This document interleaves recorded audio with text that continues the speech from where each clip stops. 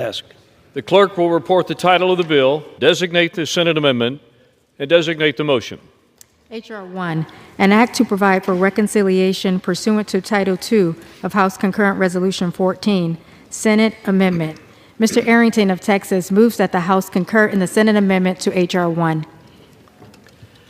Pursuant to House Resolution 566, the motion shall be debatable for 1 hour, equally divided among and controlled by the chair and ranking minority member of the Committee on the Budget or their respective designees, and the chair and ranking minority member of the Committee on Ways and Means or their respective designees. The gentleman from Texas, Mr. Arrington, the gentleman from Pennsylvania, Mr. Boyle, the gentleman from Missouri, Mr. Smith, and the gentleman from Massachusetts, Mr. Neal, each will control 15 minutes. The chair recognizes the gentleman from Texas. Mr. Speaker, I ask unanimous consent that all members have 5 legislative days to revise and extend their remarks and include extraneous material on the Senate amendment to H.R. 1. Without objection. Mr. Speaker, I yield myself as much time as I may consume. Gentleman is recognized. Mr. Speaker, today we're considering H.R. 1, the One Big Beautiful Bill Act, is passed by the Senate. This bill creates the right incentives for historic economic growth, makes unprecedented investments in our military and border security, and implements the largest spending reduction in American history by 2-fold, alongside other generational fiscal reforms. America's economic strength, Mr. Speaker, is the foundation of our global leadership and prosperity.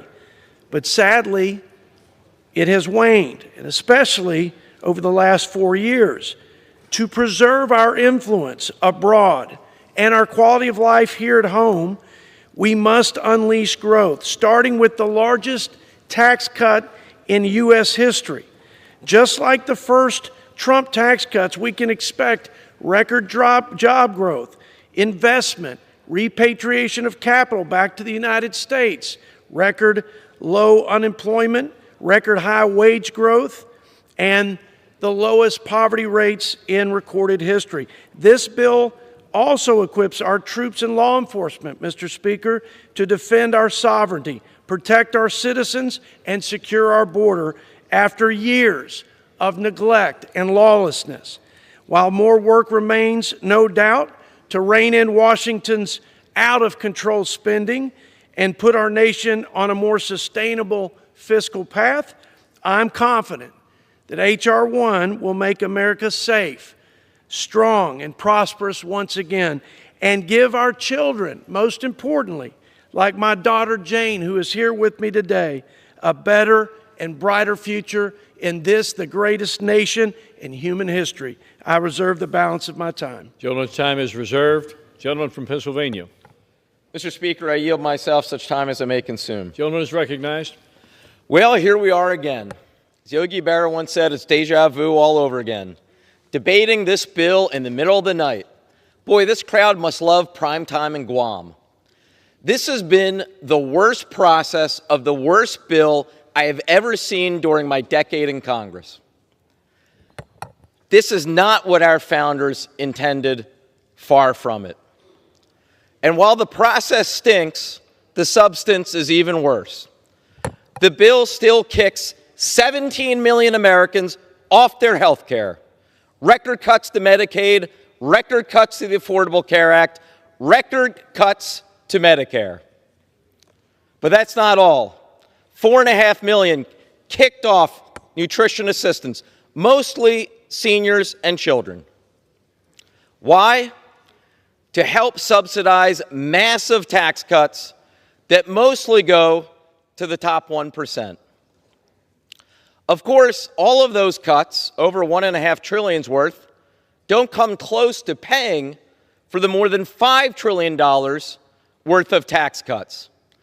So who pays the remainder? Our national credit card.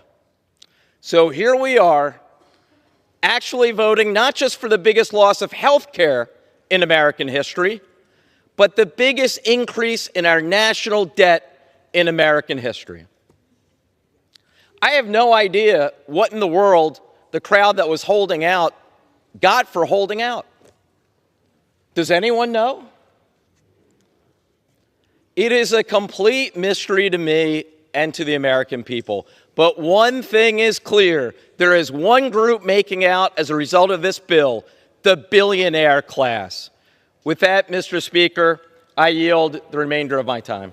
Or excuse me, I reserve the balance of my time. Gentleman's time is reserved. Gentleman from Texas. Mr. Speaker, I yield 1 minute to my good friend, the gentleman from the Keystone State, Pennsylvania, Mr. G.T. Thompson. Gentleman from Pennsylvania is recognized for 1 minute. Thank you, Mr. Speaker. The One Big Beautiful Bill marks the most significant investment in our farm economy in decades and delivers the most sweeping reforms to SNAP since the program's creation. We're saving nearly $200 billion by restoring integrity to SNAP, closing loopholes, reinforcing work, and ending on-check state abuse, all while preserving the program for the truly vulnerable. At the same time, we're delivering $120 billion in deficit reduction and saving 2 million family farms from the death tax. We strengthen the farm safety net, invest in trade, research in rural communities, and help keep ag innovation here in the United States of America, not in China. This is a down payment on the Farm Bill, and the rest is coming soon. Make no mistake, this is a generational win for rural America. I'd like to thank Agriculture Committee members for their continued work in developing and advancing this policy. We're protecting taxpayers, helping low-income Americans return to work, and securing the future of American agriculture and our rural communities. The One Big Beautiful Bill delivers on President Trump's campaign promises, and it's a win for the American people. And I yield. Gentleman from Pennsylvania. I yield 1 minute to the gentleman from Texas, distinguished member of the Budget Committee and ranking member of the Ways and Means Health Subcommittee, Mr. Doggett. Gentleman from Texas is recognized for 1 minute. At 3:35 in the morning, a favorite time of Republicans for taking up this bill, we consider a travesty. The Senate took an ugly bill, went out and whipped it with an ugly stick, made it even uglier. 17 million Americans going without health insurance, a 17% increase in electric rates, the largest nutritional assistance cut in American history, leaving Americans hungry. And yet the Independent Committee for a Responsible Federal Budget condemns this as exploding our debt, spiking it to new record highs, and accelerating the insolvency of Social Security and Medicare. One thing remains the same. It takes from those with the least and gives to those with the most, lining the pockets of the super rich with millions in tax giveaways. It is mean, it is cruel, it is wrong. That's why it's being taken up at this hour of the morning, as they have done throughout this process. Let's reject this ugly bill and stand up for Americans. I yield back. Gentleman from Texas.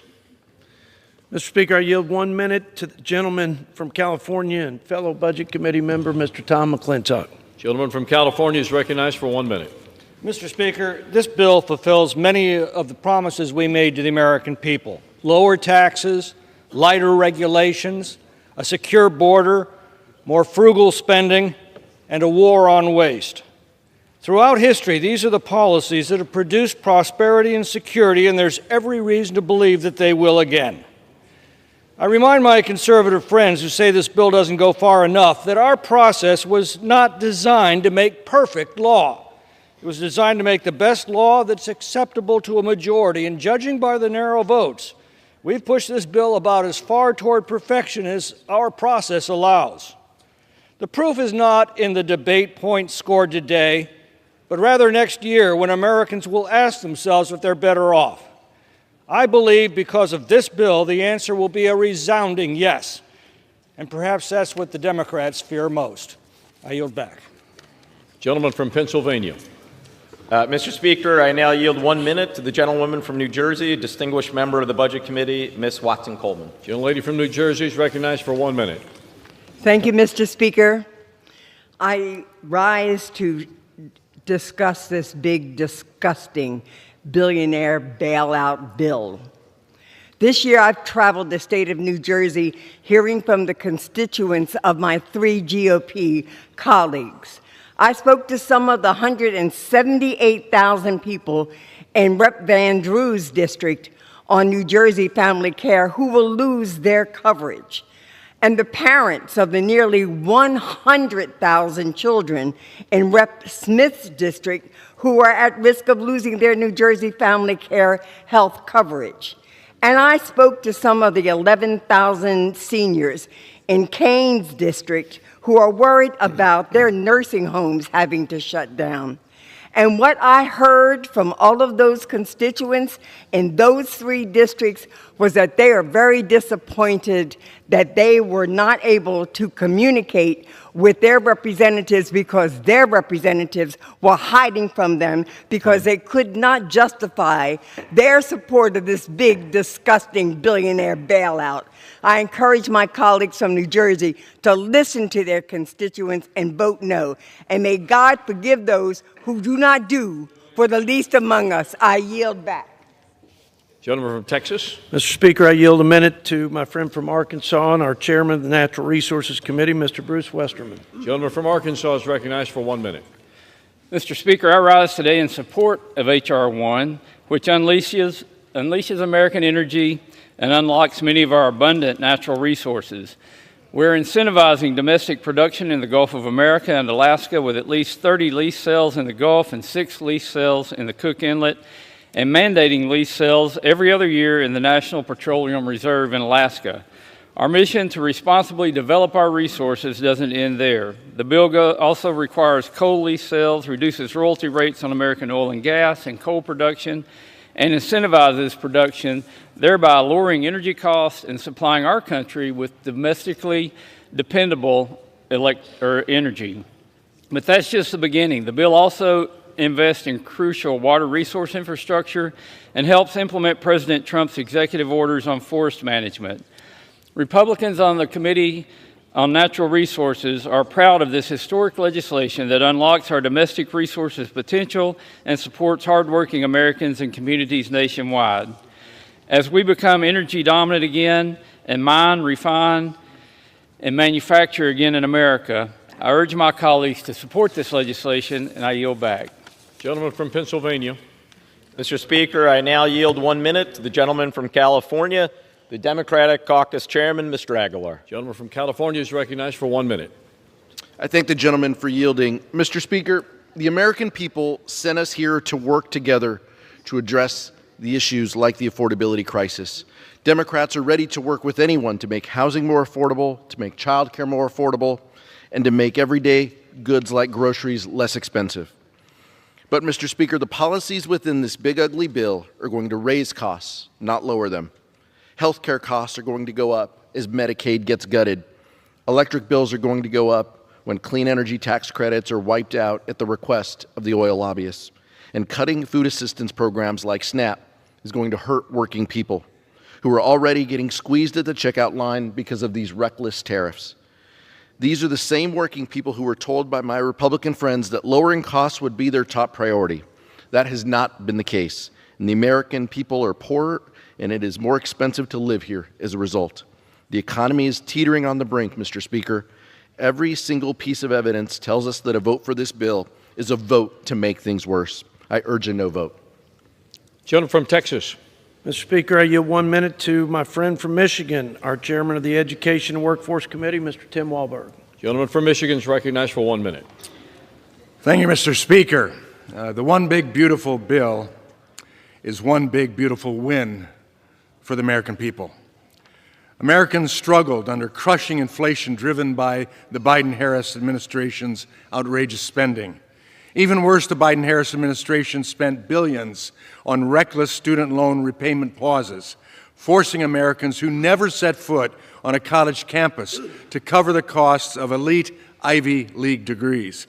House Republicans have the chance to right those wrongs and deliver real results for the American people by passing the one big, beautiful bill.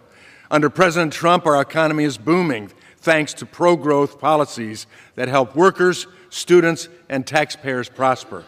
By passing this bill, we have a chance to seize on a generational opportunity to help put more Americans back on the path to the American dream. Thank you, and I yield back. Gentleman from Pennsylvania. I now yield 1 minute to the gentleman from New Jersey, the ranking member of the Energy and Commerce Committee, Mr. Pallone. Gentleman from New Jersey is recognized for 1 minute. Thank you, Mr. Speaker. This is the most shameful bill that I've ever seen. It takes health care away from 17 million people in order to give giant tax breaks to billionaires and large corporate interests. The increase in uncompensated care will force hospitals to close and nursing homes to close and increase costs for those who still have insurance. Now, costs are going to soar for hardworking families across the country as health insurance premiums and energy bills and medical debts rise for millions while the rich get richer. However, this bill doesn't just destroy Americans' access to see their doctors or afford their monthly medications. It also makes devastating cuts to American energy and jobs, which will further increase energy bills and eliminate jobs across the country. Mr. Speaker, this bill is fundamentally cruel. Hardworking Americans don't deserve to be treated this way by the Republicans in Congress, but the Republicans simply don't care. I urge my colleagues in the strongest terms to join me in voting no, and I yield back. Gentleman from Texas. Mr. Speaker, I yield 1 minute to my friend from Arkansas, our chairman of the Financial Services Committee, Mr. French Hill. Gentleman from Arkansas is recognized for 1 minute. I thank the chairman. I thank the speaker. I rise in strong support of H.R. 1, the One Big Beautiful Bill Act. For too long, government spending has grown unchecked. Last November, American voters sent a clear message: rein in government spending. Our financial services title exceeds our $1 billion budget instruction by over $600 million. It caps the Consumer Financial Protection Budget Authority by nearly half, rescinds unobligated unused funds from the SEC's Reserve Fund, and HUD's Green and Resilient Retrofit Program. And it targets $1 billion for strategic use under the Defense Production Act to ensure that America can meet its national security supply chain requirements for the 21st century. Overall, this bill stops a huge tax increase for our working families in Arkansas, spurs major investments for small businesses, gives law enforcement the tools they need to secure our southwest border, strengthens energy security, and reduces government spending. It delivers on the promises that we made to Americans' voters. I support this bill strongly. I urge a yes vote, and I yield back the balance of my time. Gentleman from Pennsylvania is recognized. Mr. Speaker, I yield 30 seconds to the gentlewoman from Vermont, distinguished member of the Budget Committee, Ms. Ballant. Gentlewoman from Vermont is recognized. Mr. Speaker, 30 this seconds. is a cruel bill. Thousands of Americans will die because of it. Rural hospitals will close, millions will lose their health care, and kids will go hungry. Americans will be poorer. They will be sicker because of my Republican colleagues, because they are falling in line instead of standing up for their people back home. This bill shows us their priorities, and it's not you. They are taking away your health care to give more money to the very wealthy. This bill is for billionaires, not for you. I yield back. Gentlelady's time's expired. Members are reminded to address their remarks to the chair. Gentleman from Texas is recognized. Mr. Speaker, I yield 1 minute to our friend from the Commonwealth of Kentucky and our chairman of the Energy and Commerce Committee, Mr. Brett Guthrie. Gentleman from Kentucky is recognized for 1 minute. Thank you, Mr. Speaker, and I thank the gentleman for yielding. And today I rise in support of the One Big Beautiful Bill Act, which includes the work of the Energy and Commerce Committee to unleash American energy, promote innovation, and protect health care for the most vulnerable Americans. We claw back wasteful and unnecessary spending. We unleash affordable and reliable American energy and support technological innovation by reauthorizing the Spectrum Auction Authority. And we secure Medicaid for those who need it most: mothers, children, seniors, and people with disabilities. Democrats continue to fearmonger and misrepresent what's in this bill, but let me be clear. House Republicans are eliminating waste, fraud, and abuse to focus Medicaid on the most vulnerable, not able-bodied adults who choose not to work. We're fighting for common sense policies to protect America's children, pregnant women, mothers, individuals with disabilities, and low-income seniors. This bill delivers on the promises the President and Congressional Republicans made to the American people. That is why I urge my colleagues to support this legislation, and I yield back the balance of my time. Gentleman from Pennsylvania is recognized. Mr. Speaker, I yield 30 seconds to the gentleman from Rhode Island, distinguished member of the Budget Committee, Mr. Amo. Gentleman from Rhode Island is recognized for 1 minute. Budgets 30 seconds. are a statement of values. Republicans are showing they have none. People will suffer, people will die, and it will be at the hands of Republicans who vote yes. The top 1% are salivating over getting an extra $300,000 a year because of this dangerous bill. Billionaires win. 17 million Americans will lose their health insurance, largest health care cut ever. 42 million Americans are at risk of losing food assistance. Children will go hungry. Republicans claim to be the party of faith, patriotism, and families. A yes vote supports none of these virtues. This is shameful. I'm a hell no. I yield back. Gentleman from Texas recognized. Mr. Speaker, I yield 1 minute to my friend from Alabama, our chairman of the Armed Services Committee here in the House, Mr. Mike Rogers. Gentleman from Alabama is recognized for 1 minute. I thank the chairman for yielding for his leadership throughout this process. Mr. Speaker, years of chronic underinvestment in our national security has shattered American deterrence. It's allowed our adversaries to threaten and challenge us in new and unprecedented ways. But that ends today. Because today, with the passage of the One Big Beautiful Bill, we begin implementing President Trump's Peace Through Strength agenda. H.R. 1 includes a historic $150 billion investment in America's national defense that will help us begin building the Golden Dome missile defense shield to protect our homeland, begin to revitalize our defense industrial base, help us secure our border because border security is national security, begin to rebuild our munition stockpiles and critical minerals supply chains, and continue to improve the quality of life of our service members and their families. With these investments, we will work to restore American deterrence and build the ready, capable, and lethal fighting force President Trump promised. I want to commend the President, the Speaker, and Leader Thune for prioritizing national security in this bill, and I want to thank Chairman Wicker for his strong partnership throughout this process. I urge all members to support this bill, and I yield back. Gentleman from Pennsylvania. Speaker, may I inquire as to how much time remains on both sides? Gentleman has 8 minutes. Gentleman from Texas has 6. Thank you. Mr. Speaker, I yield 30 seconds to the gentleman from California, distinguished member of the Budget Committee, Mr. Panetta. Gentleman from California is recognized for 30 seconds. Mr. Speaker, this partisan tax bill will be our nation's single largest self-inflicted wound to working families and to our economy.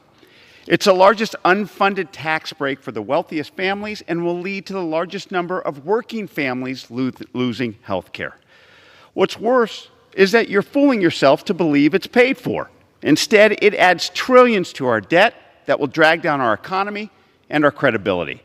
And rather than negotiating with Democrats, you're just placating the president. So I'm voting no, Mr. Speaker, on this partisan bill to stand up to the president and to stand with working families and to stand for the financial stability of our country and the credibility of this institution. Thank you, Mr. Speaker. I yield back. Gentleman from Texas. Mr. Speaker, I yield 1 minute to the gentleman from Virginia, Mr. John McGuire.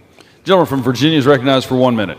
I thank the gentleman from Texas for yielding me the time. Mr. Speaker, this One Big Beautiful Bill delivers the American people the promises of President Trump's America First agenda and prevents the largest single tax hike on the middle class in history. A no vote on this bill is a vote for sabotaging the United States' energy dominance, blocking critical investments to revolutionize our military to address 21st century threats. It eliminates over $700 billion in wasteful Medicaid spending for illegal aliens and people who can work but refuse to work, instead of America's most vulnerable. I urge all my colleagues to vote yes on this historic piece of legislation. And, Mr. Speaker, I yield back the balance of my time. Gentleman yields. Gentleman from Pennsylvania is recognized. Mr. Speaker, I yield 30 seconds to the gentlewoman from Ohio, distinguished member of the Budget Committee, Ms. Capter. Gentlewoman from Ohio is recognized for 30 seconds. I thank the ranking member, Mr. Speaker. This big bonanza bill for billionaires will make life harder for the people of Northwest Ohio and America. Unemployment is already up in Toledo, hovering around 6%. 1,100 Jeep Gladiator workers in Toledo are idled, and 2,500 workers at Perrysburg's First Solar are on the chopping block as the Trump administration cedes in this bill our glass industry and America's lead in solar energy to China.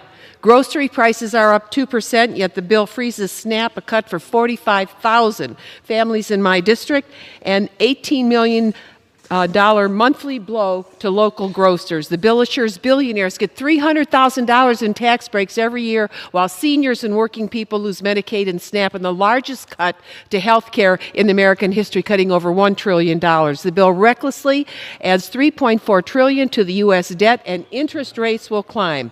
Congress can create a much brighter future for America by defeating this big, bloated bonanza bill for billionaires. I yield back. Gentleman from Texas. I reserve, Mr. Speaker. Gentleman reserves. Gentleman from Pennsylvania. Thank you, Mr. Speaker. I now yield 1 minute to the gentlewoman from Minnesota, the ranking member of the Agriculture Committee, Ms. Craig. Gentlewoman from Minnesota is recognized for 1 minute. Thank you, Mr. Speaker. This Republican budget is a betrayal of the American people. It puts in jeopardy food assistance for 42 million Americans. That's children, seniors, the disabled, and working parents.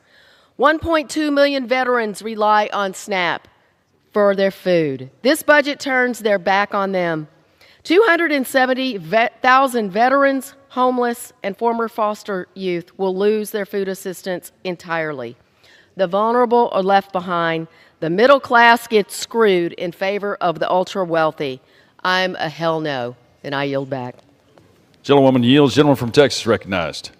Speaker, I just remind the gentlelady and my colleagues, my Democrat colleagues, that after the Trump tax cuts, the first Trump tax cuts, the bottom half income grew 3 times faster than the top half. The lower 10% wages increased 2 times over the 1%. People at the bottom, people in the middle, they benefited more from the tax breaks. So I yield or reserve the remainder of my time. Gentleman reserves the remainder of his time. Gentleman from Pennsylvania is recognized. Mr. Speaker, it's now my distinct honor to yield 1 minute to the gentlewoman from California, the Speaker Emerita of the House, Ms. Pelosi. Speaker Emerita is recognized for 1 minute. Thank you, Mr. Speaker. I thank the gentleman for yielding and for his exceptional leadership, recognizing that a budget should be the statement of values of our country and how we allocate our resources reflecting those values. I ask to speak because I hear you members on the other side talking about spending on the part of the Democrats, spending for education and health care, and all the needs of food for our children. I just want to remind all of them, speaking to you, Mr. Speaker, that tax cuts are expenditures. They're the biggest spending in this bill, to the tune of $5 trillion. $5 trillion added to the national debt to give tax cuts to the wealthiest people in the country at the expense of feeding our children, health care for our people, and the education of our children. And nothing brings more money to the Treasury than the education of the American people, from early childhood to lifetime learning and every phase of it in between. So you should be ashamed of yourselves to mock spending on education. The best dollar we spend is on educating the American people and the investments in scientific research, the biblical power to cure that science provides for us, cut in this bill, to spend $5 trillion for the wealthiest people in America. Thank you, Mr. Chairman.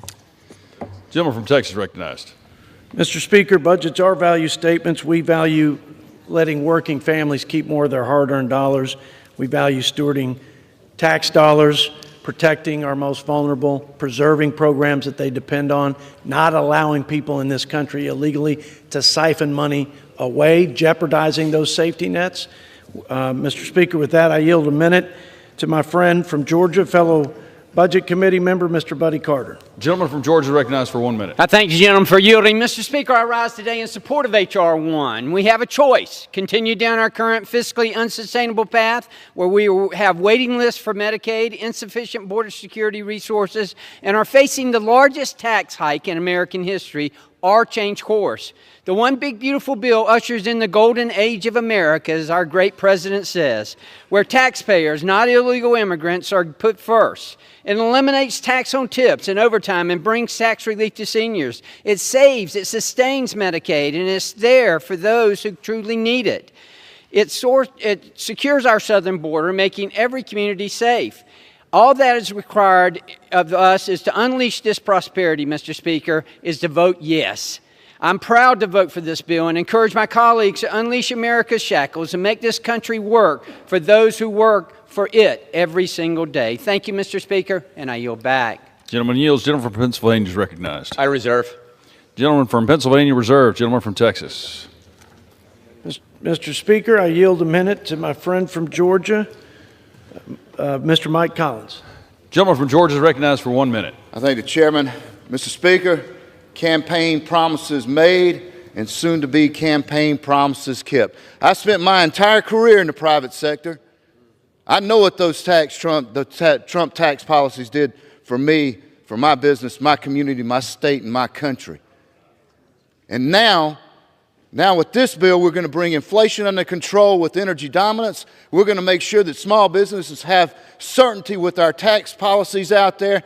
And also, Mr. Speaker, we're going to bring these federal agencies under control by deregulation. You do that, and you will unleash the American entrepreneurial spirit out there. This is a big day for Main Street. Wall Street has had their time. I encourage my colleagues, vote for this bill. Let's get this thing to the president's desk, and I yield back. Gentleman yields. Gentleman from Pennsylvania. I reserve. Gentleman reserves. Gentleman from Texas. I reserve, Mr. Speaker. Gentleman from Texas reserves. How much time do I have, Mr. Speaker? Gentleman from Texas has 3 minutes. Gentleman from Pennsylvania has 5.5.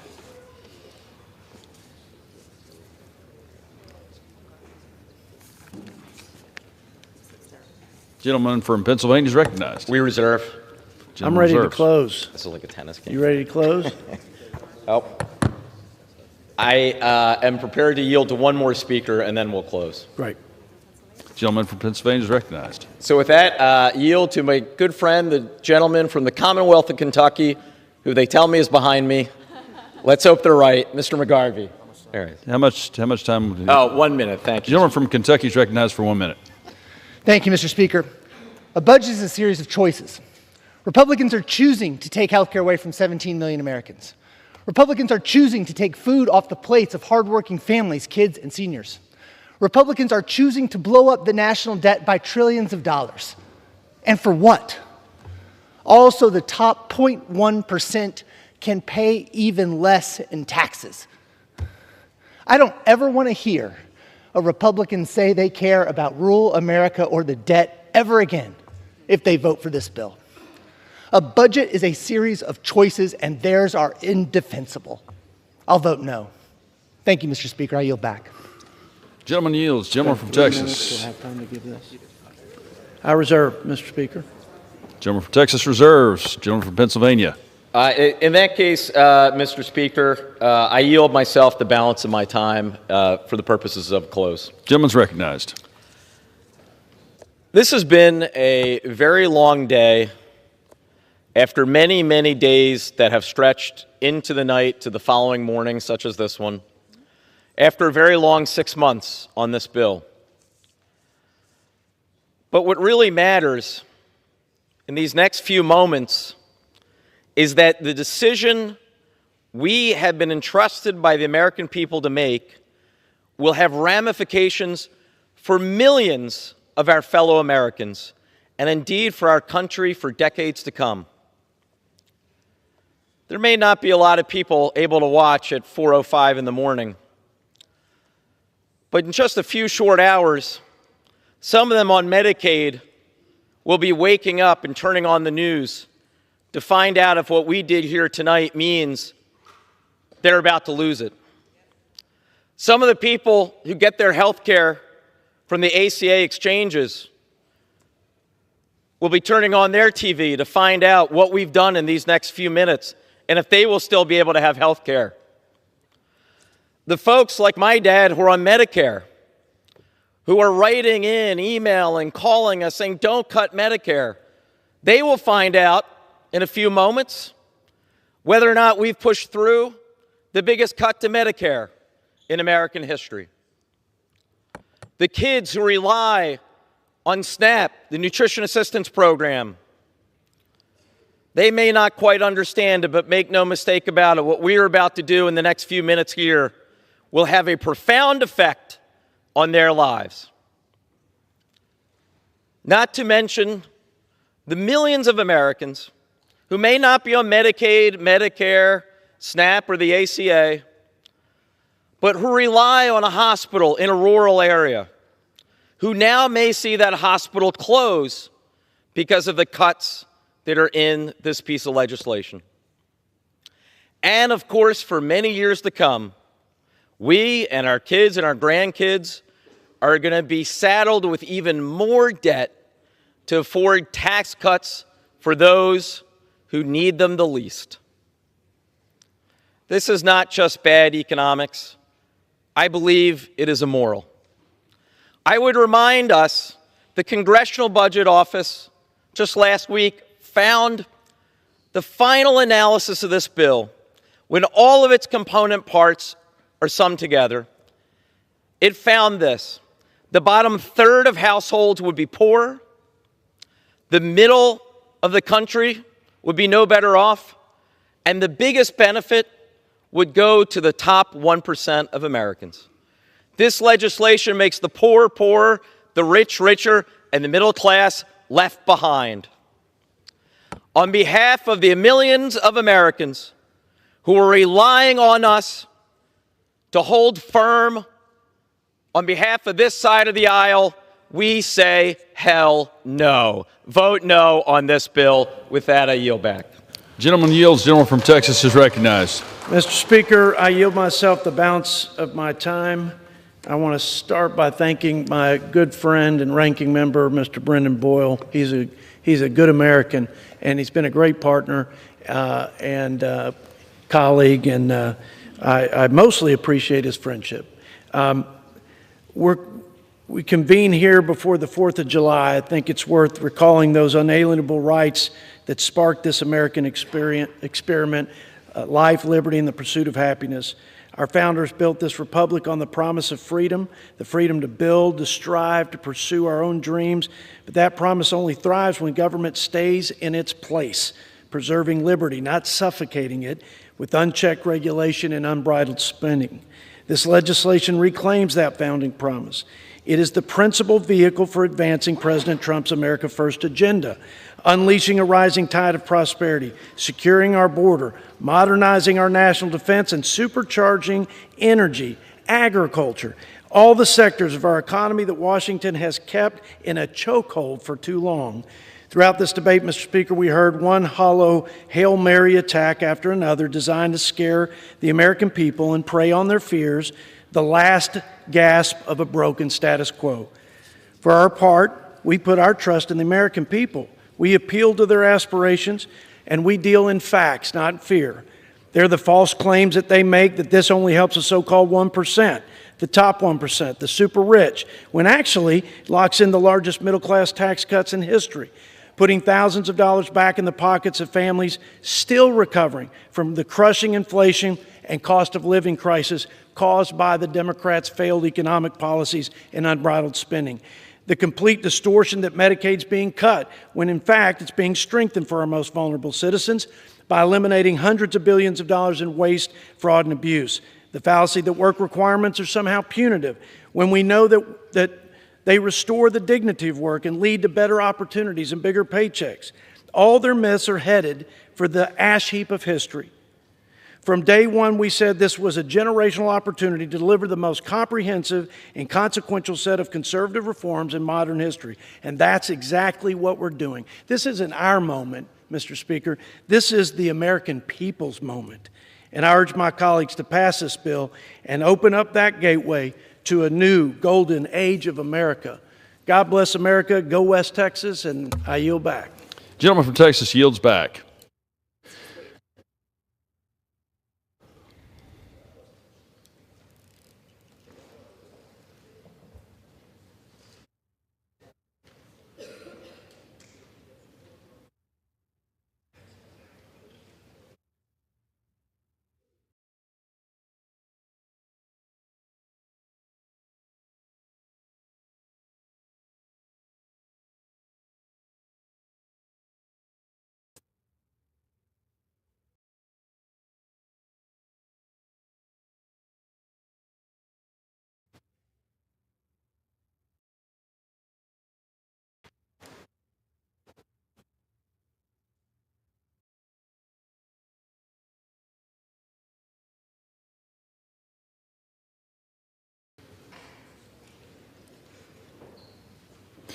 The gentleman from Missouri, Mr. Smith, and the gentleman from Massachusetts, Mr. Neal, each will control 15 minutes. Chair recognizes the gentleman from Missouri. Thank you, Mr. Speaker. I yield myself such time as I may consume. Gentleman's recognized. Thank you, Mr. Speaker. Before November, Americans wondered whether our best days were behind us. Democrats fueled inflation. They opened our borders, funded illegal immigration with your tax dollars, and increased IRS audits on the middle class, all while leaving the working class behind. President Trump promised to make America great again, and 77 million Americans supported that promise. They voted for change. The one big, beautiful bill delivers for the American people. This is the largest tax cut for working families, farmers, and small businesses in U.S. history. Households making under $100,000 will see a 12% tax cut compared to what they pay today. The average family of four will see nearly $11,000 more in their pockets each year. Real wages for workers will rise by as much as $7,200 a year. A waitress working for tips will keep an extra $1,300. A lineman working overtime after a storm will keep an extra $1,400. While Democrats defend illegal immigrants, fraudsters, and bureaucrats, Republicans are standing up for the American people, putting more money in their pockets. President Trump, he promised no tax on tips, overtime pay, car loan interest, and tax relief for seniors. We are delivering on all those items and more. Families win in the one big, beautiful bill. Over 40 million households will benefit from a higher child tax credit of $2,200. We boost the standard deduction to give a tax cut to the 91% of middle-income families who use it, up to $31,500. Young Americans win. We expand choices for educational freedom and open up savings options to include trade schools. Moms and dads get new support for adoption, paid leave, childcare, and healthcare costs. Kids get Trump accounts, giving them a financial stake in our country's future. We bring back American jobs and our manufacturing base by protecting or creating more than 7 million jobs, including 1 million new small business jobs each year. We reign in Washington by delivering the largest cut in mandatory spending in U.S. history. The one big, beautiful bill is for the people who don't have lobbyists in this town.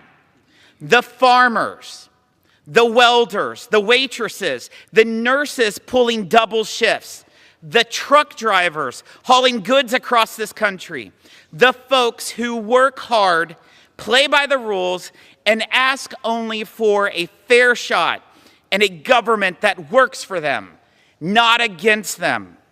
It's for places like Peachtree City, Georgia, Yukon, Oklahoma, Petersburg, West Virginia, Erie, Pennsylvania, and all the other communities that the Ways and Means Committee visited over the last 24 months. The one big, beautiful bill is their bill. It's about restoring sanity in a town that's lost it, cutting waste and reining in reckless spending. It demands that if you're able to work, you should. It stops asking working families to foot the bill for Washington's bad decisions. Let's get this done, Mr. Speaker. Gentleman from Missouri yields. Gentleman from Massachusetts recognized. Thank you, Mr. Speaker. I yield myself 2 minutes. Gentleman's recognized. So we might have visited a lot of places. Tonight, or this morning, I should say, why don't we visit reality? Here's the reality, because we're going to talk about facts for the next 15 minutes on our side. So one thing you can understand very clearly, the Republicans in the House surrendered to the Republicans in the Senate. And once again, when the going got tough, both institutions surrendered to the president. This bill became worse along the way when it was already a pretty bad product. So in terms of expertise, let's reject what the Congressional Budget Office says. Let's reject what the Joint Committee on Taxation might have to say. And of course, when the going gets tough, let's blame the Federal Reserve Board because of interest rates. So under this bill, here's a fact, Mr. Speaker. If you made $1 million last year, you're going to make a plus of $96,000 in the next tax filing season. That's a fact. But here's the real fact and the scam that's being presented to the American people with this legislation. So if you made under $50,000 last year, you're going to get 68 cents a day in terms of your tax relief. The Senate was too generous. They were at 73%, so the House wanted to go back to, on the Republican side, 68 cents. Here's the real kicker. For a party that has preached fiscal rectitude that I've listened to in all my years here, voting for the balanced budget amendment, taking up all of these pursuits in terms of fiscal rectitude, they're borrowing $5 trillion additional dollars to pay for a tax cut for the wealthiest amongst us. $5 trillion is being added to the debt. I call attention to that because they're taking away health insurance from poor people. Hospitals are going to suffer. Medicare is going to be cut. The child credit will leave out the poorest. And seniors are threatened with much of the necessities of everyday life. SNAP, Medicare, and the ACA are all about to be gutted in the name of a tax cut for the wealthiest amongst us. I preserve the balance of my time, Mr. Speaker. Reserves. Gentleman from Missouri is recognized. I yield 1 minute to the gentleman from Tennessee, Mr. Kustoff. Gentleman from Tennessee is recognized for 1 minute. Thank you, Mr. Speaker. And I want to congratulate the leadership of Chairman Jason Smith getting this bill to the floor. I rise today, Mr. Speaker, to speak in favor of President Trump's one big, beautiful bill. Here are the facts, Mr. Speaker. If Congress fails to pass this bill, taxpayers across the nation will get a big tax increase. In Tennessee's 8th Congressional District, the average household would face a 26% tax hike. This would be catastrophic for families, for farms, and for small businesses across the nation. This bill not only stops this massive tax hike, but it will reduce taxes for Americans nationwide and turbocharge our economy. When Americans voted last November, they voted for these policies put forth by President Trump and House Republicans. Now is the time for us to do this job and pass the one big, beautiful bill. Too much is at stake.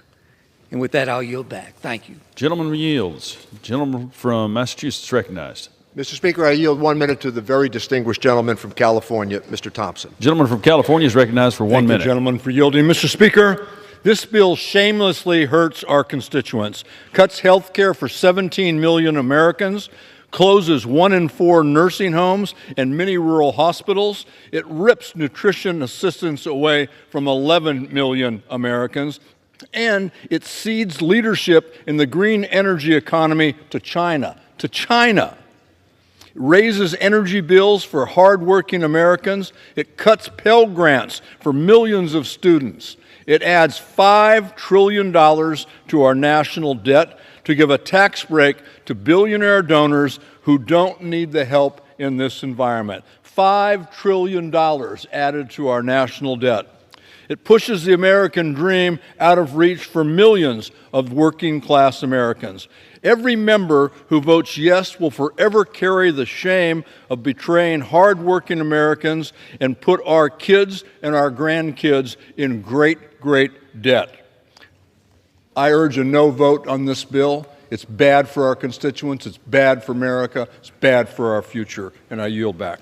Gentleman yields. Gentleman from Missouri is recognized. I yield 1 minute to the gentleman from Nebraska, Mr. Smith. Gentleman from Nebraska is recognized for 1 minute. Thank you. I thank the chairman for the diligent work he has done in bringing folks together, hearing from all members, and helping formulate a bill that is great for America, great for workers, where we know that what we did in 2017 increased wages for workers at an amount even better proportionately than high-income folks.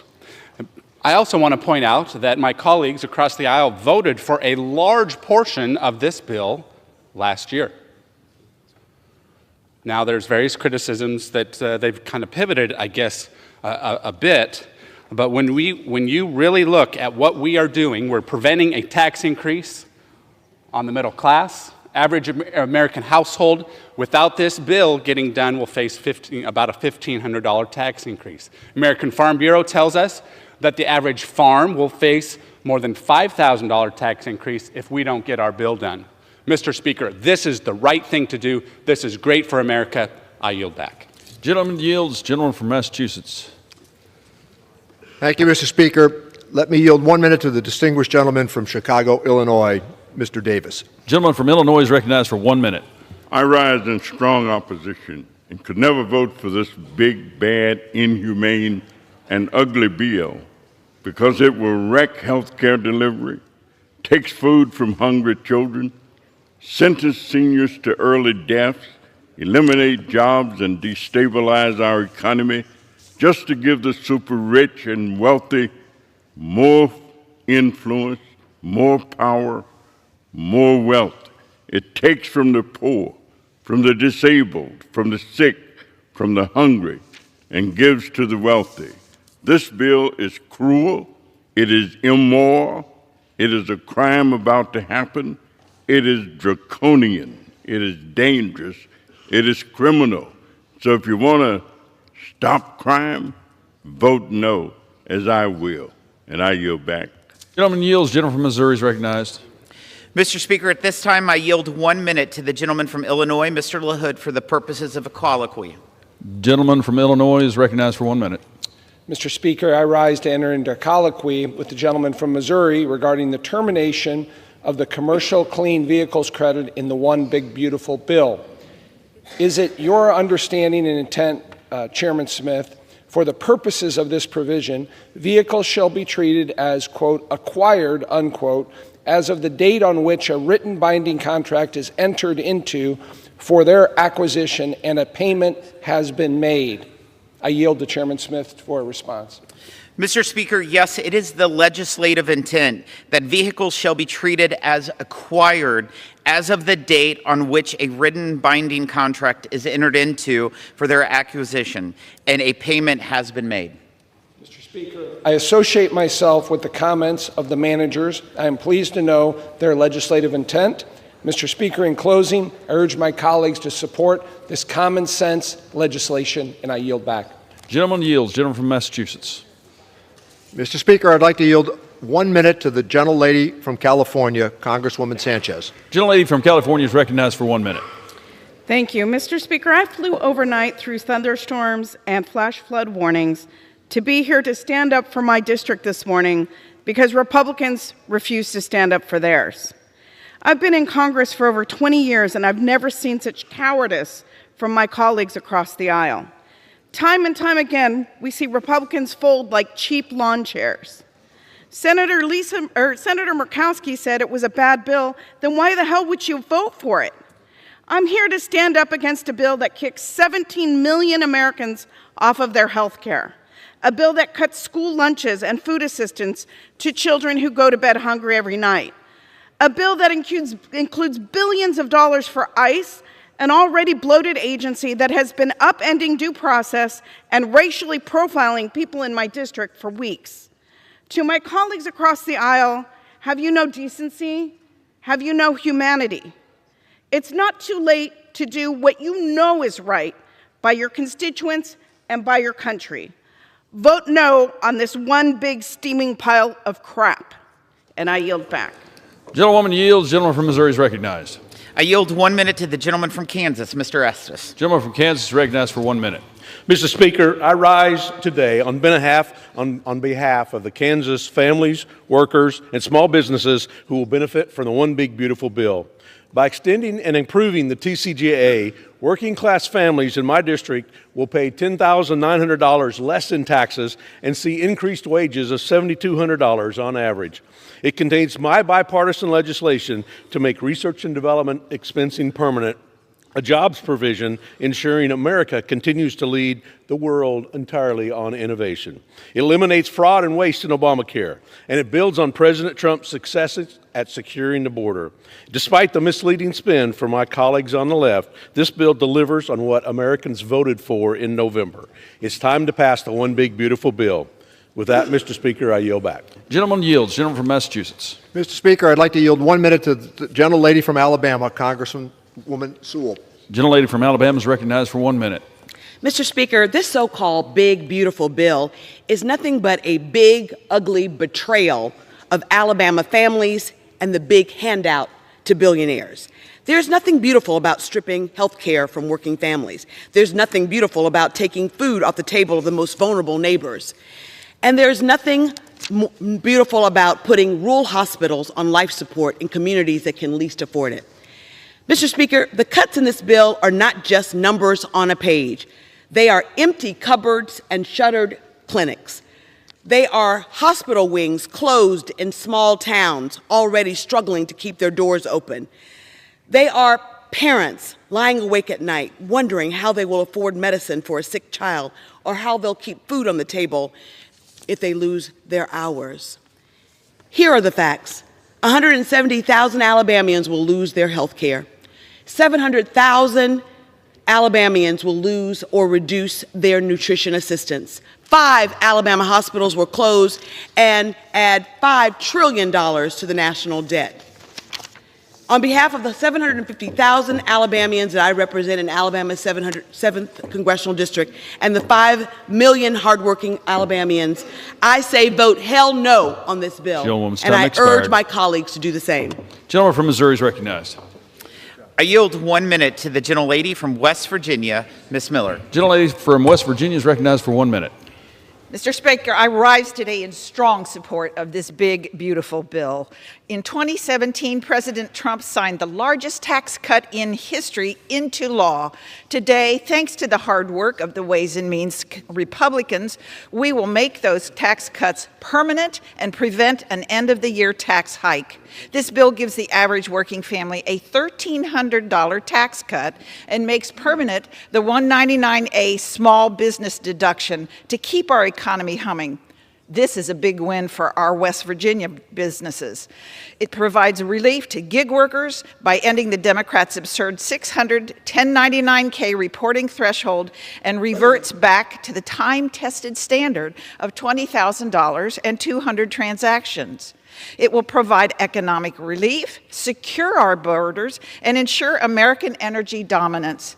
This legislation will make the life of the average American better, and I support getting it to President Trump's desk. I urge all my colleagues to do the same. Thank you, and I yield back. Gentlelady yields. Gentleman from Massachusetts. Thank you, Mr. Speaker. I would remind the gentlelady that in 2017, the Republican Party borrowed $2.3 trillion for that tax cut. I yield 1 minute to the gentlelady from Wisconsin, Congresswoman Moore. Gentlelady from Wisconsin is recognized for 1 minute. Thank you, Mr. Speaker, and thank you, Ranking Member. If you are a Republican with misgivings with the massive debt that this bill creates, or if you're worried about stripping 17 million Americans of health care access, I tell you that now is your moment. A coward dies 1,000 times before his death, but the valiant taste of death but once. Shakespeare. So vote your constituents, vote your conscience. This is how you will be remembered. Better to vote your conscience today and face an angry tweet than to have your legacy be one of equivocation and cowardice. By their deeds, you will know them. I urge all my colleagues to oppose debt, death, and hunger. Oppose this cruel legislation, and I yield back. Gentlelady yields. Gentleman from Missouri. I yield 45 seconds to the gentleman from Iowa, Mr. Feenstra. Thank you, From Chairman. Iowa is recognized for 45 seconds. Thank you, Chairman Smith. President Trump's one big, beautiful bill will dramatically grow our economy and reduce our deficit. It's the largest tax cut in American history for families, farmers, workers, and small businesses. This bill will help our Main Street businesses grow, invest, hire, and increases the exemption for the death tax, which will help save 2 million family farms. Additionally, this legislation fully funds the border wall, hires more ICE and Border Patrol agents, and creates American energy independence. We must pass this bill to unleash economic growth and rural prosperity. Let's make President Trump's one big, beautiful bill the law of the land. Thank you, and I yield back. Gentleman yields. Gentleman from Massachusetts. Mr. Speaker, I yield 1 minute to the gentlelady from Connecticut, Congresswoman DeLauro. Gentlelady from Connecticut is recognized for 1 minute.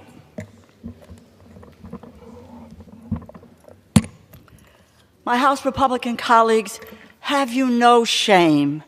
This bill hands $4.5 trillion in tax cuts to billionaires and the biggest corporations. It takes health care away from 17 million Americans. People will die. 42 million Americans will go hungry. This bill triggers $500 billion in Medicare cuts. It increases the budget deficit by $3.3 trillion. President Trump and House Republicans have abandoned their promise to lower the cost of living. They are making it worse. To my Republican colleagues, have the moral courage to oppose this bill. The consequences of this vote will come due. They will not wait until next November. It will come tomorrow and every day after, and every phone call and letter that your office answers when your constituents tell you they cannot find health coverage or afford groceries, and they ask what you have done to help. And I hope you have the moral courage to tell them the truth, that you did nothing. Vote no, and I yield back. Gentlelady yields. Gentleman from Missouri. 47 seconds to the gentleman from Indiana, Mr. Yakum. Gentleman from Indiana is recognized for 47 seconds. Thank you, Mr. Chairman. Mr. Speaker, I rise in strong support of the One Big Beautiful Bill. President Trump inherited a disastrous open border policy from the Biden-Harris administration. There were nearly 9 million encounters at the southern border under President Biden, more than the last 14 years combined. You can plainly see the difference between the first 5 months of President Biden and the first 5 months of President Trump on this chart. As it turns out, all we really needed was a new president. And now the One Big Beautiful Bill will permanently secure the southern border. It completes the wall, funds thousands of new border agents, and equips them with the cutting-edge tools that they need. I urge my colleagues to vote yes, because border security is national security. Mr. Speaker, I yield back. Gentleman yields. Gentleman from Massachusetts. Mr. Speaker, I yield 1 minute to the gentlelady from California, Congresswoman Chu. Gentlelady from California is recognized for 1 minute. I rise in opposition to Republicans' big, ugly bill because of my constituents, like Lisa, whose son was diagnosed with a life-altering disease that left him unable to work by mid-age. Medicaid enables Lisa to be his full-time caregiver and ensures that he has the care he needs. Unfortunately for Lisa and her son, Republicans don't care. They've made it very clear over the past 6 months who they are fighting for. It's not for the most vulnerable like Lisa and her son, who may be 2 of the 17 million Americans kicked off their health care thanks to this bill. Instead, Republicans are fighting for billionaires like Donald Trump and the top 0.1% who will get an average tax cut of $309,000 per year, while those earning less than $50,000 get 68 cents a day. To my Republican colleagues, there's still time to join Democrats in preventing this despicable bill from becoming law. I yield back. Gentlelady yields. Gentleman from Missouri.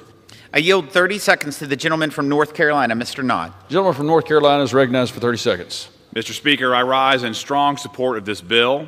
After listening to the previous few hours, it should surprise no one that the party of open borders, the party of illegal aliens, and now the party of state-run grocery stores hates this bill. Because this bill secures America's borders. It protects America's farmers and America's businesses. It protects us from tremendous amounts of waste, fraud, and abuse. and it stops the largest tax hike in American history. This bill is a win for the American people. I yield back. The gentleman from Massachusetts. Mr. Speaker, might I inquire as to how much time is remaining? Gentleman has 6 minutes. I yield 1 minute to the gentlelady from Oregon, Ms. Salinas. Gentlelady is recognized for 1 minute. Mr. Speaker, with this bill, my Republican colleagues are betraying the American people. In the dark of morning, they're trying to ram through legislation that will raise costs, strip away health care, take food off the table of working families, and increase energy costs for all Americans, all to give tax breaks to billionaires and corporations. Cuts to Medicaid will shutter rural hospitals, nursing homes, and health centers, leaving families with higher costs and nowhere to turn for care. As millions of families are right now struggling to put food on the table, this bill cuts funding for nutrition assistance, forcing children, veterans, and seniors to go hungry.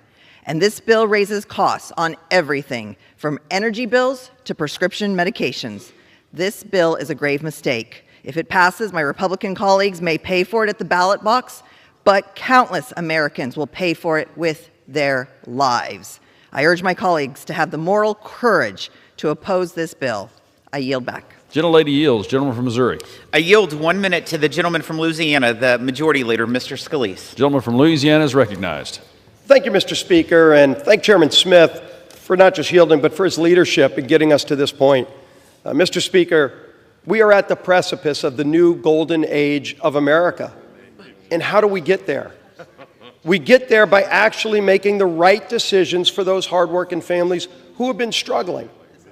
You know, if you listen to the people on the other side, Mr. Speaker, who have over and over again said they are against this bill and all the things that are in this bill for hardworking families, you would think the last 4 years things have been going great for middle America.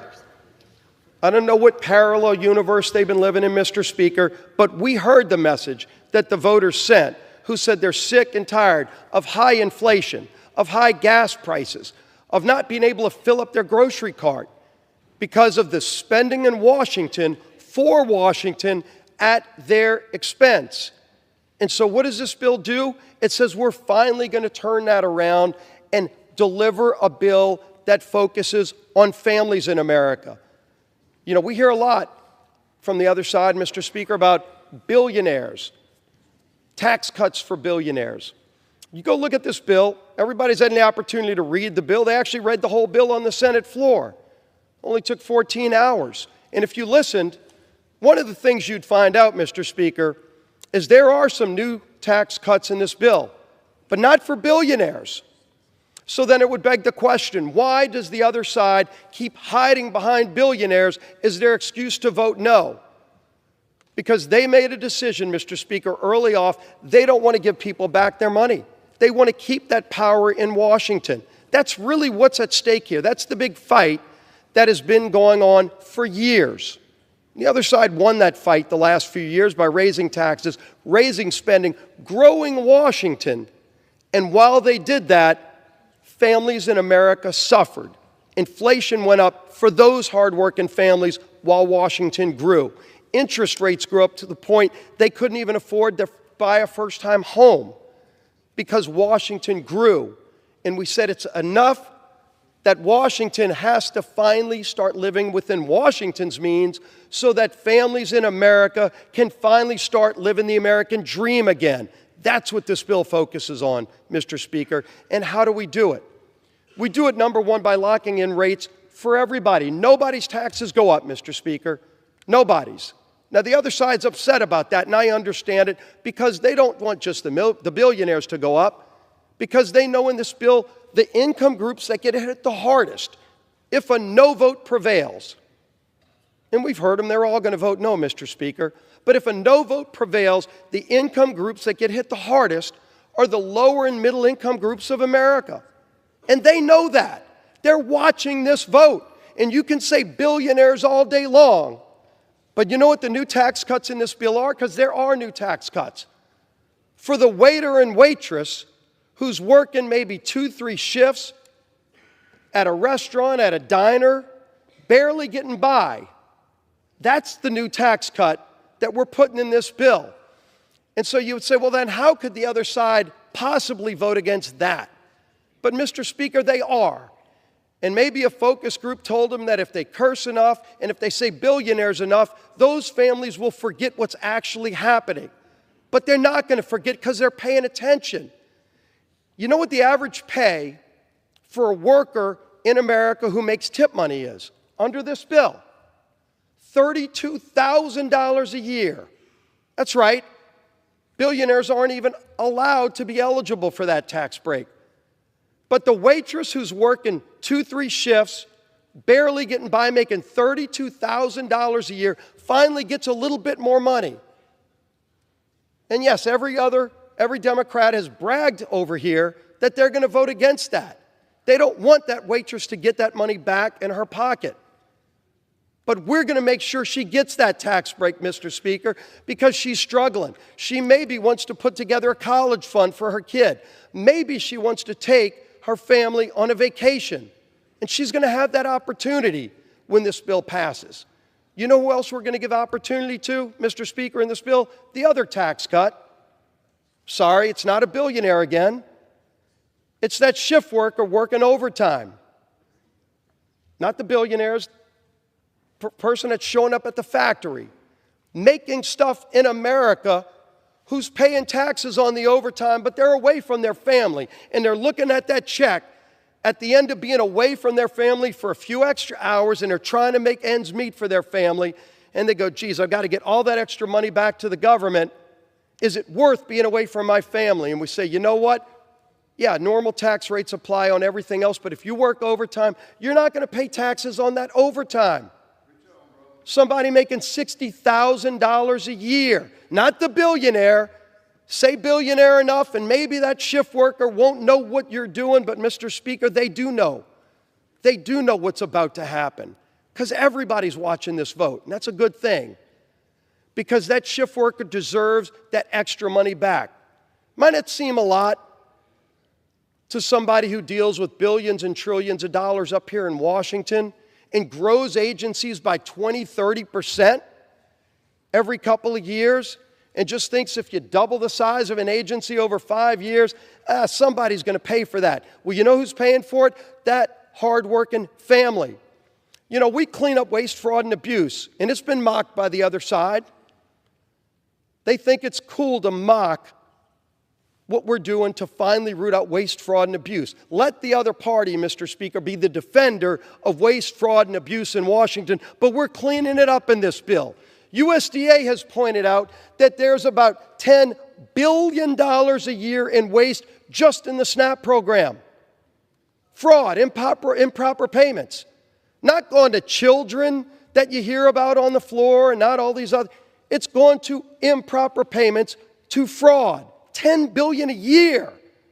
But, Mr. Speaker, when you hear about the billionaires and you say, well, how could anybody vote against this bill? Think about what a no vote means. Because I'm proud of the yes vote that we're about to cast to help those families. But everybody who votes no, Mr. Speaker, make no mistake about it, everybody who votes no is going to be asked a question by that waitress making $32,000 a year saying, why do you want me to pay more money in my tips so that $10 billion of fraud goes out in the SNAP program? Because you voted against cleaning it up and you voted against no tax on tips. That's the no vote. You can't hide behind the billionaire anymore. You're going to have to face the reality, Mr. Speaker, that this bill actually delivers for the working families of this country who have been struggling. They haven't been living on easy street the last 4 years, but they went to the polls in November and said, we want to try a different approach. And this is that different approach, to give them more power, to give them more opportunity. You know we're giving opportunity, Mr. Speaker, to in this bill. Again, if you're going to vote no, this is what the no vote will take away. We actually create something unique in this bill. Hadn't been talked about yet, but it's in the bill. I'm real proud of it. We create opportunity in school choice for every, not billionaire, low-income families. Every low-income family in America will be eligible for a scholarship so that their kid can go to the school of their choice if they're in a failing school. Now, you vote no, Mr. Speaker. How do you tell that family that their kid doesn't have the same opportunity they deserve that every other kid in America can have. If somebody can afford it, they can go to a private school. But if that low-income family can't afford it, we're finally giving them a lifeline in this bill, Mr. Speaker, and saying you can have the same opportunity. But a no vote says that you don't think that that parent deserves the same opportunity? And then you hide behind billionaires. There's going to be no hiding, Mr. Speaker. We all know when this board lights up what the consequences are. And why do we say there's going to be a golden era in this country? We're securing our border in this bill, too. We're opening up American energy in this bill. Everywhere from the North Slope of Alaska to, yes, the Gulf of America, where President Biden had shut down American energy. He green-lighted Russia's Nord Stream pipeline so Russia could produce their energy, funding billions of dollars to go fund their war against Ukraine. But in America, we were shut down. We open it up in this bill, Mr. Speaker. American workers get to produce American energy, not just for America. It's going to lower the price at the pump. Again, you're a middle-income family. The billionaire doesn't care what the cost of gasoline is. You know who does?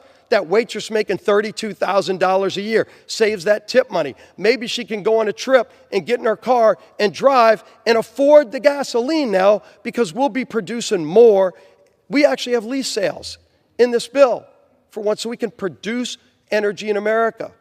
We have great natural resources. We just had them shut down for 4 years by an administration that said no to American energy, said yes to other countries' energy.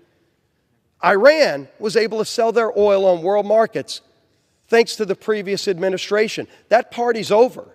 And when America starts producing more energy, not only does it help lower the price for families here in America, not only does it create great jobs here in America, but all the bad guys around the world, Russia, Iran, Venezuela, you name your country, they're not going to have a cartel-like exclusive license on global energy anymore because America's going to be back in the game. Let's get this country back in the game. Let's get this country back on track. Let's actually promote opportunity in the American dream again for anybody who wants it.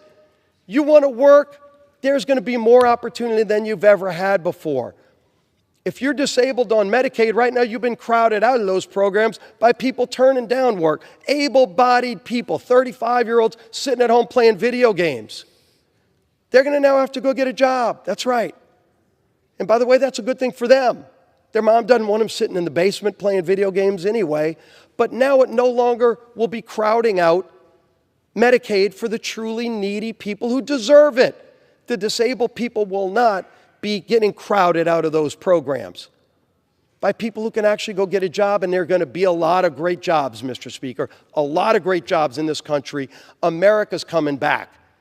You can vote no all day long, and you can hide behind billionaires all day long, but we're going to keep moving forward because this country doesn't sit down in the fetal position. America's ready for a rebirth, and we're going to deliver it. President Trump is at the helm now. It's a new day. World leaders know it. The bad guys know it around the world. But you know what? Those hardworking families who have been waiting for this relief for a long, long time are finally going to realize help is on the way because Republicans in Congress, any Democrats that want to join, Mr. Speaker, are free to, but they're bragging that they don't want to be a part of this. But you know what? The hardworking families of America are hungry for this kind of change.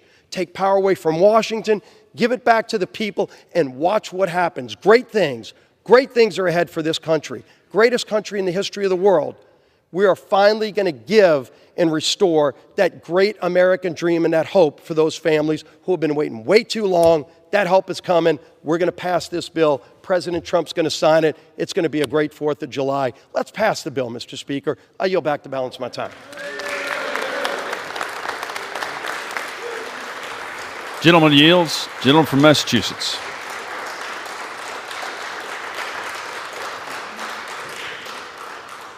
Gentleman from Massachusetts. Mr. Speaker, I yield myself 1 minute. Gentleman's recognized. I can't wait with the Republican Party to meet that waitress who's making $32,000 a year and tell her in this tax bill the Republican Party just gave her 68 cents more a day. That's right. because that's the reality of what this tax bill is about. But we can also say in the next breath, if you made $1 million last year, you're going to get $96,000. This is a fact-free argument. They're making this argument out that the person at the bottom is going to do well in contrast to the person at the top. There's simply no factual basis to that. And by the way, the party of fiscal rectitude, they're borrowing $5 trillion to pay for a tax cut for the wealthiest amongst us. I yield back my time here. Will the gentleman reserve? I reserve. I apologize. Gentleman reserves. Gentleman from Missouri is recognized. Mr. Speaker, I represent one of the poorest congressional districts in this country, and I can tell you this piece of legislation are for those working families, those small business owners, those farmers that are doing everything they can just to get by. It is not for the millionaires and the billionaires. How many waitresses who are tipped are billionaires? How many billionaires work hourly jobs and overtime? None. I reserve. Gentleman reserves. Gentleman from Massachusetts. I yield 30 seconds to the gentleman from Virginia, Mr. Byer. Gentleman from Virginia is recognized for 30 seconds. Mr. Speaker, from the Gospel of Matthew, where I was hungered and you gave me food, I was thirsty and you gave me drink, I was a stranger and you took me in, I was naked and you clothed me, I was sick and you visited, I was in prison and you came unto me. Inasmuch as you've done it unto the least of my brothers, you've done it unto me. Mr. Speaker, the bill before us takes food and drink from the mouths of the poor. It takes health care from the sick. And a vote for this bill betrays these gospel teachings. And in our heart, all of us know it. I yield back. Gentleman yields. Gentleman from Missouri.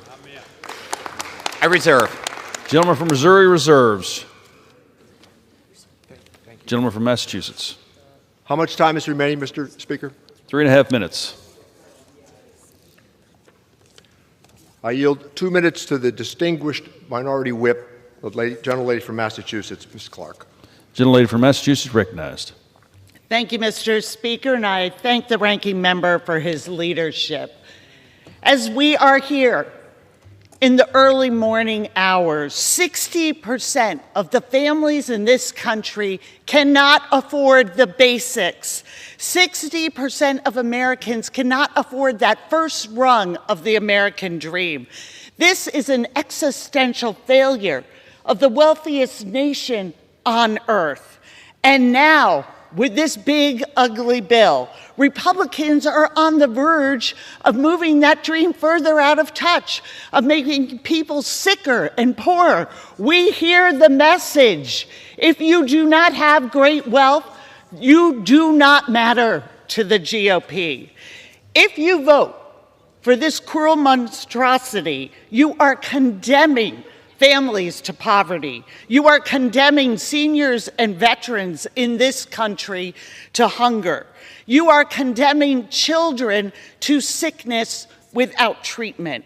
You are voting to enrich billionaires at the expense of what makes us American, our freedom to build a better life for our families. The American people overwhelmingly oppose this bill, and they will not forget if you sell out their freedom this Independence Day. I yield back. Gentlelady yields. Gentleman from Missouri. Yeah. I reserve. Gentleman from Missouri reserves. Thank you, Mr. Speaker. I yield 1 minute to the distinguished Democratic leader, Mr. Jeffries. Leaders recognized. I thank the distinguished gentleman from the great Commonwealth of Massachusetts, Richie Neal, for yielding and for his tremendous leadership. Mr. Speaker, I rise today in strong opposition to Donald Trump's one big, ugly bill. This disgusting abomination, the GOP tax scam that guts Medicaid, rips food from the mouths of children, seniors, and veterans, and rewards billionaires with massive tax breaks. Every single Democrat stands in strong opposition to this bill because we're standing up for the American people.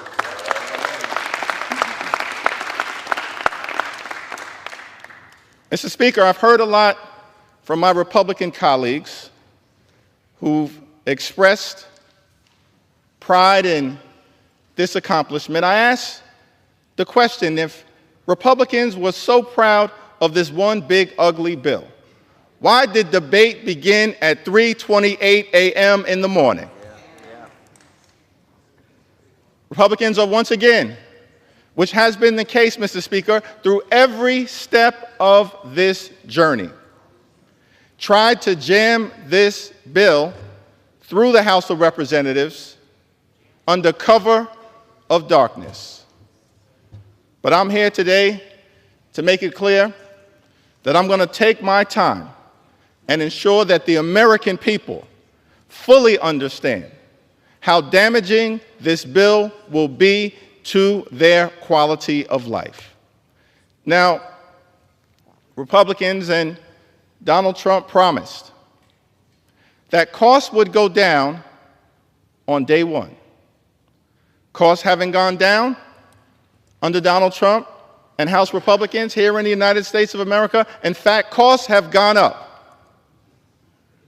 We believe that America is too expensive, that the cost of living is too high, that that's a priority that should be worked on in a bipartisan way. But from the very beginning of this Congress, our Republican colleagues have shown no interest in addressing the high cost of living in the United States of America. Not a single executive order has been issued by this administration, Mr. Speaker, to address the high cost of living. Not a single bill has been passed, Mr. Speaker, to address the high cost of living in the United States of America. And this bill, this one big ugly bill, this reckless Republican budget, this disgusting abomination, is not about improving the quality of life of the American people. It will hurt everyday Americans in several different ways. This bill represents the largest cut to health care in American history. It's an all-out assault on the health care of the American people. An assault on Medicaid, an assault on Medicare, an assault on the Children's Health Insurance Program, an assault on the Affordable Care Act, an assault on Planned Parenthood and the health care of women all across the United States of America. An unprecedented assault on the American people and their health care. Almost $1 trillion in cuts to Medicaid. This runs directly contrary to what President Trump indicated in January, which was that he was going to love and cherish Medicaid. Nothing about this bill loves and cherishes Medicaid. It guts Medicaid. It guts Medicaid in a way that's going to hurt children, hurt families, hurt seniors, hurt people with disabilities, hurt women, hurt everyday Americans.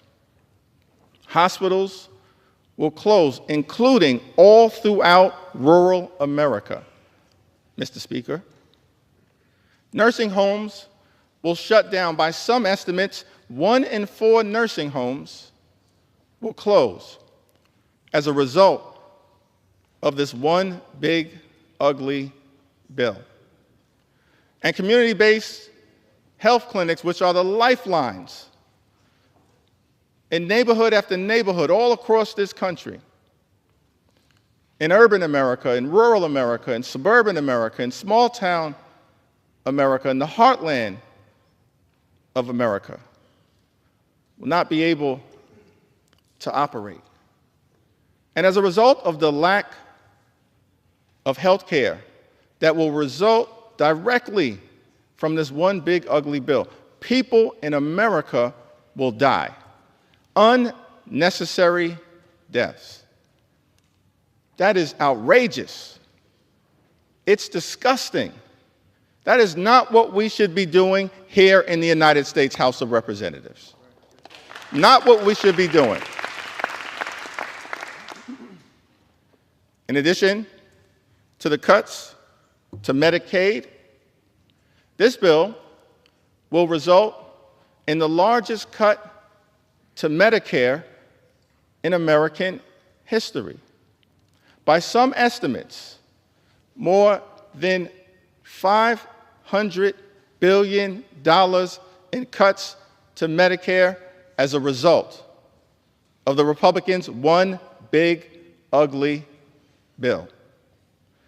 This bill will also result in a devastating blow to the Affordable Care Act. That's no surprise because since 2010, Republicans, Mr. Speaker, have been trying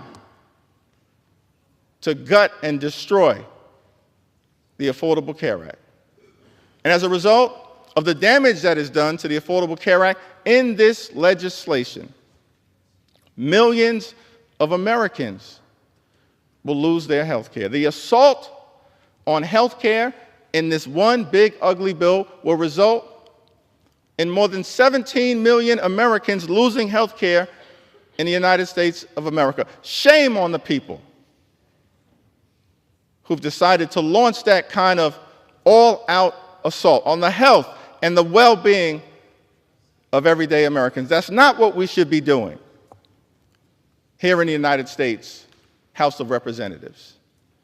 And because of the drastic cuts that are made to health care in this one big ugly bill, people with private insurance all across America are going to experience increases in their premiums, their copays, and their deductibles. Millions of Americans in every corner of this country, an all-out assault on health care. That's a very different vision, Mr. Speaker, that Republicans have working hard to take health care away from the American people than our vision, because we believe, as Democrats, that in the United States of America, health care should not simply be a privilege. Health care is a right that should be available to every single person in the United States of America.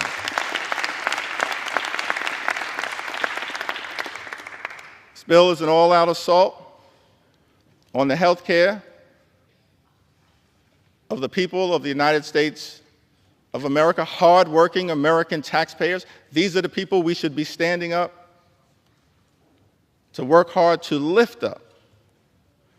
But instead, they're victims of this legislation.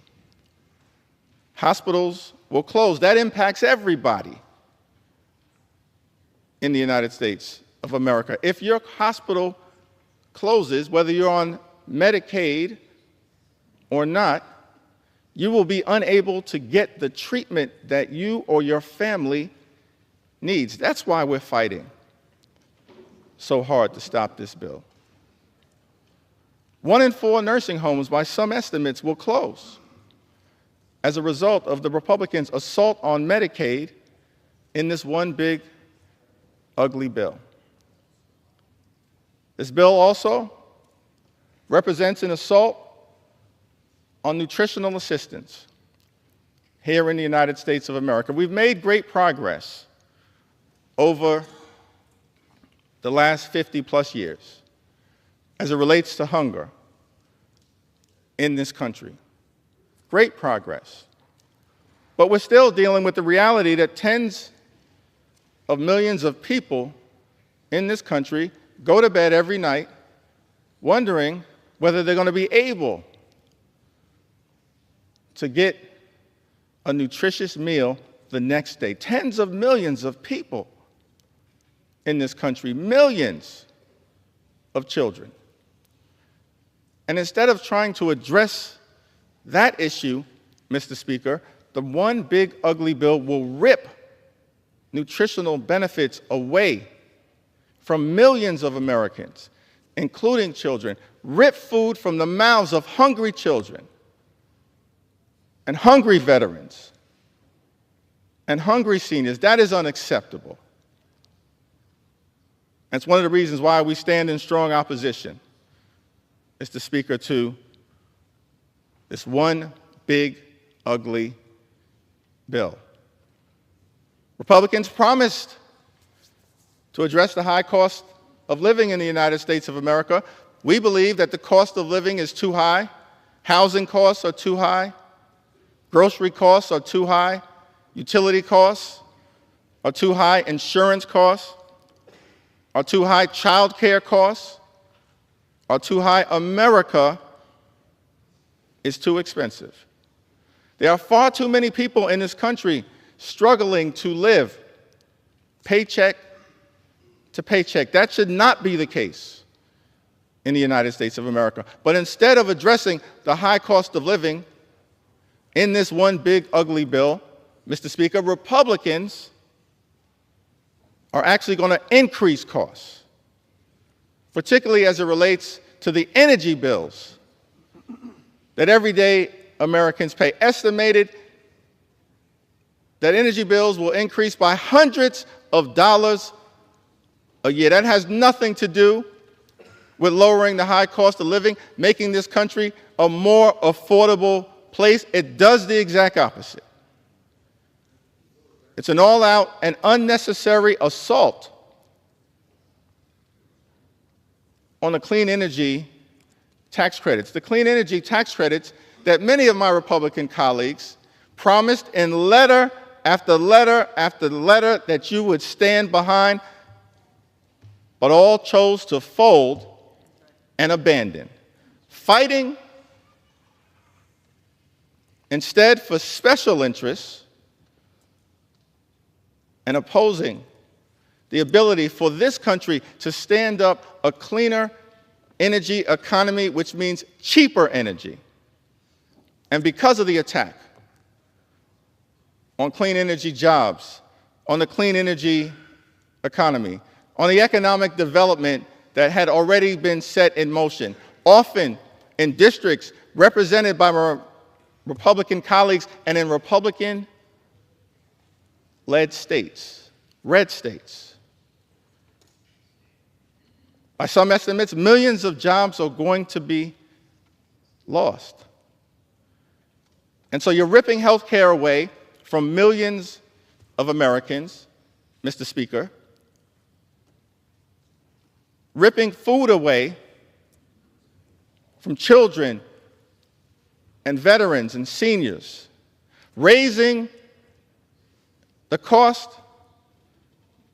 of utilities, of paying your energy bill by hundreds of dollars, stripping away millions of jobs all across America. And what is all of this being done for? To provide massive tax breaks to billionaires all across this country. We are better than that in the United States of America. When we take an oath, convene here, come to the United States Capitol, our job is to make life better for everyday Americans.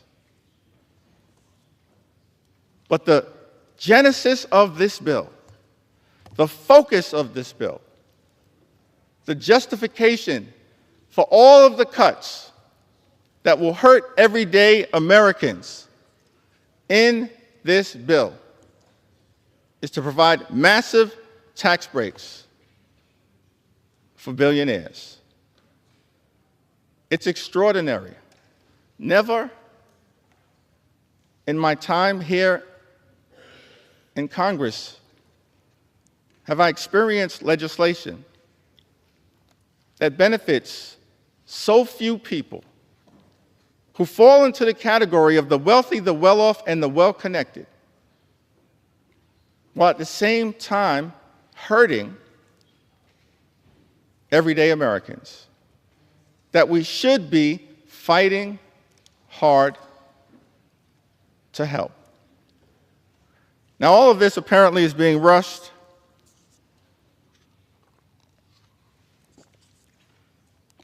because the decision was made by President Trump that he would like to get a bill done by the 4th of July. What does the 4th of July have to do with this one big, ugly bill?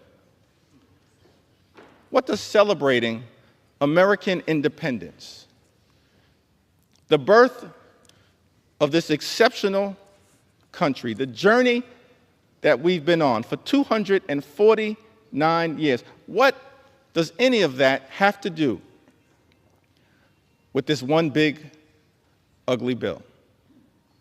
I would suggest, Mr. Speaker, that if you actually look at the Declaration of Independence, what we find is that everything about this one big, ugly bill runs in direct contrast with what was set in motion by the framers and the founders of our great country.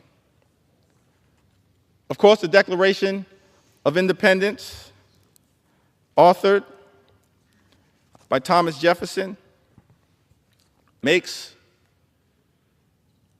the famous statement that we hold these truths to be self-evident, that all men are created equal, that they are endowed by their Creator with certain unalienable rights, that among these are life, liberty, and the pursuit of happiness. Mr. Speaker, I want to lock in for just a moment on that aspirational objective, the pursuit of happiness. Because when it comes to everyday Americans, this one big, ugly bill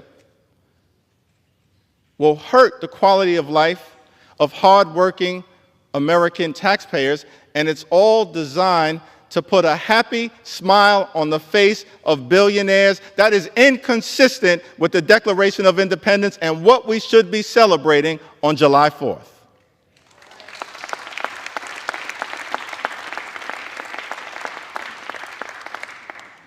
I think what Thomas Jefferson and the framers of this country, they set us out on a course of action, a journey, a march toward a more perfect union, in part anchored in the pursuit of happiness, which decade after decade, century after century, leaders who sat at 1600 Pennsylvania Avenue, leaders in this Congress on both sides of the aisle tried to bring about for the greatest number of Americans. But that's not what this one big ugly bill is all about. America is too expensive. There are far too many people who are living paycheck to paycheck here in this great country. That should not be the case. People who are struggling to survive, to make ends meet. Mr. Speaker, imagine a country where everyone can afford to live the good life. Work hard, play by the rules, and live the good life. We haven't reached that place in the United States of America. Imagine a country where everyone can work hard, play by the rules, and live the good life. Good paying job, good housing, good health care, good education for your children, and a good retirement. Which means keep your hands off Social Security and Medicare, now and forever.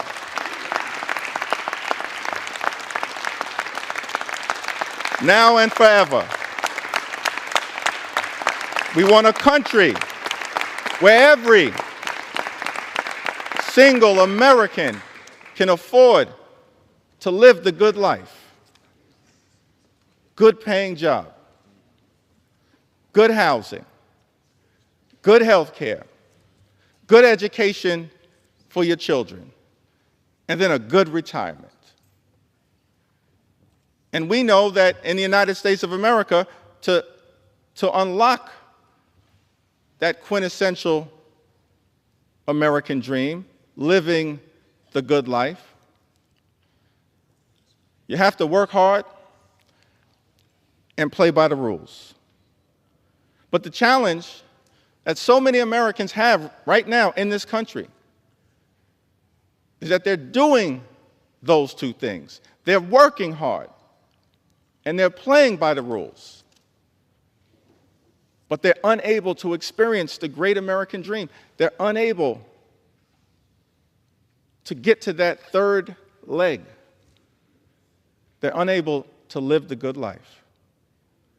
And that's what we should be focusing on here in the United States Congress. Not gutting Medicaid, not ripping food out of the mouths of hungry children, not rewarding billionaires with massive tax breaks. How can you prepare to celebrate legislation that will undermine the quality of life of everyday Americans? It's not just a hypothetical, it's not just hyperbole, it's not just hype. It will happen. Everyday Americans will be hurt by the one big ugly bill. We're here on the floor of the House of Representatives debating legislation in the middle of the night with millions of Americans having gone to sleep anxious about what would happen. Here on the floor of the House of Representatives, understandably concerned that their voices have not been heard in this debate, that their pleas for compassion have been overlooked. Many of my colleagues, Mr. Speaker, on the other side of the aisle have chosen not to hold town hall meetings, not to hear from the voices of the people that you're privileged to represent. But we've embraced the American people. We haven't run from the American people. House Democrats will continue to run toward the American people and lift their voices up. Lift their voices up. And so, Mr. Speaker, I'm going to take a little time to share some of the stories of the American people. Voices that might otherwise be excluded from this debate.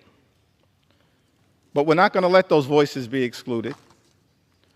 We will ensure that these voices are heard. We will continue to do everything we can to bring those voices to life, here on the House floor and beyond, to stand up for the best interests of everyday Americans. And we've heard from many of them throughout this process. I'll share just a handful. With Medicaid expansion, I now qualify for Medicaid. Without insurance, my monthly bill for my 3 injectable drugs would be $3,000, $36,000 a year. And that doesn't include any of my other meds or my medical appointments. Who has that kind of money? That's Charles, who lives in Alaska, district represented by Congressman Nick Begich. Medicare and Social Security keep me alive. I'm surviving on about $13,000 a year, most of it from my Social Security checks. That's just enough to afford my rent, utilities, and food. Without Social Security, I would be homeless. And if Medicare did not pay for my medications, if I had to pay full price, I wouldn't be able to survive. There are so many other seniors who are in the same boat. Without these programs, seniors like me would die on the street. That's Paula, who lives in Arkansas's 2nd Congressional District, represented by my colleague, Congressman French Hill. My son is a 25-year-old young adult with profound nonverbal autism who needs 24/7 support. Our family has relied on Medicaid from the time he was 2 years old, when he began early intervention services. At 3, when he was diagnosed with autism, a private health insurance denied him coverage for his pre-existing condition. Medicaid stepped in to provide health care. From that point until today, home and community-based services through Medicaid have been vital to our son's health and well-being. Medicaid also helped his school district pay for medically necessary therapies at school. Our son is thriving and healthy, and our family can support him at home because of Medicaid. That's Robin. She lives in Arizona's 1st Congressional District, represented by David Swiker. These are stories from everyday Americans who've written to us to say to this Congress, stand up for our health care, Mr. Speaker. Don't stand up for billionaires. Stand up for everyday Americans, for our health, for our safety, and for our well-being. Gwendolyn from Arizona, she also writes, she says Medicaid is the difference between my son being healthy, happy, cared for, and social, versus being at home with aging parents who struggle to physically provide the care that is required daily. Medicaid funding means my son receives the incontinent supplies he needs, the internal feeding supplies he needs to live, and medications that his primary insurance won't cover. Medicaid matters because without it, my son and millions of others like him may not survive. Let me speak directly to Gwendolyn from Arizona. Her representative may not be fighting on your behalf. As House Democrats, we're here to say to you, we agree. Medicaid matters and it must be preserved. It must be preserved. Because Medicaid matters to millions of people all across this great country, to children, to seniors, to people with disabilities, to women, to families, to people in every corner of the United States of America. Yes, Gwendolyn, Medicaid matters. And if your representative won't fight for it, we will.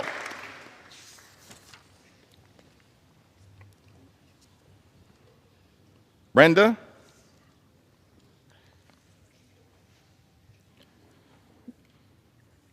says to us, my youngest child is a nonverbal 43-year-old female with autism who has been on Medicaid since she was 12. She's had 3 major surgeries and 6 or more outpatient surgeries, all made possible because of Medicaid. We would not have been able to get our daughter what she needed if it wasn't for Medicaid. She also has a seizure disorder and is on several medications. Some of them are way too expensive for us to afford on a blue-collar income. Finding doctors that are good and accept Medicaid are few and far between. But some doctors are better than none. And the only way our daughter will get any medical care at all. She is one of the most vulnerable people in society. And caring for her is a full-time job for myself and her father, who are both retired and are full-time care providers for her. I am not sure why anyone would want to take this help and service from people whose very life depends on the help it provides. That's a powerful and profound question.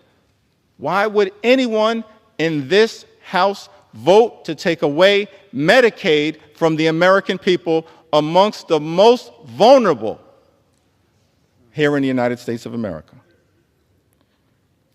Brenda from Arizona lives in Arizona's 6th Congressional District, represented by my colleague, Congressman Juan Ciscomani. Garrett, also from Arizona. I'm still in the A section right now. So strap in as we make sure we lift up the voices of everyday Americans all across this country. It's important that we take note. This isn't abstract, taking away health care from the American people. It's concrete, it's real. It has devastating implications. Garrett says, I was diagnosed with cerebral palsy at birth. Cerebral palsy at birth. Thanks to Medicaid, I was able to undergo multiple surgeries that significantly improved my ability to walk, transforming both my mobility and daily life. Relying on Medicaid, SNAP in the past, and SSI, I worry about what would happen to me and my friends if these programs were taken away. Without them, I wouldn't be able to keep up with doctor's appointments, medications, and transportation. Earlier today, my distinguished colleague from the great Commonwealth of Virginia read a passage of Scripture, one of my favorite passages of Scripture, Matthew 25 and 35 through 40. And later on this morning, as I continue my remarks, perhaps I'll have an opportunity to go a little deeper into the meaning of Matthew 25 and 35. What I can say is that all of us should be trying to lift up the least, the lost, the left behind, the poor, the sick, and the afflicted. Garrett tells us, I was diagnosed with cerebral palsy at birth. And the first thing that jumped out to me when I read this was that we're all God's children, and we should be looking after all God's children to the best of our ability, not running away from them and undermining their quality of life. So Garrett, we're going to continue to stand up and work hard on your behalf. Nancy from California. That's a great name, Nancy from California.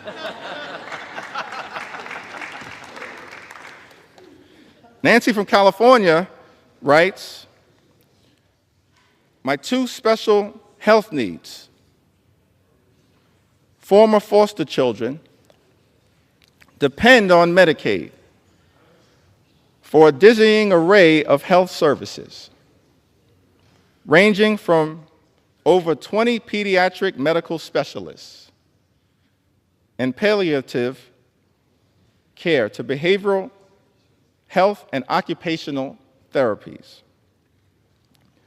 They both have rare, incurable, disabling diseases that require IEPs to navigate school.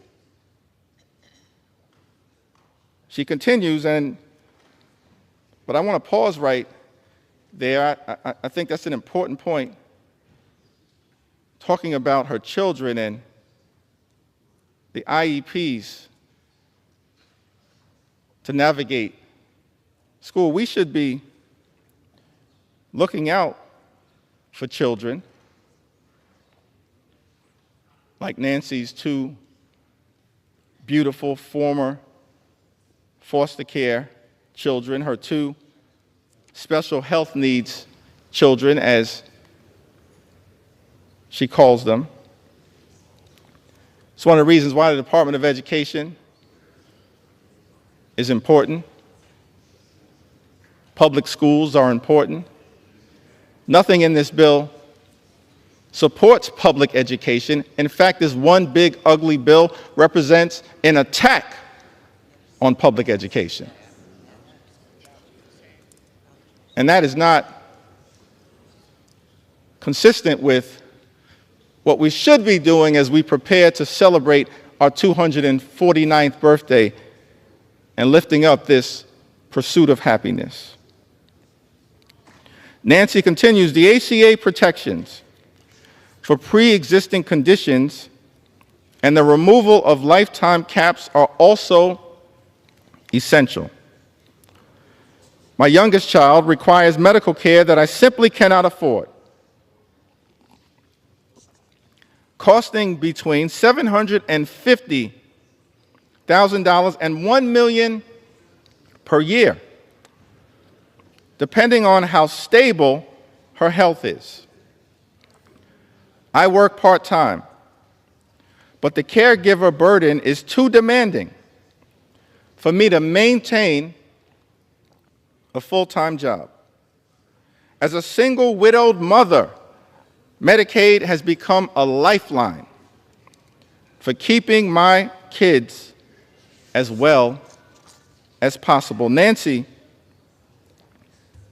lives in California's first Congressional District, represented by my colleague, Congressman Doug LaMalfa. Laura lives in the Central Valley of California, an area of the country with the highest concentration of Medicaid recipients. The highest concentration of Medicaid recipients. I've been raising my 6 grandchildren for 15 years, and they are coming of age, but not many jobs are available. Also, my 16-year-old grandson depends on Medicaid and EBT to survive. He takes many medications a day.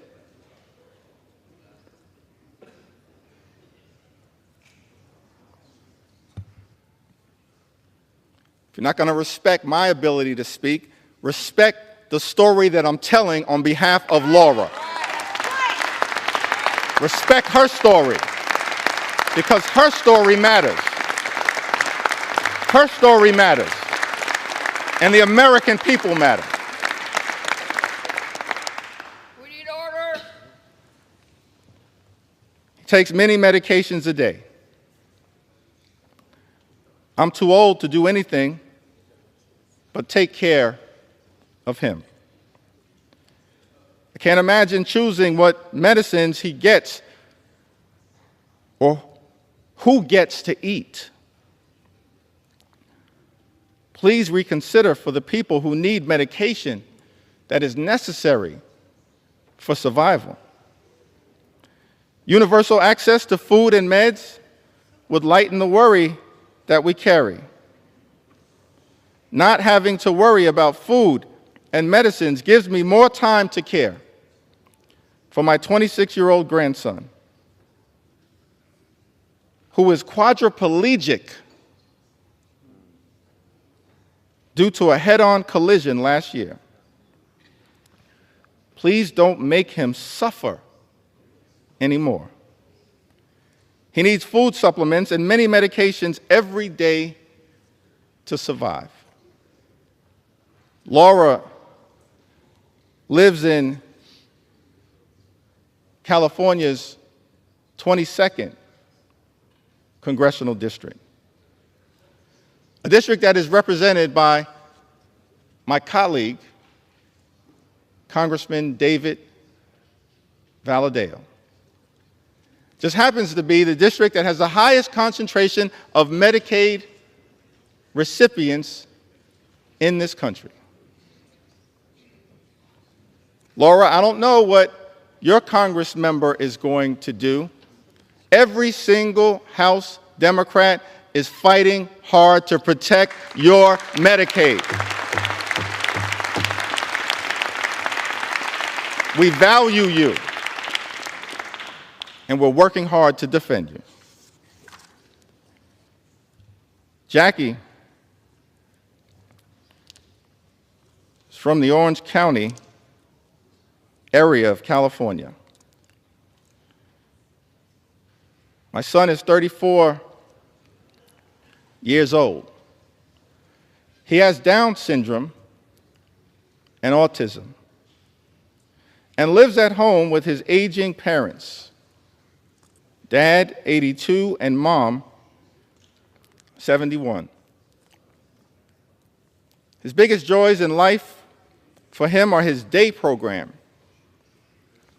and eating out. How small are his desires? And you want to take that away from him. He requires much care. Bathing, shaving, washing hair, brushing teeth, dressing, etc.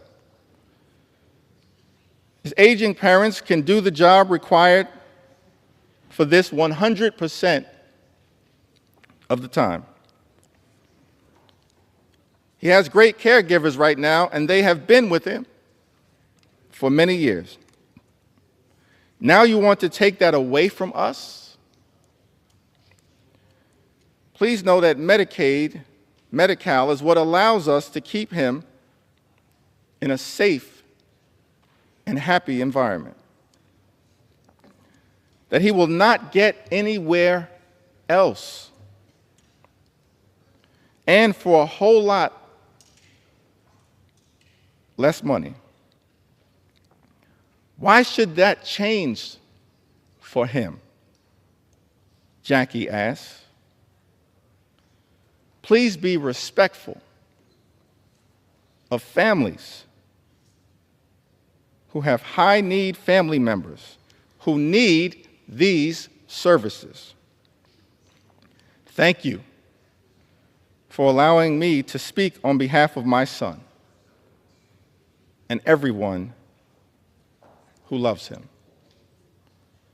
Jackie lives in California's 40th Congressional District, a district represented by my colleague, Congresswoman Young Kim. Kayla writes to us from Colorado.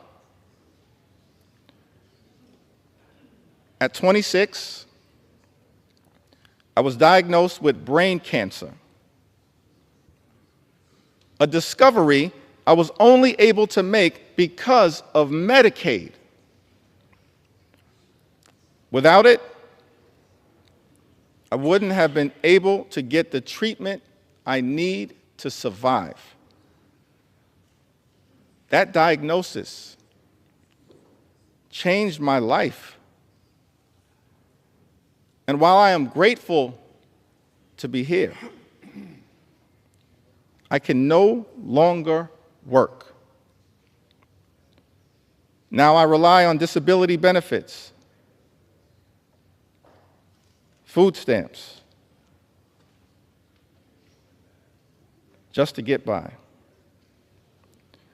These programs are the only reason I'm able to live.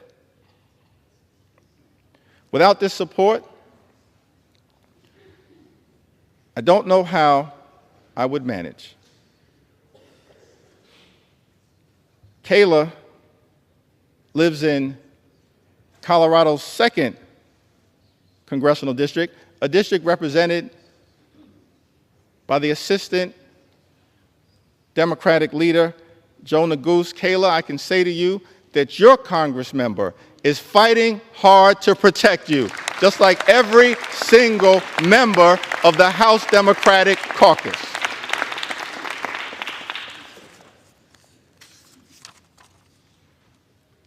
Ashley writes to us from Colorado. She says, my life was saved by the Affordable Care Act.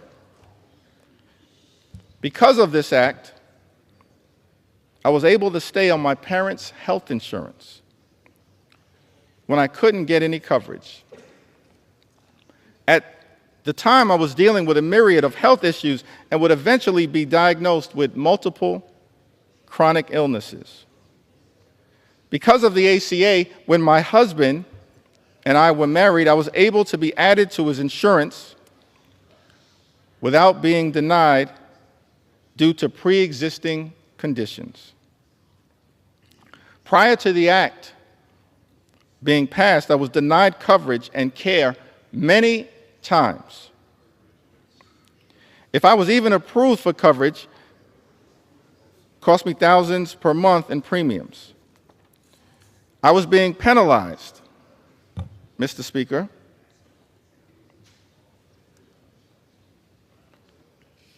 for being sick. There were many times when I could not get coverage that I had to choose between which prescriptions I would get to have or whether I would get all my meds or the groceries we needed. You know, there are far too many people in the United States of America right now before experiencing the devastating consequences of this one big, ugly bill, who have to choose between putting food on the table, clothing on their backs, access to medication, or paying the rent. The United States of America is the wealthiest country in the history of the world.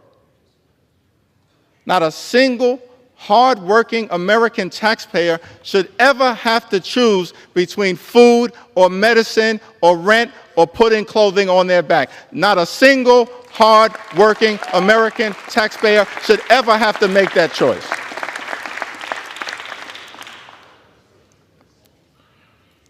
If people did not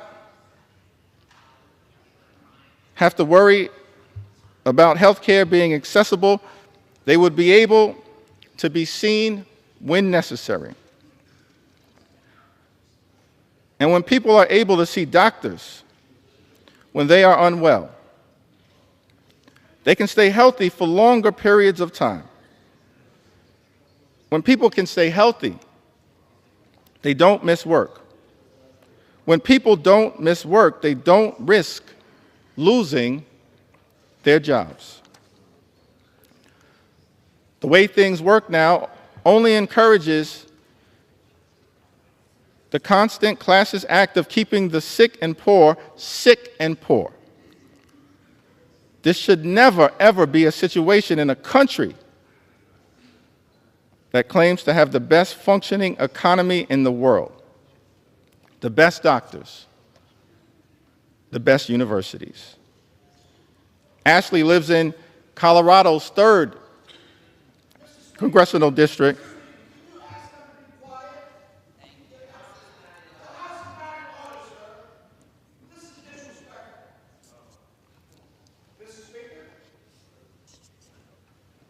The gentleman is not recognized. The House will be in order. Ashley New York's recognized.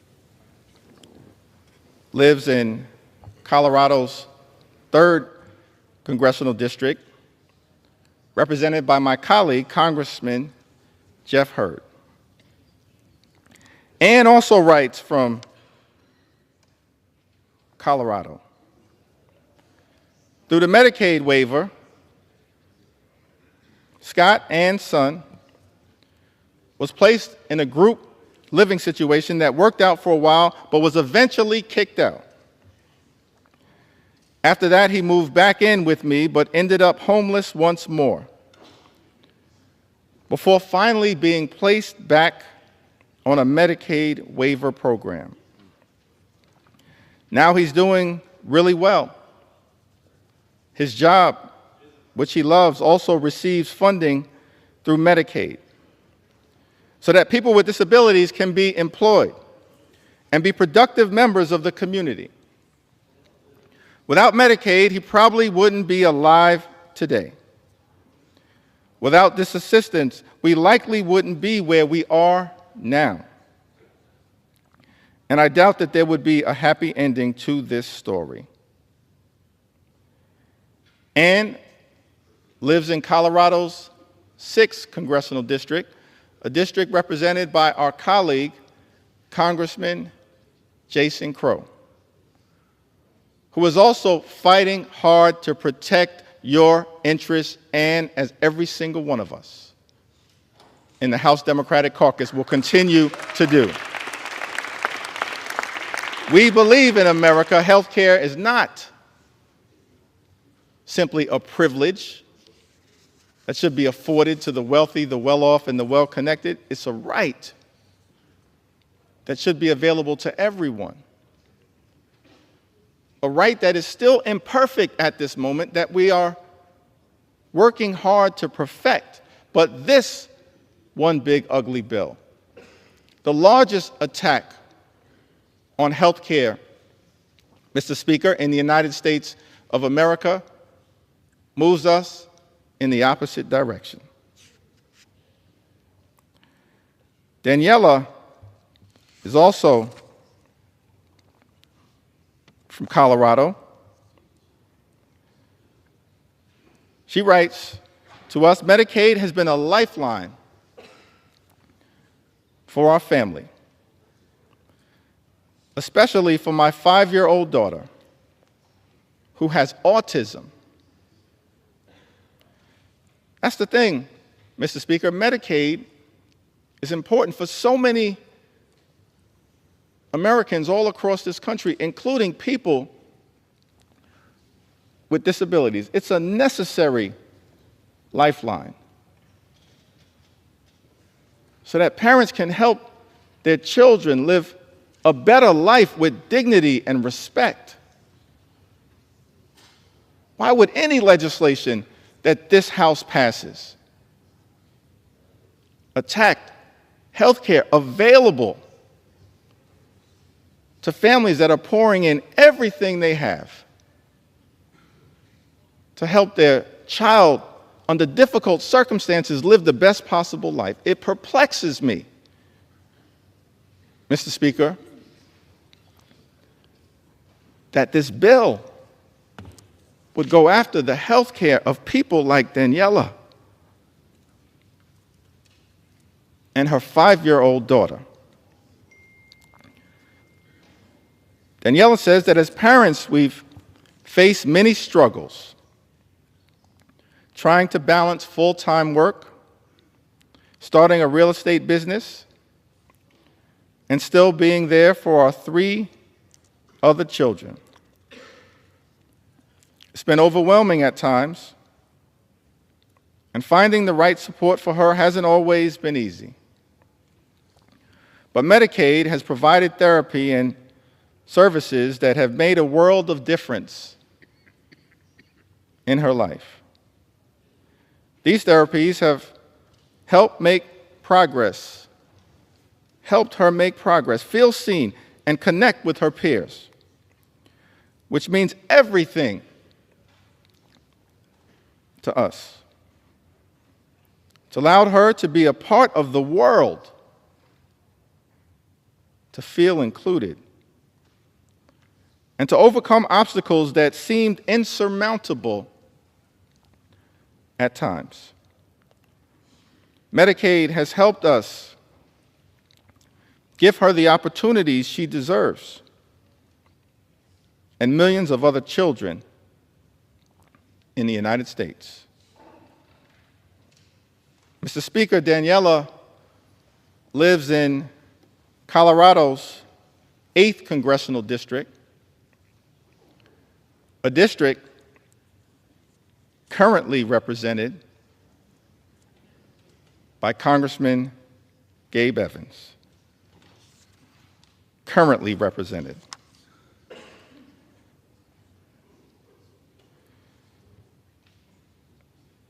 Mr. Speaker, we heard from Martha,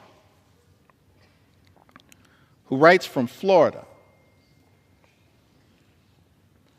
I have an adult daughter with developmental and intellectual disabilities who needs Medicaid for her medical care. As a mom, I worry a lot about what the future will hold for her. Will she have access to quality medical care when my husband is no longer able to provide for her? Please support individuals like my daughter who are vulnerable and need our help. Thank you from my heart. Martha lives in Florida's 7th Congressional District, a district represented by our colleague, Mr. Speaker, Congressman Corey Mills. We've heard from people from the heartland of this country. In Indiana, Kim writes to us, SNAP and Medicaid were lifelines when my children were younger. at least when I was able to get them. As a single mom, working my way up from low-paying jobs, we often had too little food. My dinner was the combined uneaten food from my 4 kids' plates. Even then, keeping benefits was difficult due to missing or late paperwork, faxes lost to the ether. I sometimes worked 3 jobs and cried too often when the letter came saying benefits were suspended. When that happens, you end up hungry for weeks until it's straightened out. Kim lives in the 9th Congressional District of Indiana, Mr. Speaker. She says, SNAP and Medicaid were lifelines when my children were younger, at least when I was able to get them. Let me park right there for a moment, because one of the arguments that I've consistently heard made, Mr. Speaker, by my Republican colleagues on the other side of the aisle is that they weren't going after Medicaid recipients, that no benefits would be taken away as a result of these so-called work requirements.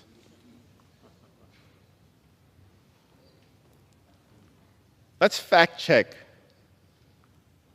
that statement. Every independent entity that has looked at this question, including the Congressional Budget Office, has made clear, as a result of the one big ugly bill, millions of Americans will lose their Medicaid benefits. These so-called work requirements are just a smokescreen, because more than 90% of the people who receive Medicaid benefits who can work, do work right now in the United States of America. Right now, more than 90%. What these impositions are really paperwork requirements that are designed to make it harder for everyday Americans like Kim to access their benefits. And as a result, millions of Americans who are eligible, who are hardworking, who are deserving, will lose their health care. Kim says, I sometimes worked 3 jobs and cried too often when the letter came saying benefits were suspended. As House Democrats, Mr. Speaker, we are here fighting for people like Kim and millions of others like her all across the United States of America who will lose urgently necessary, life-changing, and life-sustaining Medicaid benefits as a result of Donald Trump's one big ugly bill.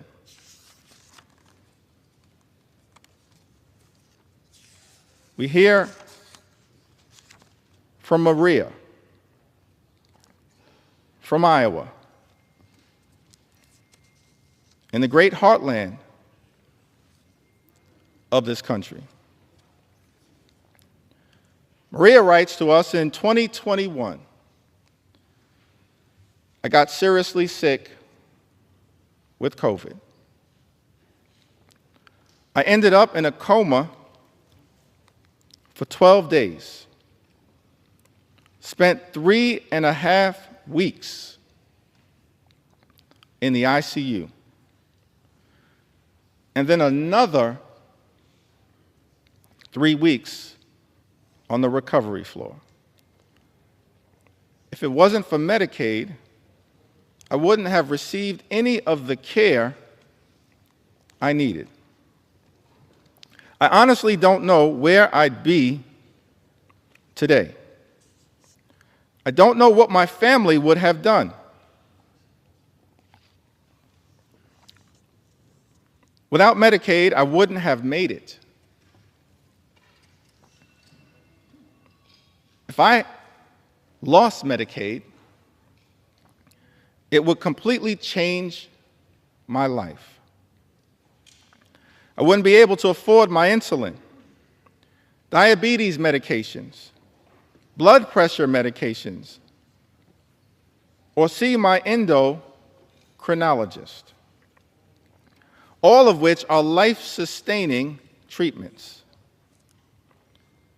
I also need to see my pulmonary specialist regularly. Without Medicaid, my health would deteriorate rapidly. That's a statement that applies to millions of Americans all across this great country.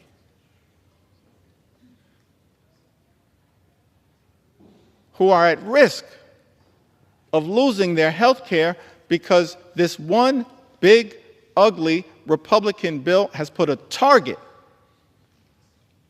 on their back. Mr. Speaker, without Medicaid, my health would deteriorate. Taking the time to share these stories because this is a question for so many Americans of life and death. It's extraordinary that on the House floor, in the middle of the night,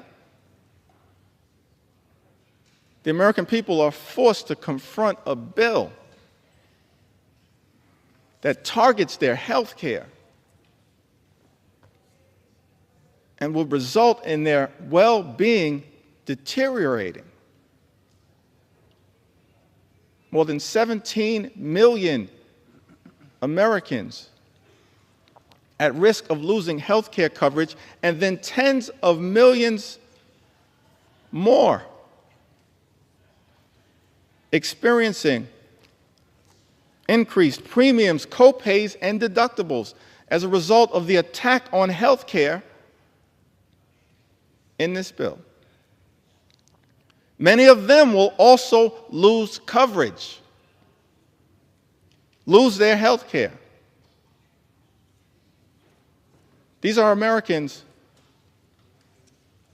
on private insurance, employer-provided insurance, but because of the health care attacks in this bill, their premiums, their co-pays, their deductibles will go up. Some will not be able to afford it, and they will lose their health care.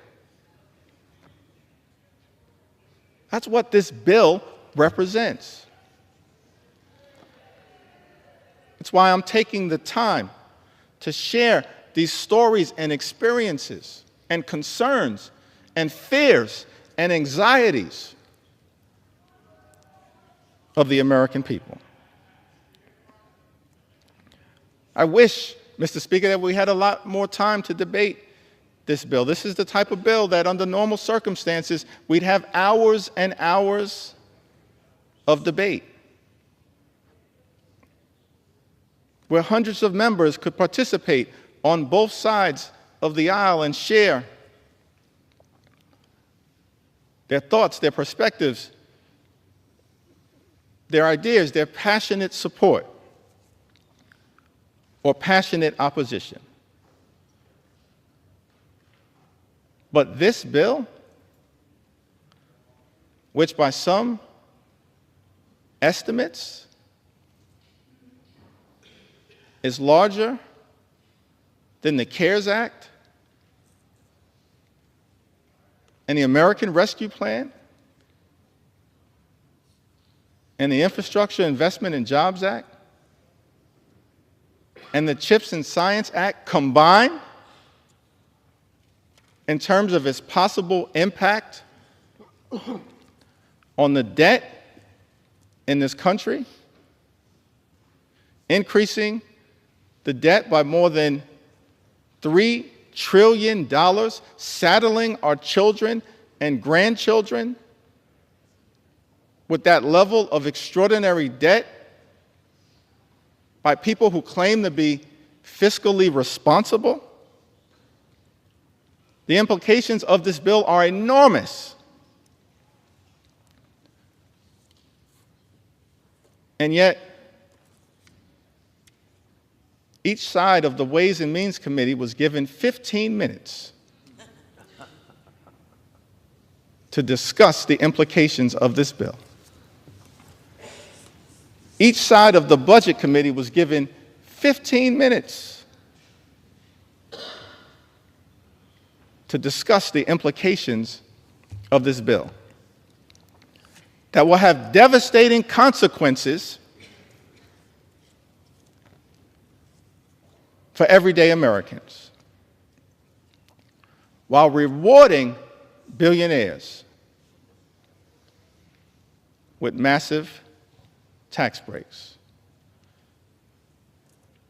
It had been my hope,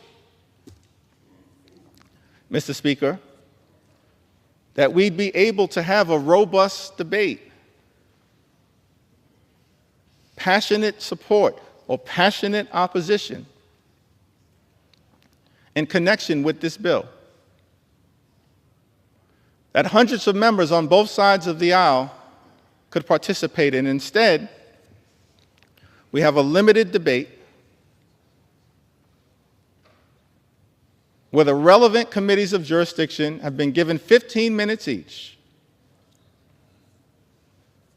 on a bill of such significant magnitude as it relates to the health, the safety, and the well-being of the American people. And because that debate was so limited, I feel the obligation, Mr. Speaker, to stand on this House floor and take my sweet time to tell the stories of the American people. And that's exactly what I intend to do. Take my sweet time on behalf of the American people, on behalf of their health care, on behalf of their Medicaid, on behalf of their nutritional assistance, on behalf of veterans, on behalf of farmers, on behalf of children, on behalf of seniors, on behalf of people with disabilities, on behalf of small businesses, on behalf of every single American. I'm on this House floor after 6 a.m. and I'm planning to take my sweet time.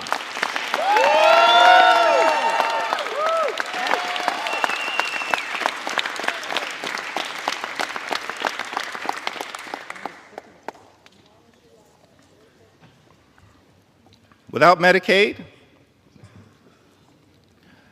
I wouldn't have made it. If I lost Medicaid, it would completely change my life. It would also severely affect my husband with epilepsy. Without Medicaid, he wouldn't be able to afford his seizure medications,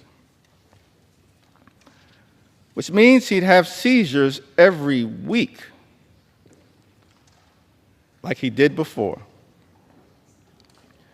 This would leave him unable to function or work. Before he had Medicaid, he'd have a seizure. and it would take him days to recover. His health is inconsistent, which makes it hard for him to hold down a job. I still have my house, my car, my husband, and my health. Thank God for that. But why should we have to struggle so hard just to live? In a country with so much wealth, I'm considered one of the lucky ones. And yet I still struggle to make ends meet for the basics. That's Maria, pouring her heart out to us as members of Congress about her struggles. She lives in Iowa's 1st Congressional District, represented by our colleague, Mr. Speaker, Representative Marionette Miller Meeks. In a country with so much wealth, I'm considered one of the lucky ones. And yet I still struggle to make ends meet for the basics. Maria makes this important point as we stand on the threshold of the 4th of July. Thomas Jefferson, having written those immortal words in the Declaration of Independence, we hold these truths to be self-evident, that all men are created equal. They are endowed by their Creator with certain... Gentlemen will suspend. Members are reminded to take their conversations off the floor. Close both sets of cloakroom doors, please. Gentleman's recognized. Thank you, Mr. Speaker.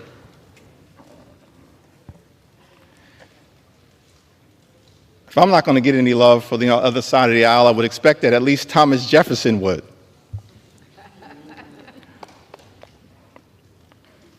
He wrote in the Declaration of Independence that among these are life, liberty, and the pursuit of happiness. What is the pursuit of happiness in the United States of America here in the year of our Lord, 2025? Imagine a country where every single American can afford to live the good life. Work hard, play by the rules, live the good life. That's the American dream. But our concern as Democrats is that in the wealthiest country in the history of the world, there are far too many people, like Maria from Iowa, who are unable to achieve that American dream, unable, despite working hard and playing by the rules, to live the good life, good paying job, good housing, good health care, good education for your children, and a good retirement. That should not be too much to ask for here in the United States of America. But instead of working to bring that American dream to life for the greatest number of people all across the country, this one big ugly bill, Mr. Speaker, that our Republican colleagues are trying to jam down the throats of the American people will undermine their quality of life.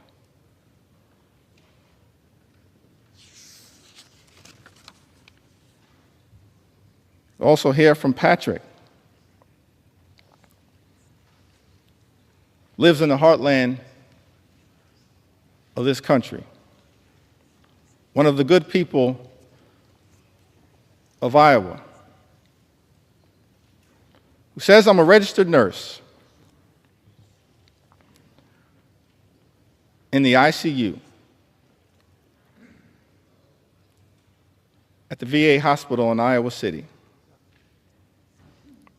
I've worked as a nurse for 30 years, and I'm a native Iowan. I have 2 disabled children who are on Medicaid. My son had a severe brain injury as a child and requires extensive physical therapy, occupational therapy, and speech therapy. My daughter is autistic and lives independently on housing provided by Medicaid. Before we had Medicaid, we were bankrupt paying for their treatment. We would go bankrupt again if Medicaid is cut. These are complicated systems for people with very complicated needs. These quote-unquote common sense solutions they're coming up with are not based in reality.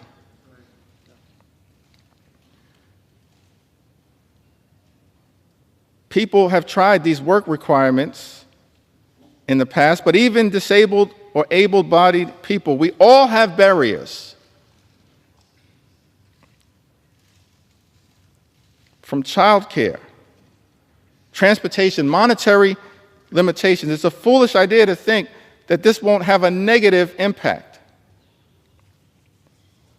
They're just trying to remove people from the program, and it's cruel. Patrick, you are correct. Thank you for your service as a registered nurse at the VA hospital. And thank you for all that you are doing to love and cherish your 2 disabled children who are on Medicaid. And you're exactly right.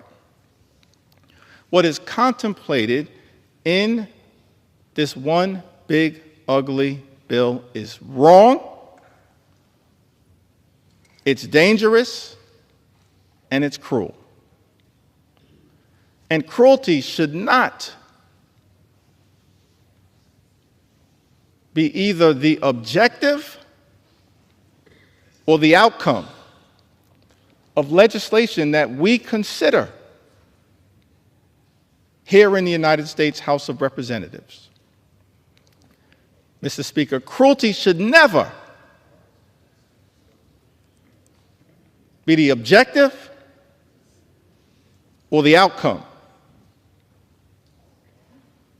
of legislation that we consider here in the House of Representatives. But it is cruel to take away Medicaid from the American people. And that is why, as House Democrats, we will continue to show up and speak up and stand up in defense of the health care of the American people. I'm thankful for all of my colleagues who are here,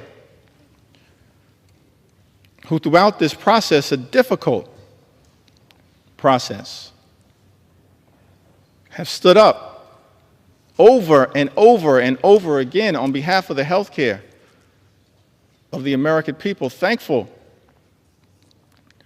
for my colleagues in leadership, Whip Catherine Clark and Chair Pete Aguilar, and all of the members of House Democratic leadership. Thankful for the leaders of every single committee who's been battling hard to push back against the cruelty that is in this one big, ugly bill. Thankful for the leadership of Richie Neal. Thankful for the leadership of Frank Pallone. Thankful for the leadership of Brendan Boyle. Thankful for the leadership of Angie Craig. I'm thankful for the leadership, the principal leadership of every single member of the House Democratic Caucus. But above all else, I'm just thankful for the spirit, the heart, and soul of the American people who have risen up throughout this country to make it clear to all of us in this institution, keep your hands off our Medicaid. Keep your hands off our health care, our Medicaid, the Affordable Care Act. Keep your hands off our Medicaid. That's why, Mr. Speaker, I stand before you today to lift up stories on behalf of the American people. Don't have the great privilege and honor to stand on this House floor, as all of us, Democrats and Republicans alike, do, on behalf of the American people in this great institution, the House of Representatives. But to me, what we are doing with this one big ugly bill, this assault on health care, on veterans, on nutritional assistance, this assault on good paying, clean energy jobs, this assault on the high cost of living in the United States of America, all of it is inconsistent with the best of what this House of Representatives should be doing for such a time as this. And so I stand here on behalf of everyday Americans like Elizabeth, who's also from Iowa. Elizabeth suffered from sepsis caused by untreated strep throat. After waiting to receive care while uninsured and without paid sick leave. After receiving care she needed, she was able to apply for Medicaid and have her medical bills retroactively covered.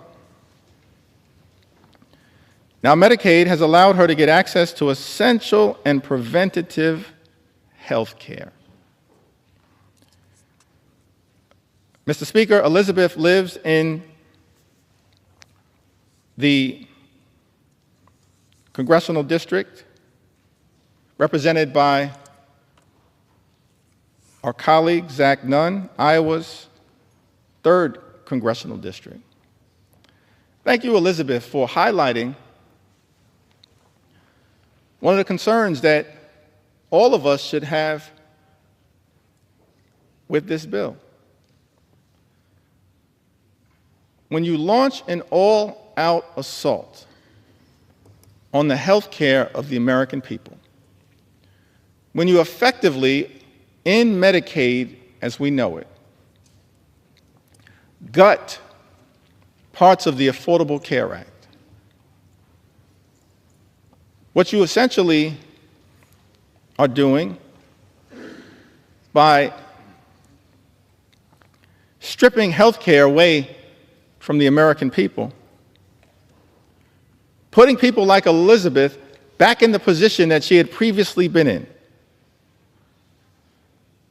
where she has untreated medical conditions that won't get better on its own. It will likely get worse and lead to further medical complications. Why would we do that to the American people? That is wrong. We should be lifting people up in this country, not tearing them down. We should be lifting up everyday Americans, not tearing them down, and putting them at risk of their life, their quality of life, their health, their well-being getting worse. We hear from Becky from the great state of Louisiana. By the way, Louisiana is a state with some of the highest percentages of Medicaid recipients of any state in the Union. Any state in the Union. And Louisiana is a state at risk of suffering greatly as a result of the all-out assault on Medicaid that is part of Donald Trump's one big ugly bill. Becky tells us, I have had Medicaid for years, and without it, I wouldn't be able to afford to see my doctors or cover what Medicaid doesn't pay. As a senior citizen, I now have to go back to work just to keep a roof over my head, afford rising food and utility costs, and maintain my car. Meanwhile, the government keeps taking more and more out of my Social Security benefits. Money I already paid taxes on while working. Feels like the middle class no longer exists. You're either rich or poor. Politicians today have no real understanding of what it's like to struggle every single day. If they had to live like regular people, maybe things would improve for seniors like me. Becky lives in Louisiana's 3rd Congressional District, a district represented by our colleague, Mr. Speaker, Representative Clay Higgins. Louisiana, state, of course, also represented by my good friend and colleague,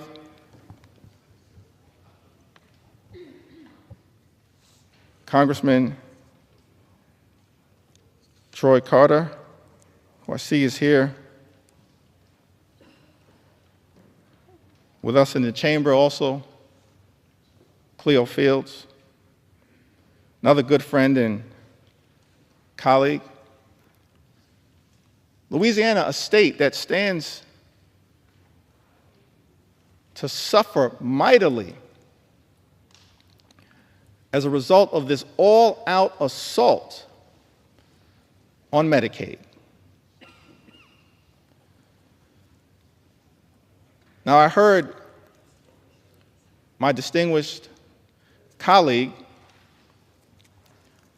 Mr. Speaker, the House Majority Leader, someone who personally respect his resilience, his perseverance, his journey. I think he comes by his views in good faith. It's his perspective, it's the speaker's perspective. But many of our colleagues on the other side of the aisle have made the representation that as House Democrats, we're not telling the truth to the American people about the devastating impact that Donald Trump's one big ugly bill, a bill being rushed through this chamber, will have on the health and the well-being of people in Louisiana and all across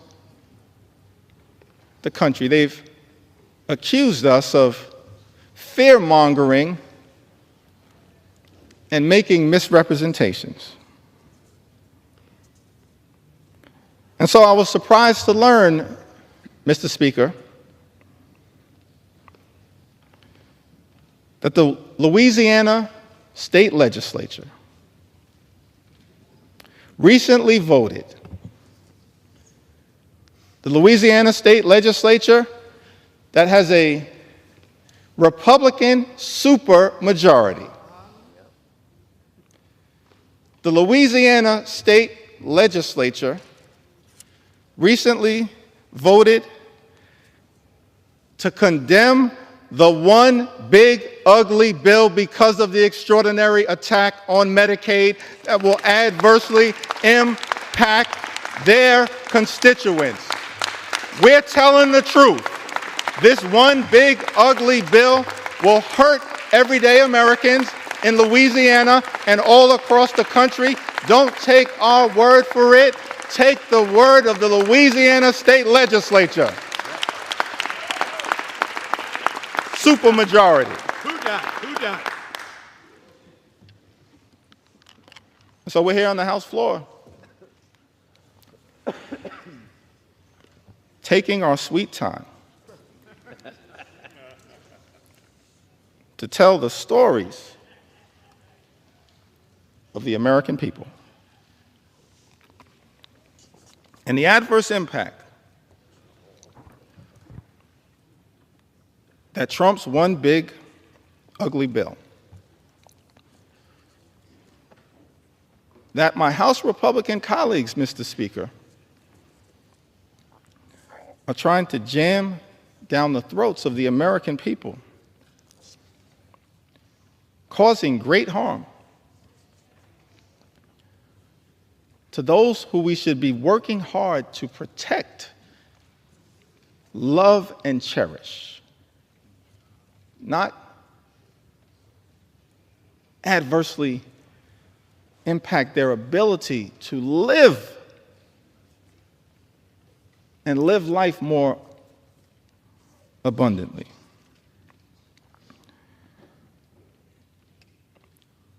Tamara, who lives in Louisiana's 4th Congressional District, represented by the Speaker of this great House. I have depression and PTSD. I'm unable to work and rely on Medicaid to get my monthly medications to keep me essentially alive. Tamara, we're going to continue to fight hard on your behalf. We heard from Emily, who lives in the Commonwealth of Massachusetts. Emily tells us that I'd moved to Massachusetts in 2020. and was working a retail job for minimum wage. I was unable to afford much, but the state thankfully approved me for SNAP assistance and Medicaid. Without that jump start, I'm not sure where I would be today. There shouldn't be shame or stigma surrounding these programs. You never know when life will get pulled out from underneath you. The relief when these programs can come to your aid is indescribable. Emily lives in the 5th Congressional District of Massachusetts, a district that is represented by the House Democratic Whip, Catherine Clark, who's a strong champion on your behalf, Emily, powerfully, ethically, principally, fighting hard on your behalf. Casey lives in the 2nd Congressional District of Maine, a district represented by Congressman Jared Golden. Thankful for Congressman Golden's service. He served this nation with distinction overseas and has come back home to serve this nation in the United States Congress. Casey writes, as a single mom of 2 young children and non-profit professional in rural Maine, Casey and her children rely on Medicaid and SNAP to live their lives. The resources and stability provided by Medicaid and SNAP allowed Casey to leave her emotionally abusive husband and support her children. Casey's 7-year-old son has ADHD and is on the autism spectrum. Relies heavily on individualized support through Medicaid. If Medicaid goes away, Casey doesn't know how their family will stay afloat.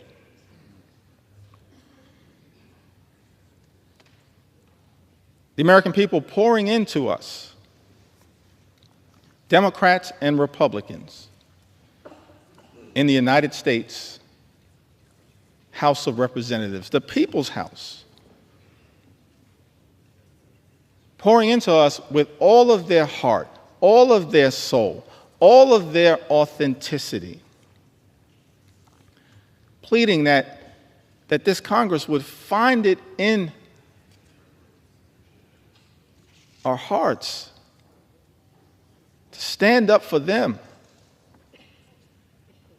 and not stand up for billionaires, which is what this one big ugly bill is designed to accomplish. Sarah writes to us from Michigan's 4th Congressional District. My daughter has a heart condition, and the fact that she's on Medicaid is the only way that we can pay for her doctor visits and medications. I'm a widow, and money is very tight. So the fact that I'm on Medicaid, too, is the only way that I can pay for my own visits and meds. The loss of Medicaid for us would be absolutely devastating. Mr. Speaker, Sarah lives in Michigan's 4th Congressional District, a district currently represented by our colleague, Congressman Bill Huizenga.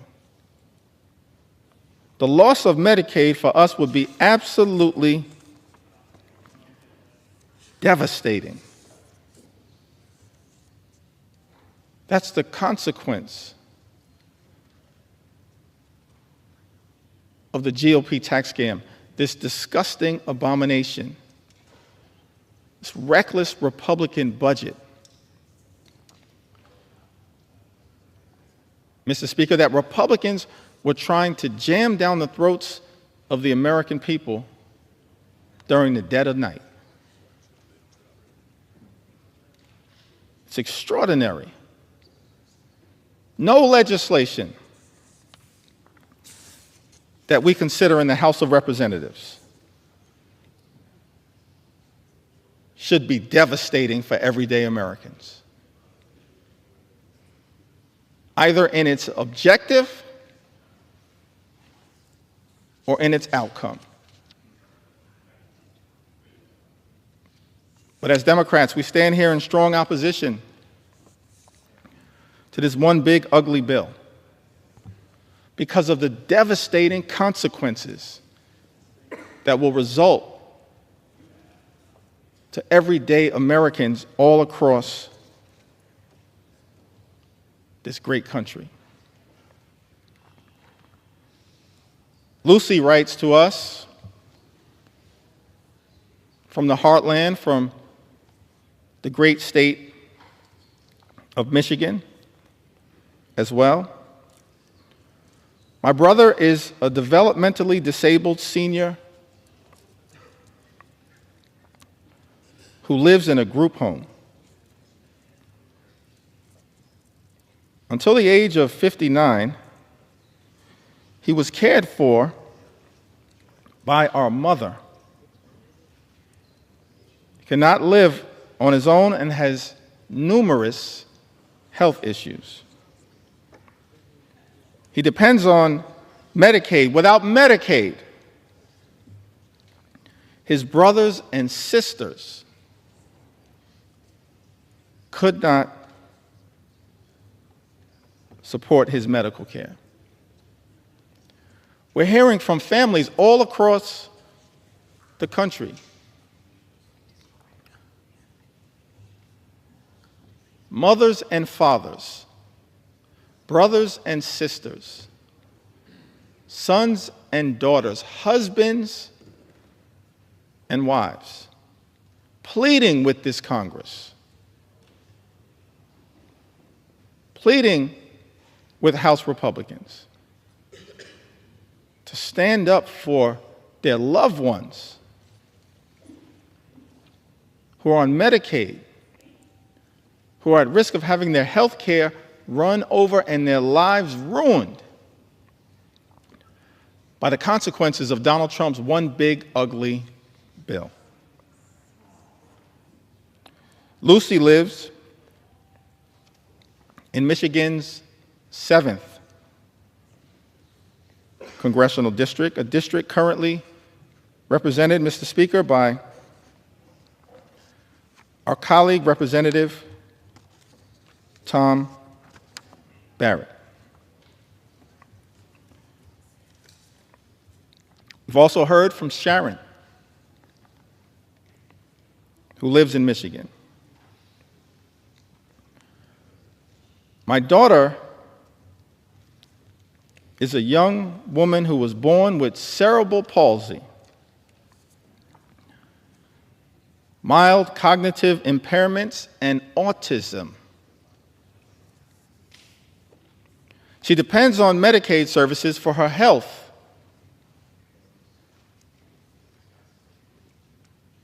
Safety and well-being.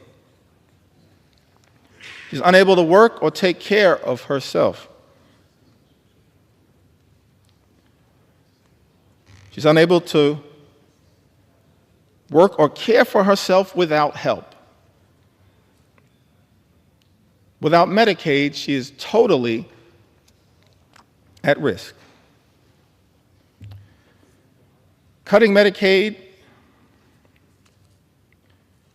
To give tax cuts to wealthy billionaires is not only cruel and unethical, Sharon writes, but it puts vulnerable people, including children, at risk of severe mental and physical health problems. Do the right thing and rescind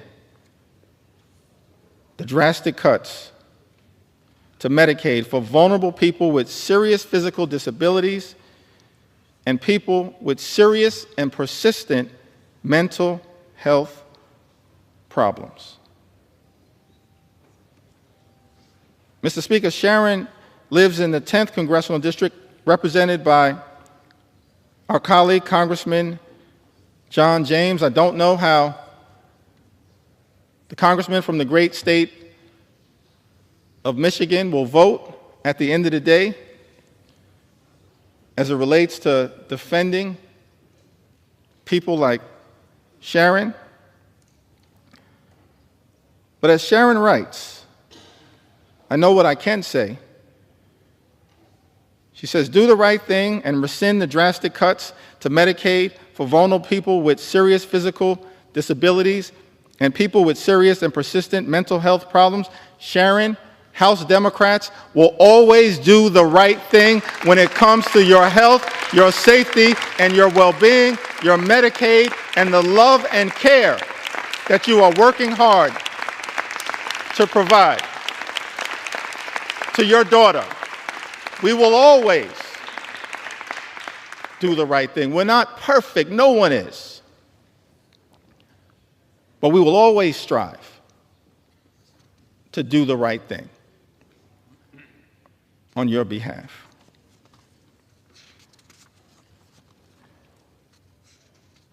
As I work through these stories in the Midwest, and it appears, Mr. Speaker, that I'm about halfway through the stories as it relates to Medicaid. Medicaid. Medicaid. It appears that I'm halfway through the stories as it relates to Medicaid, but the extraordinary thing about this bill is that it represents such an unprecedented assault on the American people that there are stories that need to be told as it relates to the attack on nutritional assistance for the American people. And I will tell those stories. Stories that need to be told as it relates to the attack that has taken place on farmers in this country. And I will tell those stories. Stories that need to be told as it relates to the attack on small businesses in this country. And I will tell those stories. Stories that need to be told as it relates to the unprecedented assault on veterans in this country. How dare this administration attack veterans who have served this country? Instead of attacking veterans, we should make sure that every single veteran in this country can live with the dignity and respect that they've earned. So there are stories that need to be told as it relates to the veterans in this country. And there are stories that need to be told as it relates to law-abiding immigrant families. We have to secure our border. We believe that we have a broken immigration system that should be fixed in a comprehensive and bipartisan way. But we must also stand up for dreamers and farm workers and law-abiding immigrant families in this country. We will not abandon our nation's heritage as a country of immigrants. Not today, not tomorrow, not ever. It's part of what American exceptionalism has been all about.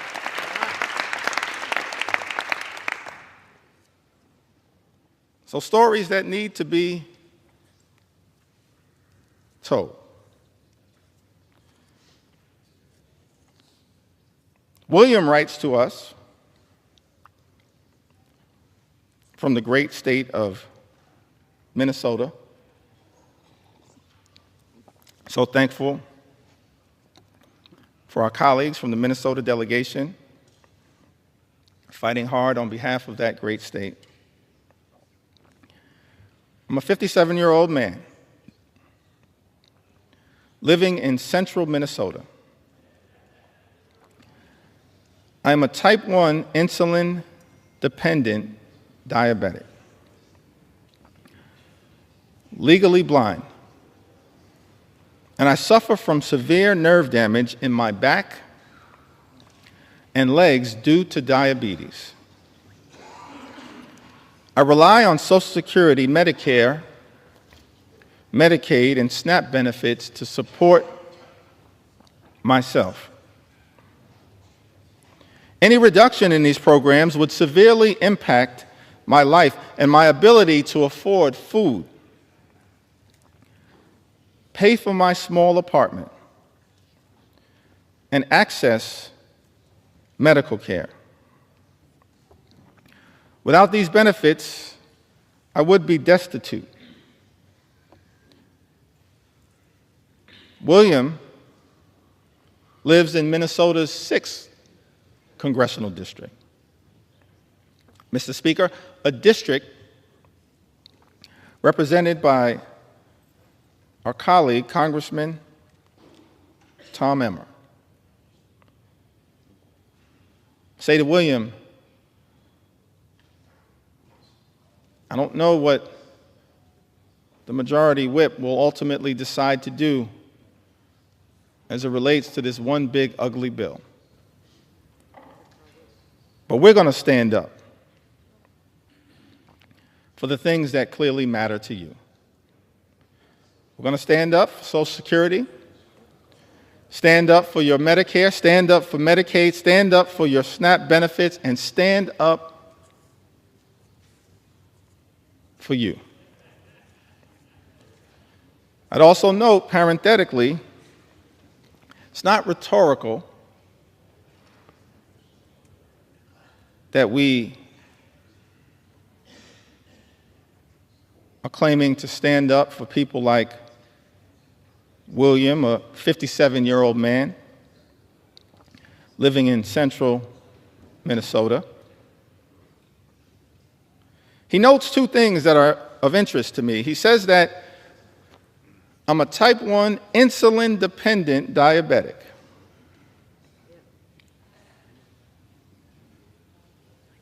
And then also says, I rely on Social Security, Medicare, Medicaid, and SNAP benefits to support myself. Which suggests to me that William actually may have been a beneficiary of some of the hard work that has taken place on this side of the aisle. His life is not perfect. There's still a lot of work that needs to be done. But as a type 1 insulin-dependent diabetic who's also on Medicare, as a result of the Inflation Reduction Act, his insulin at this point, always and forever, will be no more than $35 per month. That's a down payment, William, on the type of work that we believe needs to be done, because we are committed to lowering your costs. Despite all the talk that comes from my colleagues on the other side of the aisle, Mr. Speaker, on day one, promising to lower the high cost of living. Costs would go down on day one. Costs haven't gone down. Mr. Speaker, in the United States of America, costs are going up. Life remains far too expensive. And as a result of some of the reckless policies coming out of the Trump administration, including the Trump tariffs, on again, off again, creating so much uncertainty, but certainly will result in thousands of dollars per year in additional costs on everyday Americans. We're committed to lowering the high cost of living. We're committed to making sure that every single person in this country can afford to live the good life. Good paying job, good housing, good health care, good education for their children, and a good retirement. We're committed to working hard to make sure that every single American like William can afford to live the good life. This one big ugly bill does the exact opposite. Does it make life more affordable, Mr. Speaker? It makes life more expensive. The gentleman suspend. House will be in order. As the caffeine kicks in, please take your conversations outside the chamber or in the cloakroom. Gentleman's recognized. Thank you, Mr. Speaker. Without Medicaid, Heather from the great state of Minnesota writes, without Medicaid, my 3 kids and I would have no insurance. I couldn't afford my epilepsy and schizophrenia medications. My kids wouldn't have access to health care, including ER visits, physicals, vaccinations, and dental cleanings. Heather lives in Minnesota's 8th Congressional District, represented by our colleague, Mr. Speaker, Congressman Peter Stauber. Lynn writes to us, from Missouri, the Show Me State, a state ably represented by Representative Emanuel Cleaver and Representative Wesley Bell. Lynn writes to us, says that I'm a widow near 70 with very little family left and have been diagnosed with breast cancer. I have an adult son, severely disabled.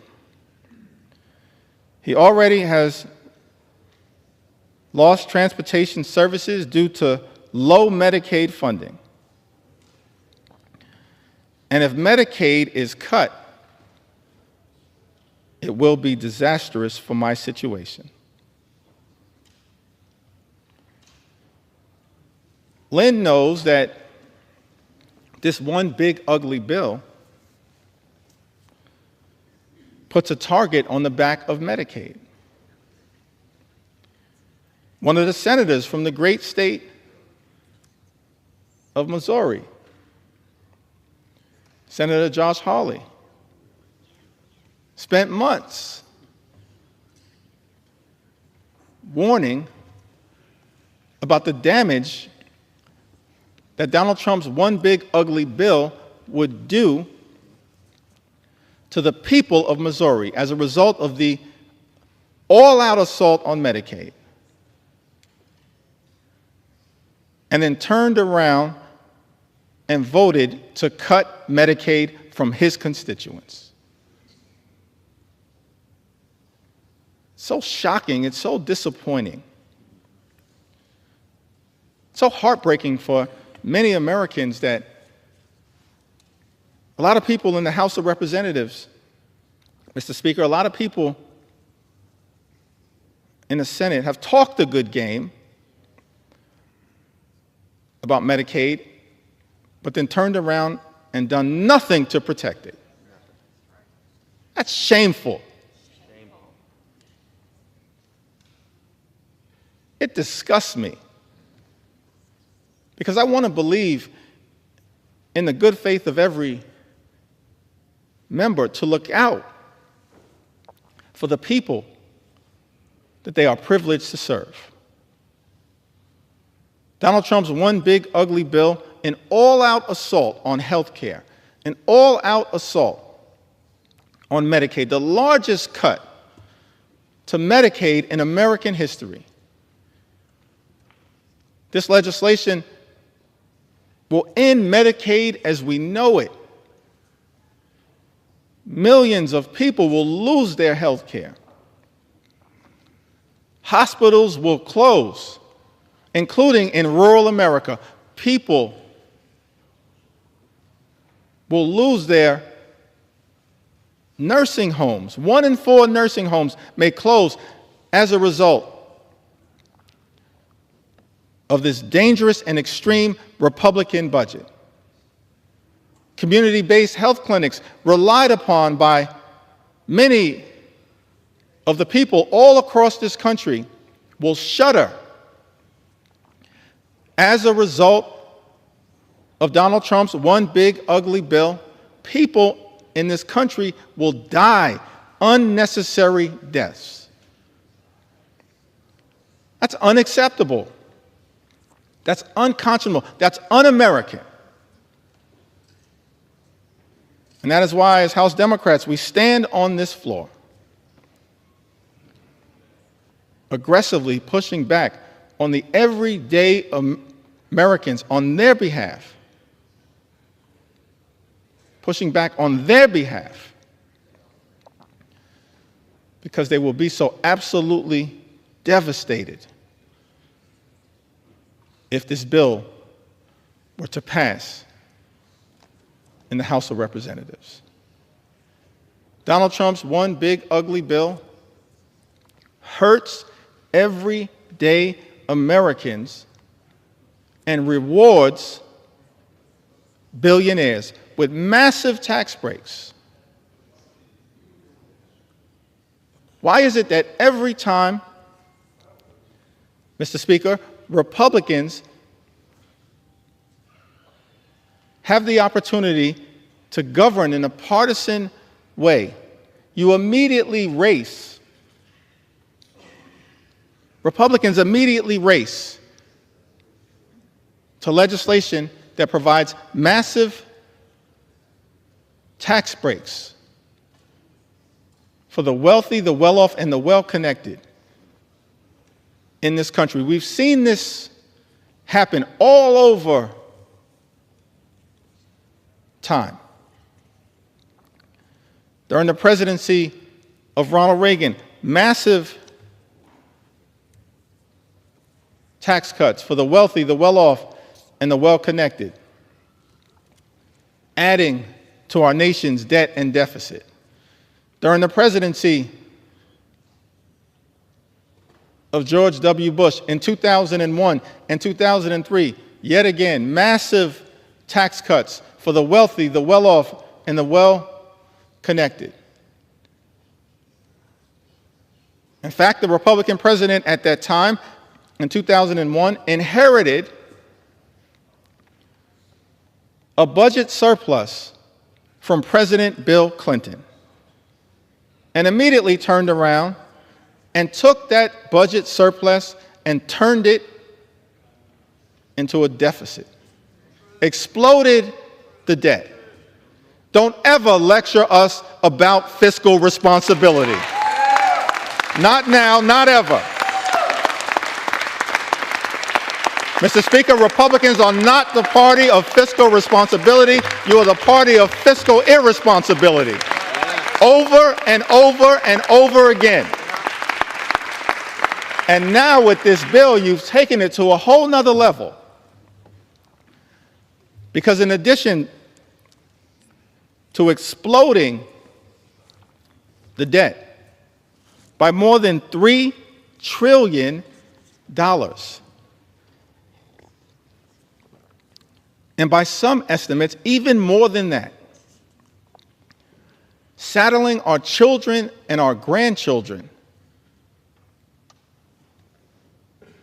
with trillions of dollars in additional debt. Why? It appears to subsidize the lifestyles of the rich and shameless. That's extraordinary to me. But shouldn't be surprising because it's exactly what we saw during the first 4 years of the Trump administration, where the signature legislative accomplishment was the 2017 GOP tax scam, where by some estimates, 83% of the benefits would go to the wealthiest 1% in this country. Saddling at the time our children and grandchildren with more than $2 trillion in additional debt. And yet, Mr. Speaker, many of our Republican colleagues want to lecture America about fiscal responsibility. And then have the nerve to come to the House floor and try to jam a bill down the throats of the American people with a debate that began at 3:28 a.m. in the morning that would saddle them with more than $3 trillion in additional debt to provide massive tax breaks to billionaires in this country, and then pay for some of it by going after working class Americans, everyday Americans, hardworking American taxpayers, middle class Americans, children and veterans and seniors and people with disabilities. Mr. Speaker, Trump's one big ugly bill is obscene in that regard.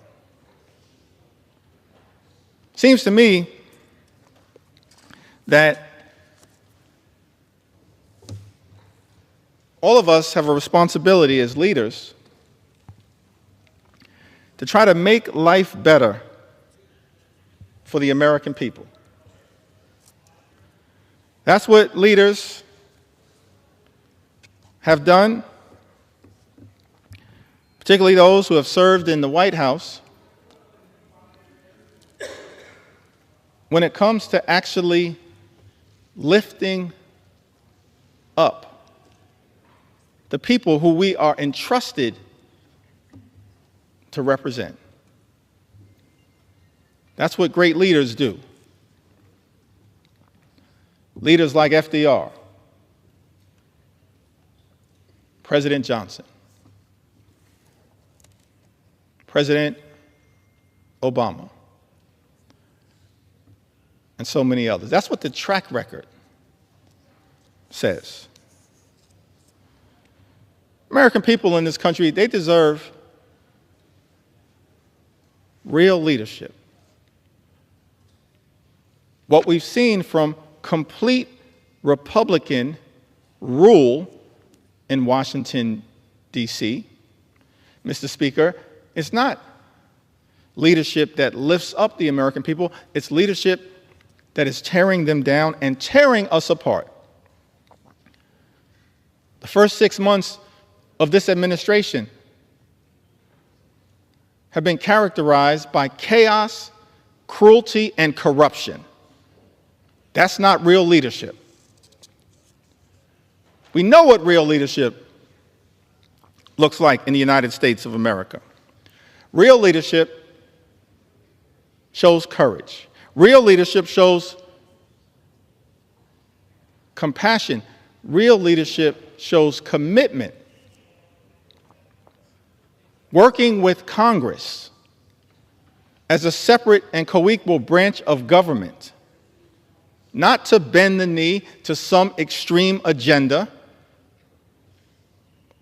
which is what, Mr. Speaker, my House Republican colleagues are doing by supporting this one big ugly bill. Real leadership requires working with Congress as a separate and co-equal branch of government to actually lift people up. President Lincoln, when he addressed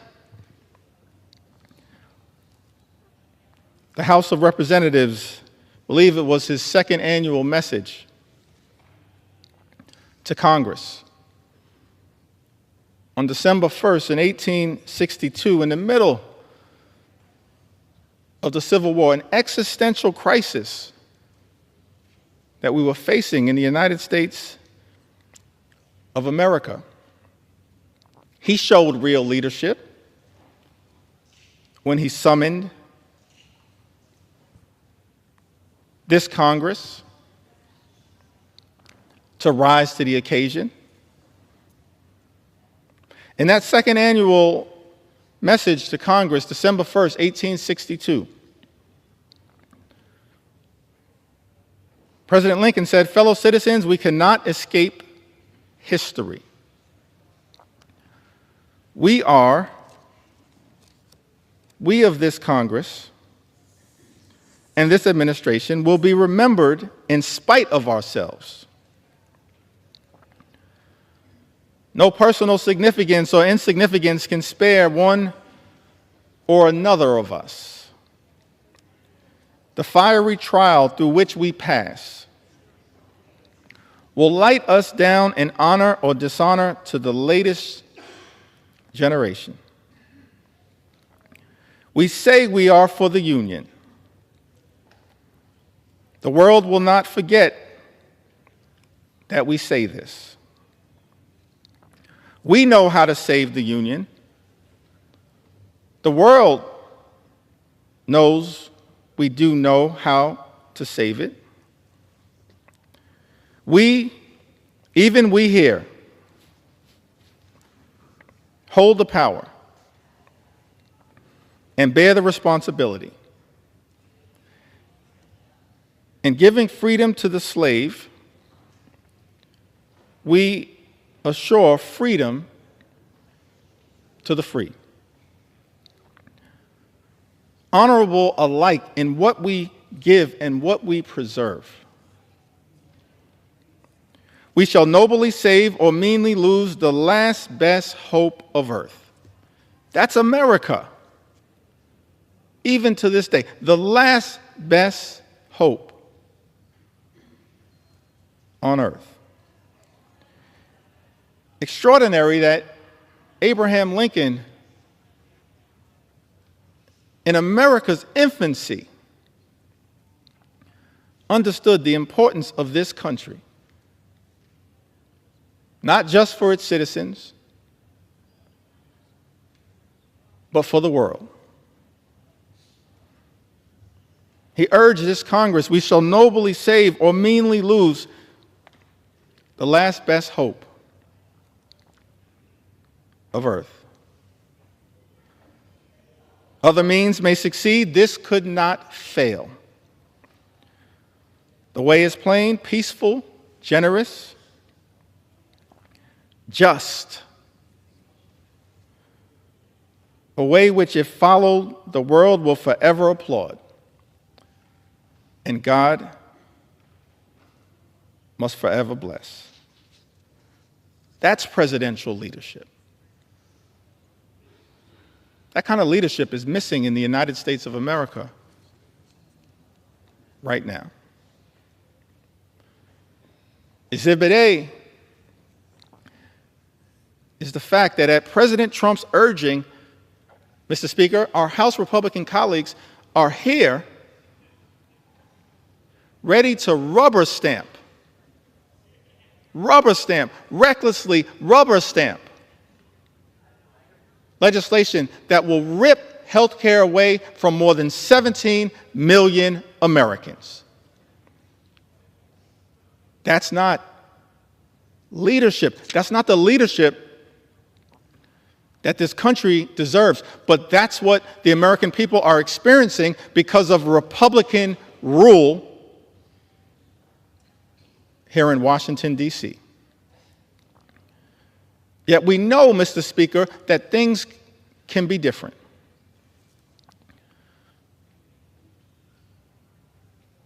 At the very beginning of the preamble of the United States Constitution, those words are written, "We, the people," in order to form a more perfect union. I like that. We, the people, in order to form a more perfect union. That's a recognition of the aspirational objective that all of us should have as part of our sacred charge to make life better for the American people,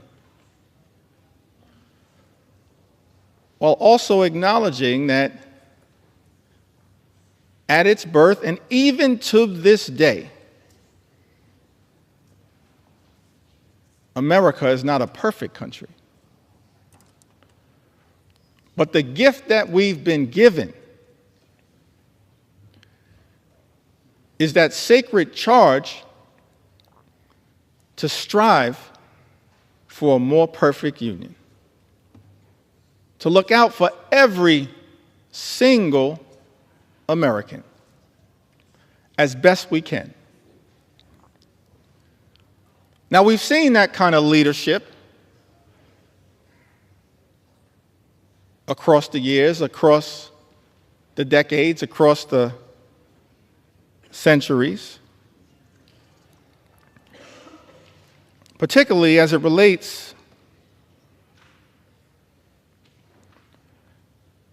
to the social safety net. It's a social safety net that's under extreme assault right now. Donald Trump's one big, ugly bill represents an unprecedented assault on America's social safety net. An unprecedented assault on hardworking American taxpayers. It's the exact opposite of the type of leadership that we've seen in this country that is designed to march us toward a more perfect union. It's one of the reasons why we can't forget American history. We need to learn from and lift up American history. All types of history, and I'll address that issue later, but let me also parenthetically pause and make it clear, Black history is American history. We will never let anyone erase it. We need to learn from it, not erase it. And we will never let that happen.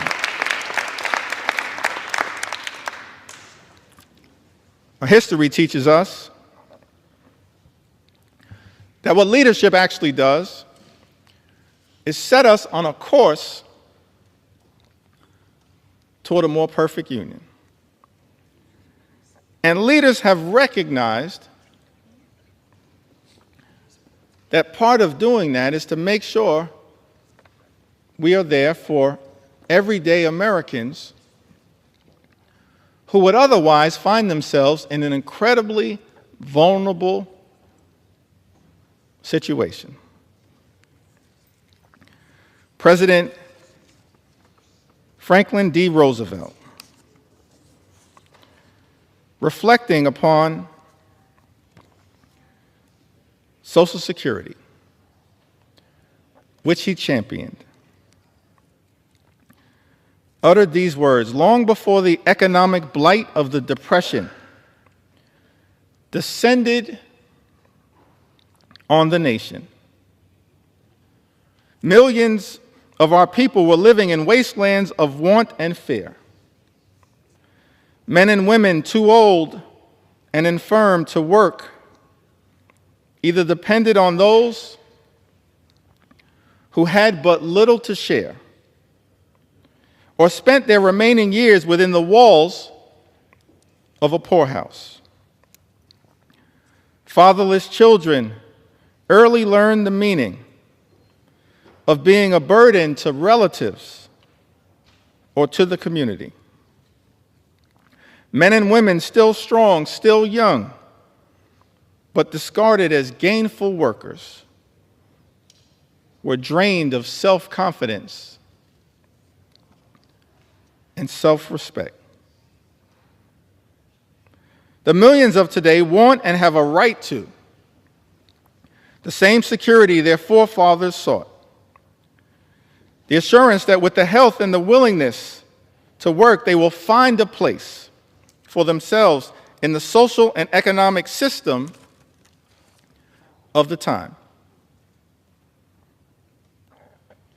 Because it has become increasingly difficult for individuals to build their own security single-handed, government must now step in and help them lay the foundation stones. Just as government in the past has helped lay the foundation of business and industry. We must face the fact that in this country we have a rich man's security and a poor man's security, and that the government owes equal obligations to both. National security is not a half and half manner, it's all or none. President Roosevelt further went on to say that the Social Security Act offers to all our citizens a workable and working method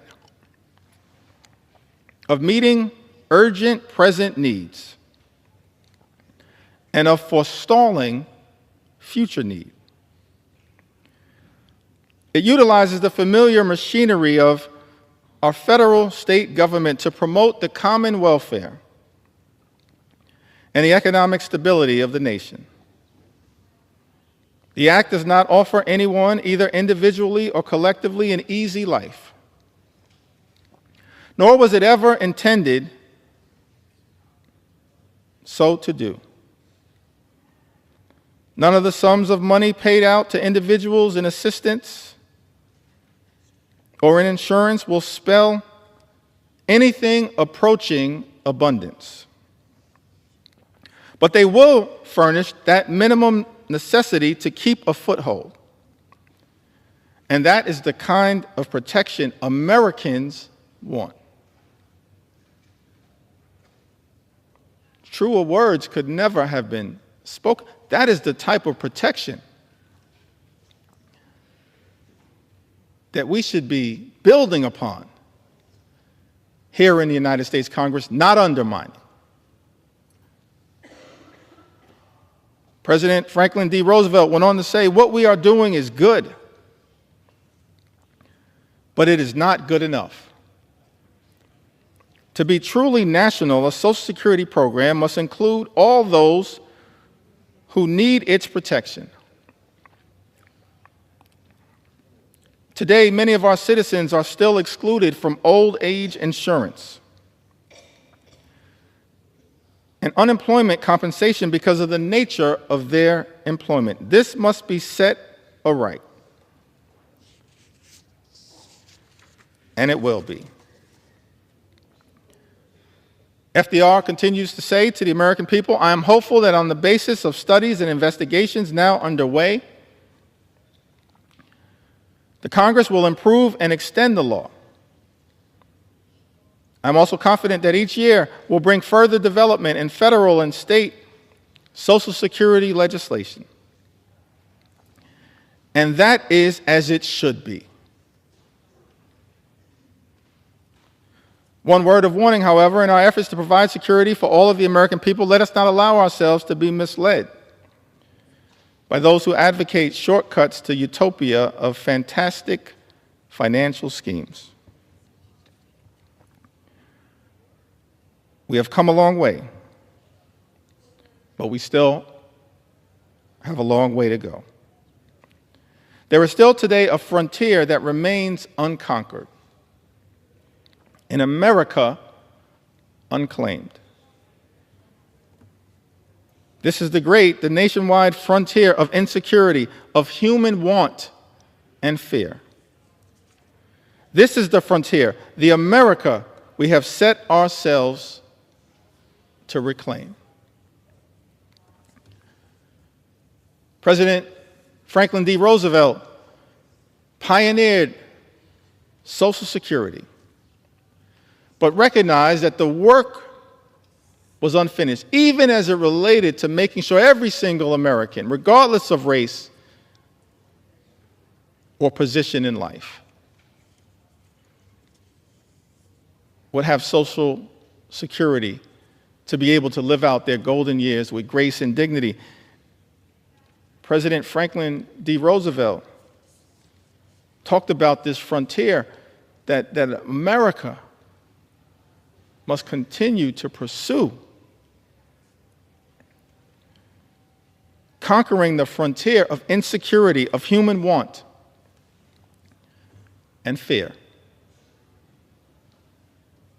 That's leadership. That's what we should be doing here in the United States of America, Mr. Speaker, not enacting devastating cuts to health care that will hurt millions of everyday Americans. All of this is also unfolding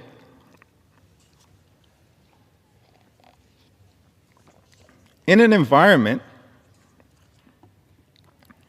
where Social Security is now under attack. That's extraordinary to me. Social Security is a sacred promise, a sacred trust between the American people and its stewards, her stewards in government. That's why I'm so thankful for leadership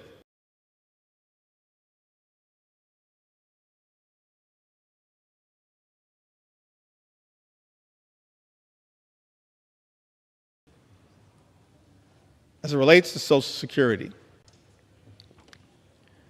from people like Congressman John Larson, who recognizes that our goals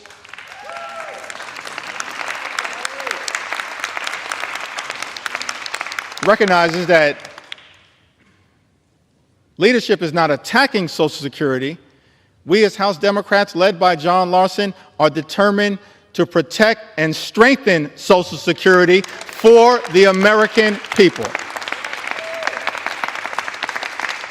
Keeping FDR's promise of conquering that frontier of financial insecurity. That's what we should be doing here in the United States Congress, not attacking the social safety net, Mr. Speaker. Many of my colleagues on the other side of the aisle, they constantly call things like Social Security and Medicare entitlement programs. I think they label Social Security and Medicare entitlement programs, and by the way, as a result of this one big ugly bill, Medicare will be cut potentially by more than $500 billion, the largest cut to Medicare in American history, set in motion by Donald Trump's one big ugly bill, and now co-signed, it appears, by House Republicans. Mr. Speaker, House Republicans who've also co-signed this extraordinary assault on Social Security, closing offices, cutting off access to phone service, making it harder for seniors to access their hard-earned benefits. Social Security is not an entitlement program. Medicare is not an entitlement program. Mr. Speaker, I learned this very early on in life. When I was 15 years old, I secured my first job. I was a messenger traveling from office to office in Midtown Manhattan, delivering mail, delivering packages.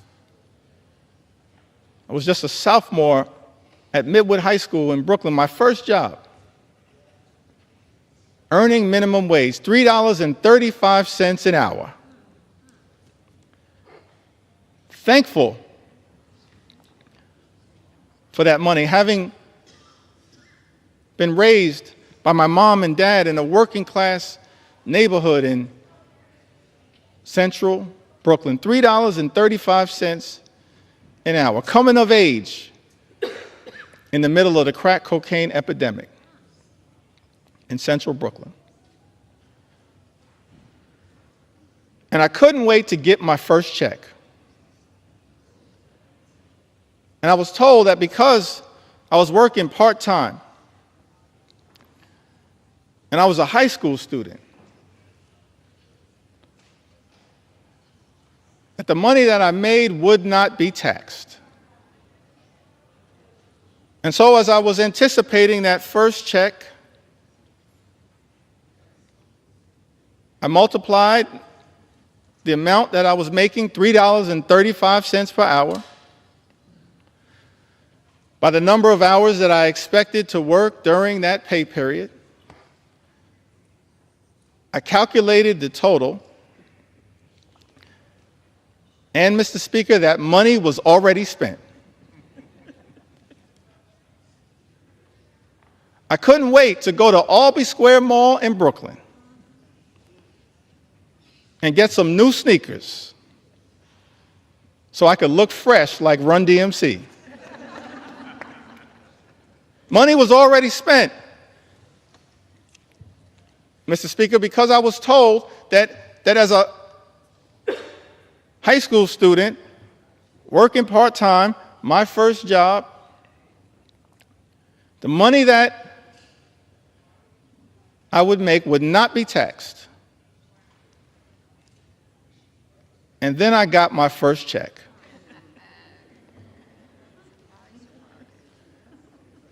And I had two questions, Mr. Speaker.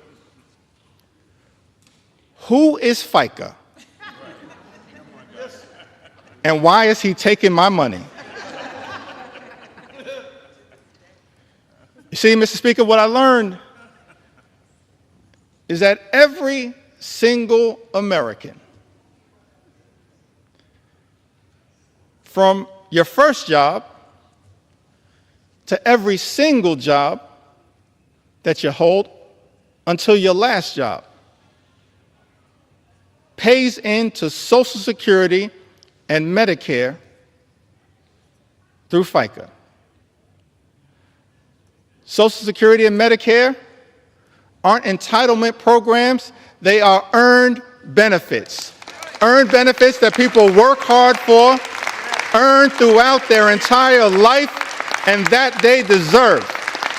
So keep your hands off Social Security and Medicare, the earned benefits of the American people. Hands off these earned benefits. Extraordinary that as a result of this one big ugly bill, Medicare could be cut by more than $500 billion, and these earned benefits of the American people could be jeopardized. Others have noted that because of Donald Trump's one big ugly bill, the insolvency of Social Security and Medicare could be accelerated. This is the exact opposite of that sacred charge that President Franklin D. Roosevelt articulated to the nation as he reflected upon the important first step that was taken with the establishment of Social Security. He's not the only one. This is a great country, an exceptional country. So many examples of what leadership actually looks like. Leadership that we are not seeing right now from the majority in the House of Representatives. Leadership that we did not see on the Republican side of the aisle in the United States Senate in passing this disgusting abomination, and certainly we're not seeing this level of leadership coming out of 1600 Pennsylvania Avenue. But I'm thankful that we have examples of leadership echoing throughout our history that we can reflect upon and be inspired by as we navigate our way through these challenging times. President Truman, from the great state of Missouri, Emanuel Cleaver State, my friend and my mentor, President Truman, shortly after ending World War II, was so thankful for the sacrifice and the bravery and the courage of the greatest generation. A few months after, he unexpectedly became president, replaced the great FDR. November 19th, 1945, he delivered a special message to Congress recommending a comprehensive health program. I want to read just a few of those words because it shows us what leadership actually looks like, what it sounds like, what it feels like to have presidential leadership that we in Congress should aspire to working with, as opposed to bending the knee to an extreme agenda reflected in this one big ugly bill. President Truman said to this Congress, in a statement recommending a comprehensive health program, millions of our citizens do not now have a full measure of opportunity to achieve and enjoy good health. Millions do not now have protection or security against the economic effects of sickness. The time has arrived for action to help them obtain that opportunity and that protection. Truman goes on to say, President Truman goes on to say, our new Economic Bill of Rights should mean health security for all, regardless of residence, station, or race. Everywhere in the United States of America. He says, regardless of residence, station, or race, that's presidential leadership. That brings people together, doesn't seek to divide us,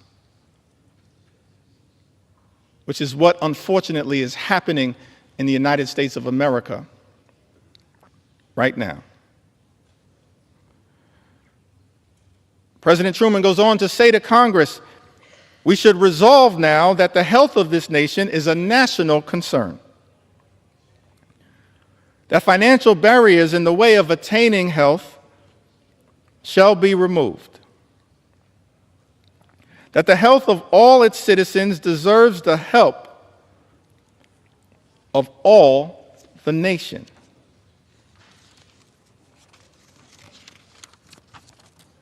Truman goes on to articulate the challenges that exist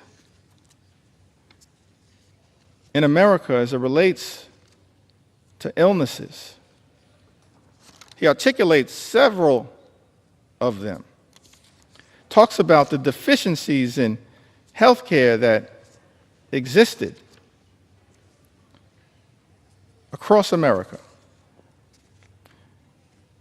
And the fact that in the aftermath of World War II, it was clear that so many people without coverage were medically infirm. And he made clear that's unacceptable in the United States of America. He articulated a forward-looking vision for universal health care, aspirational vision, a vision designed to lift the American people up, not rip health care away from them, which is what this one big, ugly bill will do, ripping health care away for more than 17 million Americans. That's shameful. It disgusts me that we're on the floor of the House of Representatives right now having to push back so aggressively against an all-out assault on the health care of the American people when we should be trying to lift them up in a manner consistent, Mr. Speaker, with what President Truman once charged this Congress with doing. And of course, he wasn't the only one.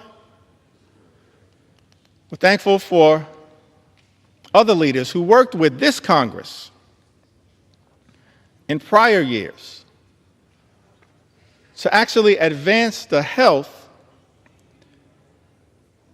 safety, and well-being of the American people. President Lyndon Baines Johnson, in connection with the Great Society, inspired in part by his own experiences growing up in the hill country of Texas, seeing rural poverty and the devastating impacts of it. Something that he was inspired to address, as opposed to this one big, ugly Republican bill that will result in rural hospitals closing in the United States of America.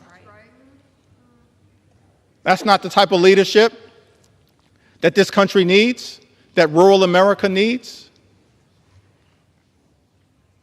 Thankful that we have examples of the type of leadership that hopefully, Mr. Speaker, we can aspire to achieving in this country. President Lyndon Baines Johnson, in connection with the signing of Medicare and Medicaid, spoke to the American people. He said, because the need for this action is plain, and it is so clear indeed that we marvel not simply at the passage of this bill, but what we marvel at is that it took so many years to pass it. And I am so glad that Amy Forand is here to see it finally passed and signed, one of the first authors. There are more than 18 million Americans over the age of 65. Most of them have low incomes. Most of them are threatened by illness and medical expenses that they cannot afford. And through this new law, Mr. President, every citizen will be able, in his productive years, when he is earning, to insure himself against the ravages of illness in his old age. President Johnson was referring to President Harry Truman, who was there at the signing ceremony, having recognized President Truman's vision. He says, and through this new law, Mr. President, every citizen will be able, in his productive years, when he is earning, to insure himself against the ravages of illness in his old age. That was the beauty of Medicare. You pay into it, it's an earned benefit. And you can reap the benefits in your golden years. President Johnson went on to say this insurance will help pay for care in hospitals, in skilled nursing homes, or in the home. It's ironic. That's what presidential leadership looks like. LBJ says this insurance will help pay for care in hospitals, in skilled nursing homes, or in the home. And yet, Mr. Speaker, we're here 60 years later, and Republicans are trying to jam a budget down the throats of the American people that will close hospitals, close nursing homes, and detonate the ability of millions of people to access home care. That's shameful. It's not the type of leadership that this country needs right now, but that's what we're getting. Chaos, cruelty, and corruption. President Johnson went on to talk about Medicaid, which is the subject of an all-out assault now by this reckless Republican budget, the GOP tax scam, this one big ugly bill. So I want to make sure that the record reflects what enlightened leadership had to say about Medicaid. The benefits under the law are as varied and broad as the marvelous modern medicine itself. If it has a few defects, such as the method of payment of certain specialists, then I'm confident those can be quickly remedied, and I hope they will be. No longer will older Americans be denied the healing miracle of modern medicine. No longer will illness crush and destroy the savings that they have so carefully put away over a lifetime so that they may enjoy dignity in their later years. No longer will young families see their own incomes and their own hopes eaten away. No longer will this nation refuse the hand of justice to those who have given a lifetime of service and wisdom and labor to the progress of this progressive country. Medicare and Medicaid benefit older Americans right now.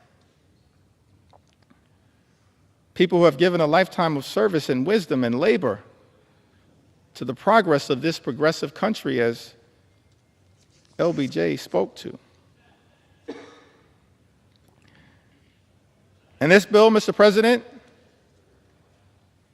again, a nod to President Harry Truman, is even broader than that. It will increase Social Security benefits for all of our older Americans. It will improve a wide range of health and medical services for Americans of all ages.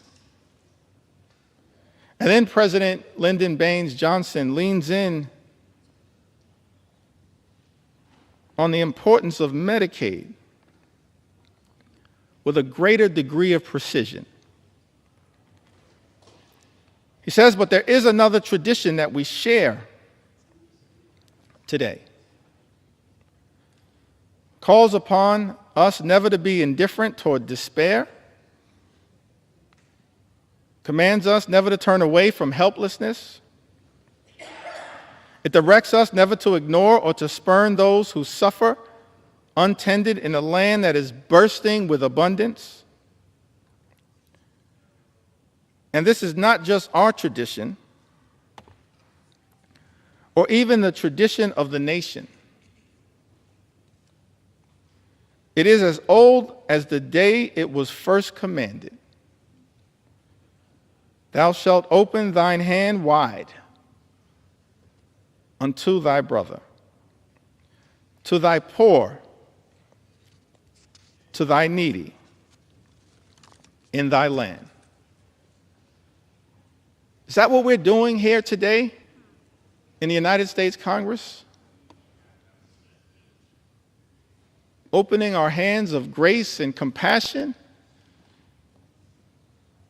and responsibility to our fellow Americans, our fellow citizens? No, that's not what Donald Trump's one big ugly bill is all about. It's an assault on everyday Americans to reward billionaires with massive tax breaks. That's extraordinary. President Clinton,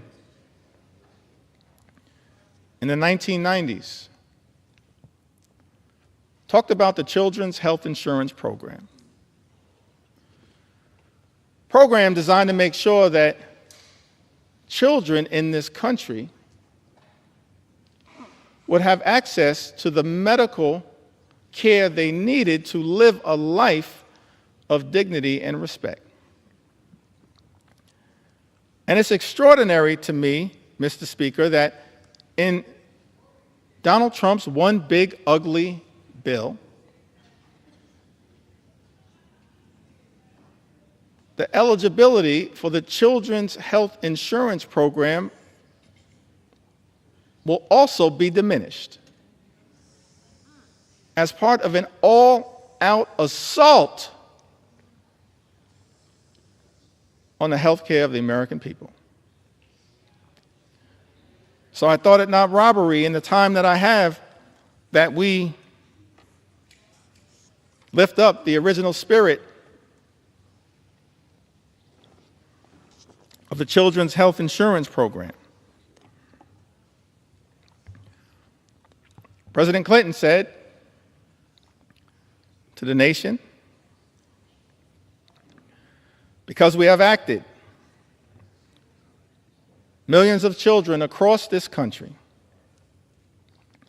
will be able to get medicine and have their sight and hearing tested and see dentists and doctors for the first time. Millions of young Americans will be able to go on to college.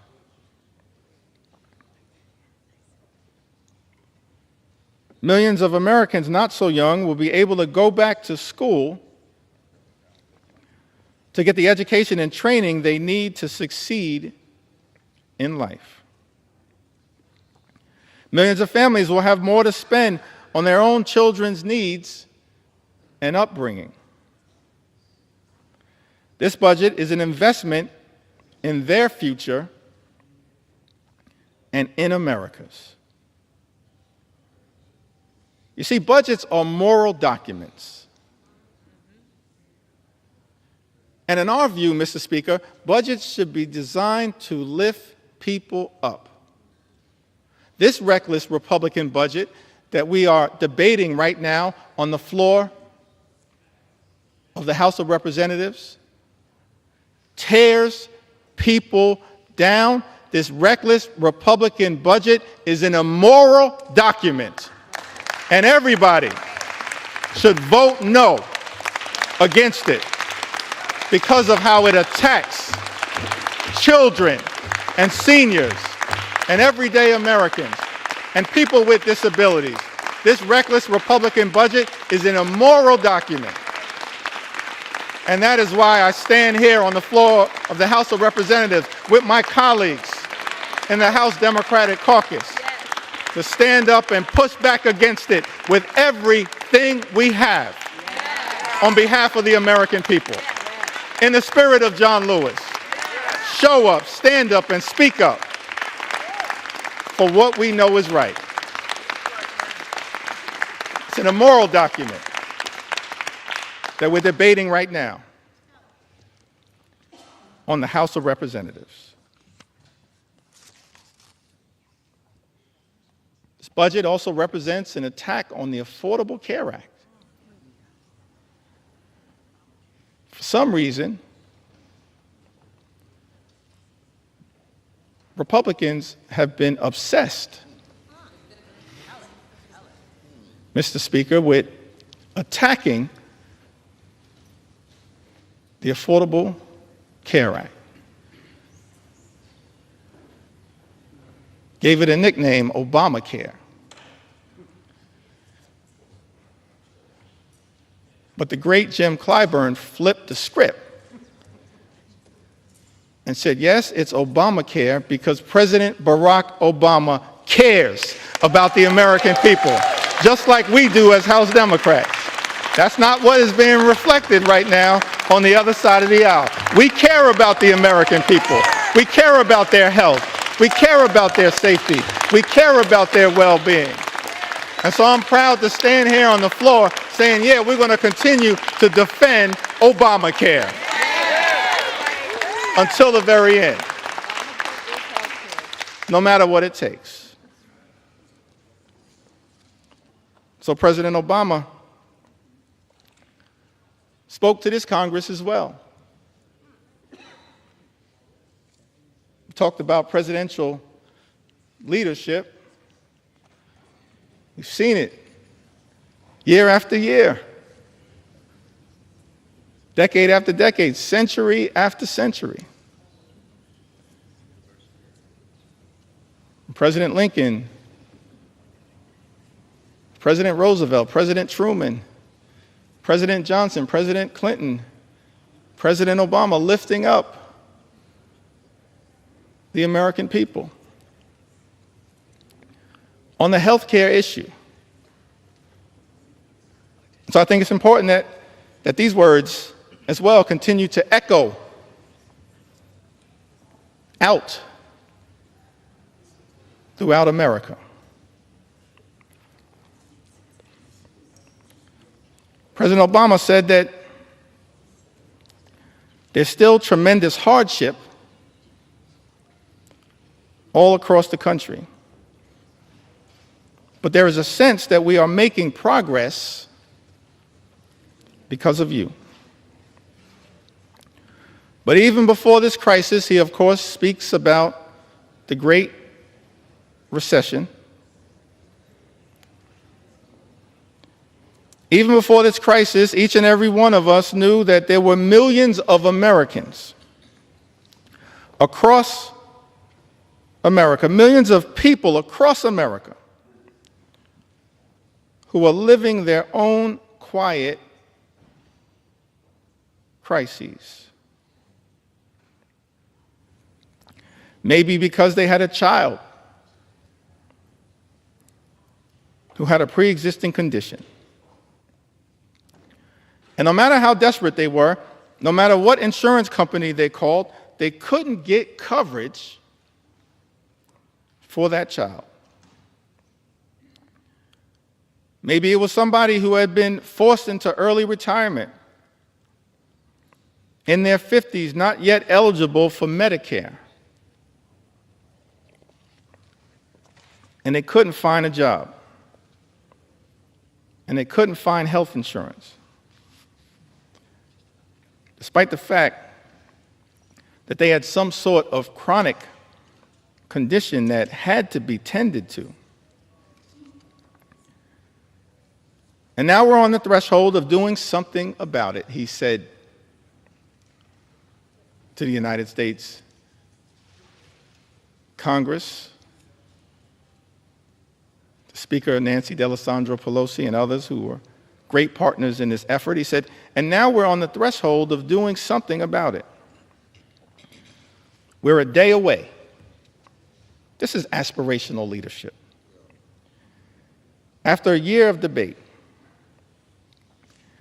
after every argument has been made by just about everybody, we're 24 hours away.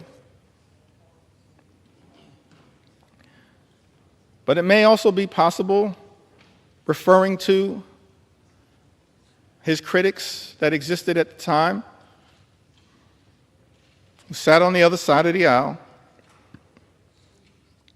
He said, but it may also be possible that they realize after health reform passes and I sign that legislation into law,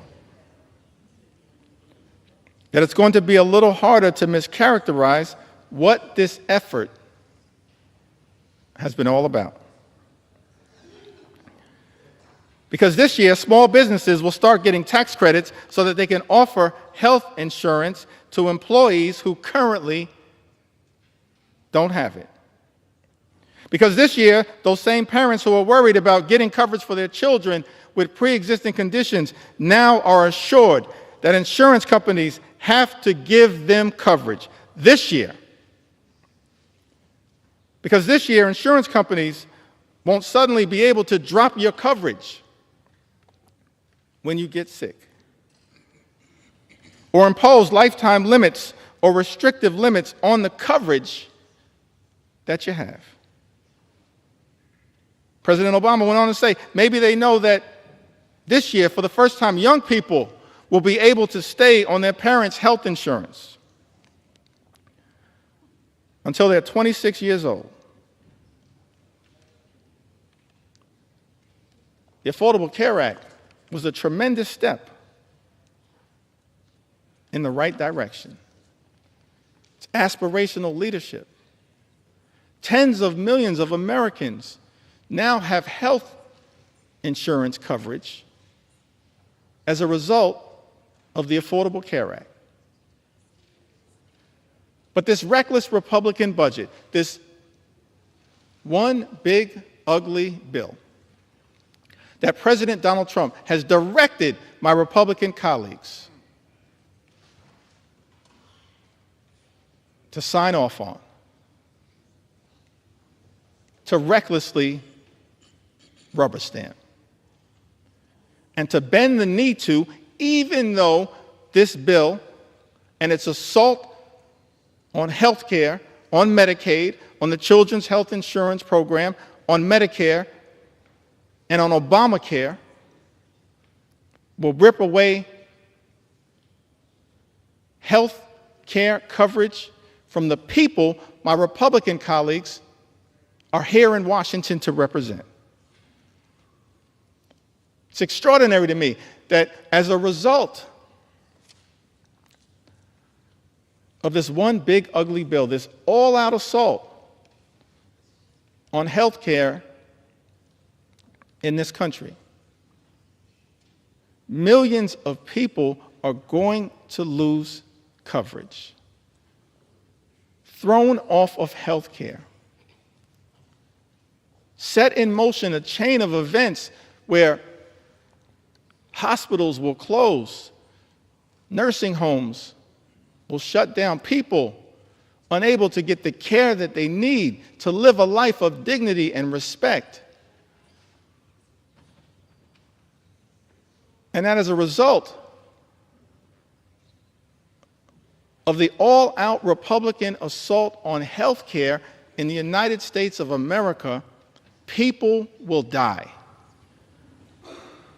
Tens of thousands, perhaps year after year after year,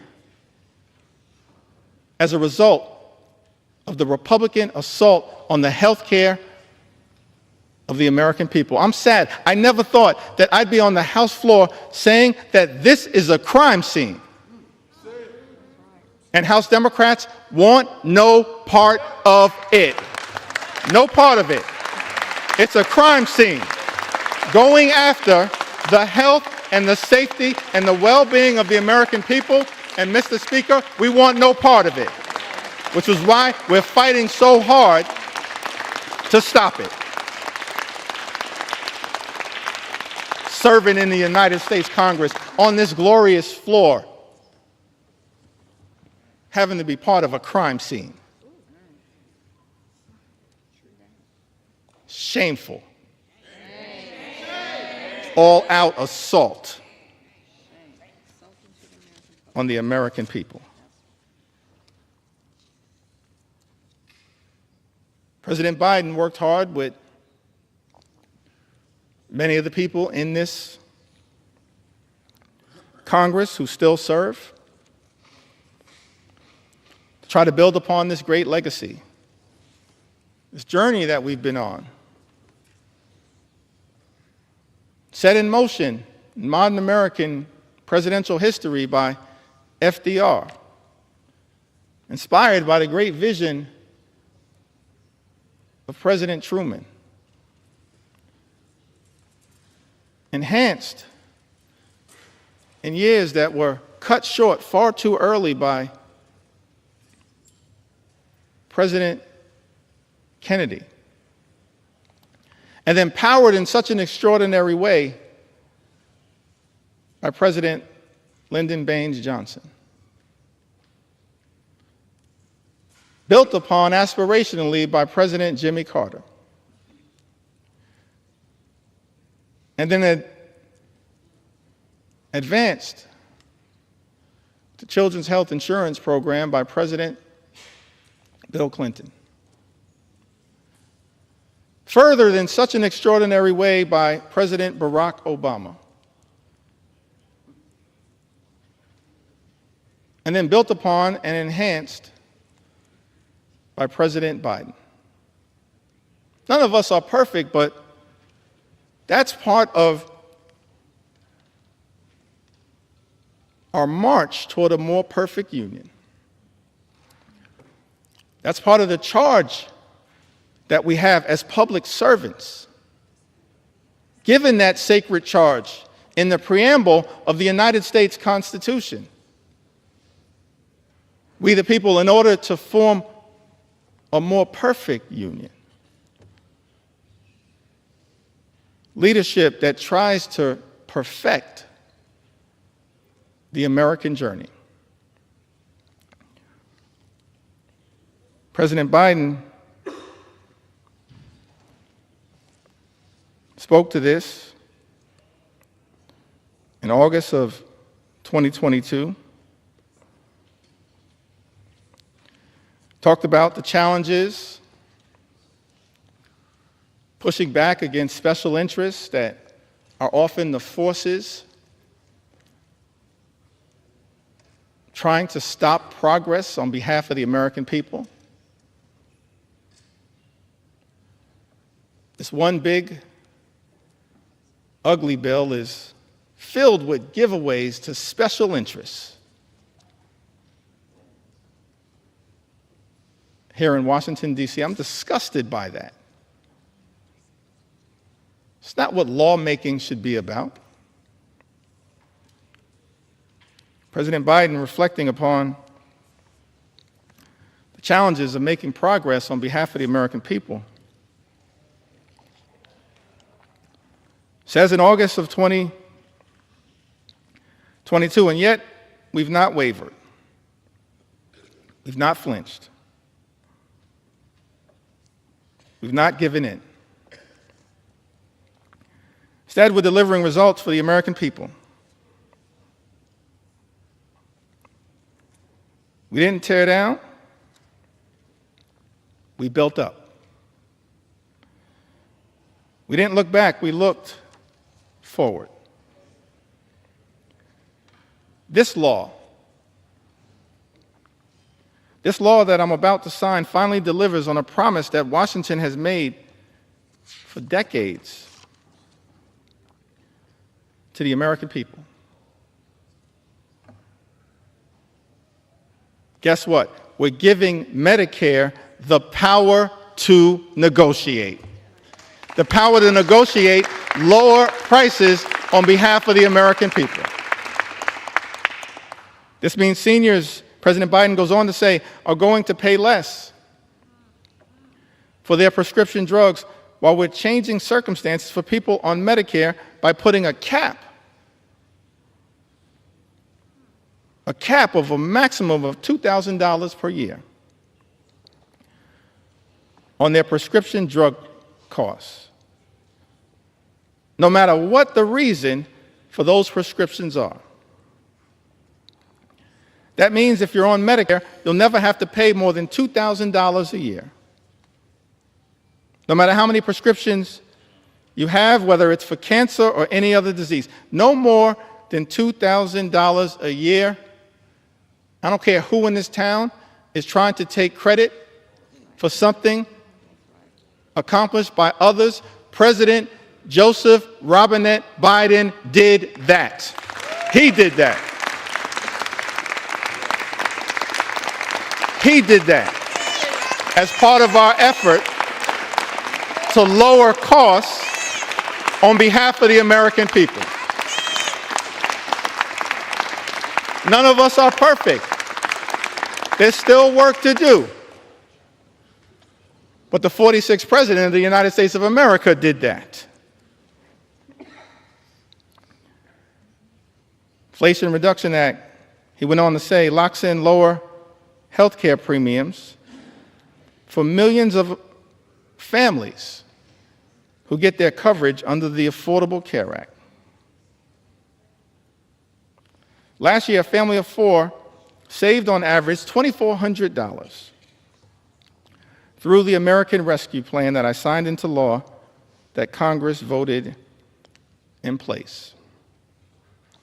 President Biden's talking about the continuation of our march toward a more perfect union, the work that we in this Congress, many of us who had the privilege to serve over the last few years, did to try to expand and strengthen the Affordable Care Act, Obamacare, by enhancing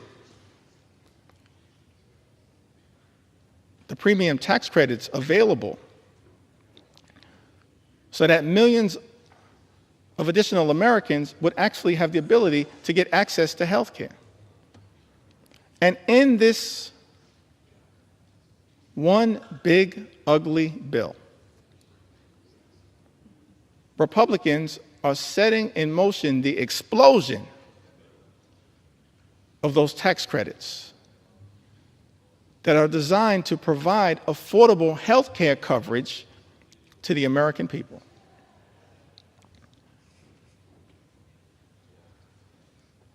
Leadership requires courage, conviction, compassion. And yet what we've seen from this administration and its co-conspirators on the Republican side of the aisle, Mr. Speaker, is cruelty,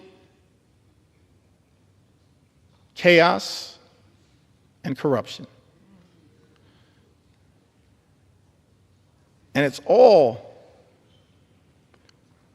been morphed into a toxic mix now contained in Donald Trump's one big ugly bill.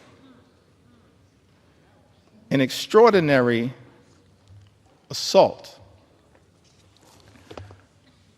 on the health care of the American people. I mentioned earlier, Mr. Speaker, that taken to the House floor to share stories from the American people. Stories that are too numerous to articulate in the time available to us in connection with debating this bill. But I'm going to do my best to make sure that we have a representative sample of why so many Americans all across this country went to bed in fear and are now waking up in horror because Republicans are trying to jam this one big ugly bill down the throats of the American people. An assault on health care, an assault on nutritional assistance, an assault on children, an assault on veterans, an assault on farmers, an assault on everyday Americans. Crystal, who's also from the great state of Alaska, said that after my husband passed away suddenly, I was unprepared to pay all the bills as a part-time stay-at-home mom, and working part-time while my young girls were in school. I applied for SNAP benefits.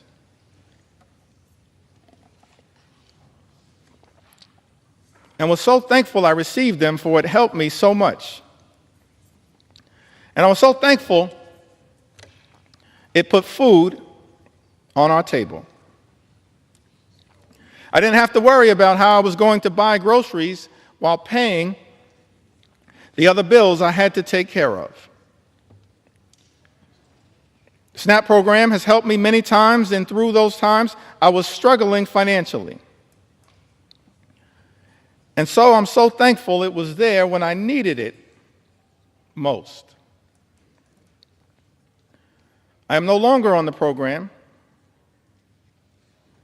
but it was one of the biggest blessings in my life. During those hard years after my loss, thank you to the government for helping me. We all need help at times in life. And I think this program should remain available to those who really need it, who are struggling. Thank you, Crystal, for sharing your story with us. Mr. Speaker, Talise wrote to us, lives in Alabama's 5th Congressional District, a district currently represented by Dale Strong. So thankful for the representation of my good friends Terry Sewell and Shamari Figures in the great state of Alabama. Talise writes to us, I'm a single mom doing everything with my one income. My ex-husband refuses to pay child support or split the cost of anything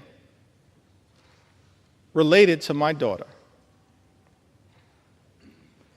If it wasn't for SNAP, we'd probably have very little in terms of food because I am always running on E. I'm so beyond grateful for the assistance. Curtis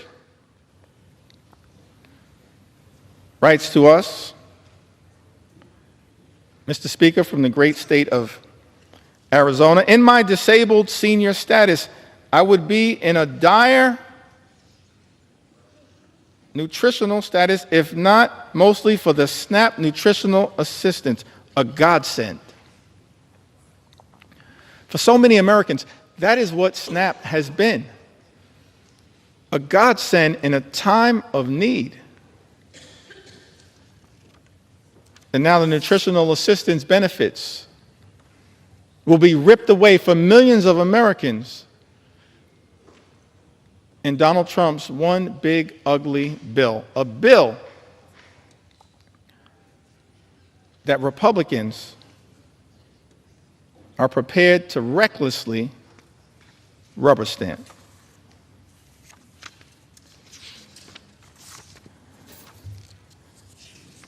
You also heard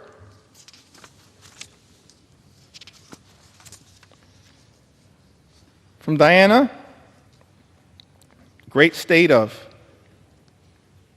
California.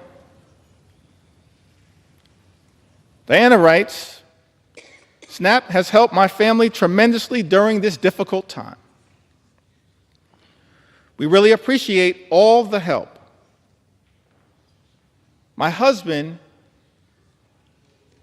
was diagnosed with cancer, and we have a little one at home. It's been difficult taking care of everything. Please keep this benefit to help people get on their feet. Diana lives in the Inland Empire, California's 33rd Congressional District, represented by the chairman of the House Democratic Caucus, Pete Aguilar. Diana, Pete Aguilar is fighting hard for you. Just like every single House Democrat are fighting hard for the American people to protect you as best we can from this cruel assault on nutritional assistance. We're going to continue to fight hard for you.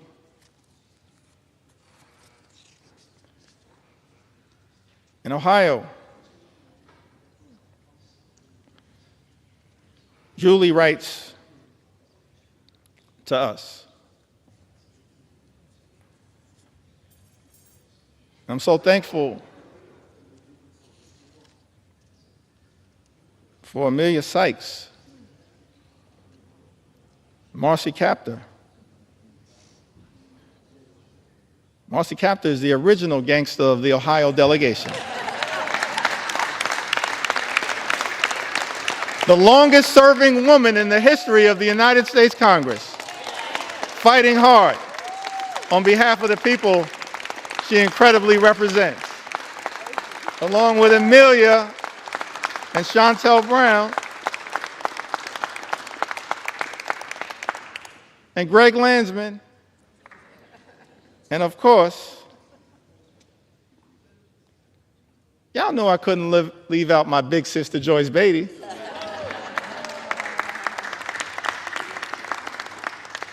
I wanted to mention Joyce because this is part of the resilience of what we've seen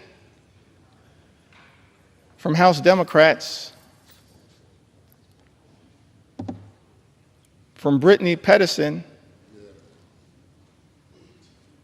distinguished gentlelady from the great state of Colorado, who gave birth to a beautiful baby boy, Sam, at the beginning of this year.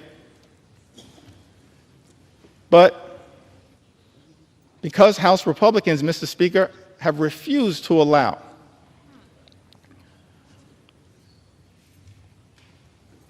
proxy voting, virtual voting, for expectant mothers and new mothers throughout this year, shortly after giving birth, Congresswoman Brittany Pedersen, each and every week, often with her baby boy, Sam, has come to the United States Congress to stand with House Democrats in defense of the American people.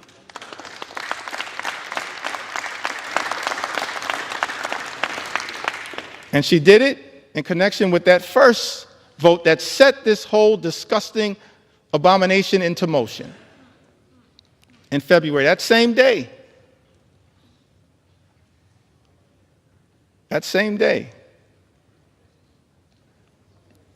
Kevin Mullins showed up to vote on behalf of the American people. Just like all of us continue to do, Kevin Mullins showed up to vote despite the fact that he had been experiencing multiple surgeries, was dealing with some complications. But he understood, just like all House Democrats understand, the need to stand up in this moment and fight hard for the American people, the need to be here throughout this entire toxic journey that Republicans have set us on. Connection with this one big ugly bill. Kevin Mullins, coming off of multiple surgeries,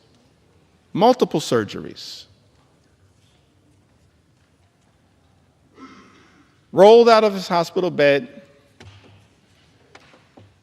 got on a plane from Northern California, took his wife with him so that she could change his IV on the plane across the country to be here and stand with his sisters and brothers in the House Democratic Caucus family to push back against this one big ugly bill. I was so thankful, so appreciative to see the great Joyce Beatty, who's been battling some issues, working her way through them, putting off surgeries for as long as she could. And yet, perhaps against some of the advice that she may have received, understood, as she said in her own words, the importance of being here on behalf of the American people, to stand up and push back against Trump's one big ugly bill, because it will have devastating consequences for everyday Americans. Thank you, Joyce Beatty, for your courage, your strength, and your resilience on behalf of the people that you represent in the great state of Ohio and people all across the country.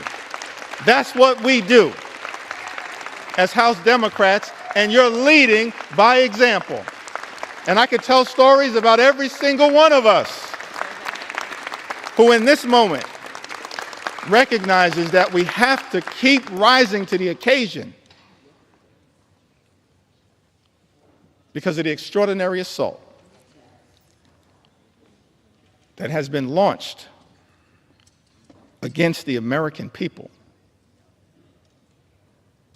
by Donald Trump and complete Republican control here in Washington. Let's understand who is doing you in. People on the other side of the aisle. It's not too late. All we need are 4 Republicans to join us, to show John McCain levels of courage. Not on the battlefield, as he did in such an extraordinary way. And yes, Mr. President, John McCain was an American hero and patriot. An American hero and patriot. I may have disagreed with him on a whole host of issues, We cannot disagree with the fact that he was an American patriot and a war hero who served this country overseas.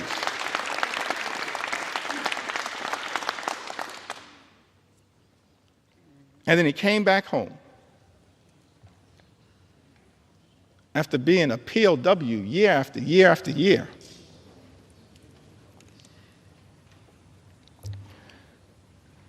And got elected to the United States House of Representatives. Did I get that right, y'all? To the United States House of Representatives. Just making sure y'all are paying attention. All good things start in the United States House of Representatives, as far as we're concerned. And then he went over to the Senate. And then in one of his final acts of courage, he pushed back against the effort to rip away health care from millions of Americans. All we need is 4 Republicans to show John McCain levels of courage when it comes to protecting the health, the safety, and the well-being of the American people, protecting the nutritional assistance of the American people. I think earlier today, I may have neglected to mention the leadership of Jim McGovern, who's done an extraordinary job leading the charge on the Rules Committee as we've pushed back against this all-out assault on the American people. Hour after hour after hour after hour, Jim McGovern, the members of the Rules Committee, and so many members of the House Democratic Caucus pushing amendment after amendment, debating hard against this one big ugly bill on behalf of the American people.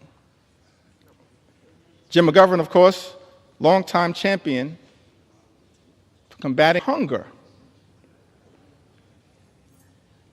in the United States of America. So thankful for Jim's resilience and his strength, even in the face of great tragedy.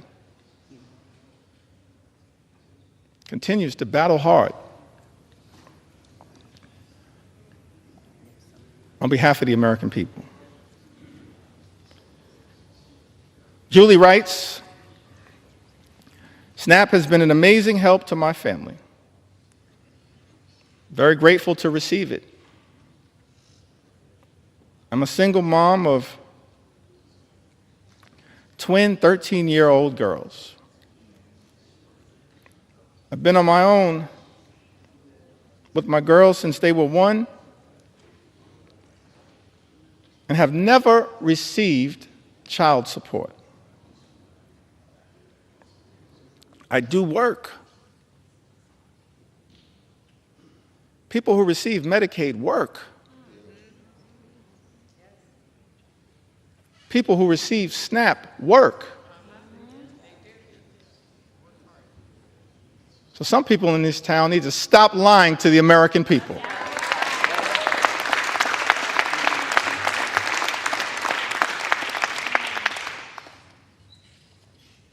Mr. Speaker, I said some people in this town need to stop lying to the American people. Julie said, I do work, but don't make enough money to cover all my expenses. It's a big misunderstanding that people on SNAP don't have jobs.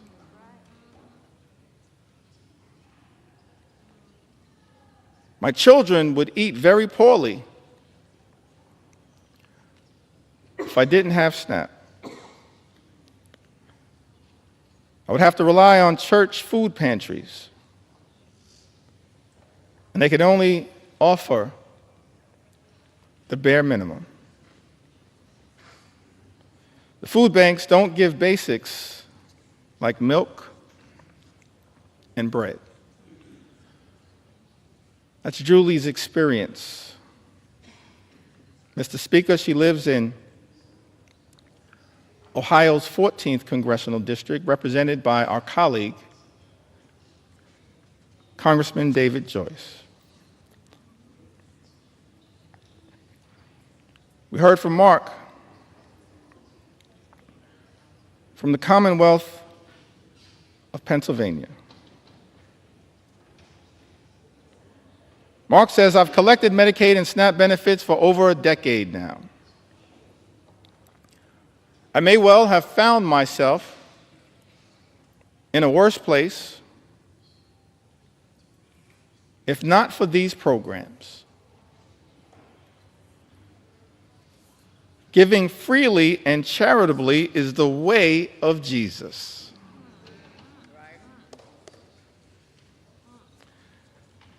Reverend Cleaver, some people in this chamber need to hear those words again. Giving freely and charitably is the way of Jesus. That's someone who's talking like a Matthew 25 and 35 Christian.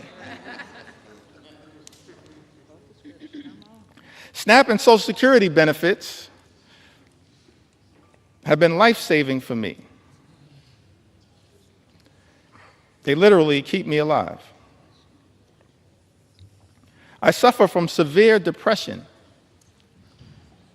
anxiety, OCD, and have Asperger's. This is why I'm on Social Security and SNAP.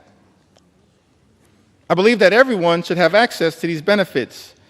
And in an ideal world, our communities would be centered around love, harmony, and the protection of each other. That's real love, not fake love like promising to love and cherish Medicaid and then turning around and presiding over the largest cut to Medicaid in American history, which is what Donald Trump's one big ugly bill represents. Mark says, I believe that everyone should have access to these benefits. And in an ideal world, our communities would be centered around love, harmony, and the protection of each other. That's the kind of leadership that this country needs and deserves right now, but that's the kind of leadership it's not getting from 1600 Pennsylvania Avenue.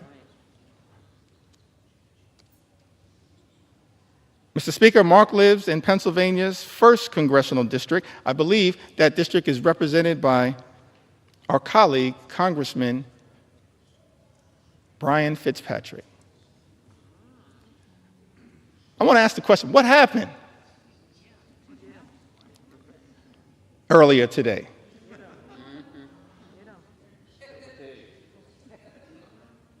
How was it that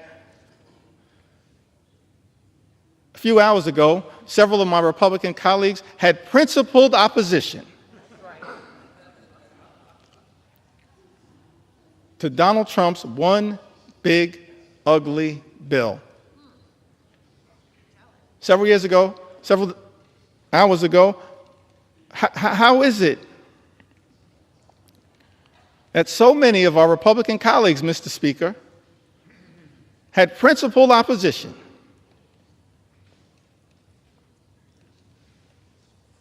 to Donald Trump's one big ugly bill? Either because of the devastating assault on Medicaid, health care, supplemental nutritional assistance, assault on veterans, assault on clean energy jobs, assault on fiscal irresponsibility of a bill that will explode the deficit increase the debt by trillions of dollars, send us on a death spiral potentially as it relates to our economy. How is it, Mr. Speaker, that so many of our colleagues on the other side of the aisle had principled opposition just a few hours ago and now seem prepared to fold on the floor of the House of Representatives? Don't you have some responsibility, Mr. Speaker, to say to the American people what happened? What deals were cut? What occurred in the back room? It will all come out one way or the other, Mr. Speaker. Incredible to me that this Congress is on the verge of ripping food out of the mouths of children, veterans, and seniors as a result of this one big ugly bill in order to reward billionaires with massive tax breaks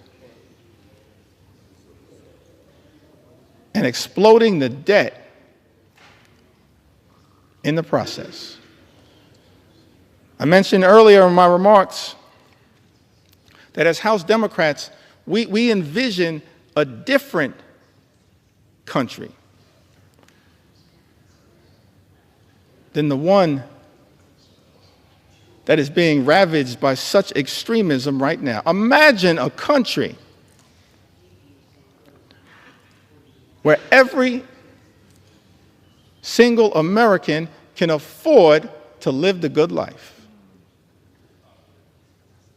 Good paying job, good housing, good health care, good education for your children, and a good retirement. Work hard, play by the rules, live the good life.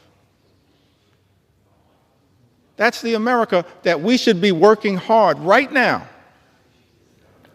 to bring about for every single American. But we know there are far too many Americans in this country struggling to live paycheck to paycheck.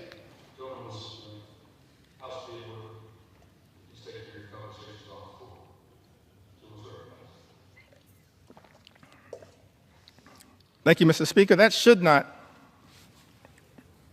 be the case in this great country. The wealthiest country in the history of the world, a country that has become far too expensive for far too many people. Donald Trump promised to lower the high cost of living on day one. He made that promise to the American people. Made that promise, hadn't happened on day one, hasn't happened on month 1, month 2, month 3, month 4, month 5, month 6. It's not happening. Mr. Speaker, costs aren't going down. Costs are going up in the United States of America. Life is becoming more expensive. And it seems to me that in this great country, this Congress should be working hard to build an affordable economy for hardworking American taxpayers. That's our plan. That's our vision. That's our goal as House Democrats, an affordable economy for hardworking American taxpayers. But Donald Trump's one big ugly bill will make life more expensive for the American people. Lynette wrote to us. She's also a resident of the Commonwealth of Pennsylvania. She said, I'm a single mom of 3 girls. Although my 2 older girls are out of the home, they and I struggle. I work full time, but it's not enough to get by. Without the help of SNAP And Section 8. I would not be able to afford anything. I sacrifice every day so my daughters can have food and a place to come home and call home. I get $124 a month in food stamps. $124 a month in food stamps, which isn't enough as food prices keep going up. With the little help I do get from the government, I am grateful and blessed. Last year, I passed out after a church service and was rushed to the hospital.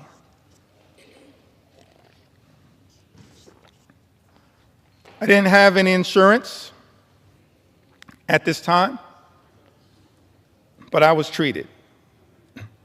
However, I could not pay back the services that I received, and I still need treatments. I have been choosing to pay for rent and food, but I have these bills and other appointments that I need to go to but don't have the extra money, and I don't qualify for Medicare, don't make enough to get insurance on the marketplace for insurance. Lynette, without the help of SNAP,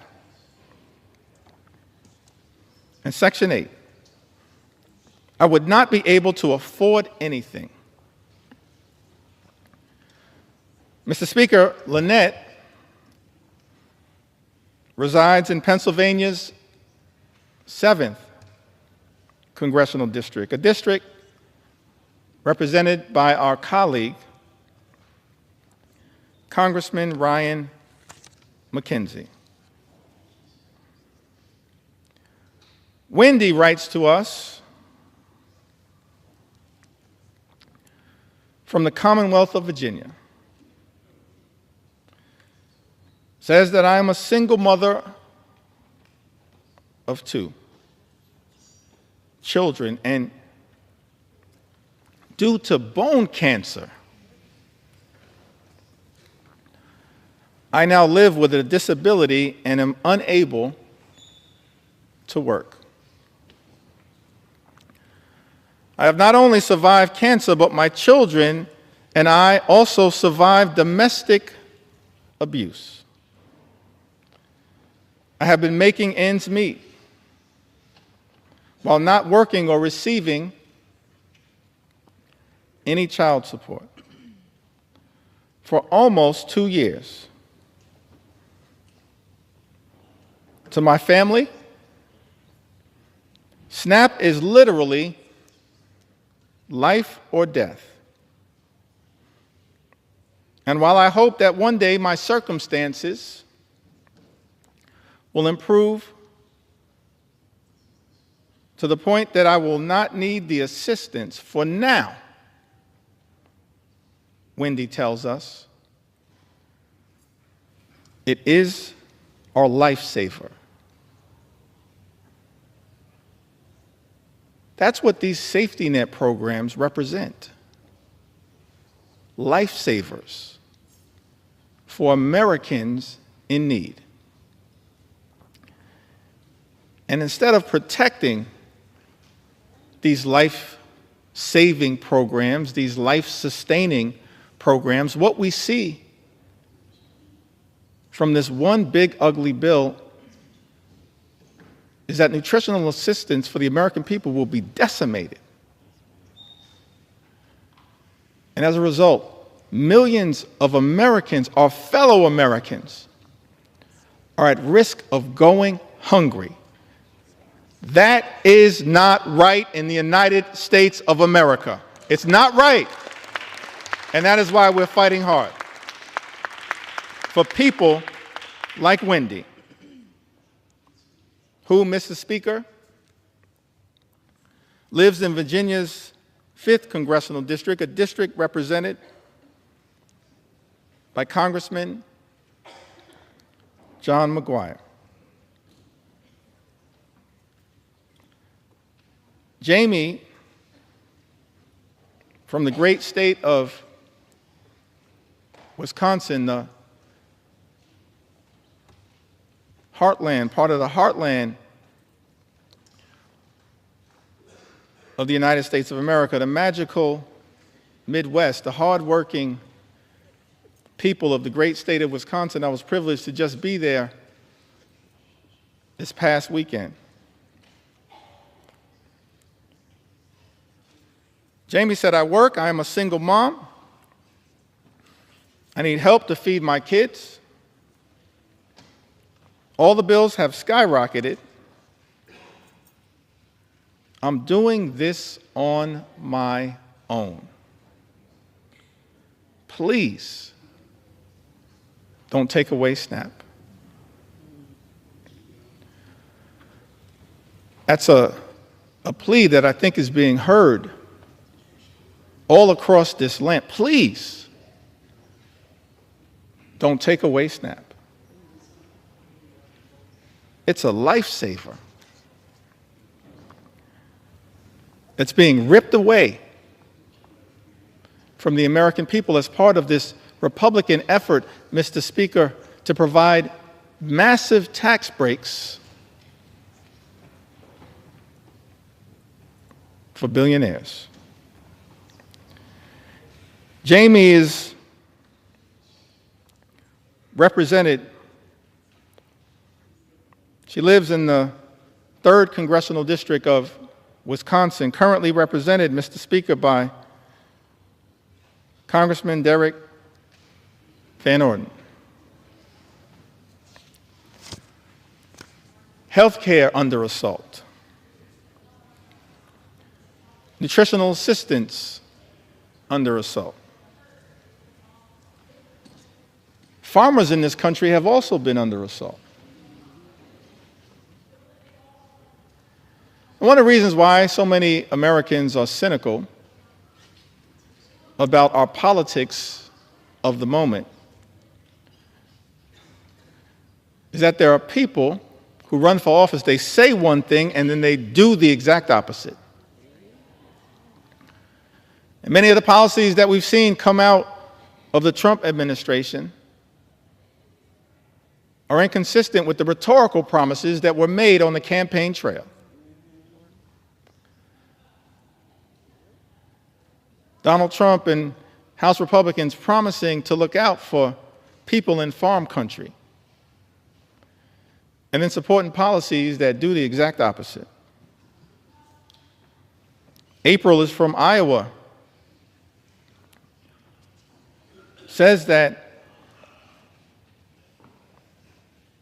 4th-generation farmer on land her family has worked for almost 125 years in north-central Iowa. And then says, if there's all this uncertainty out there, how can we plan? We need a path forward. It's like changing a tire while we're still driving down the road. That's what our farmers are being asked to do, change a tire while they're still driving down the road because of the uncertainty that has been unleashed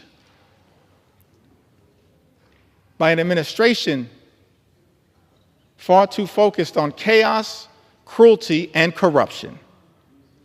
Those are my words. April goes on to say, we're kind of holding our breath for this fall. That's when it will hurt the most farmers. We need trade with Mexico and Canada too. That's why I think the reciprocal tariffs are going to hurt us more. We get fertilizer from Canada. We get parts and products made in Mexico. As House Democrats, we're focused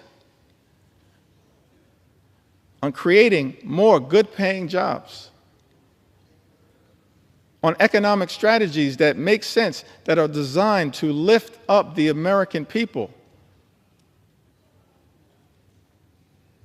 But I can't find anything in this 900-plus page bill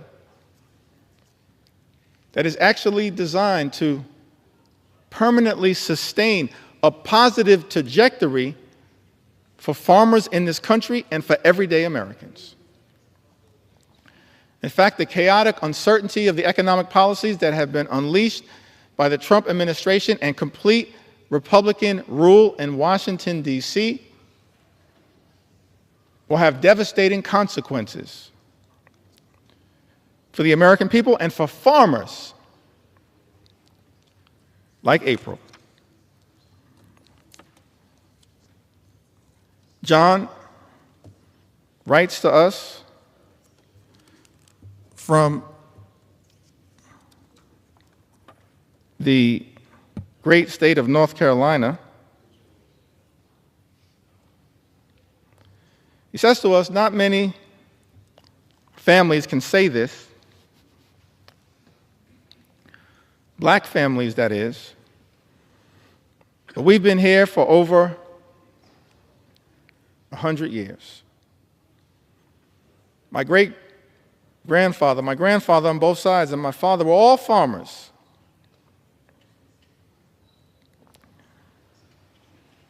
Honestly, I cannot understand it. I have not heard anybody from that administration that could tell me anything that makes any sense of what he's causing. John further writes, you cannot take a chainsaw and do surgery.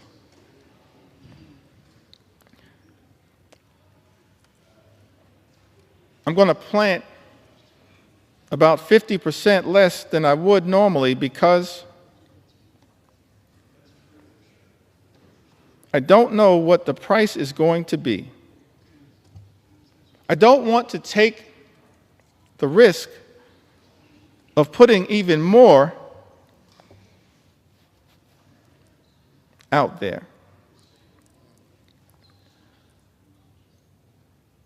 What we've seen from the Trump administration, from this so-called DOGE effort, and from our Republican colleagues, Mr. Speaker, is deeply troubling. Republicans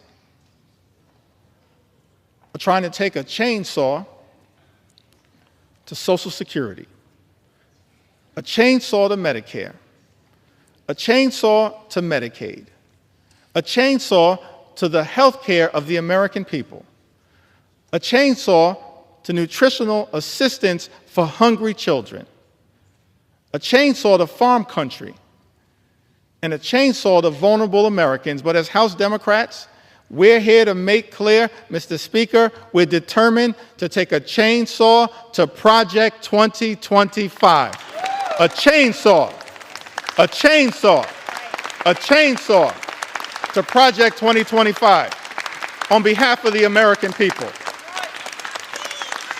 We don't want this country to go backward. We want this country to go forward. And so no matter what it takes, no matter how long it takes, we're going to take a chainsaw to your Project 2025. That's what we're prepared to do.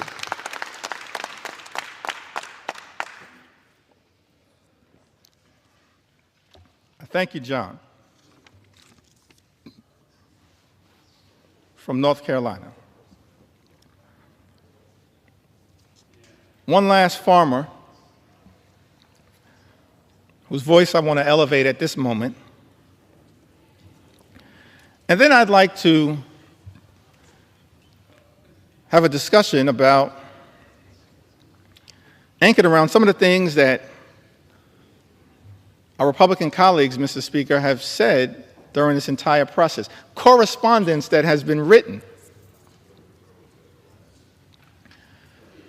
by Republicans as it relates to this one big ugly bill. Correspondence that I'm struggling to understand now,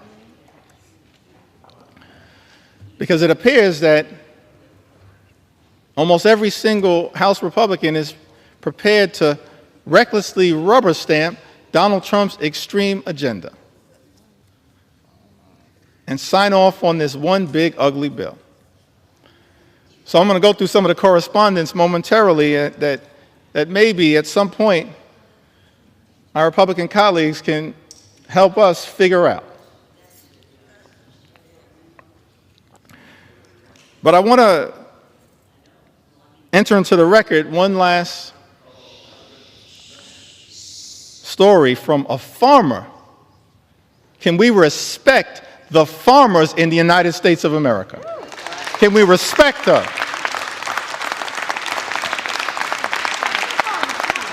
We began this country as an agrarian economy. We should respect the farmers in this country as I'm telling their stories. On the eve of our 249th birthday, can we respect the farmers in this country who we're working hard to defend?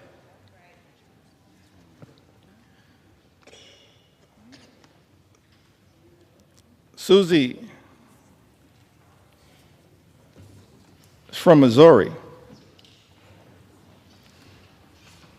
In a district, Mr. Speaker, represented by Ways and Means Chairman, our colleague, Jason Smith. She writes to us, she says that Susie and her husband, they moved back to her family farm over 2 decades ago, where they raised their children, including a son with complex medical needs who relies on Medicaid for essential therapies and care. Over the years, Susie has seen firsthand how Medicaid has been a lifeline for families like hers, especially in rural communities. A proud mother and daughter of hardworking Missourians, Susie apparently has voted for both Democrats and Republicans, and her husband is a registered Republican. But as farmers, they both believe that access to health care should never be a partisan issue.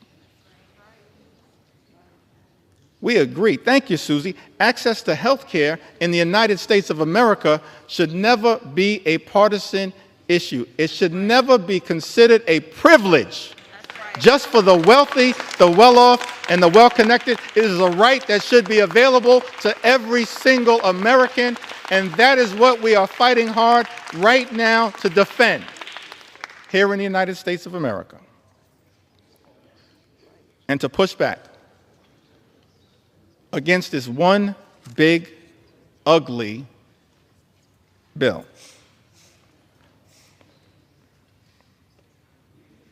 As I mentioned earlier, in the time that I have remaining, I certainly want to share the story of some of our veterans. Share a few stories of some of our small business owners who will also be under assault as part of this one big ugly bill. And share the stories of hardworking and law-abiding immigrant families who also will be targeted by this one big ugly bill. But I did want to take a little time at this moment to enter into the record some of the statements that have been made Mr. Speaker, by our Republican colleagues.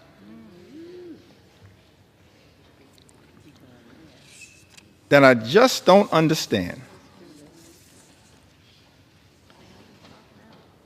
I mean, I am flummoxed by some of these statements. I've always wanted to use that word, y'all. Minute will suspend. House will be in order. Please take your conversations outside the chamber. Please take your conversations outside the chamber. Gentleman's recognized. Thank you, Mr. Speaker. I was hoping to seek some clarification at some point after I'm able to yield the floor. But I'm still here to take my sweet time. On behalf of the American people.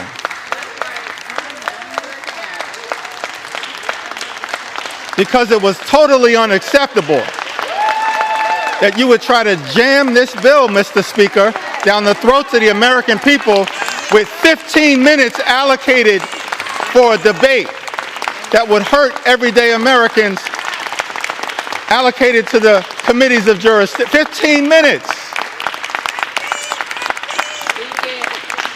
And so now I'm here with my House Democratic colleagues, 4 hours in, taking our sweet time. On behalf of the American people. And I'm flummoxed. Maybe it's flummoxed. As I mentioned, Mr. Speaker, I always wanted to use that word. I can't spell it, but I know what it means.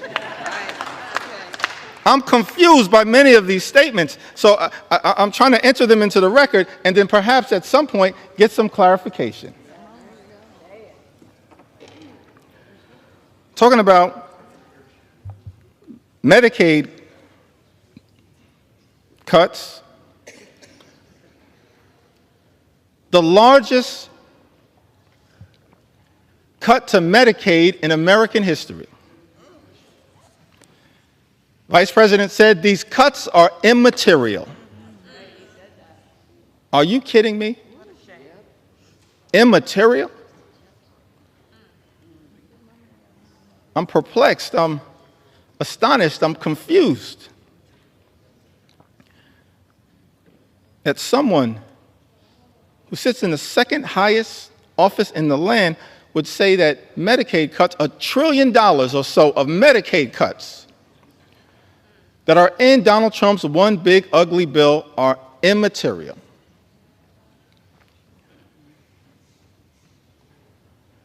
I'm confused, Mr. Speaker, by the statement that was made by the former Senate Majority Leader, Mitch McConnell, who, when talking about the Medicaid cuts that millions of Americans have been reaching out to us, pouring into us their heartfelt concerns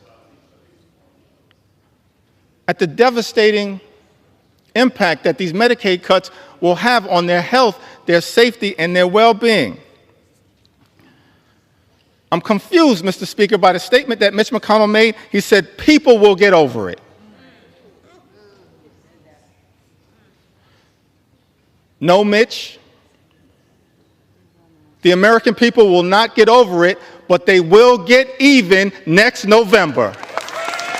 That's what's going to happen because of these cuts being unleashed on the American people. I'm confused, perplexed, astonished, flummoxed by some of these statements. This one is a beauty. In the great state of Iowa, Senator Joni Ernst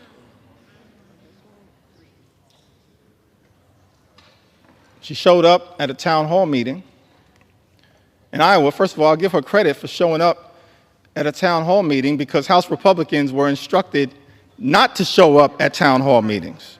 So she shows up, Mr. Speaker, at a town hall meeting, is questioned about the fact that health care in America, that the Medicaid is a question of life or death. And when asked by one of her constituents about the concern that was had, the fact that people will die as a result of the devastating cuts to Medicaid and health care that are in Donald Trump's one big ugly bill,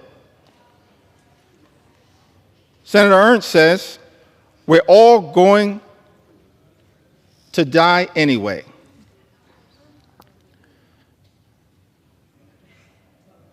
Yes, Joni, the American people understand that at some point all of us will transition. But the American people do not deserve to die as a result of the Republican cruelty that is in this legislation. Do not deserve to die as a result of the cruelty that is embedded, Mr. Speaker, in this legislation. Ending Medicaid as we know it, the largest cut to Medicaid in American history. And as a result of this all-out assault on health care in America, and Mr. Speaker, there are 220 Republicans who I serve with in this Congress, and I wish I had time to go through the impact in all 220 districts. Actually, since I have unlimited time, maybe I do.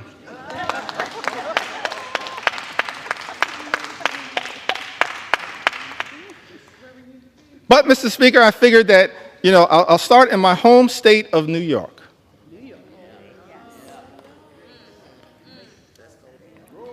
Mr. Speaker, in New York's 1st Congressional District, represented by our colleague, Congressman Nick LaLota, approximately 50,000 New Yorkers will lose their health care.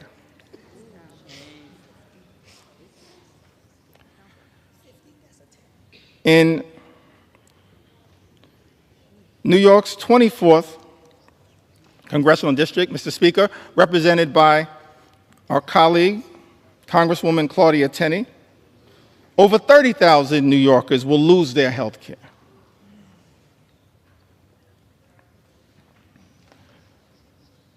In parts of Western New York, an upstate district, New York 23, currently represented by Congressman Nick Langworthy, approximately 35,000 New Yorkers will lose their health care as a result of Trump's one big ugly bill.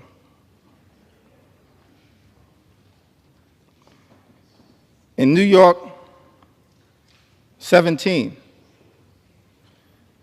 currently represented by Congressman Mike Lawler, more than 30,000 New Yorkers will lose their health care. In New York 21, the North Country,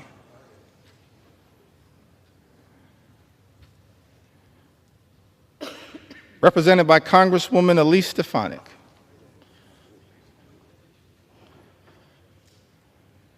welcome back to Congress. I'm sorry it did not work out for you. That's a lesson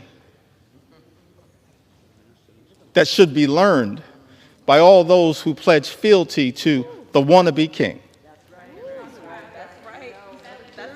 But I digress.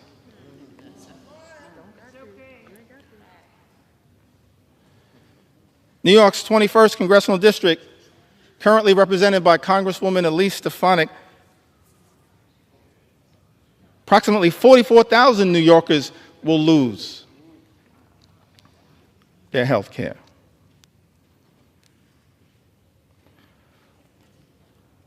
In Long Island, Suffolk County, part of Long Island, currently represented in Nassau County by two amazing colleagues, Tom Swazi and Laura Gillen.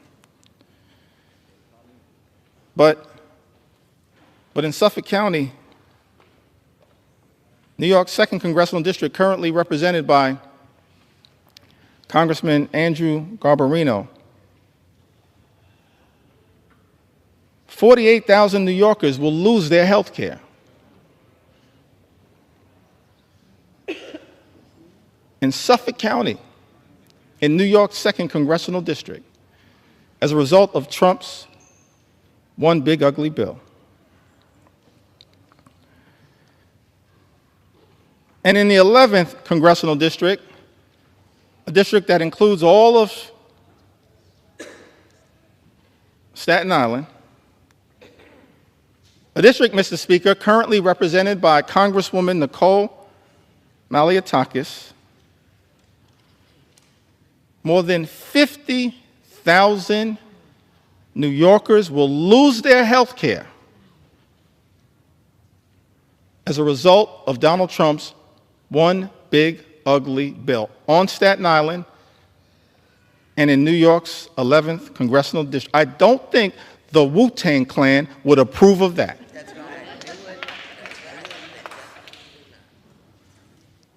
It's incredible to me. In district after district after district, Mr. Speaker, represented by my Republican colleagues, so many Americans will stand to lose their health care as a result of Donald Trump's one big ugly bill. Now, this is not just a Democratic perspective. We stand by that perspective. We'll continue to articulate that view and forcefully defend the health care of the American people, but it's not just a Democratic perspective. And so I thought that it was important that we enter into the record some of the words, Mr. Speaker, of members of the House Republican Conference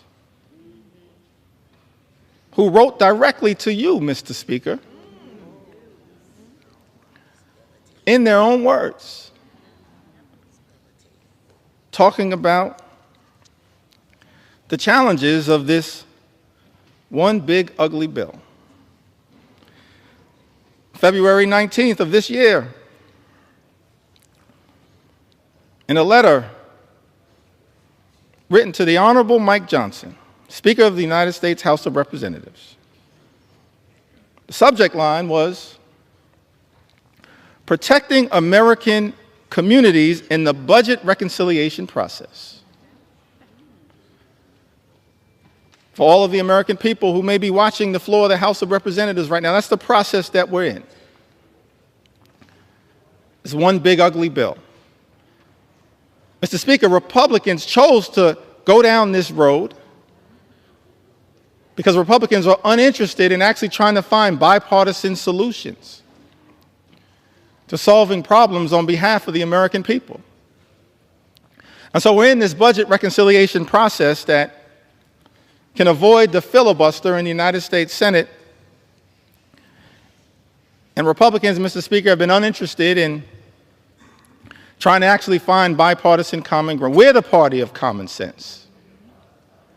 Let's be clear about that. I'm going to be spending some time on the road talking about what common sense really is all about.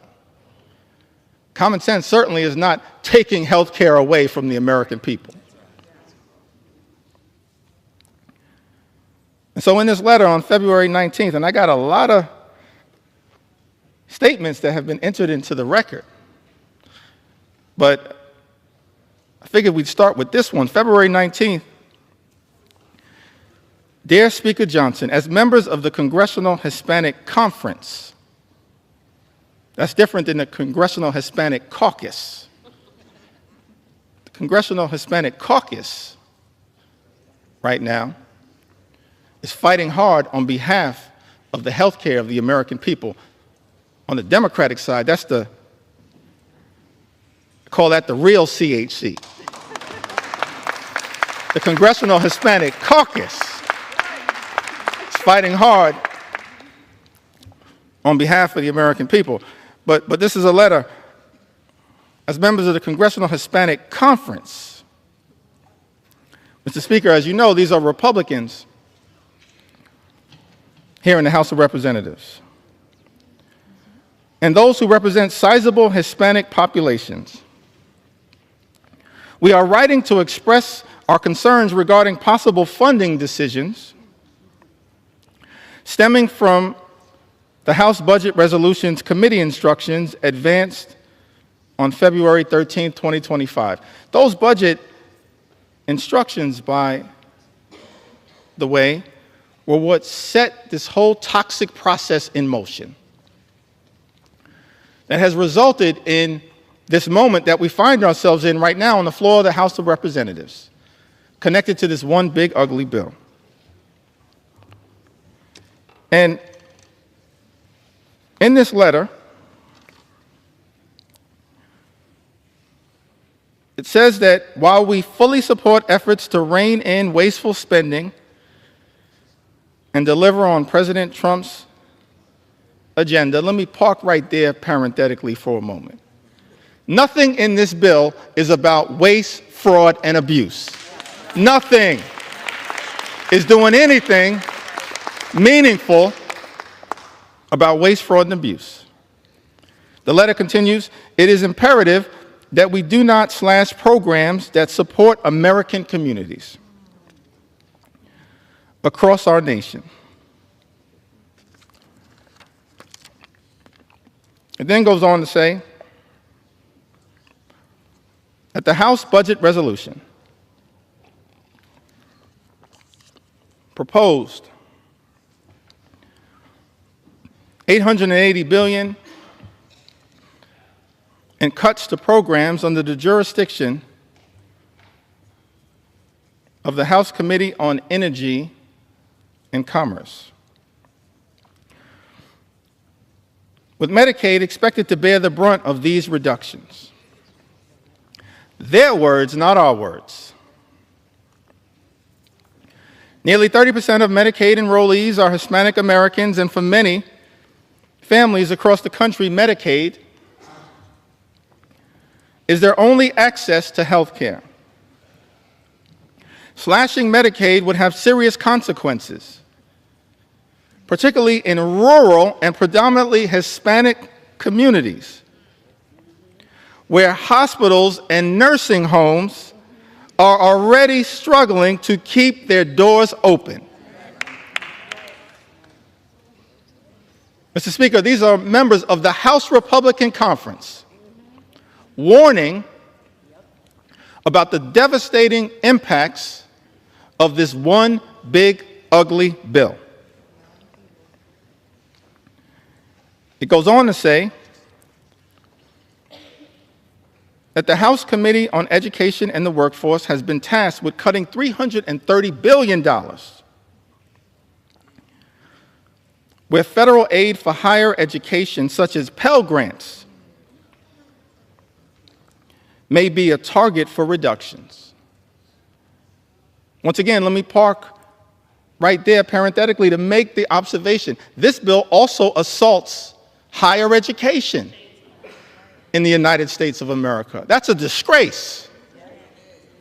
And Mr. Speaker, members of the House Republican Conference predicted that that would occur.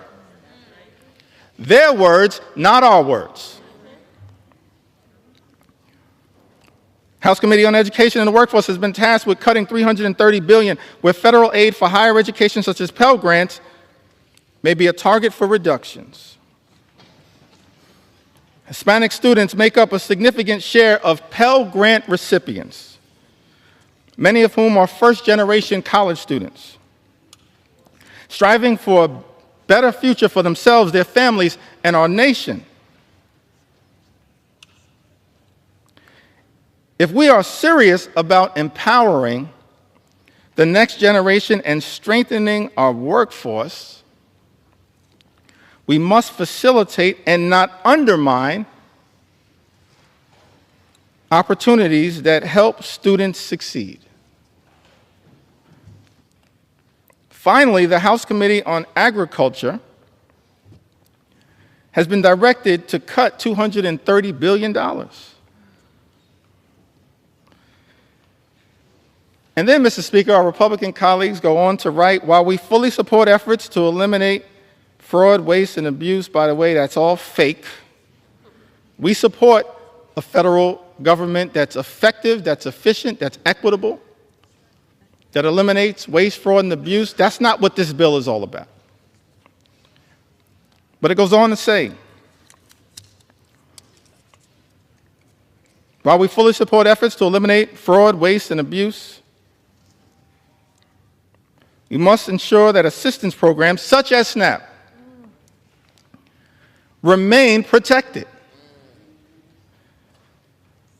I mean, I'm just confused. Remain protected, as nearly 22% of Hispanic families rely on this critical program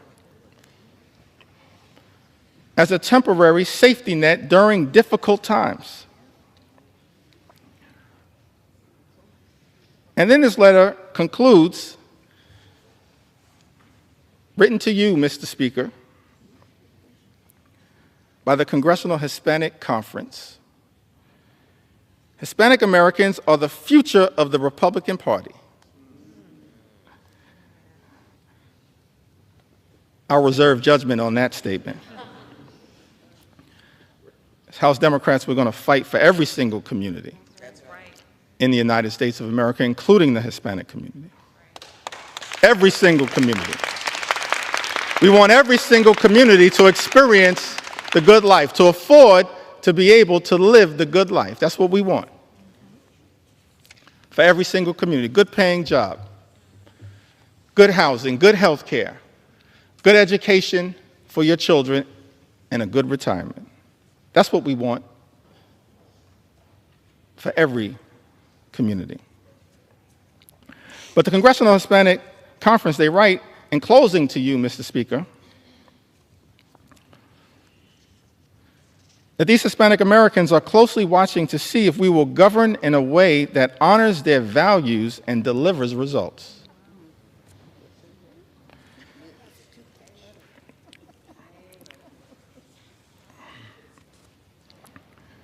Just to make sure that appropriate authorship is conferred, I'm going to enter the names of the signatories to this extraordinary letter. Mr. Speaker, Tony Gonzalez, Nicole Maliatakis, Monica de la Cruz, David Valadeo, who represents more Medicaid recipients than any other member of Congress, Juan Ciscomani, Rob Bresnahan, what a beauty, James Moylan, Kimberlyn King Hines. They all signed this letter. And the question that many Americans have to ask right now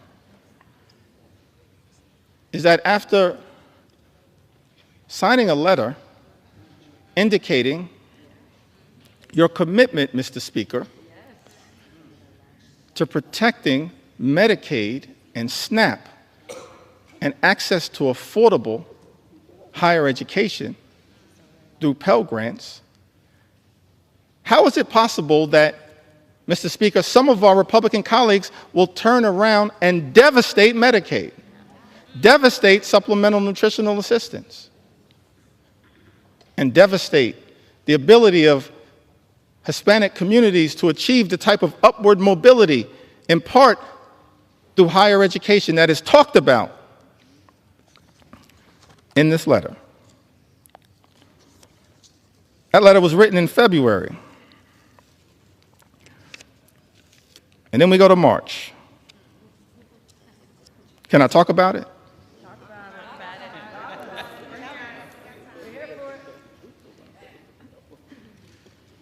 I mentioned, Mr. Speaker, I'm here to take my sweet time on behalf of the American people.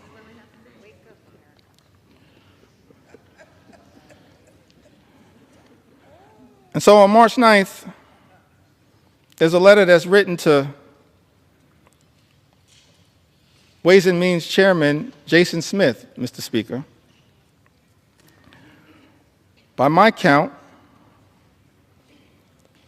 21 Republicans signed this letter.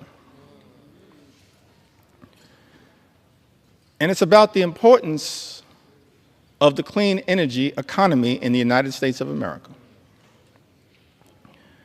I would assume, based on this letter, that all of the signatories to this particular piece of correspondence are now horrified by the attack on clean energy jobs, and the clean energy economy in this one big ugly bill. But we'll see shortly, because everyone is going to have to go on record. But in this particular letter, written on March 9th, Mr. Speaker, 21 members of the House Republican Conference write to Chairman Jason Smith.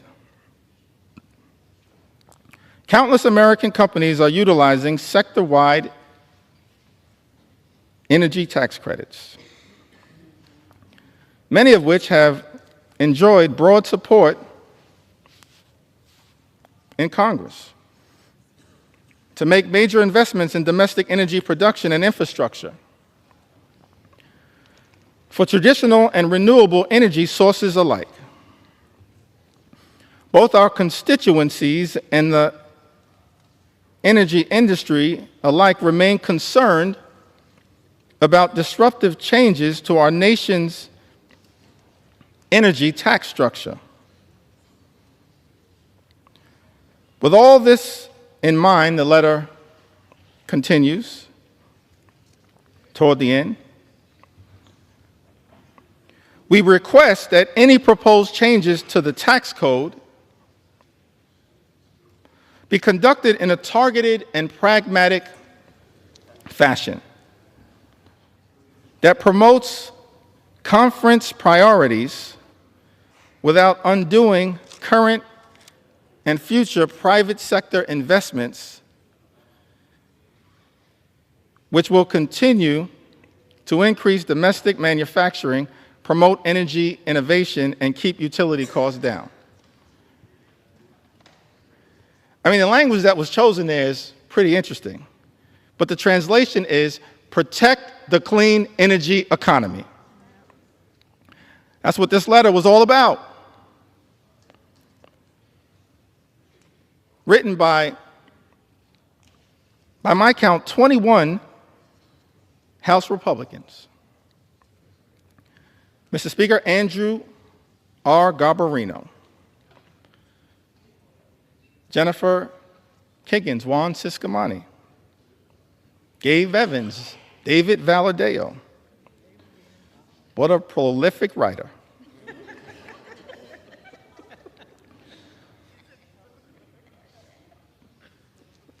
Mark Amadei, Michael Lawler, Young Kim, Don Bacon, Vince Fong, Jeff Hurd, Tom H. Kane, Jr., Nick LaLota,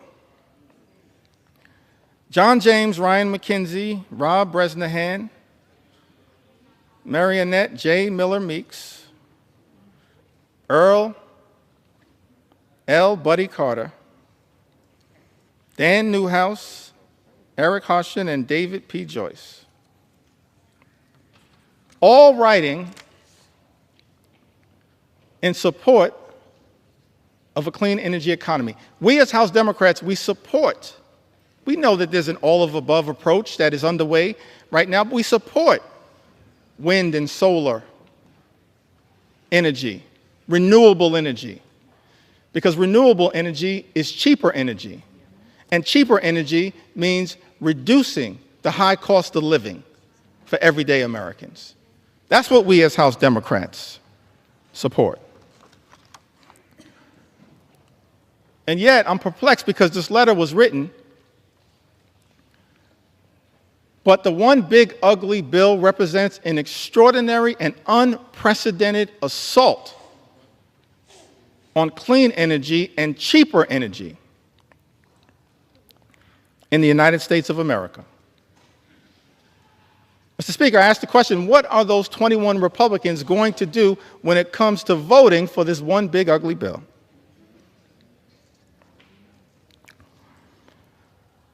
And then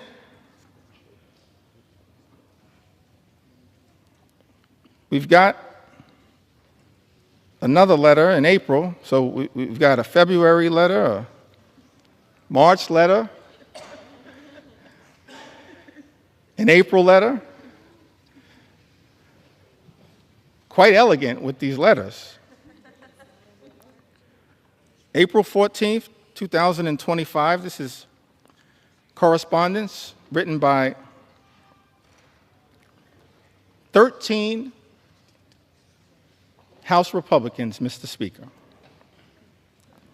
Written to you and Steve Scalise.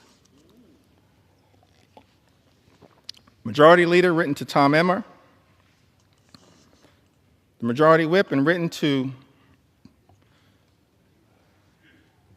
Brent Guthrie, the Chairman of the Energy and Commerce Committee. It says, as members of Congress who helped deliver a Republican majority, many of us representing districts with high rates of constituents who depend on Medicaid, we would like to reiterate our strong support for this program. By the way, a program that the one big ugly bill now will cut and devastate, gut, Mr. Speaker, by almost $1 trillion. In this letter, 13 Republicans say we would like to reiterate our strong support for this program that ensures our constituents have reliable health care. Balancing the federal budget must not come at the expense of those who depend on these benefits for their health and economic security. Mr. Speaker, that's their words, not our words.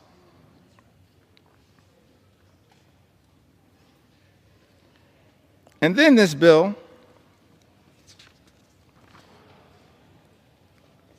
makes an extraordinary declaration. And I think it's important for us to understand who led this bill. David Valadao. These are just facts, Mr. Speaker. Publicly issued letters. David Valadao, Don Bacon, Jeff Van Drew, Rob Bresnahan, Juan Ciscomani, Jen Kiggins, Young Kim, the usual suspects. Robert J. Whitman, Nicole Malliotakis, Nick LaLota, Andrew R. Garbarino, Jeff Hurd, and Michael V. Lawler. By my count, 13 members. And in some of the relevant portions of this letter, it says to strengthen Medicaid, we urge you to prioritize care for our nation's most vulnerable populations. Our constituents are asking for changes to the healthcare system that will strengthen the healthcare workforce, offer low-income, working-class families expanded opportunities to save for medical expenses, support rural and underserved communities,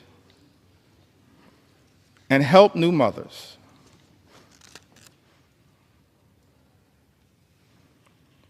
And in the second paragraph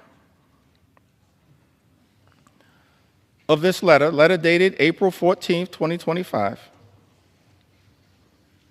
Mr. Speaker, these 13 members of the House Republican Conference make this extraordinary representation. It says, however, we cannot and will not support a final reconciliation bill that includes any reduction in Medicaid coverage for vulnerable populations.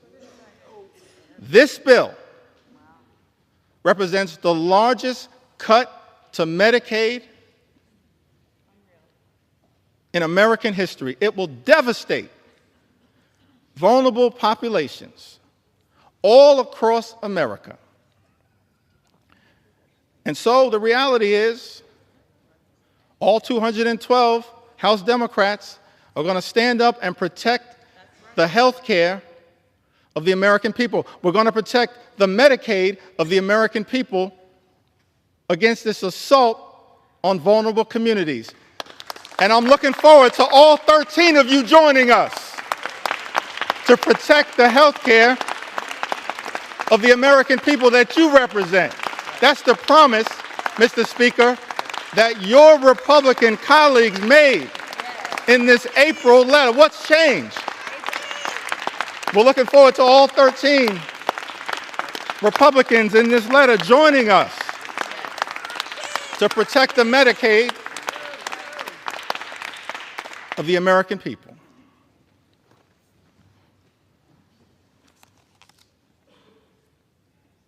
And you know, this SALT issue is also an interesting one.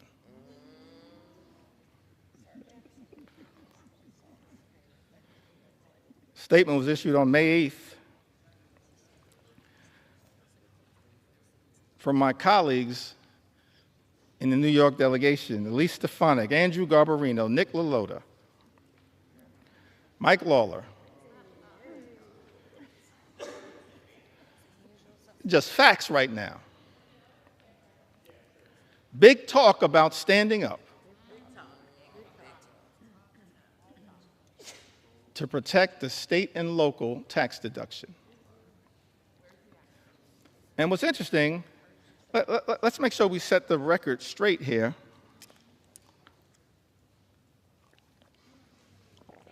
As to what happened to the state and local tax deduction,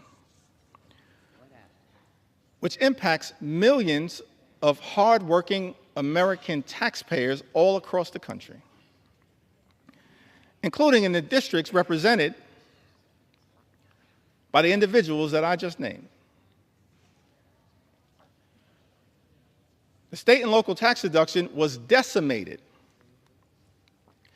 Mr. Speaker, by Donald Trump, House Republicans, and Senate Republicans in 2017 in connection with the GOP tax scam that callously and unnecessarily imposed a $10,000 cap, wiping away thousands of dollars a year for hardworking American taxpayers. Republicans did that. Mr. Speaker, let's set the record straight.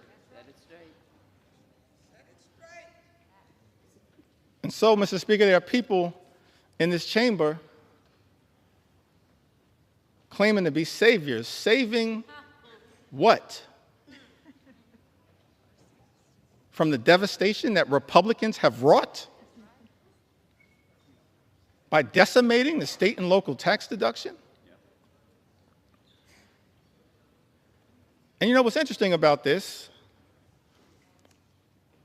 is that people who are against this claim that the state and local tax deduction is subsidizing states in certain places to the detriment of others. But every single state that suffered from the Republican effort, Mr. Speaker, under Donald Trump's presidency in 2017 to decimate the state and local tax deduction, every single state is a donor state, sends more money to the federal government than we ever get back in return. A donor state. Some people in this town running around misrepresenting the facts. We're okay to be a donor state, but don't lie to the American people about the reality of the state and local tax deduction. And then you have this extraordinary statement on May 8th, big talk, no action.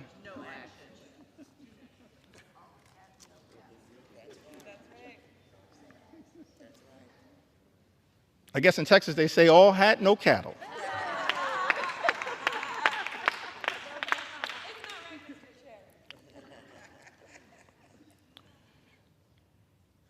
And so that brings us to this letter that was written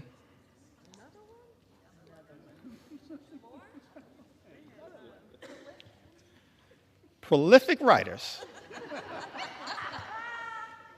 Mr. Speaker, in the House Republican Conference. On June 6th, I'm really confused by this combination of this particular letter, followed by an interesting statement that was made after the Senate passed Donald Trump's One Big Ugly Bill by Lisa Murkowski. And maybe somebody, Mr. Speaker, can help me reconcile these statements. Because all of us in the House and in the Senate were independently elected to stand up on behalf of our constituents in the chambers that we serve in. I'm going to get back to that point momentarily. So in the House, we passed this One Big Ugly Bill initially in late May. It devastated Medicaid, devastated nutritional assistance, devastated the clean energy economy that actually is benefiting red state after red state after red state in the United States of America. And so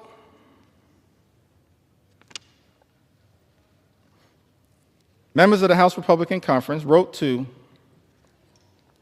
Majority Leader Thune and Chairman Crapo. This is after passing a bill in the House of Representatives that devastated the clean energy tax cuts that they are talking about in this letter on June 6th. It says, as members of the House Republican Conference, we write to express our continued support for common sense energy policy and to urge the Senate to substantively and strategically improve clean energy tax credit provisions included in the House-passed reconciliation bill.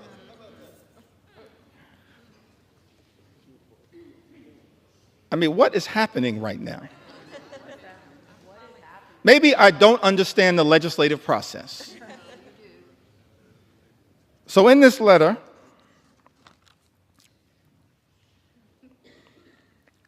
it goes on to say, in relationship to a bill that every single signatory signed and voted for. Our position has always been that the energy tax code should be modernized in a way that promotes fiscal responsibility and business certainty. Fully realizing that balance requires improvements to the House-passed version of H.R. 1. We believe that the Senate now has a critical opportunity to restore common sense and deliver a truly pro-energy growth final bill that protects taxpayers while also unleashing the potential of U.S. energy producers, manufacturers, and workers. In other words, every single one of these signatories, Jen Kiggins, Brian Fitzpatrick, Juan Ciscomani, Nick LaLota, Mike Lawler, Andrew Garbarino, Don Bacon, Mark Amadei, Gabe Evans, Young Kim, David Valadeo,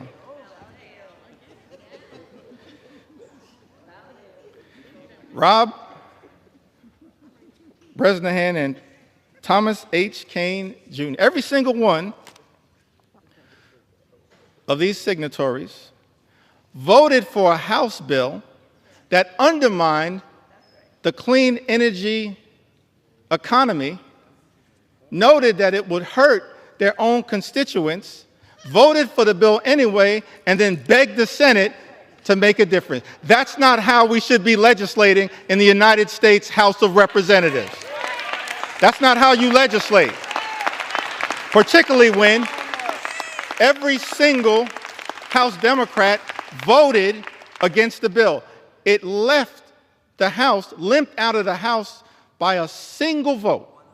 So every single signatory on this letter could have stopped the bill that you yourself, Mr. Speaker, indicated the signatories of this letter damaged the very thing they claim to be fighting for. I'm confused, perplexed, flummoxed at what the heck is going on. Extraordinary.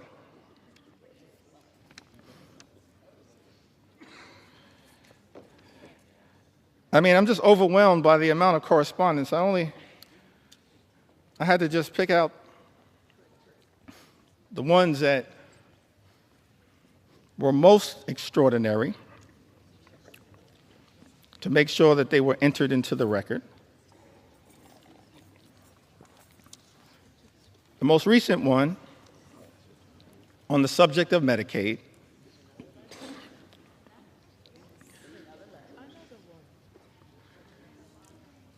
was written on June 24th. It was directed to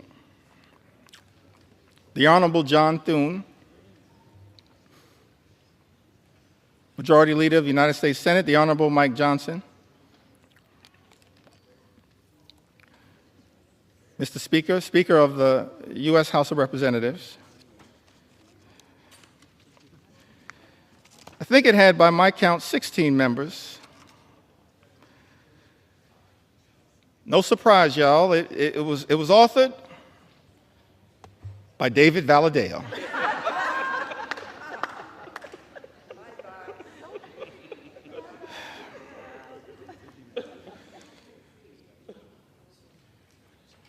I mean, these letters can make up a book, Mr. Speaker. David Valadao, Juan Ciscomani, Rob Bresnahan. Mr. Speaker, these are just facts.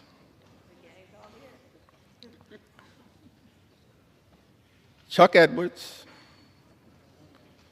Young Kim, Andrew Garbarino,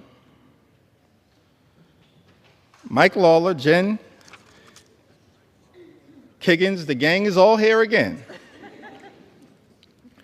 Jeff Van Drew, Don Bacon, Dan Newhouse, Zach Nunn, Robert J. Whitman, Nicole Maliatakis, Marionette J. Miller Meeks, and Jeff Hurd. 16 members, Mr. Speaker, of the House Republican Conference,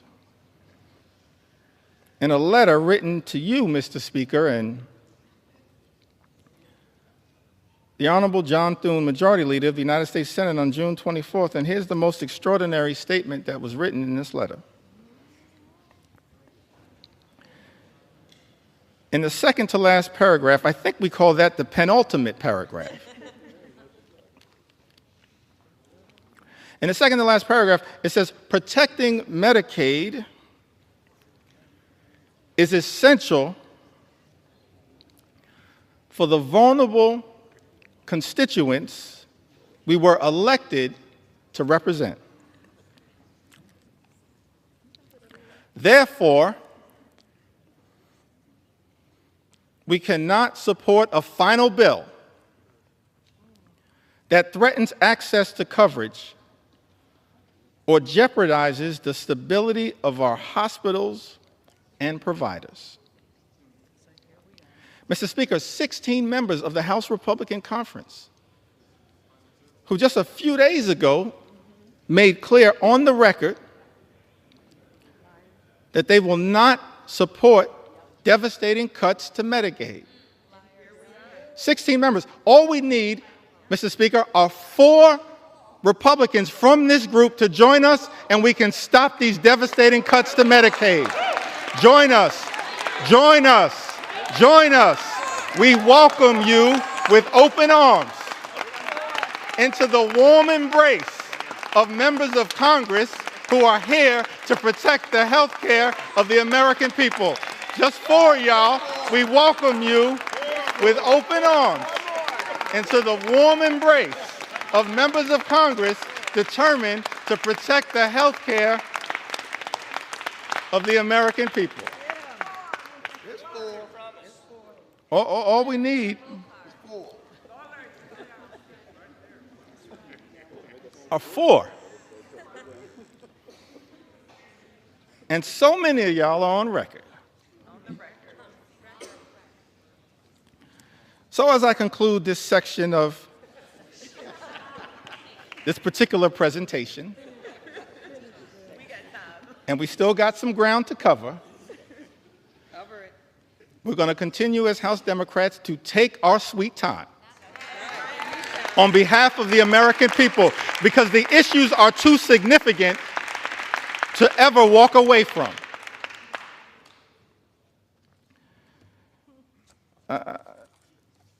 I just want to turn to a statement that was issued by Senator Lisa Murkowski. I want to give some love to the other side of the Capitol.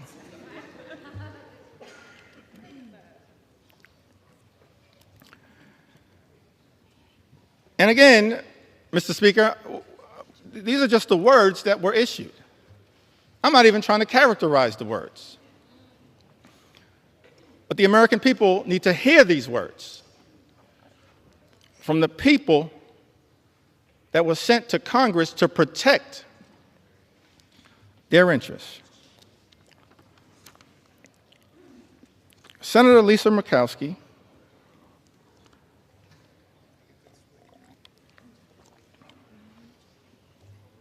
says this was one of the hardest votes I have taken during my time in the Senate. Let me just editorialize there briefly. This should not be a hard vote, Senator Murkowski. This should be a hell no vote on behalf of the people you were sent to Washington to represent. It's a hell no vote for us because we're standing up on behalf of the American people. It should be a hell no vote. But, Mr. Speaker, these are the words. Senator Murkowski says this was one of the hardest votes I have taken during my time in the Senate.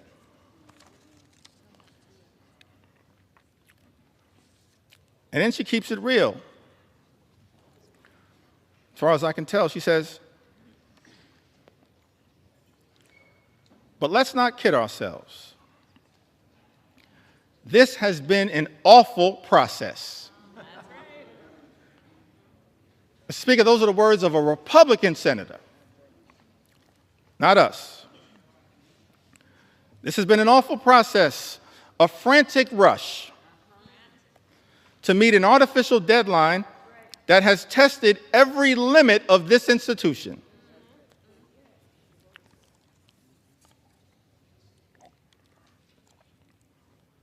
While we have worked to improve the present bill for Alaska,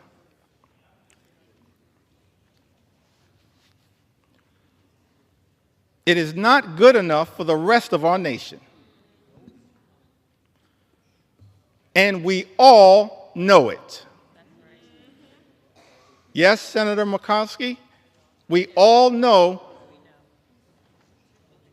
this one big, ugly bill will devastate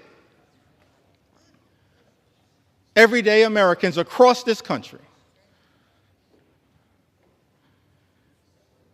And yet, in the concluding paragraph, this comes after Senator Murkowski voted for this bill, the deciding vote in the United States Senate, says my sincere hope is that this is not the final product.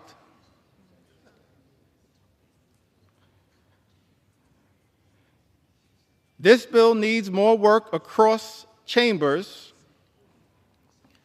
and is not ready for the president's desk. We need to work together to get this right. So let me get this straight. I think the number was 16 House Republicans, Mr. Speaker, vote for a bill they know will hurt the communities, Mr. Speaker, that they represent. Vote for the bill anyway, when any one of them could have stopped this bill from ever leaving the House of Representatives, and then write a letter to the senators in the other side of the Capitol saying, fix this bill. When any single one of them could have stopped the bill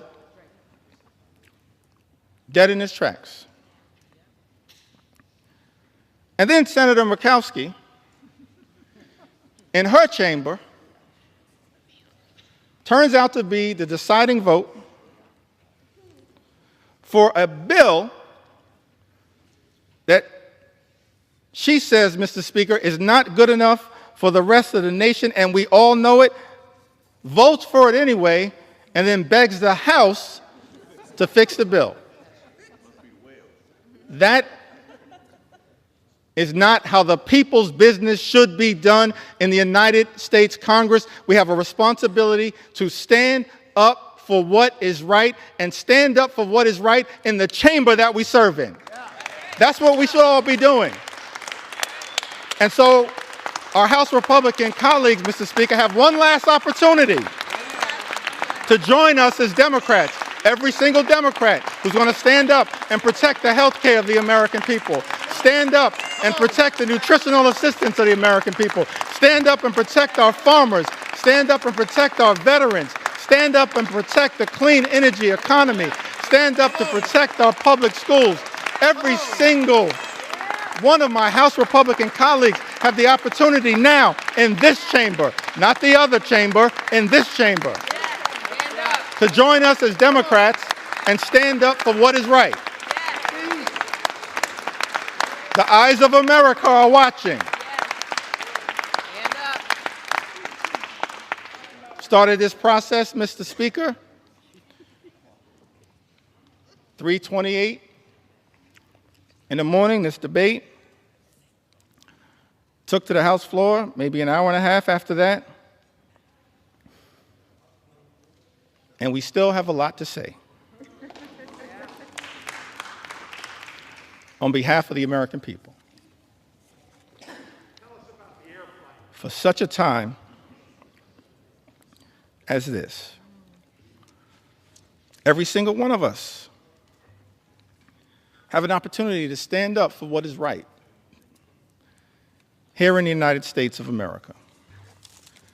I want to speak for just a few moments about some of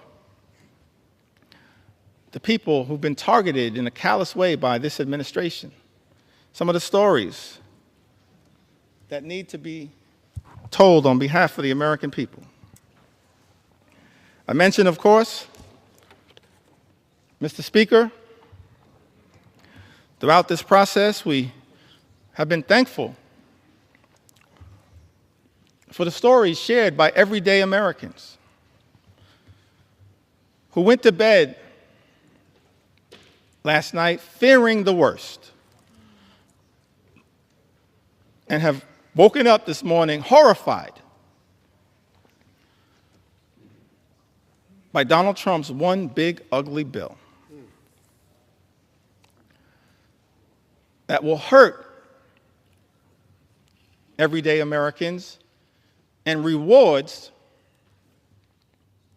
billionaires with massive tax breaks that will serve to devastate the social safety net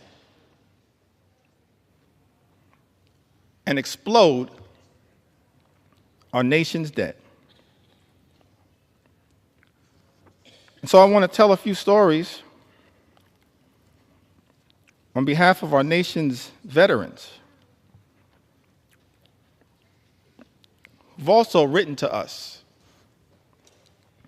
to share their concerns with this one big ugly bill.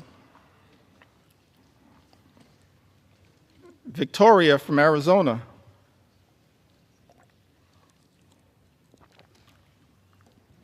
wrote to us, Mr. Speaker, said, "My husband and I are patriots. We are both Army veterans who were disabled as a result of our service. We have 5 children and run a small electrical contracting business. We live on a fixed income and, like most families, have struggled with rising costs. One of our sons is adopted. He is a wonderful, loving 7-year-old who has autism and ADHD. He qualifies for Medicaid because he was adopted, and it has been the saving grace for his health and well-being. Medicaid is the reason we were able to get his formal diagnosis of his autism and ADHD. It also covers his regular doctor's visits and dental care. We use Medicaid to access in-home therapy for him, and it was a huge help. Slashing Medicaid will have especially dire consequences for rural communities like ours. Forcing hospitals to close. Health resources are already slim in our area. And in this Army veteran rights, President Trump is causing enormous stress and hardship for families like mine. He and his billionaire friends don't need more tax breaks. It's outrageous. The last thing we should even be considering is cutting Medicaid. These programs are lifelines.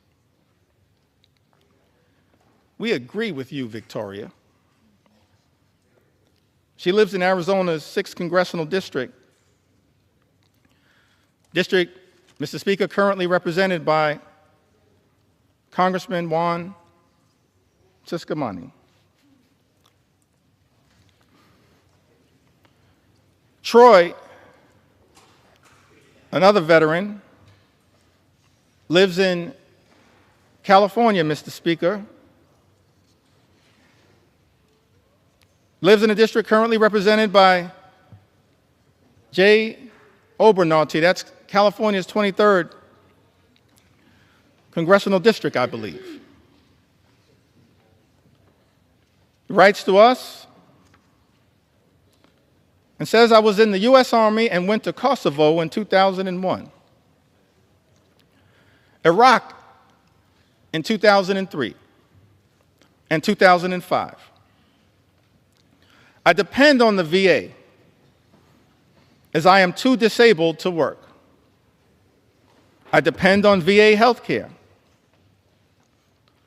My children are now on Medicaid.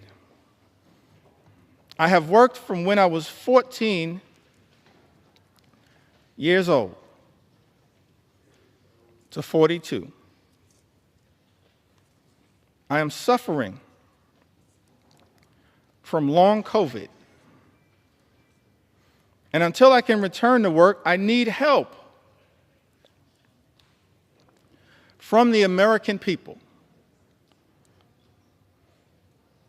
I have had your backs. Time for you to cover my back. Writes Troy. Mr. Speaker, I need NIH's help. Now is the time to stand up for all Americans. Stop the assault on the VA, NIH, Medicaid, and the rest of Americans.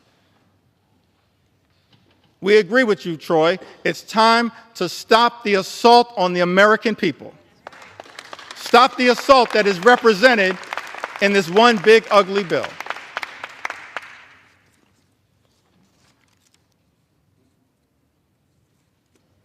Christy, another veteran,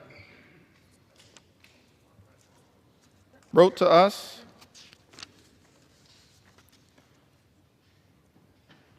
and says, I was drafted in 1970. My choice was incarceration or militarization. So I enlisted in the Navy and became a Navy corpsman serving on the USS Long Beach, CGN-9, and her Marine detachment, where I was assigned to the 3rd Marines, 1st Medical Battalion. I was blessed. I lived through 2 tours. giving medical care to my shipmates. Every other day, I was assigned to flight ops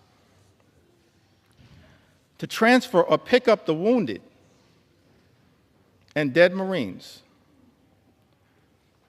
from shore to ships waiting offshore about 8 miles.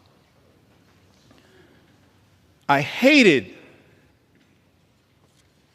the smells of war. This veteran writes, death and misery were my constant companions. The war left me unsettled, mentally and morally corrupt. For 50 years, I have suffered with my PTSD, which went undiagnosed for years. After 12 years of VA therapy and working hard for my soul to be repaired, I find myself living alone and isolating from others. And I am one of the lucky ones thanks to the care I have received from the VA. Veterans pouring out their heart and their soul, sharing their anxiety with all of us, urging this Congress to do something, to stand up on behalf of the veterans who are going to be hurt, by this one big ugly bill. Devastated by this one big ugly bill.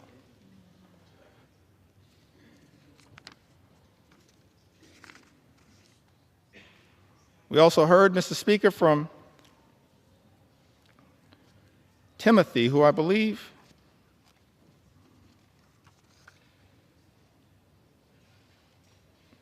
may have written to us from the Commonwealth of Kentucky. He says, "My name is Timothy.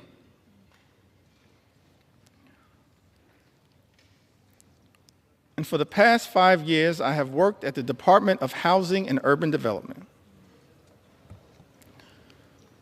in field policy and management, a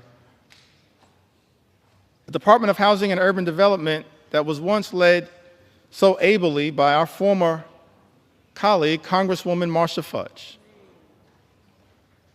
and now has been taken in a very different direction."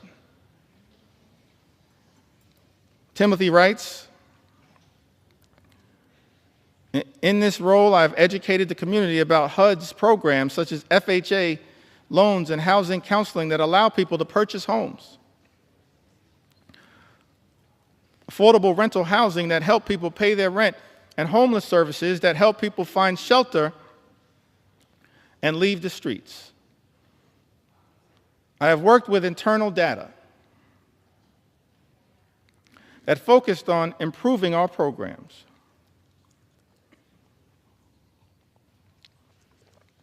Most recently, I worked with a team that hired people from housing authorities and Job Corps with the goal of providing people a career and a way off government assistance. Those incredible people, along with myself, have been fired by Elon Musk's Doge.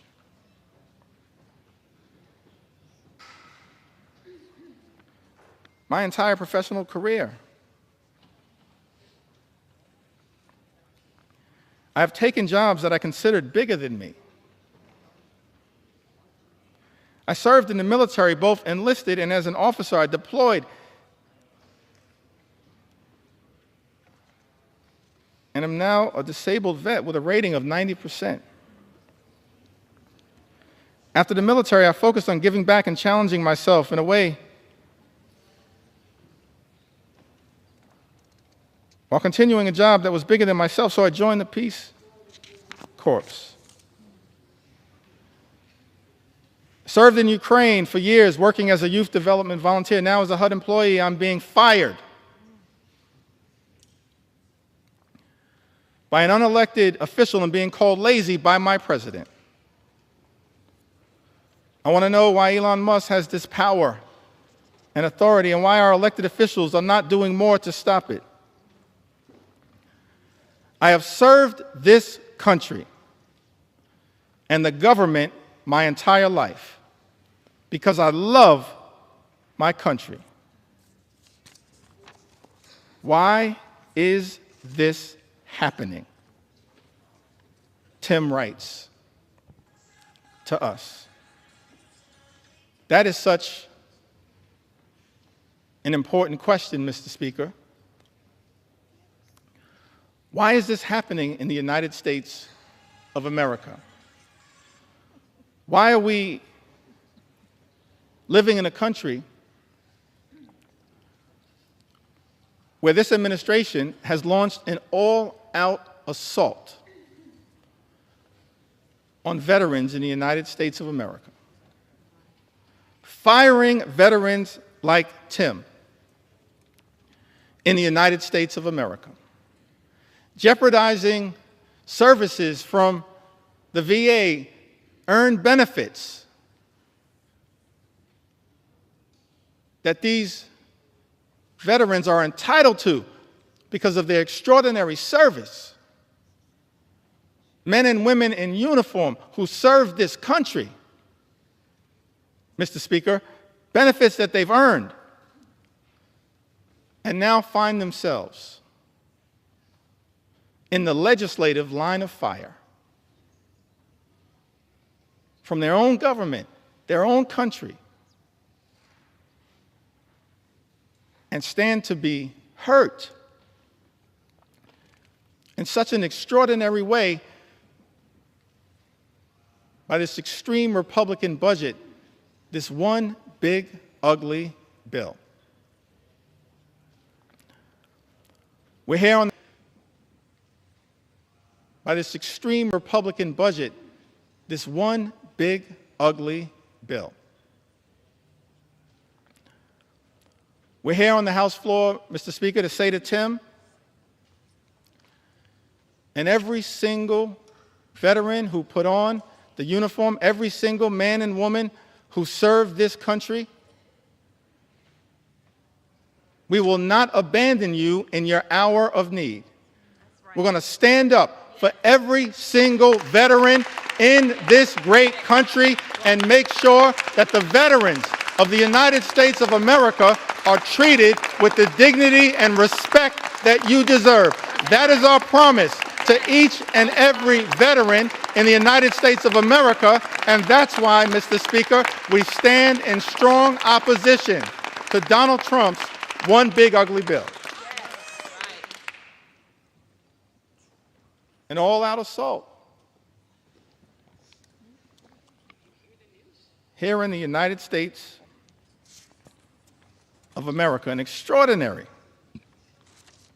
assault.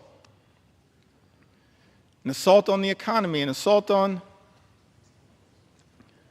our veterans, an assault on farm country, an assault on health care, an assault on nutritional assistance. And of course, this one big ugly bill and the Trump administration, I wish it was not so. Because at the beginning of this Congress, Mr. Speaker, I stood right where you stand right now and said in my first remarks to this Congress and the American people that as Democrats, we were prepared to find common ground on any issue to make a difference in the lives of the American people we all represent. But then, Mr. Speaker, beginning on January 20th, a flood of extremism, the likes of which have never before been seen in the United States of America, has been unleashed on the American people. an all-out assault on the American way of life, an assault on small businesses that is underway here in the United States of America. We should all recognize that small businesses represent the heart and soul of the American economy. And if we're going to stand up for any group of people here in the United States of America, in addition to our veterans, our men and women in uniform, and I'm proud that I stand here as the son of someone who once wore the uniform. My father, he's in heaven right now. Marlon Jeffries grew up in Newark. His nickname was Pudding. One of my regrets is that I never got to ask him, how did he get the nickname Pudding? But he left Newark as a high school graduate and put the uniform on, enlisted in the Air Force, and served in Germany during the Cold War. We have to stand up for our veterans, stand up for small businesses. And we've heard a lot throughout this process about concerns from small business entrepreneurs here in the United States of America. Heard from Mercedes, lives in the great state of Colorado. Mercedes writes, my husband and I are the owners of a small business. Without the ACA, my family would not be able to afford health insurance. My daughter also receives free dental coverage as a result of the ACA. I still have major issues with our health care system, but at least we have health insurance. My mother, who is retired, also receives benefits from Medicaid in addition to her Medicare. She would not be able to afford health insurance or dental insurance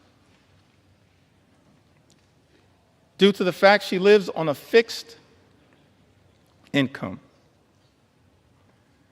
Any cuts to these programs would be detrimental to our health and welfare as a family. I want to thank Mercedes for reaching out and sharing her story because it helps to put to bed the lie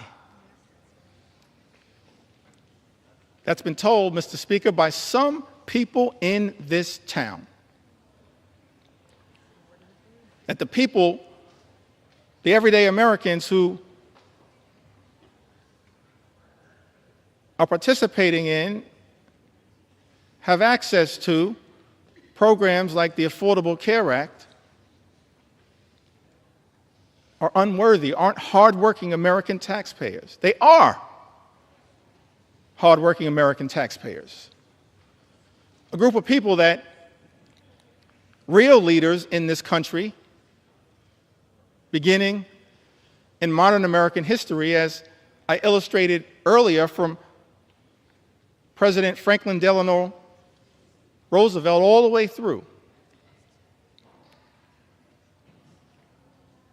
our most recent president, who we served with in the last Congress, have recognized that we have a sacred obligation to stand up for everyday Americans who are struggling right now, including our small business entrepreneurs, the heart and soul of the American economy, who right now are dealing with such economic uncertainty because of the erratic, reckless, and dangerous Trump tariffs that have unleashed so much chaos and uncertainty, raising costs for small business owners all across the country, undermining their ability to fully achieve their entrepreneurial dreams. This is not who we should be in the United States of America. Small business owners under assault by this administration. And there's a target on the back of many of these small business owners as a result of this one big, ugly bill. Janice wrote to us. She's from the great state of Michigan, the heartland of our country. So thankful to all the members of the Michigan delegation and what they represent. Janice, however, she resides, Mr. Speaker, in the 7th Congressional District, represented by Congressman Tom Barrett.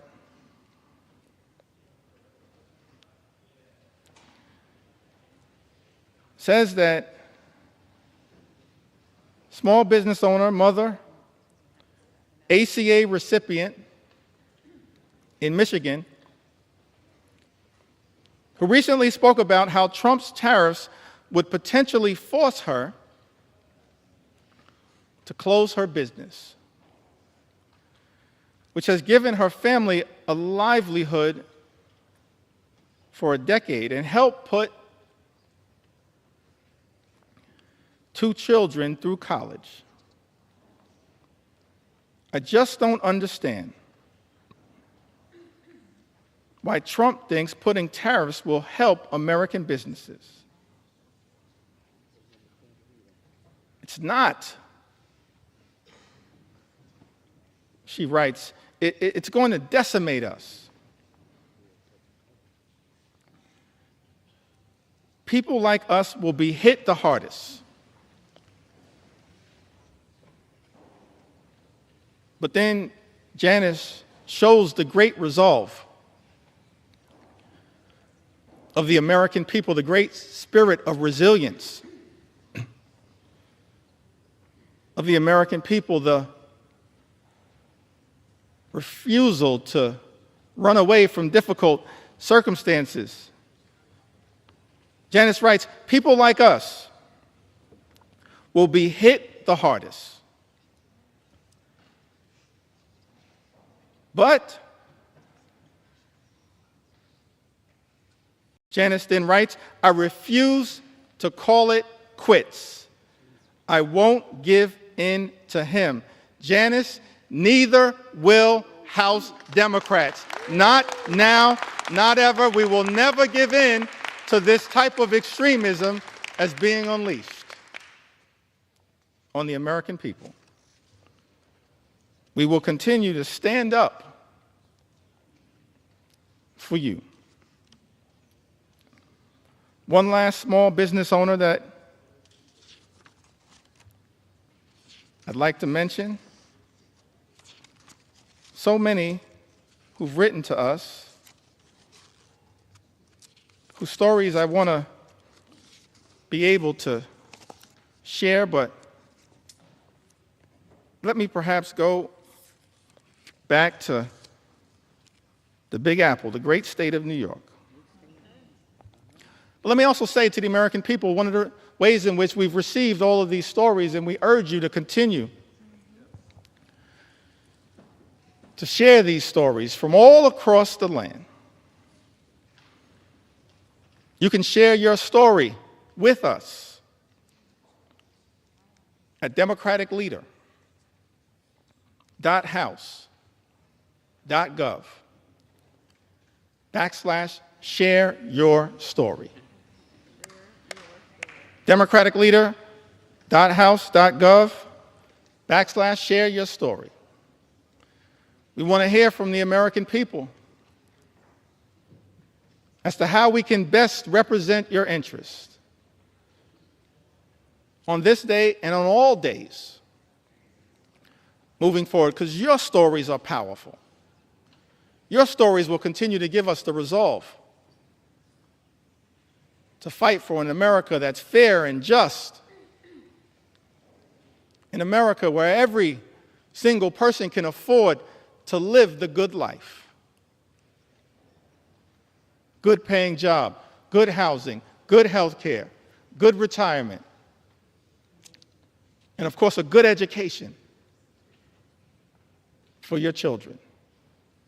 That's not too much to ask in the wealthiest country in the history of the world. Work hard, play by the rules, and every single American should be able to afford to live the good life. But we know that in this country, far too many people are living paycheck to paycheck.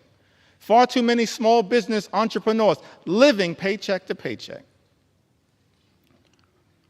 And justifiably expect better from this government. We should be working hard in a bipartisan way to make their life better, not unleashing shock, awe, and pain on the American people. That's what this one big ugly bill will do. Devastate everyday Americans. Linda writes to us, a small business owner. I believe she's from the North Country. Lives in New York's 21st Congressional District, Mr. Speaker. Linda's a flower farmer and flower importer in upstate New York. Small business has been impacted by Trump's tariffs on products being imported from Western Europe, the Netherlands, I believe. The economic strain and uncertainty imposed by the tariffs on small business owners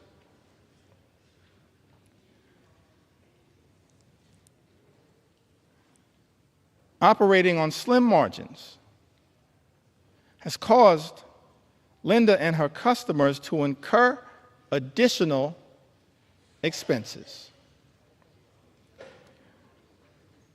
Linda tells us, Mr. Speaker, everything was going really well until the tariffs. And now she worries the business will go bankrupt and be forced to close if the tariffs stay in place. How is it that we're living in America where President Trump, Mr. Speaker, and House Republicans promised to address the high cost of living in the United States, promised to lower costs on day one. But costs aren't going down, they're going up. And as a result of these Trump tariffs, are now at risk of experiencing thousands of dollars per year in additional costs. And there is nothing in this one big ugly bill that is going to meaningfully make the lives of everyday Americans, of hardworking American taxpayers, of working class folks, of middle class folks, of all those Americans who aspire to be part of the middle class, of the poor and the sick and the afflicted. Nothing in Donald Trump's one big ugly bill that will meaningfully make their life more affordable. An all-out assault on the economy. We're dealing with an all-out assault on health care, on Medicaid, on the Affordable Care Act, on the Children's Health Insurance Program. All-out assault on the care, Mr. Speaker, being provided by Planned Parenthood, the medical care being provided by Planned Parenthood that is jeopardized in this very bill. All-out assault on hungry children, on hungry veterans, and on hungry seniors, millions of people who will lose their nutritional assistance, will go hungry. Food is being ripped out of their mouths by this one big, ugly bill. Mr. Speaker, that so many of my Republican colleagues seem prepared to support, notwithstanding their prior statements on the record to the contrary. All-out assault on veterans. An all-out assault represented in this bill on small business owners and entrepreneurs who are the heart and soul of our economy. And this bill also represents an all-out assault on law-abiding immigrant families.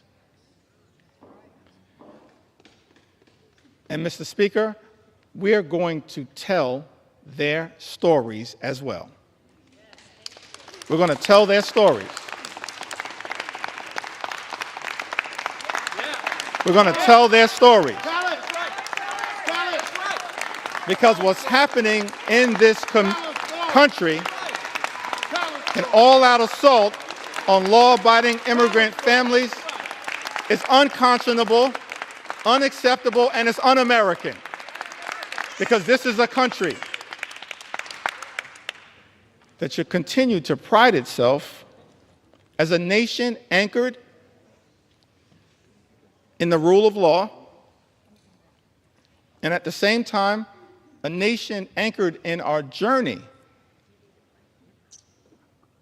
as one of immigrants from all over the world.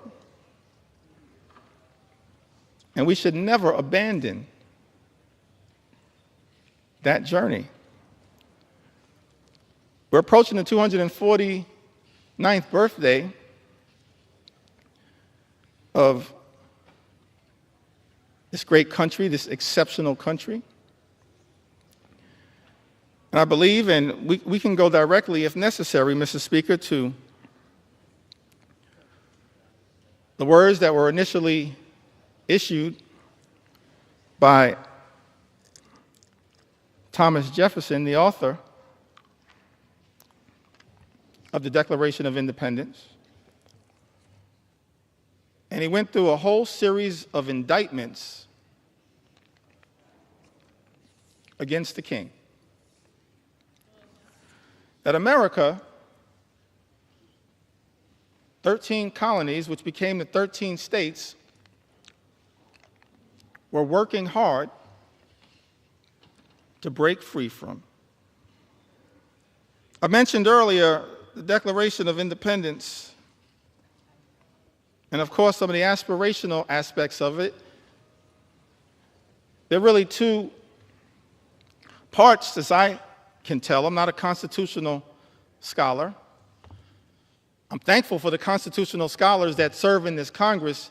No one more constitutional and more scholarly than my friend and colleague, the top Democrat on the Judiciary Committee, Jamie Raskin, who continues to lead the charge, standing up for the Constitution here in the United States of America. But as I read the Declaration of Independence, there seem to be two parts to it. There's the aspirational part, Mr. Speaker, of the Declaration of Independence.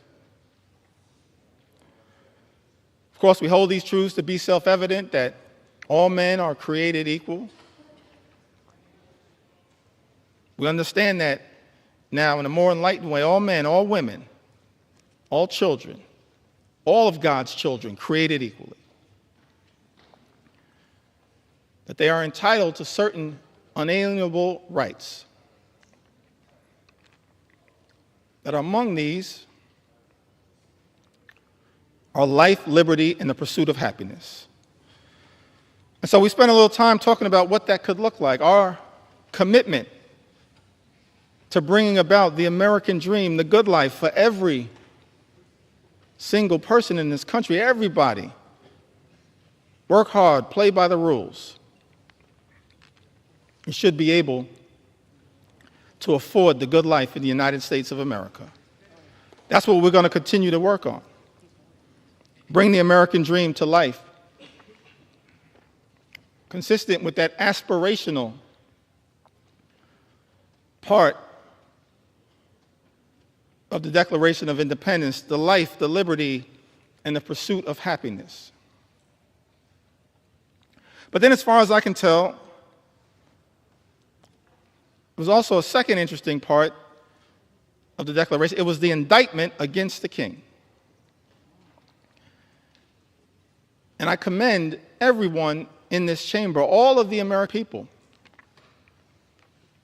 who may be observing the proceedings in the House of Representatives, particularly as we approach July 4th, to read that Declaration of Independence. Perhaps I may even enter it into the record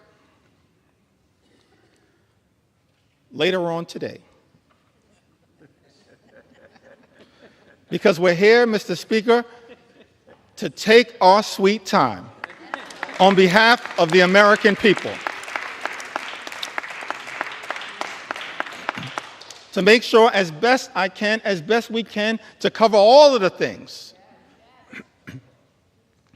that as Democrats we're fighting hard to defend during this extraordinary moment of assault directed at the American people as a result of this one big, ugly bill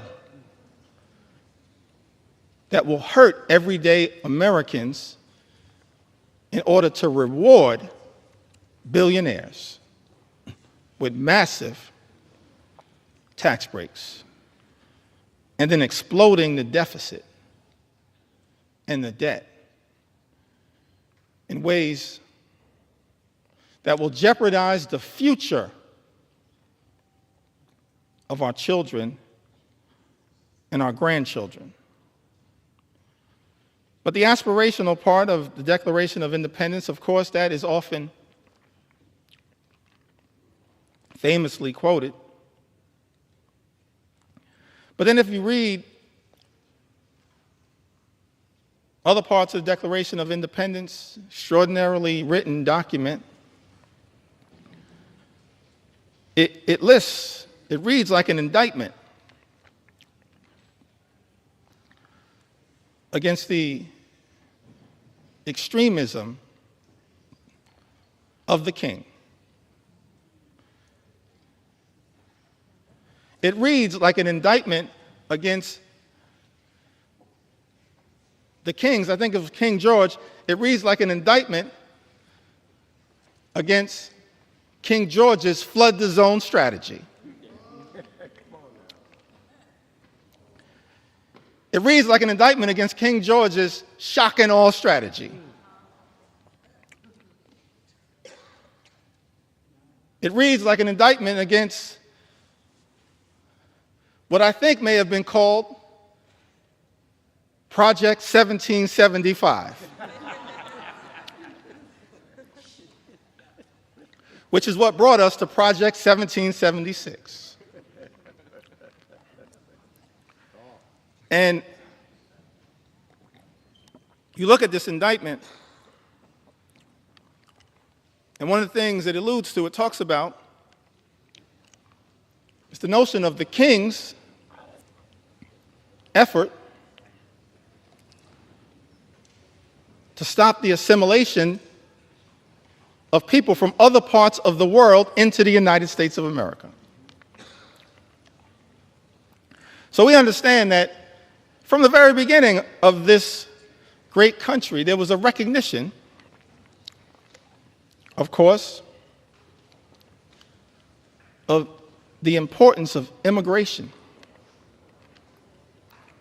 to the success and vitality of the United States of America. And let me be clear, Mr. Speaker, so there's no misrepresentation. As House Democrats, we understand the importance, the urgency of securing the border. We believe that our immigration system is broken and that it should be fixed in a comprehensive and bipartisan way. So many leaders in that effort, so many big ideas were willing to partner in a bipartisan way. Pramila Jayapal, Linda Sanchez, Adriano Espaillat, Tom Suozzi, so many others. Veronica Escobar, we want to partner to fix our broken immigration system in a bipartisan and comprehensive way, secure our border. But we're also going to make sure we stand up for our nation's heritage, a nation of immigrants, which continues to this very day. It's an important part of American exceptionalism, and as far as I can tell, in my reading of the original document, the writings of the founders of this great country, the framers of the Constitution, they recognized it from the very beginning. They weren't perfect. We didn't have a perfect start. But of course, as the preamble to the United States Constitution set forth, we the people, in order to form a more perfect union. Mr. Speaker, we've been set on this magical course, our march toward a more perfect union. And the immigration journey has always been an important part of the American journey. That's why it's heartbreaking to see some of the things that are happening in the country right now. The targeting in such an extraordinary way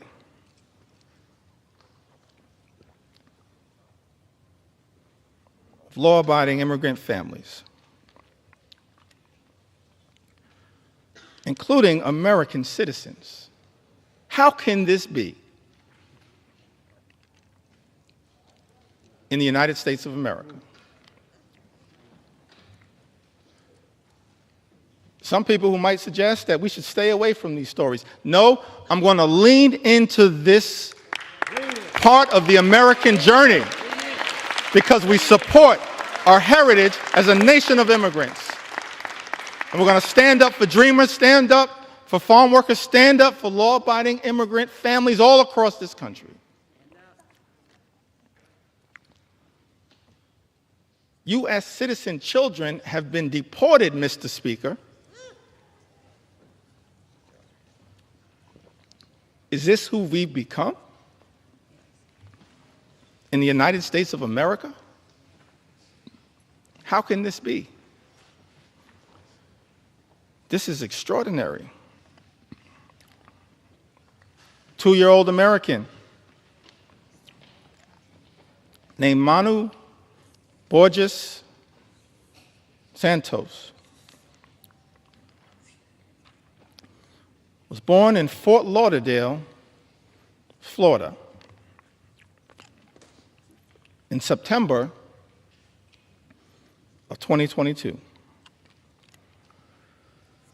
February, she was taken into custody in Florida alongside her mother and father, both of whom were undocumented. And as a result of this situation, 2-year-old Manu was deported to Brazil. Because of the Trump administration, Manu, a U.S. citizen, only 2 years old, is now effectively stateless. Manu is not a citizen or resident of Brazil. It's a 2-year-old girl, an American citizen.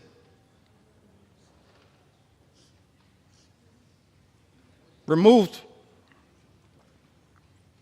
from her homeland, but can't get legal status in her parents' ancestral home.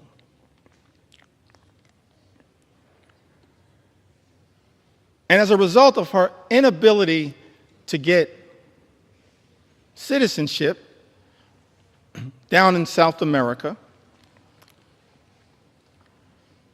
because she's an American citizen,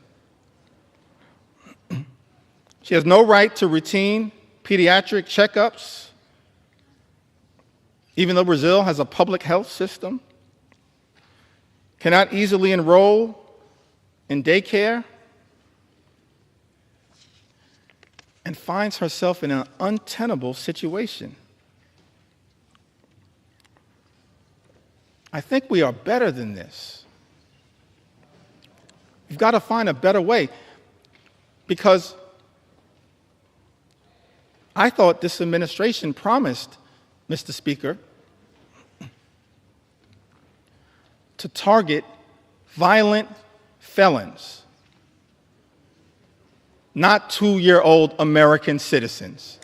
That's unacceptable, as far as I can tell, in the United States of America. Target violent felons all you want. We support that. They should be deported. But why are resources being spent targeting 2-year-old American children? That's not American. And I don't believe the American people support that. Mr. Speaker, that's not what this country should be all about. Manu wasn't the only one. The only American citizen who's been targeted by the deportation machine, a deportation machine that will be unleashed on steroids by this one big ugly bill. We know that, in fact, is the case. That's not hyperbole. It's not a hypothetical. It's not hype. J.D. Vance told us the other day, don't worry about the cuts to Medicaid. Don't worry about the fact that this is the largest cut to Medicaid in American history. Don't worry about the fact that millions of Americans, more than 17 million Americans, will lose their health care, and many more will experience higher premiums, copays, and deductibles, whose life will measurably get worse as a result of this one big ugly bill. Vice President J.D. Vance said, don't worry about that, because it's all about the deportation machine. That's not targeting violent felons. Apparently, much of what has been unleashed on the American people targeting American citizens, like a 2-year-old American girl with the initials VML, who was deported alongside her mother and sister to Honduras without any meaningful due process. VML was taken into custody by ICE on April 22nd.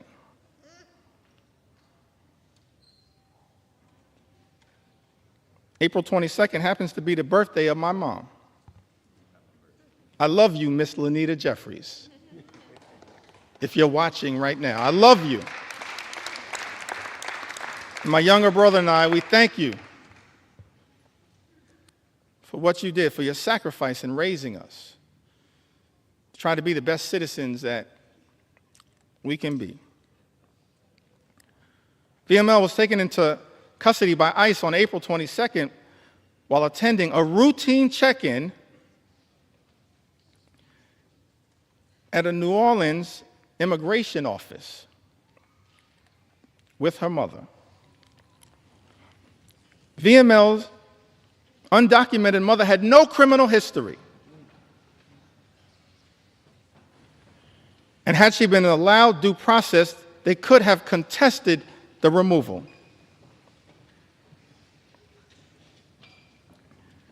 Instead,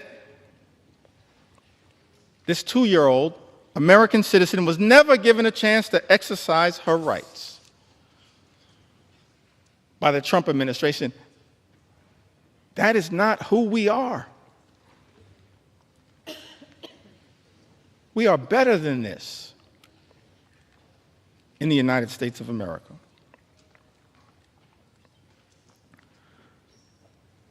Carlos or Carrie Lopez Alvarado,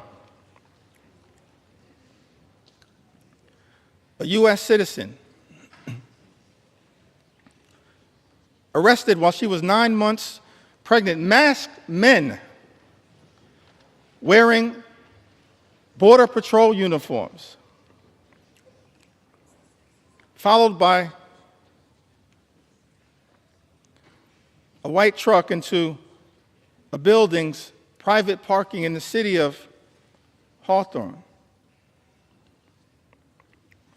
In that truck was Carrie's partner, Brian, when she tried asking questions about who the agents were and what authority they had to arrest her partner. She was arrested. And Carrie, an American citizen, recounted that they started grabbing me from both sides, and I ducked down to sort of shield my stomach because I was afraid. An American citizen afraid that they were going to hurt me.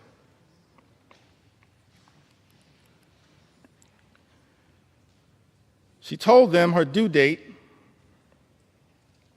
She was 9 months pregnant.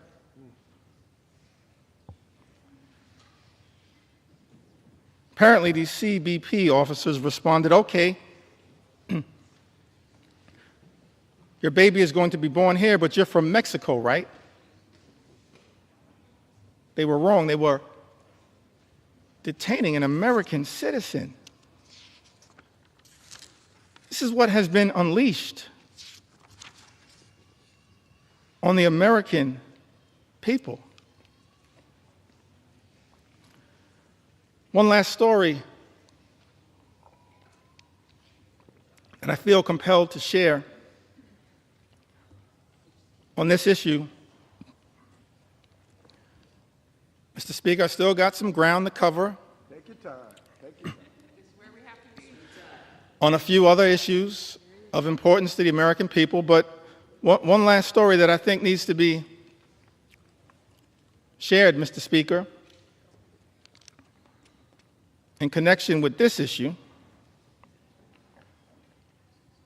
This received some attention, some notoriety. Americans were horrified, should be horrified. All of us should be horrified.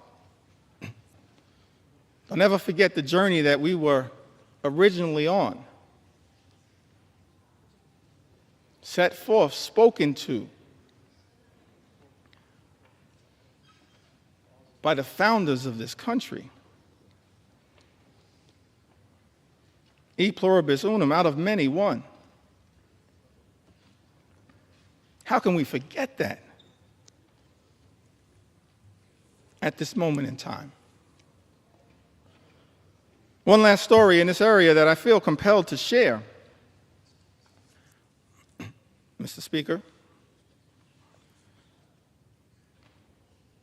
Story of Narciso Barranco, 48-year-old undocumented landscaper who has been in the United States since the 1990s and has no criminal record.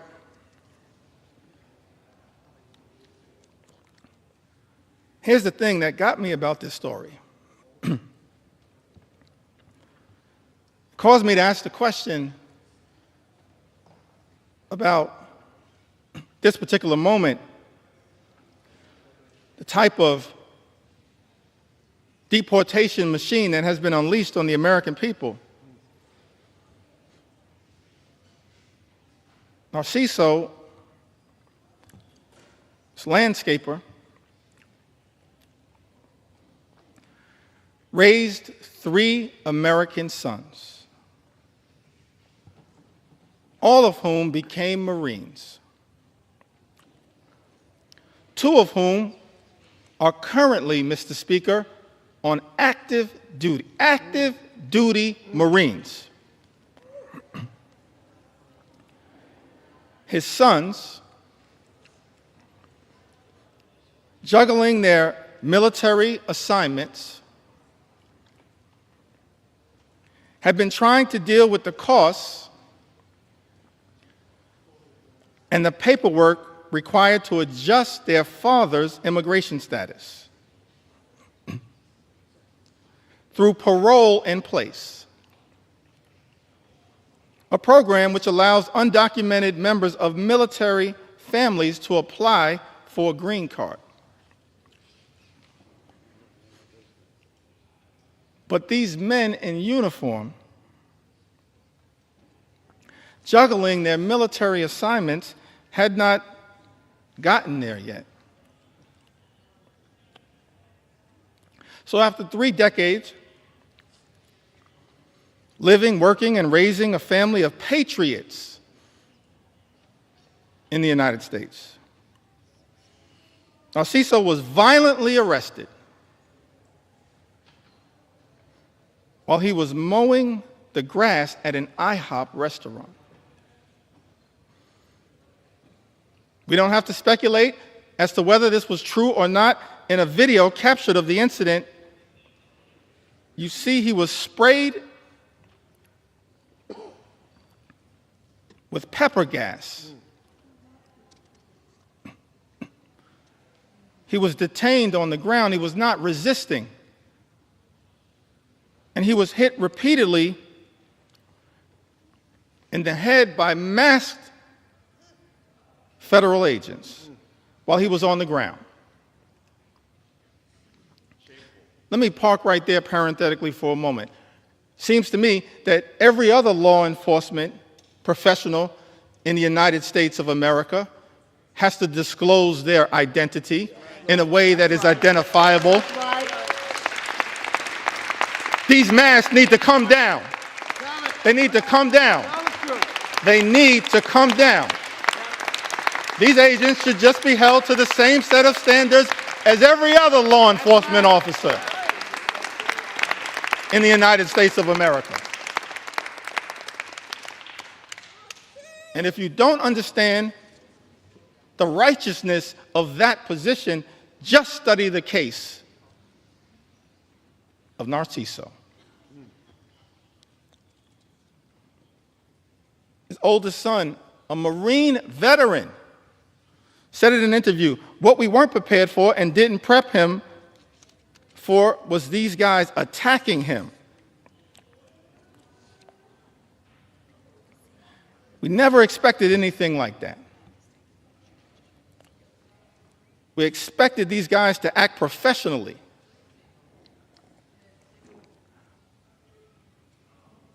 And up to the standards of the United States government. Our masked, armed federal agents who beat people on the ground really the standards the United States government should be standing by? Are these the types of actions, Mr. Speaker, that House Republicans endorse and support? This is not the way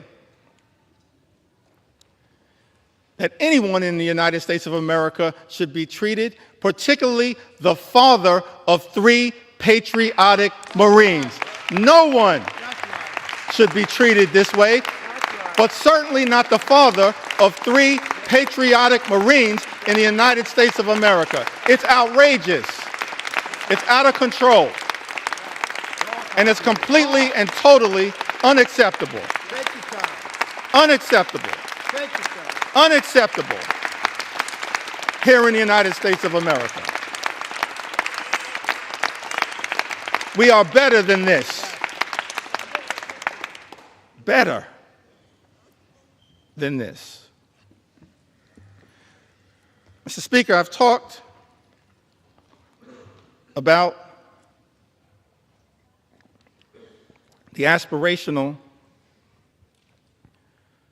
vision that we have for a country where everybody can afford to live the good life and work hard, play by the rules, experience the American dream, live the good life, good paying job, good housing, good health care, good education for their children, and a good retirement. That's not too much to ask in the United States of America, the wealthiest country in the history of the world, a great country, an exceptional country, as Abraham Lincoln once observed in a speech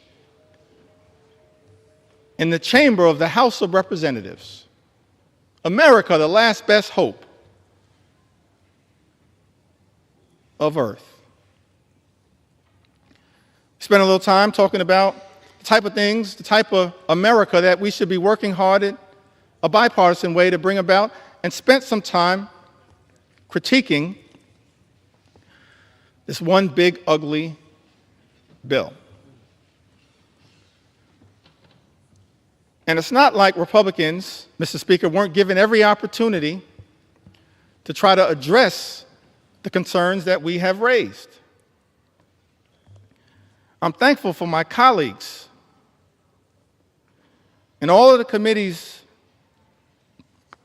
of jurisdiction who worked hard, pulling all-nighters, offering amendments to try to improve this one big, ugly bill. We've actually introduced throughout this process, Mr. Speaker, hundreds of amendments. Just yesterday before the Rules Committee, hundreds of amendments. And before that, in late May, when the initial bill was being debated in a marathon session before the Rules Committee, more than 125 or so Democrats offering more than 500 different amendments to improve this bill, to stand up for the American people. Doing so over and over and over again throughout this process. And so, Mr. Speaker, I think it's important for the American people to understand what exactly House Republicans have rejected. What changes have House Republicans rejected to this one big, ugly bill?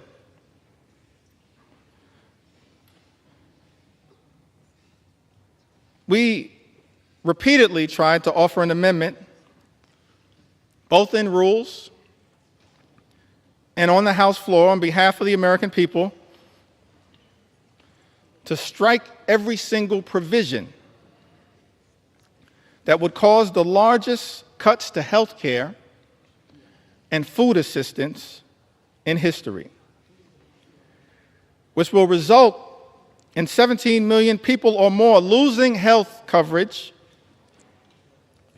and jeopardizing nutritional benefits for about 42 million Americans who might otherwise go hungry. Republicans voted down that amendment.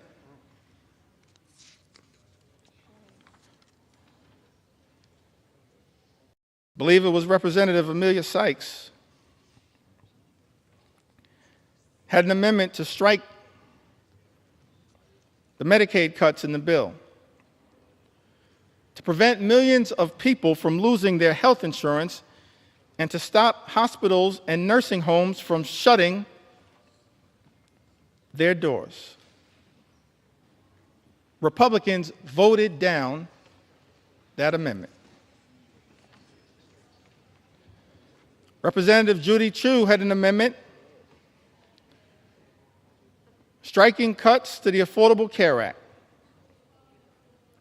Cuts that are in this one big ugly bill that will cause millions of everyday Americans to lose their health insurance or experience having their costs go up.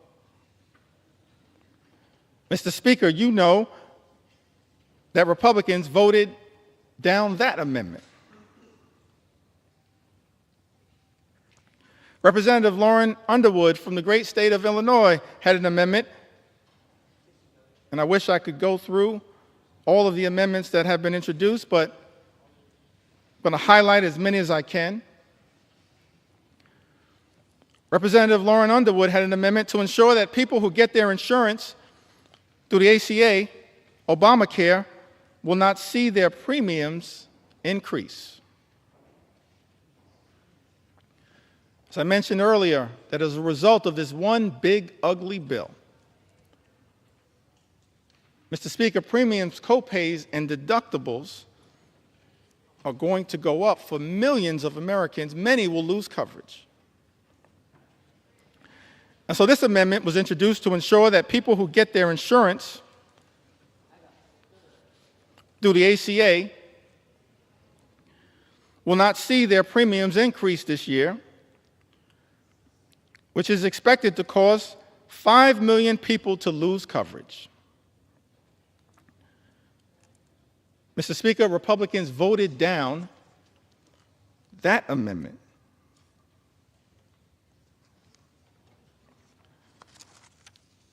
Representative Kelly Morrison had an amendment that strikes the defunding of Planned Parenthood, which provides access to life-saving cancer screenings and reproductive health care. Now, last year, Republicans, Mr. Speaker, promised that reproductive health care, reproductive freedom was a state issue. President Trump promised that reproductive health care, reproductive freedom was a state issue. And yet in this bill, there's a backdoor attack on reproductive freedom by targeting health care, preventative health care, that Planned Parenthood provides to millions of people all across this country.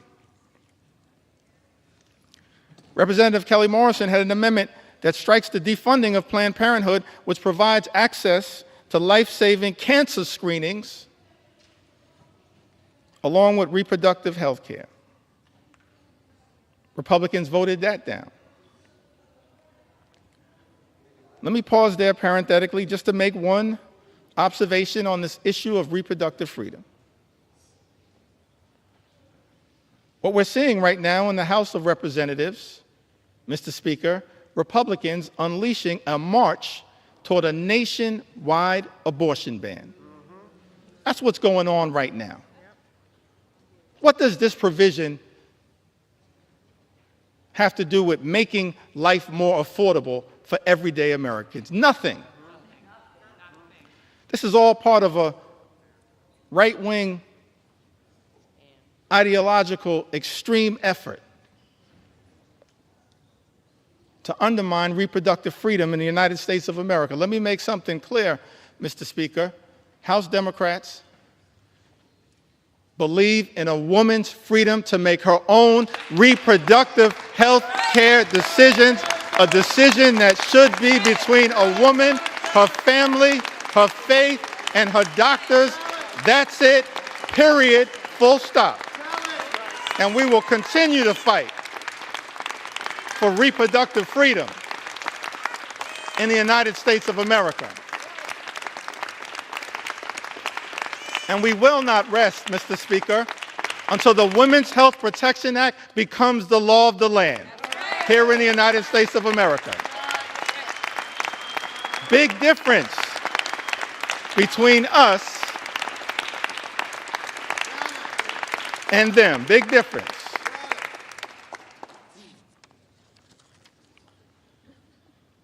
Mr. Speaker, Representative Johanna Hayes introduced an amendment to strike all provisions that would cut food assistance for children, seniors, and veterans.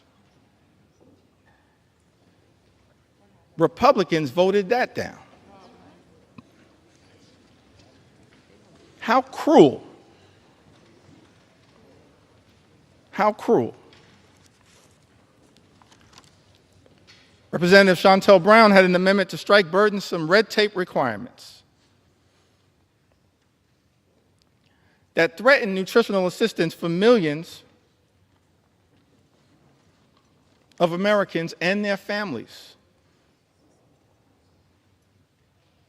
Republicans voted that down. I mentioned earlier, Mr. Speaker, this notion that Republicans are trying to spin to the American people that the attack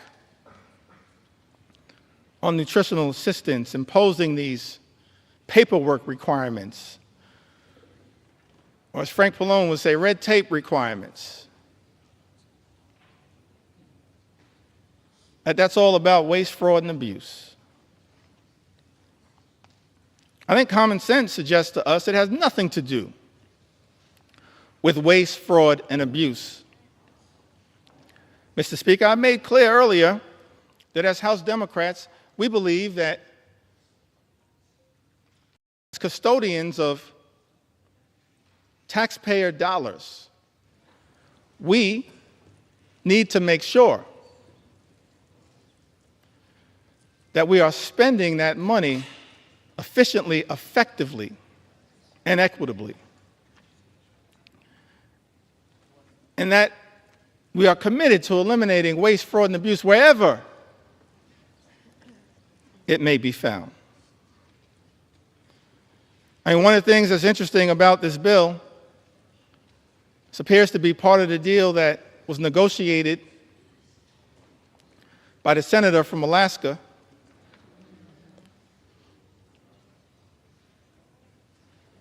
is that the states apparently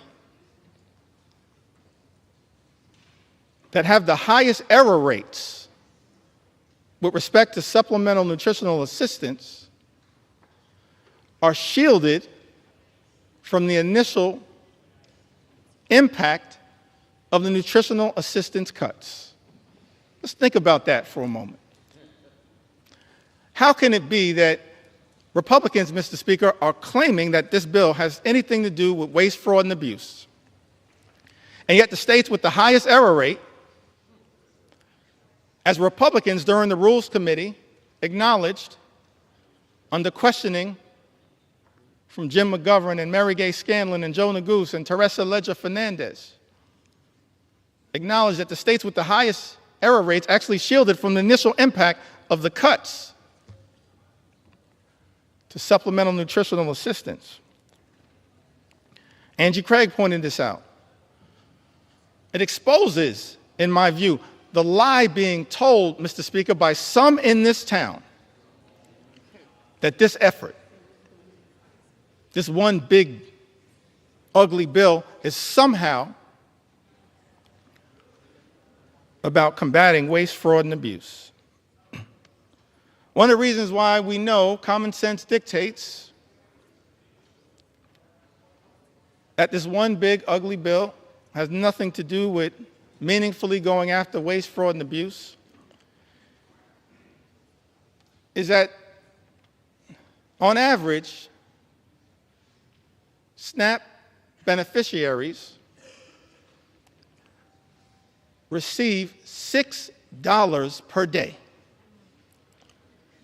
to try to help them not go hungry, to try to make sure that veterans and children and seniors don't go hungry. Mr. Speaker, I think it's important for the American people to process. That's what SNAP on average provides, $6 per day. At the same time, Elon Musk, his federal contracts, as we understand it, amount to $8 million per day. Mr. Speaker, if Republicans were really serious about targeting waste, fraud, and abuse in the United States of America, start there. $8 million per day. Start right there. Don't take it, don't rip it from the mouths of children, seniors, or veterans. If Republicans were really serious about targeting waste, fraud, and abuse, start right there with Elon Musk. And we'll join you. We'll welcome you into the warm embrace of the House Democratic Caucus to target waste, fraud, and abuse. Start right there. You can start right there, Mr. Speaker. Start right there. Ranking members Jim McGovern and Bobby Scott had an amendment, Mr. Speaker, to prohibit the bill from going into effect unless cuts to Medicaid and SNAP would not result in fewer families being eligible for free school meals. Mr. Speaker, as you know, Republicans voted down that amendment. We can't find a way to stand up for school meals, for school breakfast, for school lunch. That's just cruel.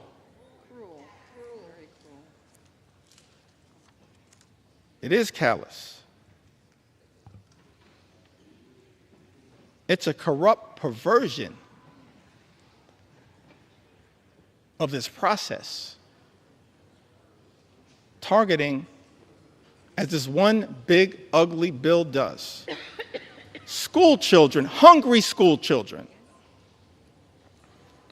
in the United States of America. Speaker, Representative Mike Thompson had an amendment that would have ensured Americans would not see their energy costs go up, and to protect the millions of good-paying jobs that this bill will eliminate, because this one big, ugly bill puts a target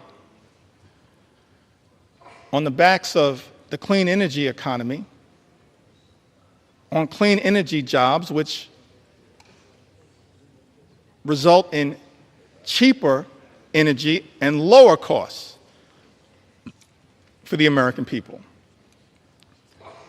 We were told by President Donald Trump when he was on the campaign trail, costs would go down on day one. He was going to focus, we were told, on lowering the high cost of living in the United States of America. That's not what this bill does. And we know it because 21 House Republicans made that clear in a letter that I cited earlier that's now part of this public record. Representative Mike Thompson, supported by others, had an amendment. All of these amendments co-sponsored by members all across the gorgeous mosaic of the House Democratic Caucus. We're proud of the fact that we look like we represent, in the most intimate way possible, consistent with John Adams' original vision of the House of Representatives, that the House should be a portrait of the American people.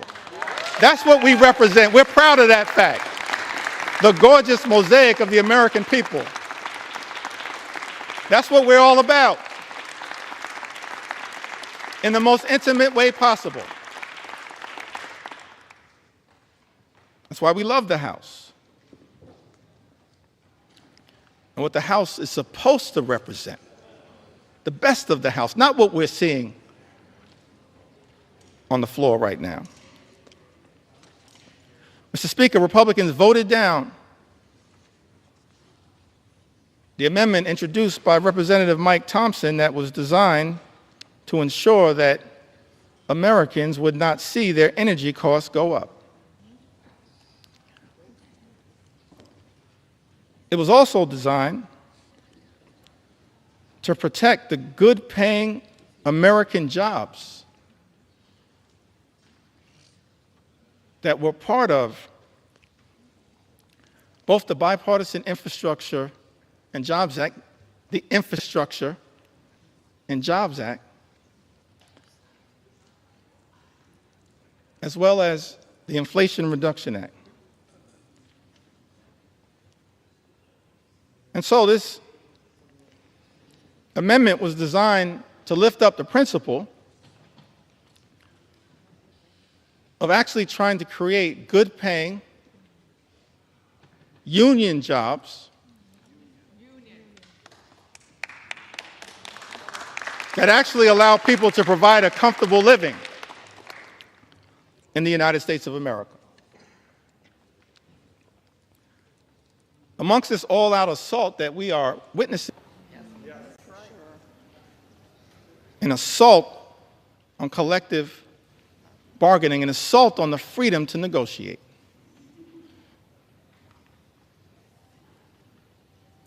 What's the difference, Mr. Speaker, between us and our colleagues on the other side of the aisle? I think one of the things that is a clear difference, Mr. Speaker, is that we believe, we recognize that in connection with this journey, work hard, play by the rules, imagine and dare to dream the ability to live the good life, to experience the American dream. An American dream that when you work hard and play by the rules, you should be able to provide a comfortable living for yourself and for your family. Educate your children. Purchase a home. Have access to high-quality health care. Go on vacation every now and then. And then one day retire with grace and dignity. That's the American dream. That's the ability to afford and access the good life. And we believe as House Democrats that no single force in the United States of America has done more to bring the American dream to life than organized labor, and we will continue to stand up for organized labor today, tomorrow, and always. not undermine good-paying union jobs. That's what this bill, this one big ugly bill, does in the United States of America. We're going to stand up. Stand up. Stand up for organized labor.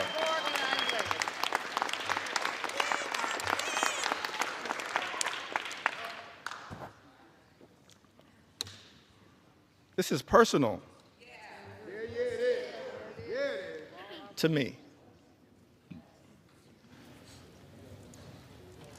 My parents, Marlon Jeffries, Lanita Jeffries, they raised us, my younger brother Hassan and I, they raised us in a working class union household. I'm thankful for that. We were raised in central Brooklyn. Now, my mom grew up in Connecticut. And I mentioned that must be Johanna Hayes.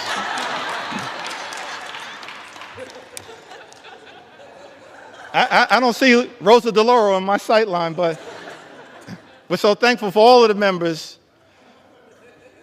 of the Connecticut delegation. I'm an unofficial sixth member of the Connecticut delegation. My mom raised in Bristol, Connecticut. She went to Bristol High School. Thankful for my mom. And my dad, I mentioned earlier, he grew up in Newark.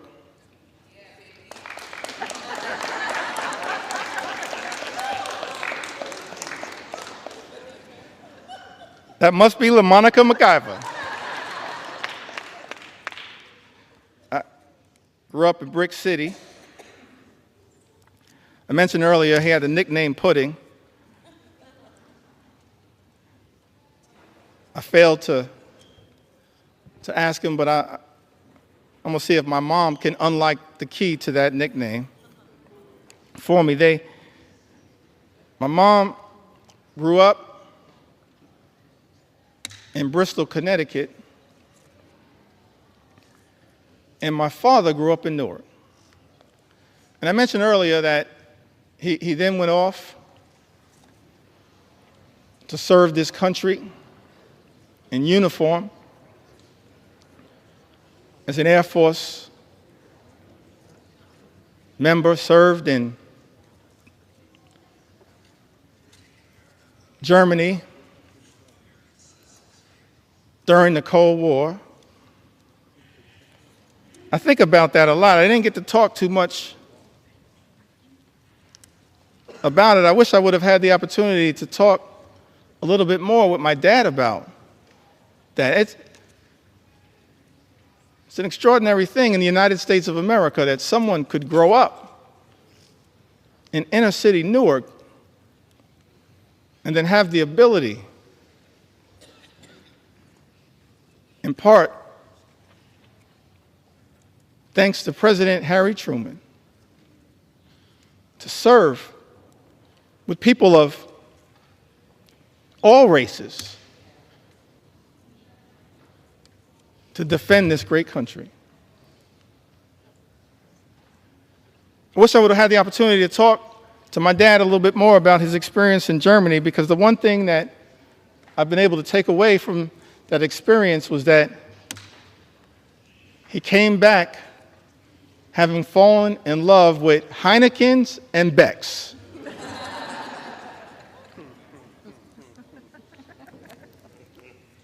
But he came back after serving this country, Mr. Speaker, in uniform, as so many men and women do right now in uniform. And let me make clear, We're so thankful. We're so appreciative of the courage of the men and women in uniform who serve in the United States military, and we will always stand behind you. We thank you for your service, your patriotism, your courage, your heroism, and your sacrifice, lifting up the freedom that is America. You are not suckers, you are heroes. You're not suckers, you're heroes.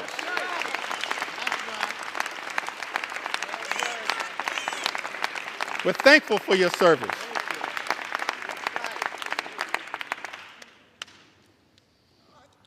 The men and women, no better hype person than Frederica Wilson.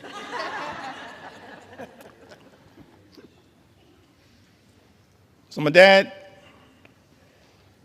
as I mentioned, grew up in Newark. My mom in Bristol, Connecticut.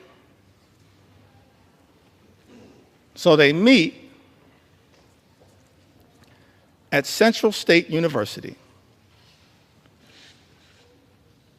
Proud to note, a historically black college and university that has given so much. Historically black colleges and universities to the United States of America, and we will always stand behind you. Always stand behind you. We will always stand behind you. I wouldn't be here right now without a historically black college and university. I'll never run away from that. I will never run away from that. And we're proud of the fact, we can check the record, proud of the fact that over the last few years prior to this administration, historic investment in Hispanic serving institutions, in historically black colleges and universities, in higher education.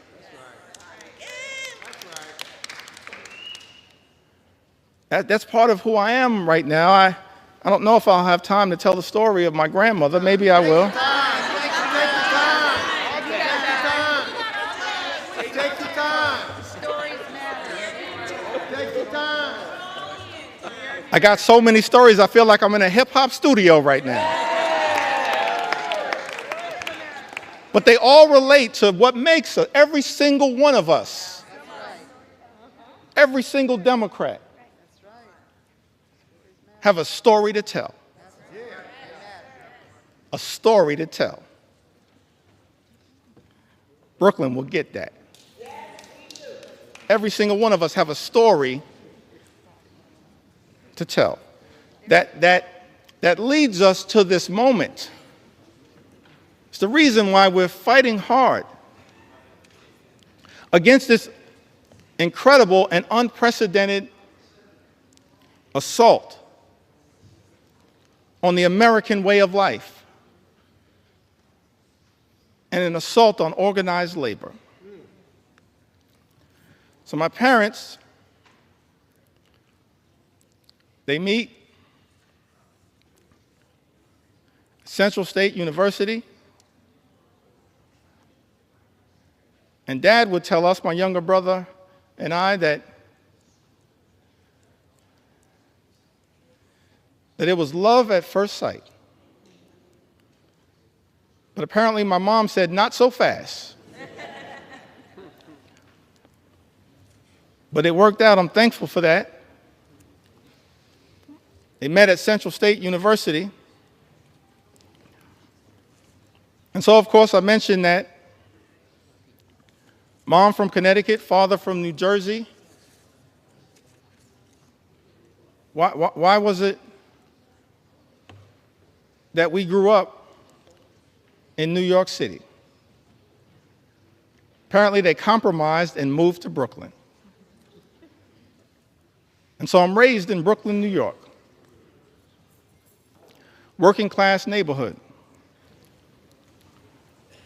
In the middle of the crack cocaine epidemic. dangerous times in New York City. In a union household, proud that I grew up in the Cornerstone Baptist Church, still a member of the Cornerstone Baptist Church. Grew up in this union household.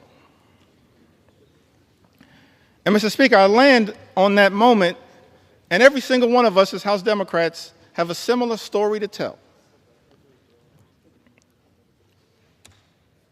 about why in our heart, in our soul, in our essence, in our experience, we're so horrified by the attacks on organized labor.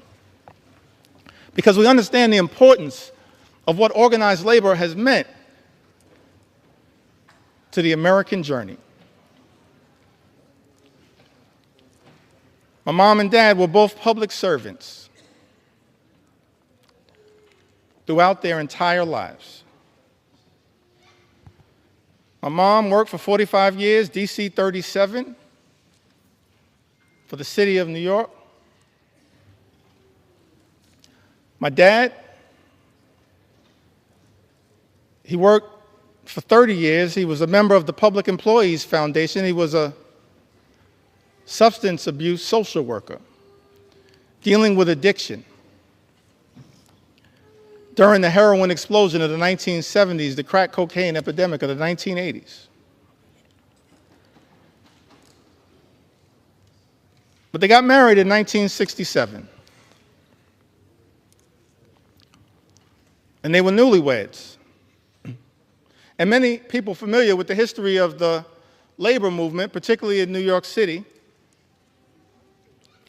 know that in 1967, the Social Service Employees Union, which they both belonged to at the time, famously went on strike for better pay, better health care, better working conditions, and most importantly, better service to the clients that they served. And I've thought about that fact. They were newlyweds. A few months in, and they had to make a decision when the Social Service Employees Union went out on strike, whether they would cross the picket line, because it was unclear, perhaps, how they would pay for food and rent and clothing as newlyweds in a new city. Or, Mr. Speaker, were they going to stand in solidarity with their union brothers and sisters? I'm so thankful, Mr. Speaker, when I learned that my parents made that decision to stand on that picket line for as long as it took in solidarity with their union brothers and sisters. That's part of our DNA. That's part of why we fight so hard. We can all trace a similar story. An inheritance from our parents and our grandparents. All of us have that kind of story to tell.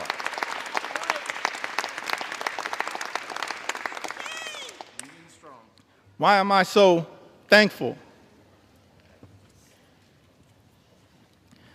that my parents made what I believe was a tough personal decision, but of course the right decision? It's because what that union membership actually meant to my journey and my younger brother's journey. 1973, my younger brother was born with a serious heart condition. He's okay right now. He's doing well. Right now, he continues to say on social media that he's our mother's favorite son. Let me say from the House floor, no, you are not. I think she favors both of us. A younger brother, 1973, he's born with a serious heart condition. He's okay right now. He's born with a serious heart condition. I'm thankful that it was that union negotiated health care that got our family through that difficult moment. That's why we do what we do. Our own personal experience.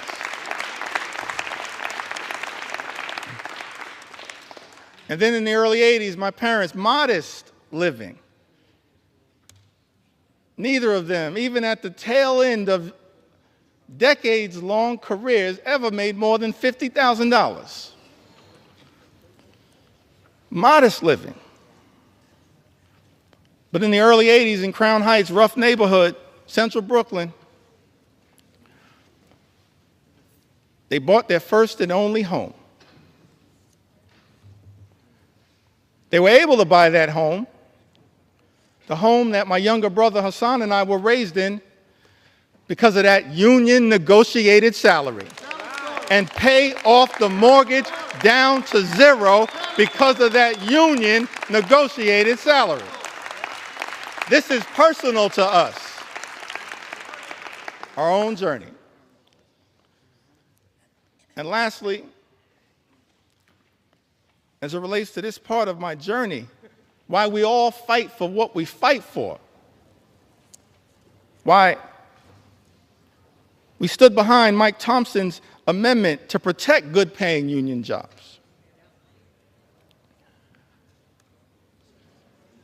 I went to college. I went to Binghamton University.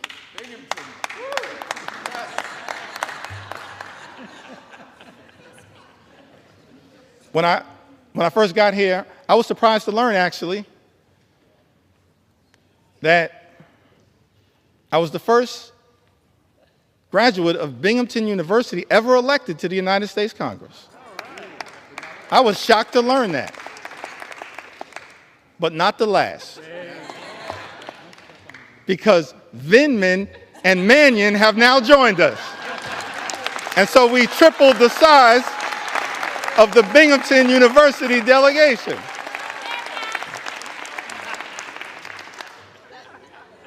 It's part of the reason why we stand up for higher education and public education. That's our own experience. So I graduate from Binghamton University.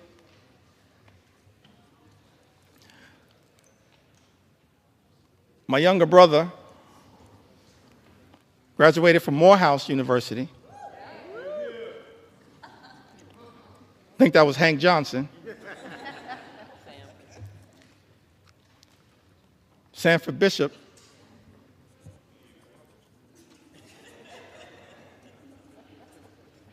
Graduated from Morehouse.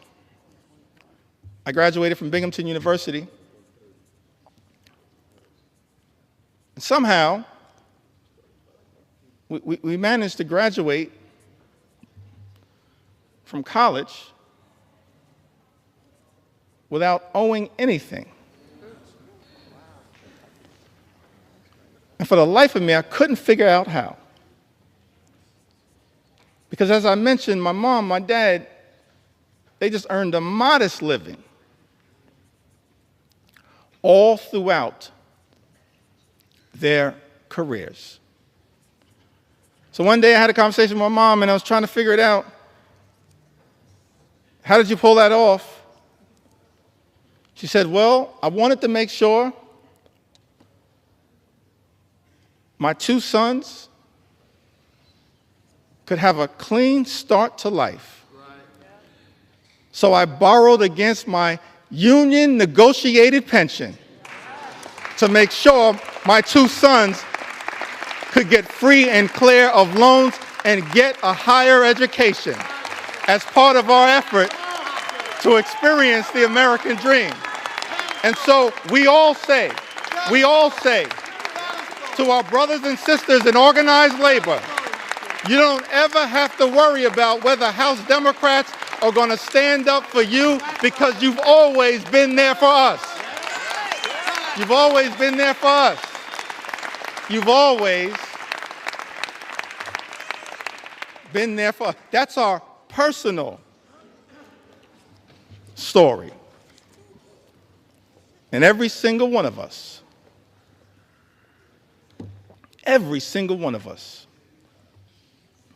we do this work because we've lived a life of opportunity that this great country has provided to us. And we're deeply troubled, saddened, disgusted that this great institution, this House of Representatives, Mr. Speaker, Republicans are trying to jam this one big ugly bill down the throats of the American people. A bill that hurts everyday Americans in order to reward billionaires with massive tax breaks. Shame on this institution if that bill ever passes. And so we say to the American people, we've been working hard to try to get this bill into a better situation, introducing amendment after amendment after amendment. Representative Judy Chu, the Chair Emeritus of CAPAC, one of our extraordinary leaders, my good friend Grace Meng, she now chairs CAPAC, but Representative Judy Chu, she had an amendment that no one earning more than $10 million per year receives a tax cut to prevent this reverse Robin Hood and the ballooning of the debt by $4 trillion. Mr. Speaker, you know, Republicans voted down that amendment. We support, as Democrats, providing tax relief to everyday Americans. We're willing to work in a bipartisan way to deal with that issue under the leadership of Richie Neal. But Republicans decided, Mr. Speaker, as you know, to go down this partisan road, play partisan games, try to jam this extreme budget down the throats of the American people. And so amendment after amendment after amendment introduced by House Democrats in good faith, exercising common sense to try to improve this bill. Representative Jimmy Gomez, the chair of the Dad's Caucus here in the United States House of Representatives, he had an amendment to ensure that people who make $1 billion a year don't get a tax break paid for by cutting Americans' health care and food assistance. Mr. Speaker, you know, Republicans voted that down.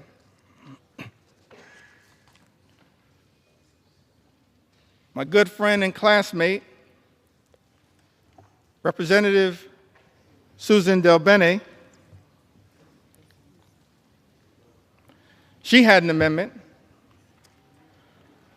that would have made the child tax credit fully refundable. Susan DelBene, a great champion of the child tax credit.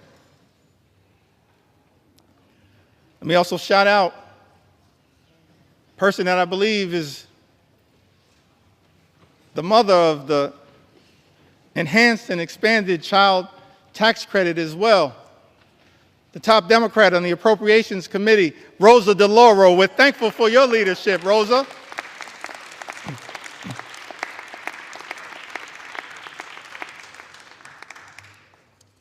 Fighting hard on behalf of the American people. Susan DelBene, a great champion of the child tax credit. She had an amendment, Mr. Speaker, to make the child tax credit fully refundable, covering the 17 million children who are being left behind by the big, ugly bill, and increase the child tax credit for families. Because what Republicans are doing, Mr. Speaker, as you know, in this particular bill, not enhancing and expanding the child tax credit, you are undermining the child tax credit. And Representative Susan DelBene, my classmate, along with Catherine Clark and others, the class of 2012. We used to be the new kids on the block, now we're just the OGs.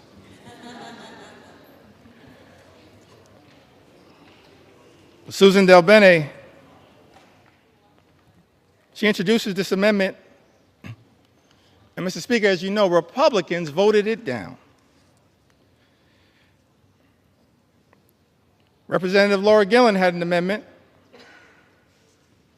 that dealt with this issue a little bit earlier. The new and permanent cap on state and local tax deduction. Representative Laura Gillen had an amendment to strike the new and permanent cap on SALT, which is something that members of the House Republican Conference, Mr. Speaker, as you know, claimed was a line in the sand for them, specifically from New York, and said that they support, but Republicans voted down that amendment from Representative Laura Gillen. Representative Mary Gay Scanlon from the Commonwealth of Pennsylvania, one of the great members of the class of 2018, a great class. She had an amendment that would protect infants, babies, American citizens born in this country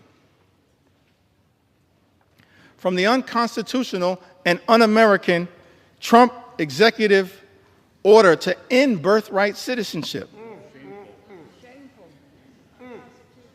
Republicans voted that down.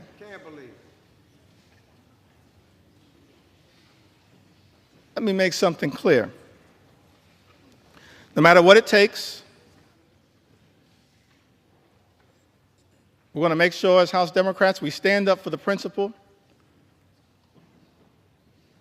that every single child born in the United States of America pursuant to the 14th Amendment is an American citizen. We will never let anyone take that away.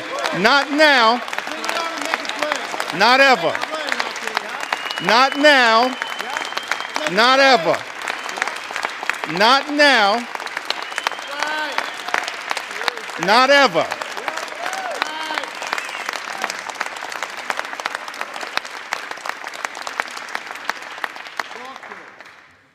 I think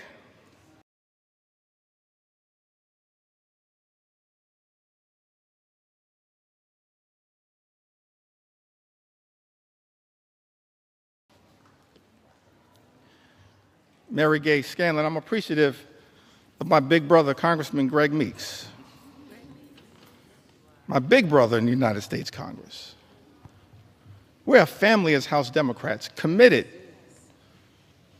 to working hard, standing up on behalf of the American people. It's an honor of a lifetime to be part of this family.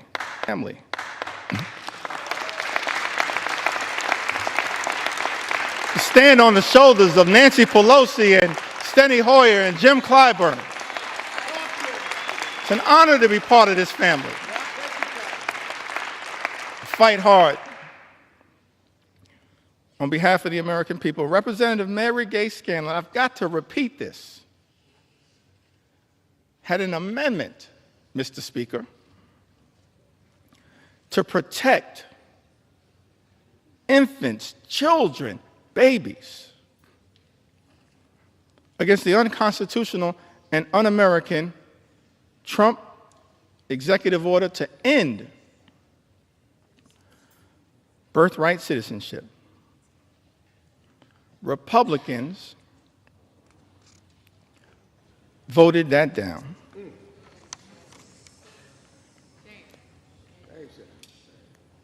Representative Pramila Jayapal had an amendment to prevent ICE from deporting U.S. citizens. United States citizens, Mr. Speaker, that are being deported by the Trump administration. I documented some of that earlier today. We're happy to provide more examples. In fact, I'm happy to debate my colleague, Speaker Mike Johnson, on any of these issues anytime right here on the floor of the House of Representatives. I sent you that invitation. I sent you that invitation. I sent you that invitation months ago. I'm still waiting to get a response. We're not running from the American people. We're ready to debate any of these issues anytime, any place, particularly right here on the floor of the House of Representatives. Representative Pramila Jayapal, she had an amendment, Mr. Speaker, to prevent ICE from deporting U.S. citizens. Republicans voted that down.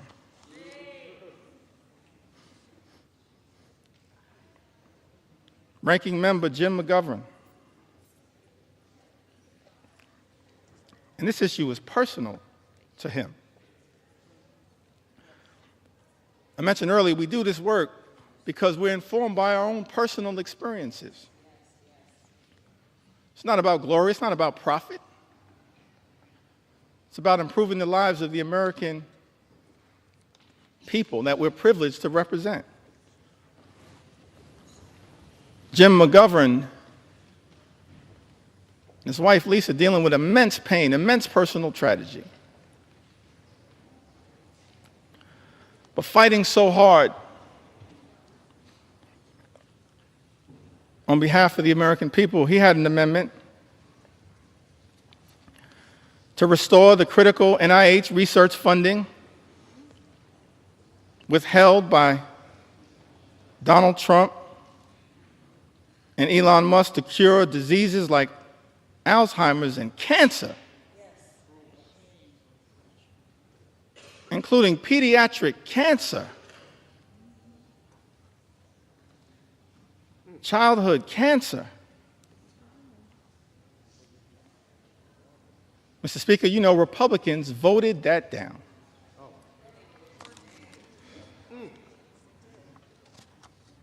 Hundreds of amendments introduced by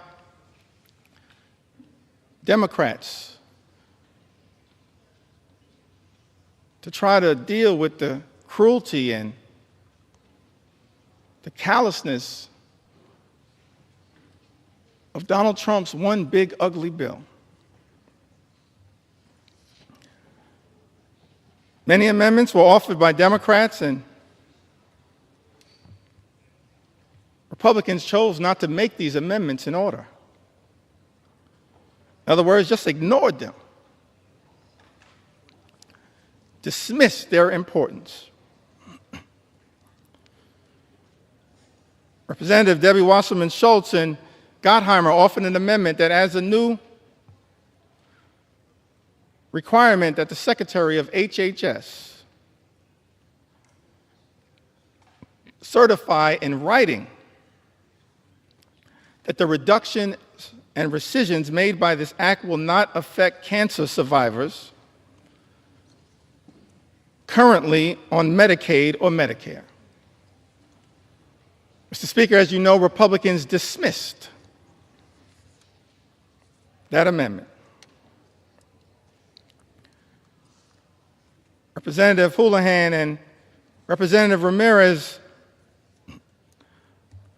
offered an amendment, Mr. Speaker, that exempts individuals with disabilities from having to prove eligibility for Medicaid every 6 months. That's a burdensome red tape requirement designed to throw people off of Medicaid who are eligible. That amendment was dismissed, Mr. Speaker, as you know, by House Republicans.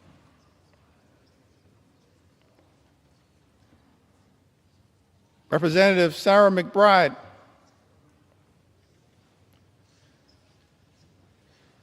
the distinguished gentle lady from the great state of Delaware. The distinguished gentle lady from the great state of Delaware. She offered an amendment that requires the CBO, the Congressional Budget Office, to certify provisions in this bill to make sure that those provisions will not reduce access to care or increase the cost of care for seniors who are duly eligible for Medicare and Medicaid. Mr. Speaker, as you know, Republicans dismissed that amendment. Representative Rob Menendez offered an amendment that the health provisions will not take effect if it would lead to an increase in mortality rates due to reduced access to hospital services. Mr. Speaker, as you know, House Republicans dismissed that amendment. Representative Val Hoyle introduced an amendment that strikes changes to provider taxes and preserves states' ability to use or increase provider taxes to fund Medicaid and protect hospital funding. Mr. Speaker, you know that despite Representative Hoyle offering this amendment, Republicans dismissed it. Rural hospitals will close as a result of Donald Trump's one big, ugly bill. They will close. Susan Collins acknowledged that fact. But House Republicans are here jamming a bill down the throats of the American people that will close hospitals in rural America, in urban America, in small-town America, in the heartland of America, and apparently, Mr. Speaker, couldn't care less. Let me be clear. We're going to stand up for those communities that my colleagues on the other side of the aisle have abandoned. We're going to stand up for rural America, urban America, small-town America, the heartland of America, Appalachia. We're going to stand up for all of America, whether we represent you or not.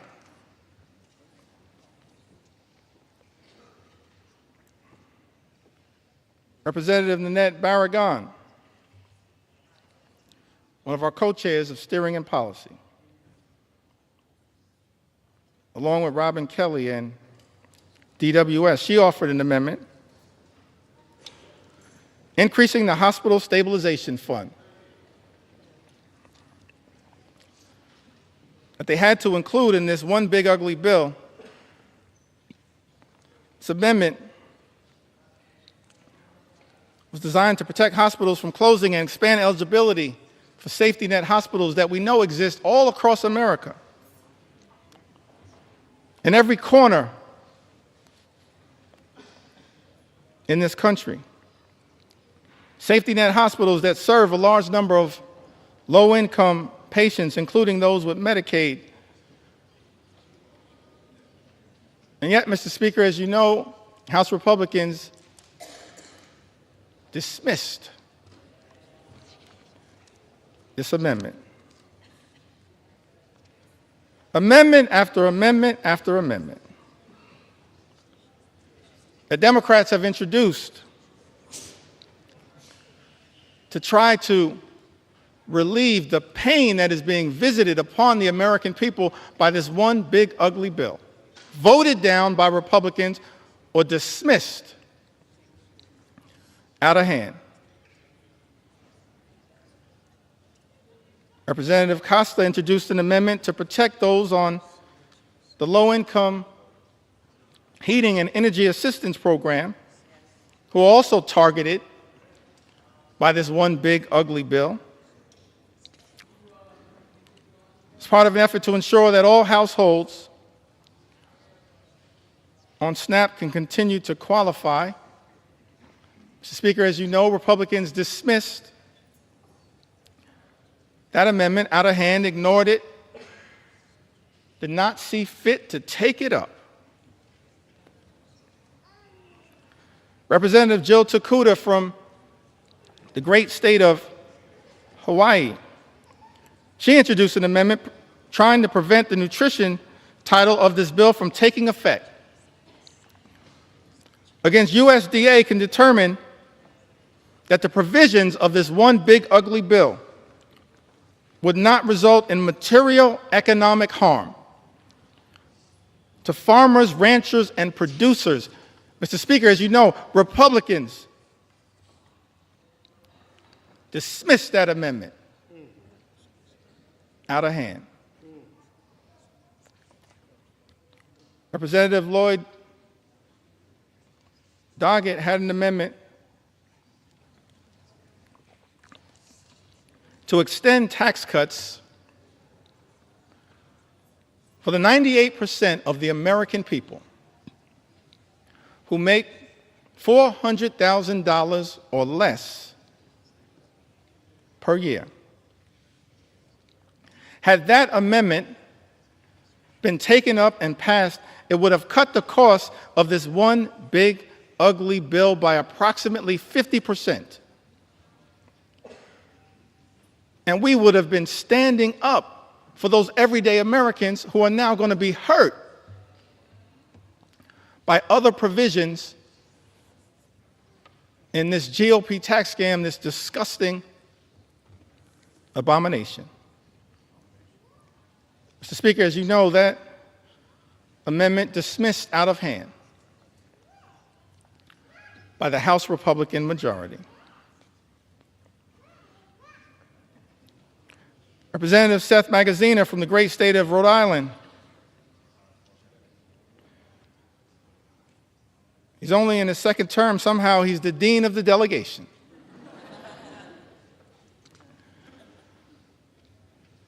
Along with my good friend Gabe Amo, Seth Magaziner, he had an amendment to provide a tax cut for the middle class, paid for by increasing taxes on the wealthiest here in this country. Taxes and a tax rate that had previously been at 39%, lowered by the original GOP tax scam in 2017. He had this amendment to provide a tax cut for middle-class Americans. Instead, Republicans are spending $1 trillion on massive tax breaks for the wealthiest amongst us. And that amendment was dismissed out of hand. Representative Stephen Horsford, who also came in the class of 2012, he had an amendment to make no tax on tips, which we support. But we support no tax on tips becoming a permanent part of the law, and that's not what this one big, ugly bill does. Tax breaks for billionaires, permanent. Tax breaks for everybody else expire. That's not the way to stand up for everyday Americans. That's extraordinary. Representative Stephen Horsford's amendments to make no tax on tips permanent and to close loopholes that are in this one big ugly bill. Dismissed out of hand. Amendments introduced by Ranking Member Huffman, Andrea Salinas, Dave Min, Emily Randall, and others, protecting public lands, dismissed out of hand. Amendments on energy introduced by members like Luz Rivas, dismissed out of hand. And I think I'll end this portion of my presentation. Mr. Speaker,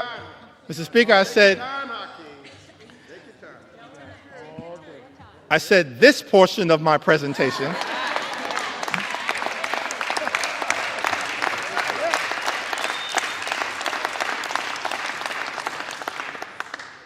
Still got a little more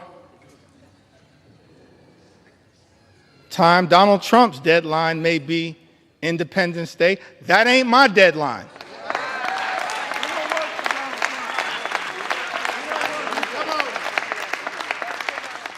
You know why? Mr. Speaker? We don't work for Donald Trump. We work for the American people. That's why we're right here now on the floor of the House of Representatives, standing up for the American people, for everyday Americans, for hardworking American taxpayers, fighting hard to make sure that we can live in a country where every American can afford to live the good life. And as I mentioned earlier, Mr. Speaker, part of being able to afford to live the good life, part of those 5 things that I talked about, which shouldn't be hard to agree upon. Work hard, play by the rules, and then being able to be part of a country. Imagine a country where when you work hard and play by the rules, you can afford to obtain the American dream, to experience the good life, good paying job, good housing, good health care, a good education for your children, and then a good retirement. So we had a series of amendments, Mr. Speaker, introduced on the subject of education. Let me say something about the Department of Education, and every agency, every department can, of course, be improved in terms of its efficiency, but the Department of Education does important work, particularly as it relates to the most vulnerable children amongst us. And as part of this unprecedented assault on the American way of life, President Donald Trump issued this executive order, effectively trying to abolish the Department of Education. I know there are people all across the country as I travel throughout America concerned about this. Let me make something clear. The Department of Education was established by an act of the United States Congress. It cannot be abolished by anyone pretending to be a wannabe king. Not anyone. It's us, the United States Congress. So we introduced, Mr. Speaker, a series of amendments related to this commitment, this recognition of the importance of education as part of accessing the American dream. Ranking Member Bobby Scott is also battling some issues. Life hits us all, but made sure to make his way here to the House of Representatives. It's part of his commitment to stand up for the education of our children and others. He had an amendment, Mr. Speaker, that strikes all of the extreme parts of the Committee on the Education and Workforce elements of this bill that make it harder for students to access high-quality education, jeopardizes child nutrition programs, and threatens financial student aid, all of which is being done recklessly, Mr. Speaker, by this one big, ugly bill. And as you know, Republicans chose to ignore this amendment, dismiss it out of hand. Representative Sarah Elfreth introduced an amendment to try to increase the amount that hard-working teachers and educators are able to deduct on qualified out-of-pocket classroom expenses. And that amendment was dismissed out of hand. Tax breaks for billionaires, Mr. Speaker, but Republicans have decided hardworking educators can't get an enhanced tax benefit for their out-of-pocket expenses. That's wrong, and as House Democrats, we will continue to stand behind the educators of the United States of America, the teachers in the United States of America, those to whom we entrust our most precious asset, our children. And House Republicans, Mr. Speaker, aren't standing up for educators, for the teachers of America. This is extraordinary. But we're going to continue to stand with our teachers and stand with our public schools all across the United States of America.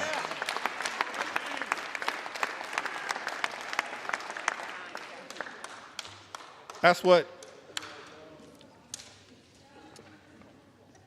House Democrats are going to continue to do. Representative Val Hoyle had an amendment to increase Pell Grant funding, Pell Grant awards that are severely undermined in Donald Trump's one big ugly bill. Mr. Speaker, it's extraordinary to me that this reckless Republican budget manages to go after blue-collar jobs, organized labor, hardworking American taxpayers who don't shower before going to work, but shower after work, that Donald Trump's one big ugly bill goes after blue-collar, good-paying, prevailing wage jobs here in the United States of America, and then also goes after access to higher education. Representative Val Hoyle had an amendment, Mr. Speaker, increasing Pell Grant awards that are severely undermined in this bill. House Republicans chose to ignore this amendment, dismiss it out of hand.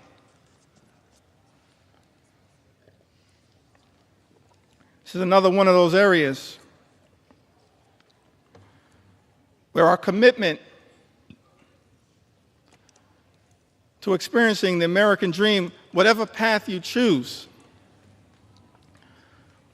whether that's through career and technical education,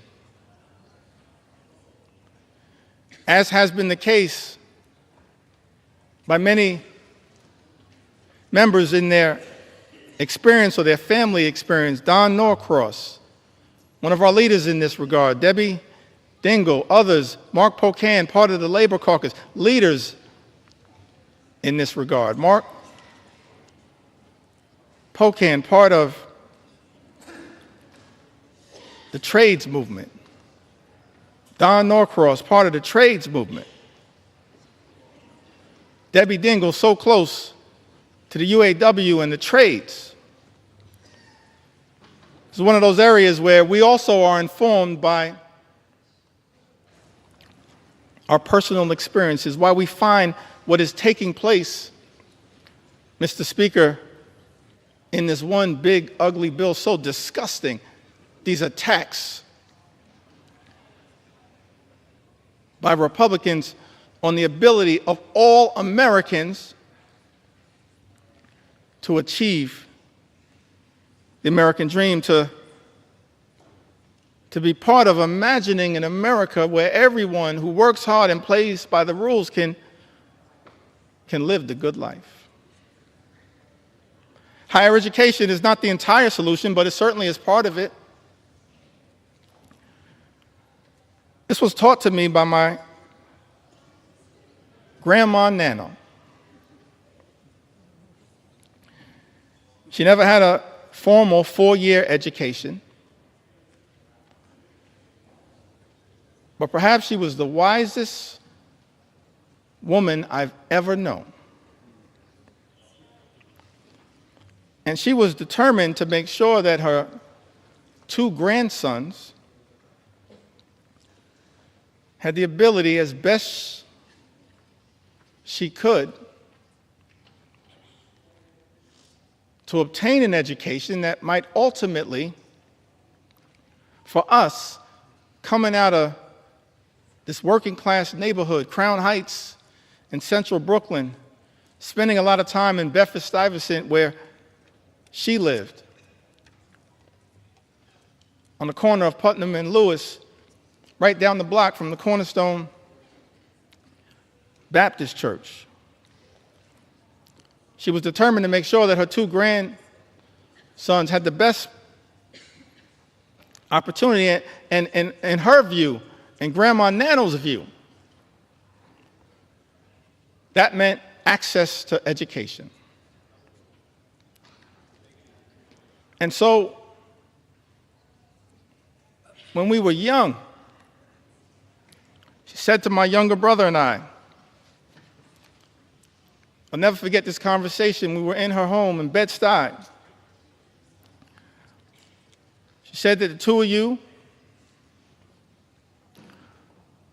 are going to go to elementary school and then you'll graduate, go to middle school and graduate, high school and graduate, college and graduate,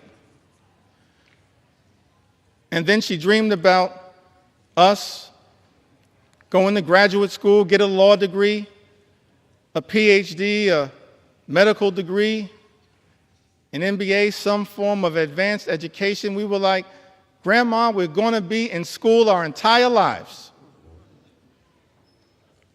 And she was so committed to that journey that every single time we graduated, this is a woman of modest means, she gave my younger brother and I, whoever was the graduate, $500 in cash. I still don't know where Nano got that money from.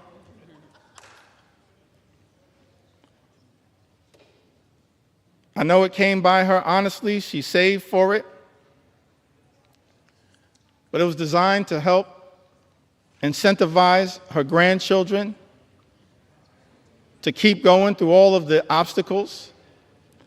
And Mr. Speaker, I made the mistake one day of telling that story, this $500 incentive,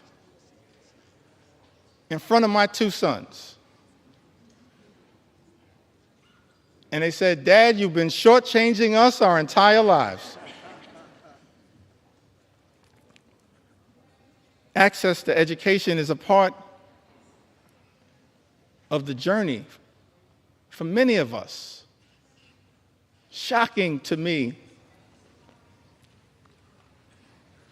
that this one aspect, not the only aspect, this one aspect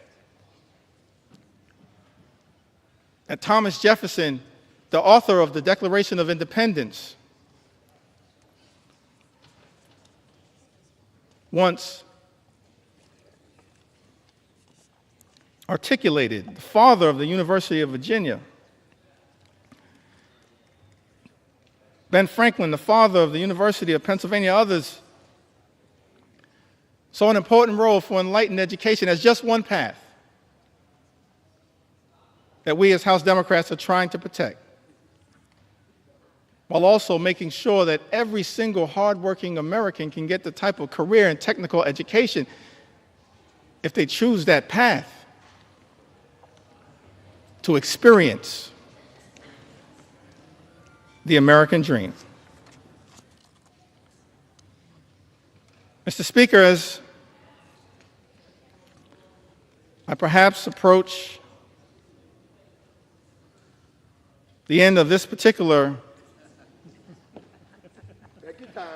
journey,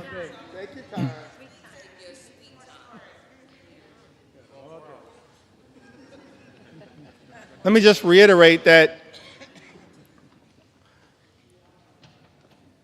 as House Democrats, we maintain from the very beginning of this Congress, we acknowledged the election of President Donald Trump, offered to work with our colleagues on the other side of the aisle whenever and wherever possible in order to make life better for the American people, to stand up for the things that matter, not as Democrats, independents, or Republicans, but as Americans. But the route, Mr. Speaker, that has been taken by House Republicans is to go it alone and to try to jam this one big ugly bill filled with extreme right-wing policy priorities down the throats of the American people. That's why, in good conscience, we can't stand here, Mr. Speaker, and support this effort, this one big ugly bill that hurts everyday Americans and rewards billionaires with massive tax breaks. America is too expensive. Housing costs are too high. Grocery costs are too high. Childcare costs are too high. Energy costs are too high. Insurance costs are too high. America is too expensive. President Trump and House Republicans promised to lower costs on day one. Mr. Speaker, but costs aren't going down, they are going up. The policies unleashed by the Trump administration have been so chaotic, so all over the place, so much uncertainty has been created that the economy is being run off track, and nothing has been done to lower the high cost of living. In fact, not a single thing in Donald Trump's one big, ugly bill will meaningfully make life more affordable for everyday Americans, and that's just one of several reasons why House Democrats are a hell no on this legislation. We were a hell no last week, a hell no this week, a hell no yesterday, a hell no today, and will continue to be a hell no on this effort to hurt the American people.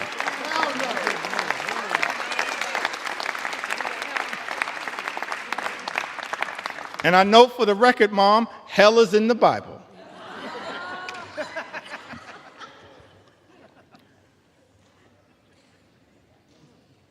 The American people are understandably frustrated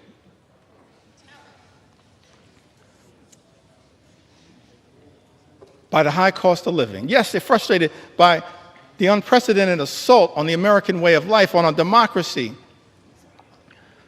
on the rule of law, on due process, on health care, on Social Security, on nutritional assistance, but it's my sincere hope that we can find a path forward to actually address for the American people some of the underlying sources of their frustration. The fact that people, far too many people, you've heard the stories, Mr. Speaker. And that's just a fraction of the stories that have been shared with us, members of the United States House of Representatives. Just a fraction of the stories that I've been able, on behalf of House Democrats, to enter into the record. They're frustrated by a lot of the things that have gone on in this country since January 20th. I'm frustrated by a lot of what has gone on, disgusted by a lot of what has gone on, Mr. Speaker, in this country since January 20th. We are better than this. But it's also important, one of the things that I hope, Mr. Speaker, we'll be able to address at some point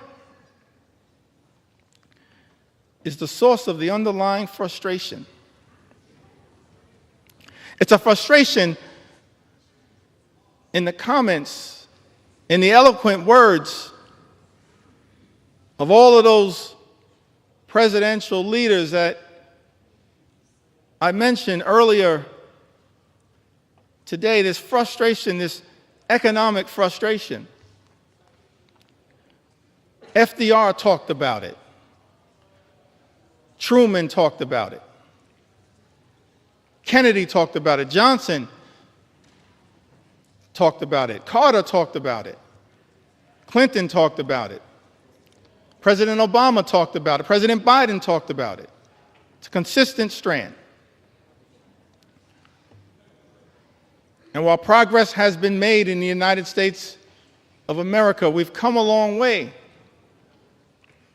on behalf of working class Americans. There is still a way to go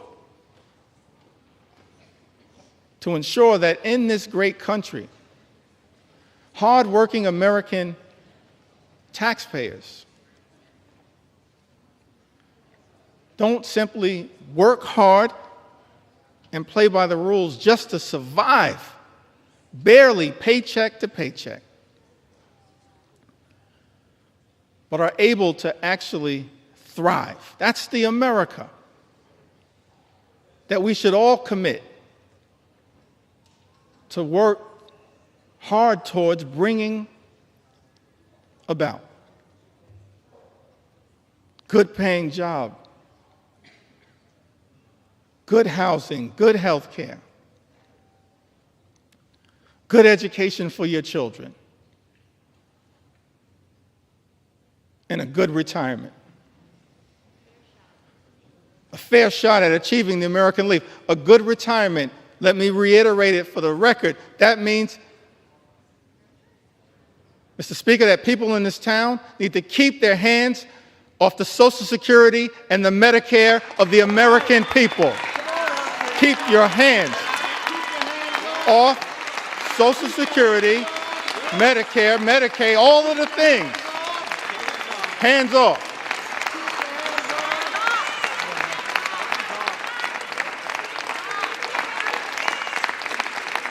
And one of the many reasons why we strongly oppose Donald Trump's one big ugly bill is because it will result in the largest cut to Medicare, sets in motion the largest cut to Medicare, more than $500 billion by some estimations in American history. The American people understandably frustrated, not for years, but for decades, that far too many have dealt with a situation where the system is not building an economy that works for hardworking American taxpayers, for everyday Americans, for working class Americans, for everyone who aspires to be part of the middle class. It's our sincere hope that we can get to a place one day, perhaps in a bipartisan way, not connected to this extreme and reckless, dangerous, partisan bill, this one big, ugly bill that will hurt everyday Americans in order to reward billionaires, that we actually can get to the work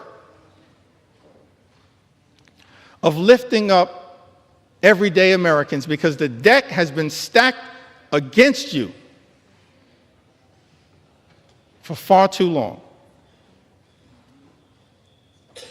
And that's not the America that the American people deserve. And part of the challenge, part of the problem, part of the issue as to why we find ourselves, everyday Americans, in this situation, it's because of the dominance of special interests in this town.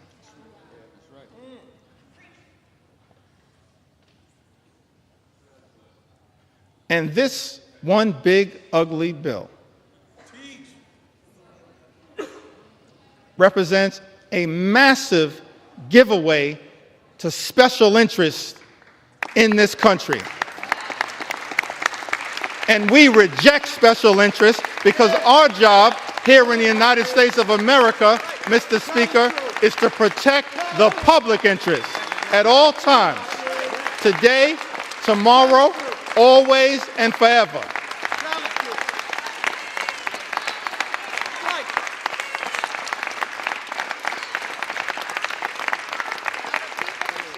Extraordinary to me, Mr. Speaker, that you got folks in this town talking about draining the swamp. Guess what? You are the swamp.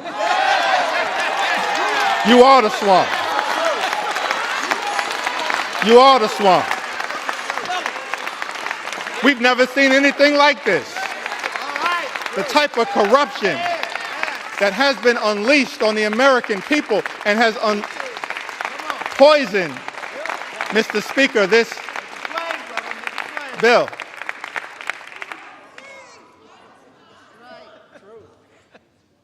See, you're consulting the parliamentarian, I think. I said, people in this town.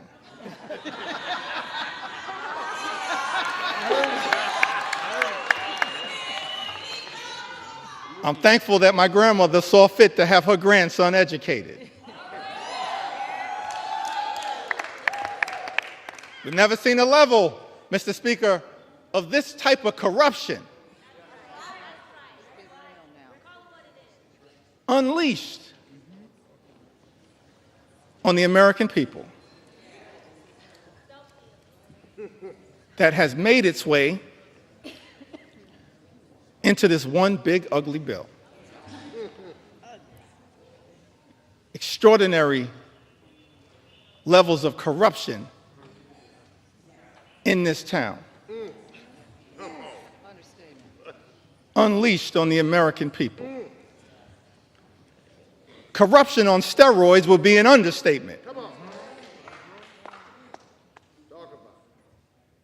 In terms of what the American people are now being subjected to. So one of the things we look forward to changing in this town, I want to make this commitment, House Democrats. We are committed to making sure that we end corruption once and for all in the United States of America, in corruption in Congress, in corruption at the Supreme Court, and in corruption with the administration. That's part of our agenda, an anti-corruption agenda. That's what the American people deserve. That's what we as House Democrats are committed to bringing about. The exact opposite, Mr. Speaker, of what we see in this bill. We're going to present to the American people an anti-corruption agenda, the likes of which have never been seen. Because it's too much. Fundamentally, it undermines the ability of government to deliver for everyday Americans. You see that politics, at the end of the day, is about the management of public money. That's why we need everyday Americans to participate in your democracy. Because politics, at the end of the day, is about the management of public money. It's about how taxpayer dollars are going to be managed. And what's extraordinary about this one big, ugly bill is that what we see, Mr. Speaker, is the management of public money, all of it being done in this highly partisan way. is not designed to serve the best interest of the American people. It's being managed, Mr. Speaker, in this GOP tax scam, this disgusting abomination, this one big, ugly bill. The management of taxpayer money being misused and abused to hurt everyday Americans in order to reward billionaires with massive tax breaks. That's a dereliction of duty, mismanagement of public money. It's an abuse of the privilege that all of us as members of the United States Congress have. And so one of our promises to the American people as we look toward the future, we will always be stewards of your money to make sure that we are allocating taxpayer dollars in a way designed to lift up the American people, not tear the American people down. That's the type of Congress that the American people deserve. The public interest over special interest. The public interest over special interest. The public interest over special interest. That's one of our promises to the American people. And we're going to work hard to earn your trust as we move forward and look toward the future. I mentioned earlier in my remarks that I wanted to talk a little bit about faith.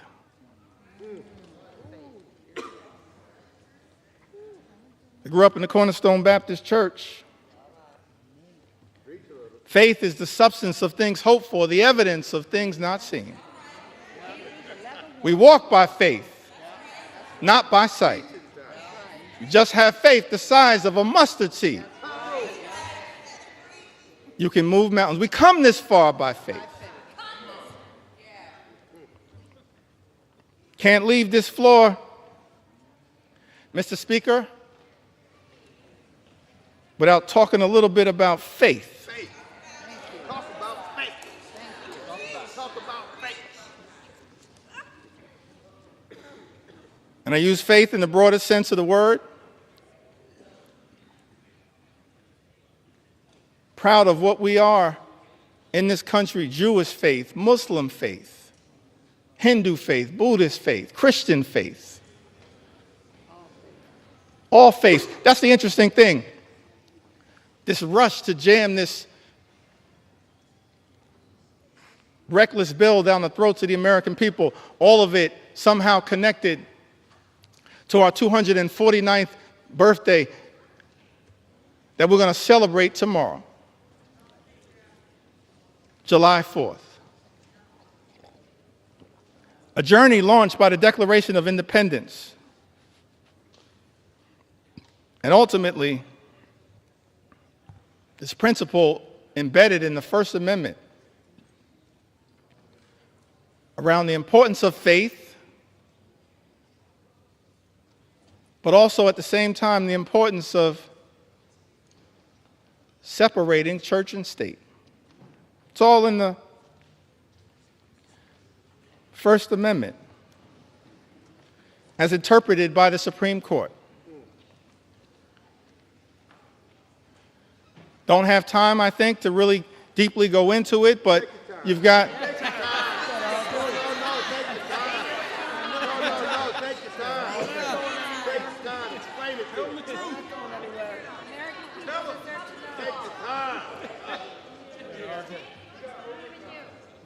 You've got the Establishment Clause and you've got the Free Exercise Clause.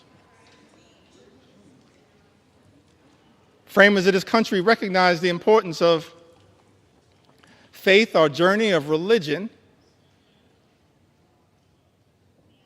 I'm proud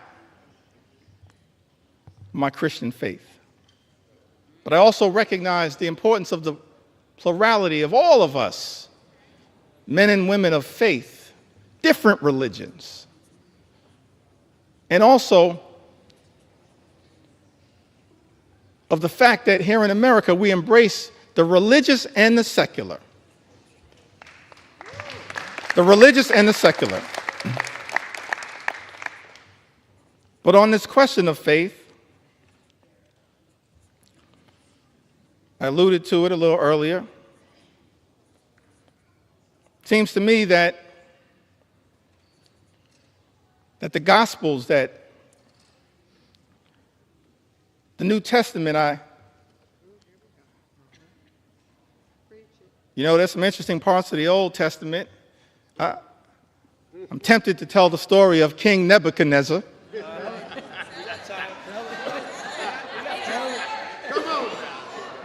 Mr. Speaker, a lot of parallels to what's going on right now.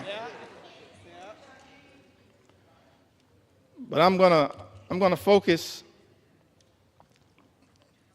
at this moment on the New Testament prescription, the Gospels. I think it was mentioned earlier by one of my colleagues. I think Don Beyer mentioned it earlier. Matthew, the 25th chapter, verses 35 and 40. I think it's important that at this time, in this moment, in this debate, before I leave the floor of the House of Representatives, that this Scripture be entered into the congressional record. For I was hungry, and you gave me something to eat. I was thirsty, and you gave me something to drink. I was a stranger, and you invited me in. A stranger, and you invited me in. E pluribus unum, out of many, one. I needed clothes, and you clothed me. I was sick. I had medical problems. Maybe I needed Medicare, or Medicaid, or the Affordable Care Act, or the Children's Health Insurance Program, or Planned Parenthood. I was sick, and you looked after me. I was in prison, and you came to visit me. We have a right as members of Congress to visit people who are detained. It's not just in law, it's right here in Matthew.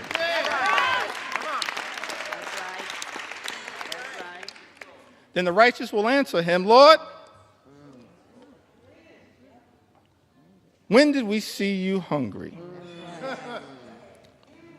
and feed you? Or thirsty and give you something to drink? When did we see you a stranger and invite you in? Or needing clothes and clothe you? When did we see you sick or in prison and go to visit you? And of course, the reply from Jesus, truly, I tell you, whatever you did, whatever you did for one of the least of these brothers and sisters of mine, you did for me. That's what we should be doing here in the United States House of Representatives. Our job is to stand up for the poor, the sick, and the afflicted, the least, the lost, and the left behind, everyday Americans. That's what Matthew teaches us. And that's not what's happening in this one big ugly bill. That's not consistent with what my faith teaches me.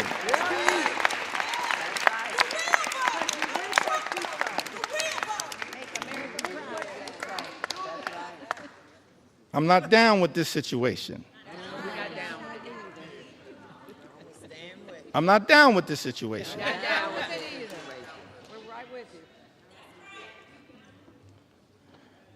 Well, you got some folks in this town. They go to church.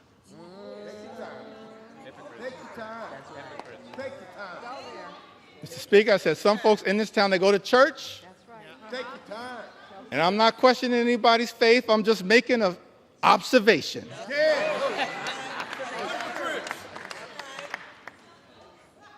Got some folks in this town, they go to church and they pray on Sunday.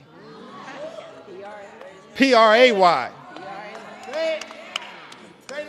And then they come to Congress and pray P-R-E-Y on the American people. I'm not down with that kind of faith.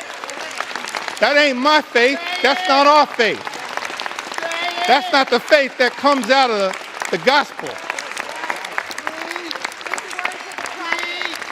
I can't find that kind of faith in Matthew 25 and 35. I can't find that kind of faith. But I do see something else. Tell us what you see. Tell us what you see. Can I talk about it for a moment? Talk about it. Talk about it. Take your sweet time. Take your sweet time. You got time. Take your time. I do see something else, kind of what I'm seeing connected to this one big ugly bill. I don't know if this was an inspiration to this extraordinary assault on the American people, this corrupt piece of legislation. But when I look over my Bible, and this is going to come from John, it's not going to come from 2 Corinthians, although the Apostle Paul has a lot to say about that. And, Mr. Speaker, I said 2 Corinthians, not 2 Corinthians. Come on now. I don't know who I'm talking about, but if you're going to sell the Bible, you should know the Bible.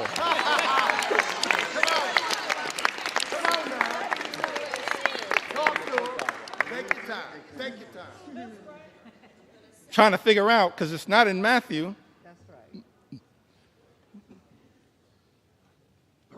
25, 35 to 40, but I did see something in John. Go ahead now.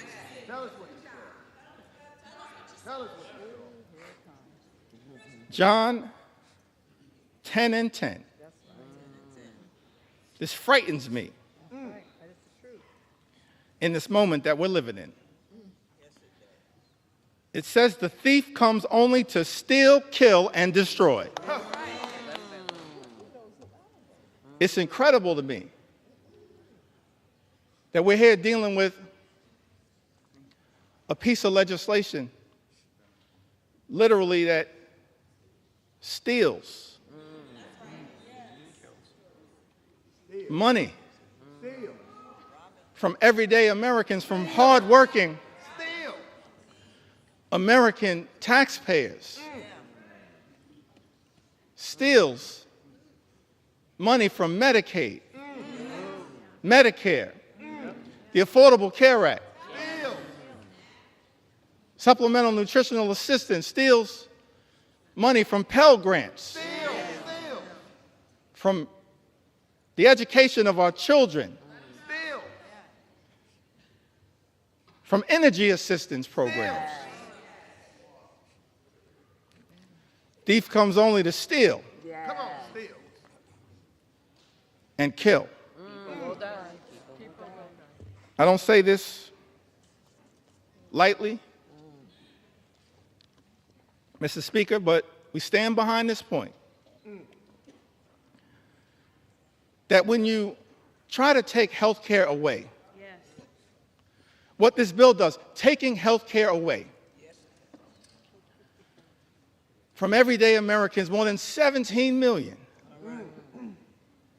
this unprecedented assault on Medicaid, on the Affordable Care Act, on Medicare, on children's health insurance.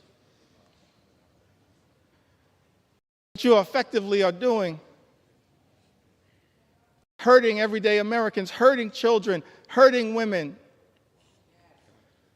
hurting older Americans, seniors, people with disabilities. Nursing homes will close. Hospitals will shut down. Community-based health clinics unable to operate. We're actually here debating legislation, Mr. Speaker, that will result in tens of thousands of everyday Americans losing their lives because of the inability to get health care that they now have and is being ripped away from them. John 10:10, the thief comes only to steal and kill and destroy. All-out assault on the American people. All-out assault on health care, the economy, Social Security, Medicare, Medicaid, nutritional assistance, veterans, farmers, law-abiding immigrant families, small business owners. All of the things that we've spent some time on this House floor talking about, that this bill is trying to destroy. Destroy the American way of life. Can't find anything in the Bible and the New Testament, certainly not in Matthew 25 and 35. Matthew 25, the 35th chapter, and all the way through the 40th verse, but somehow I happened upon John 10:10. And thinking about this one big ugly bill. The thief comes only to steal, kill, and destroy. But America is a resilient nation. We're an exceptional nation. We're a strong nation. We've been through turbulence, trials, and tribulations. And we always somehow have found a way to make it through. Because of the resilience, Mr. Speaker, of the American people. So whatever happens today as it relates to this one big ugly bill, if my Republican colleagues decide that once again, Mr. Speaker, you're simply going to make the decision to serve as a reckless rubber stamp of President Trump's extreme agenda, I still have faith in the United States of America. Still have faith in the United States of America. I still have faith in the United States of America. We will not let anyone in this town destroy what America represents. Not now, not ever. It's not going to be easy. We recognize that. But we've got faith in the resilience of the American people. So I get ready to close shortly in. Now take your time. Take your time. Take your time. Come on. Take your sweet time. Tell them. Well, let me say it. Yeah, say it. One more time. Our Republican colleagues tried to jam this reckless, extreme bill, Mr. Speaker, down the throats of the American people. Had the nerve to start this debate at 3:28 a.m. in the middle of the night.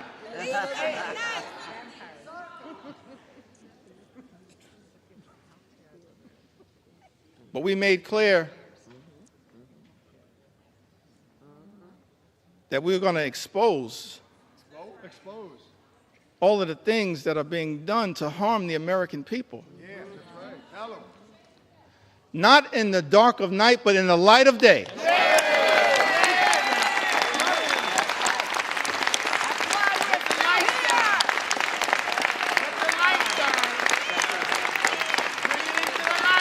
This little light of mine, we're going to let it shine on behalf of the American people.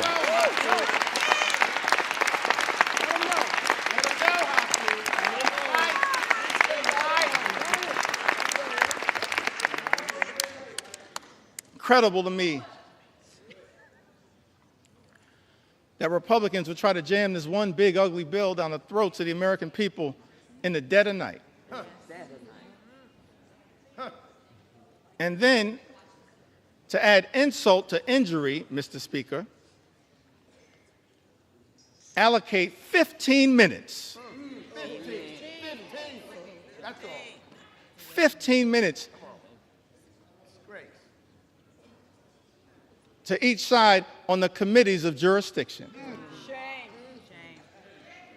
15 minutes to the Ways and Means Committee on each side. 15 minutes Take your time. Take your time. to the Budget Committee. That's extraordinary. But I'm thankful, I'm appreciative of all of my colleagues who stand behind me. That's right.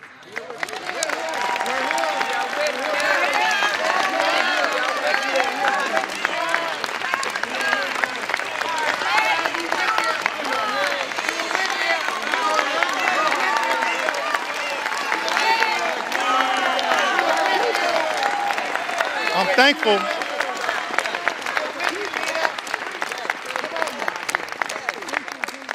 Thankful to all of my colleagues for their commitment, their courage, their conviction,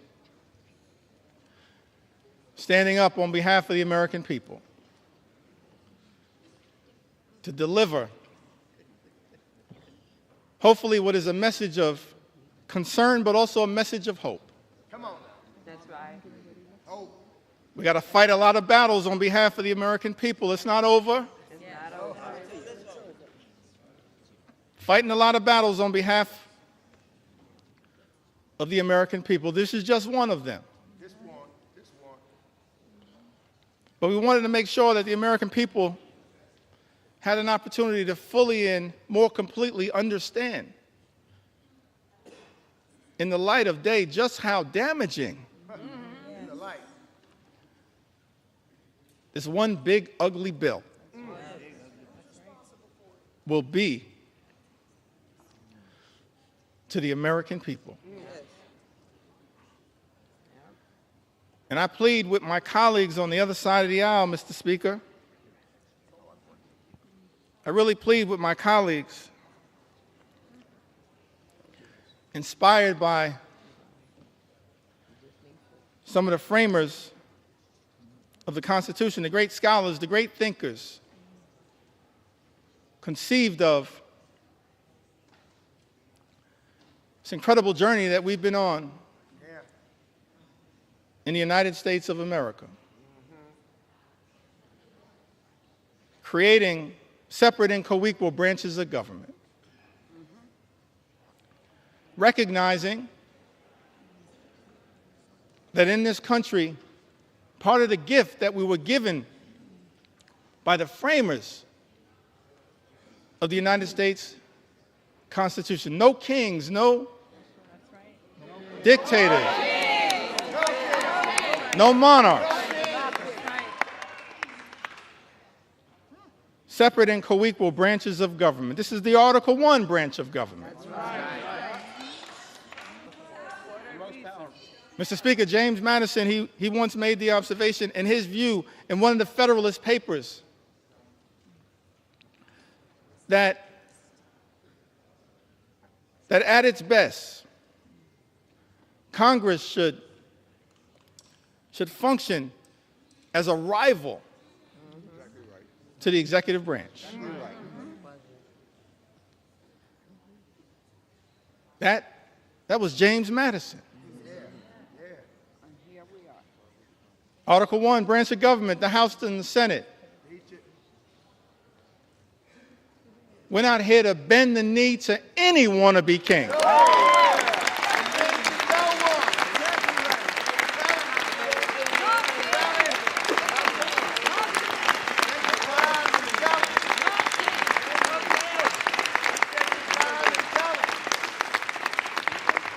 Mr. Speaker, we're not here to bend the knee to any wannabe king. We're here to be a rival to the executive branch in the best spirits of the House of Representatives, to push back against an out-of-control executive branch. That's the framers' vision. I said that's the framers' vision. That's what they said. The framers' vision. And so as we prepare to take this consequential vote, Mr. Speaker, I just urge many of my colleagues in government, my colleagues on the other side of the aisle,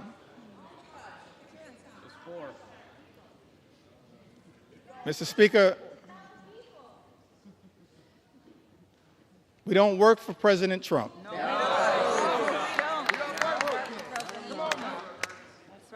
We don't work for J.D. Vance.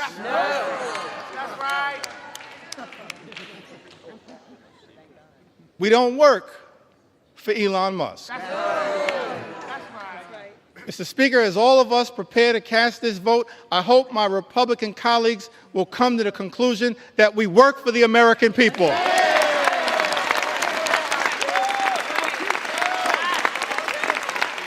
We work for the American people.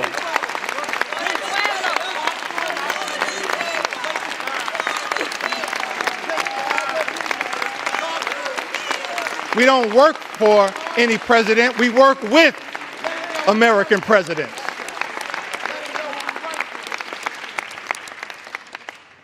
We work for the American people. So it's my hope that as you evaluate this bill, all of the harm that is being unleashed on the American people, ripping health care away from more than 17 million Americans, effectively ending Medicaid as we know it, shutting down hospitals, including in rural America, in districts, Mr. Speaker, that my colleagues on the other side of the aisle represent. That's right. They're people. Nursing homes closing. 1 in 4 nursing homes, Mr. Speaker, will close as a result of the attack on Medicaid and Donald Trump's one big, ugly bill. Mr. Speaker, this is extraordinary. This assault on everyday Americans, assault on children, veterans, seniors, people with disabilities. It's incredible to me. All of this in this one big, ugly bill. Take your time. Ripping food away from children, literally ripping food out of the mouths of hungry children, hungry veterans, and hungry seniors. Mr. Speaker, that's not America. We're better than that.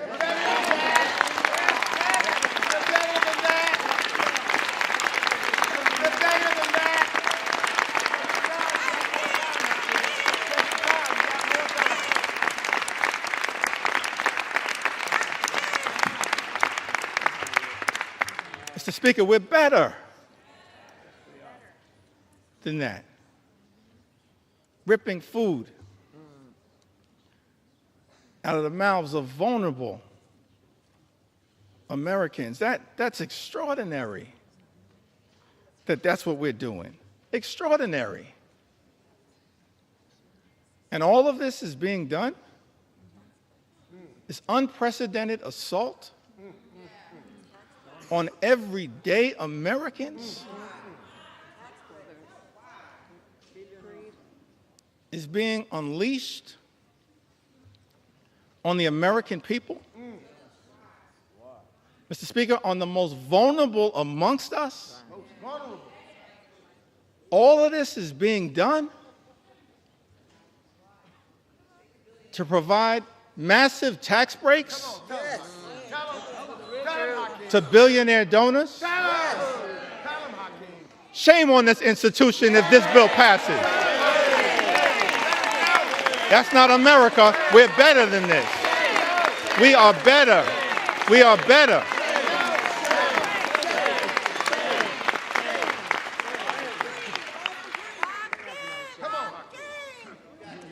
We are better than this. I think that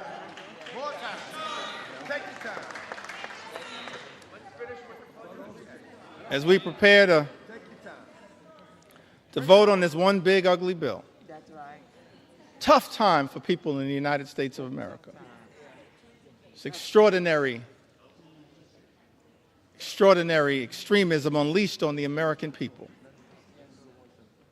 Mr. Speaker, my colleagues on the other side of the aisle promised to address the high cost of living. Nothing in this bill will meaningfully lower the high cost of living in the United States of America. Nothing. It's incredible to me. All of the promises that were made by some people in this town. That the top priority was going to be to lower the high cost of living in the United States of America. And then, all of last year, ran away from Project 2025. Come on. Acted like it didn't exist. That's right. And then, Mr. Speaker, people come to town, they're in the majority now, and every single part of the extremism that we've seen unleashed on the American people is connected to Project 2025.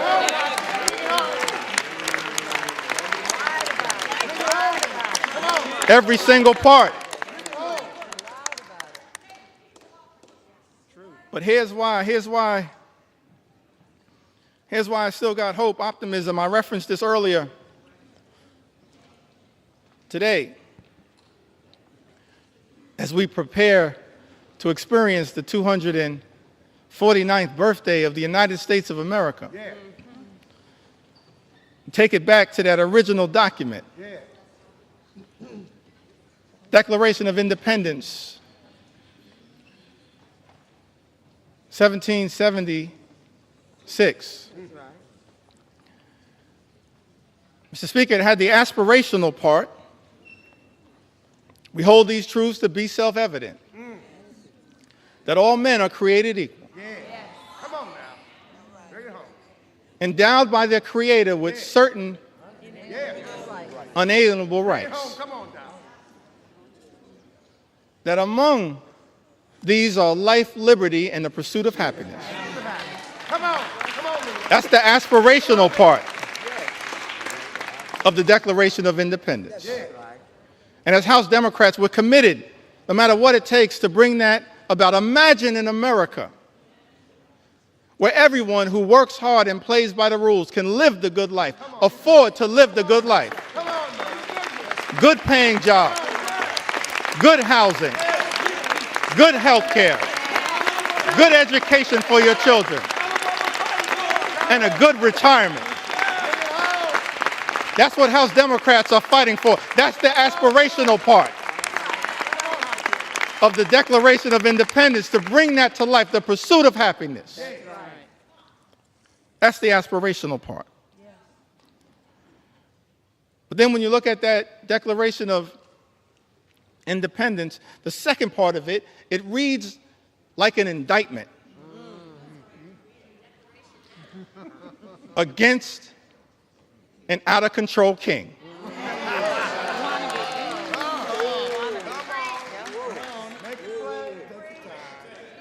Reads like an indictment against an out-of-control king. I commend all Americans, perhaps sometime tomorrow, I'm going to do this myself, read that document in its entirety. And why was that indictment issued? I think it was because the framers of this great country, they were fed up with Project 1775.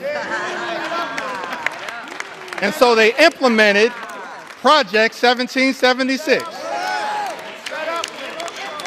So I know that there are people concerned with what's happening in America, but understand what our journey teaches us is that after Project 2025 comes Project 2026.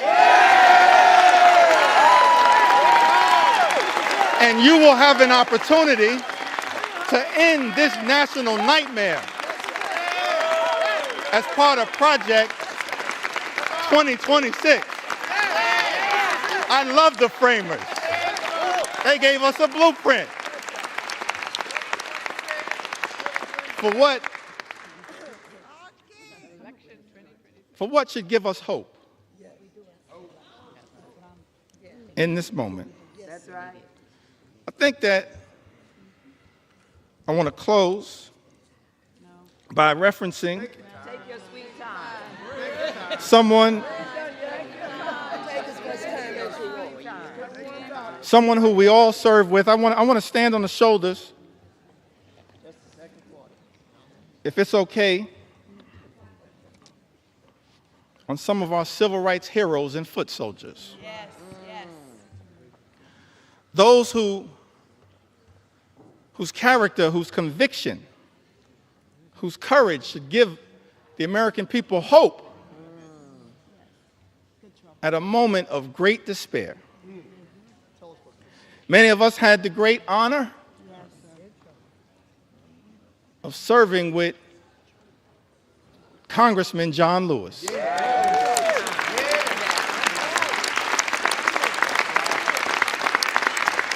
The great honor, Mr. Speaker, to serve with Congressman John Lewis. That's right. And I came across something that John Lewis said in June of 2028, that hopefully, no matter what the outcome of this vote, will give people some hope.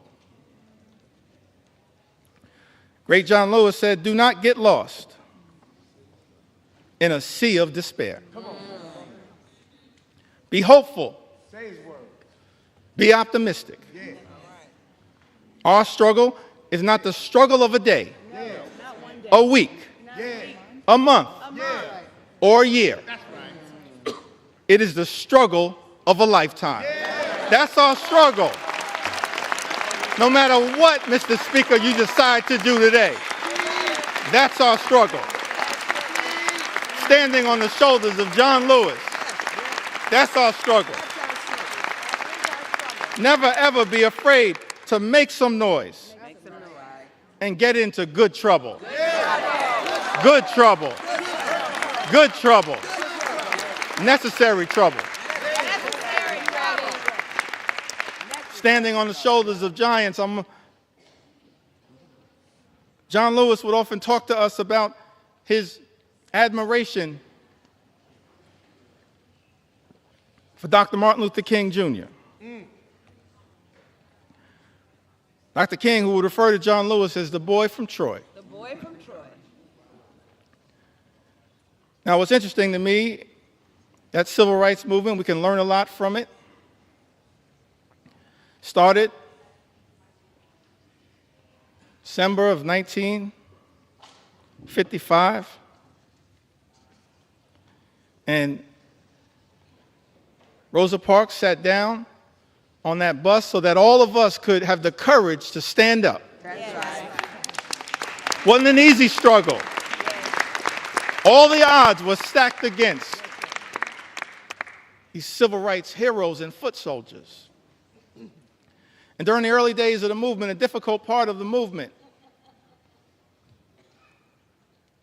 Dr. King, after they've been targeted, arrested, beaten, harassed by the authorities,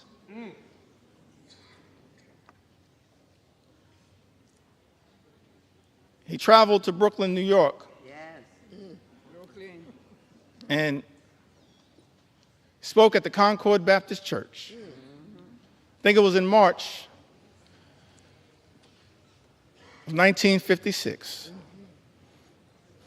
And he said to a group of people of every race, every religion, every life experience, the Concord Baptist Church in Bedford-Stuyvesant, said to them, no matter what the odds, we've got to press on. Press on. Press on. Press on. Dr. King said that if you can't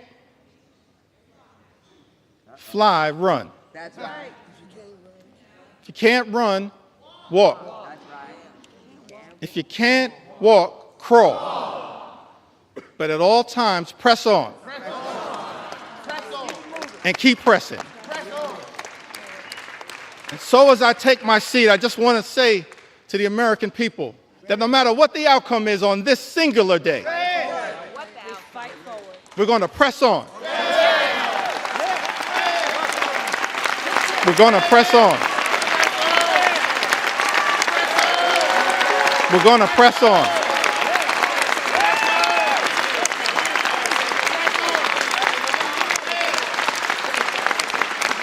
We're going to press on for our children, press on for our seniors, press on for our veterans, press on for our unions, press on for our farmers, press on for our dreamers, press on for working class Americans, press on for the sick, press on for the afflicted, press on for the least, press on for the lost, press on for the left behind, press on for the rule of law. Press on for the American way of life. Press on for democracy. We're going to press on until victory is won. I yield back.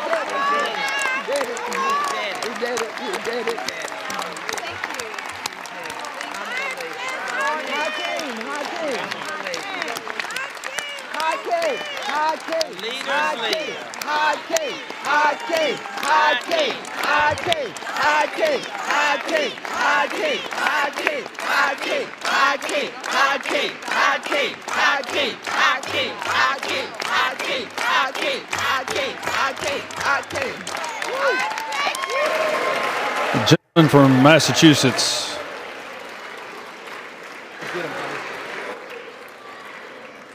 Stay in. You don't need to take an hour. This gentleman from 8 Massachusetts. hours. Gentleman from I think it's, Massachusetts. Mr. Speaker, I think it's fair to say the leader has done his part. I have no further speakers. I yield back our time. Gentleman from Massachusetts, yield.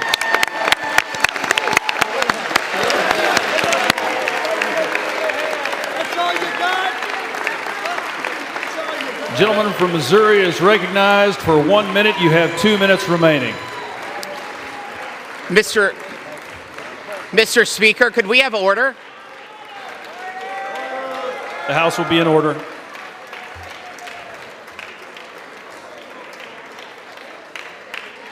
The House will be in order, please.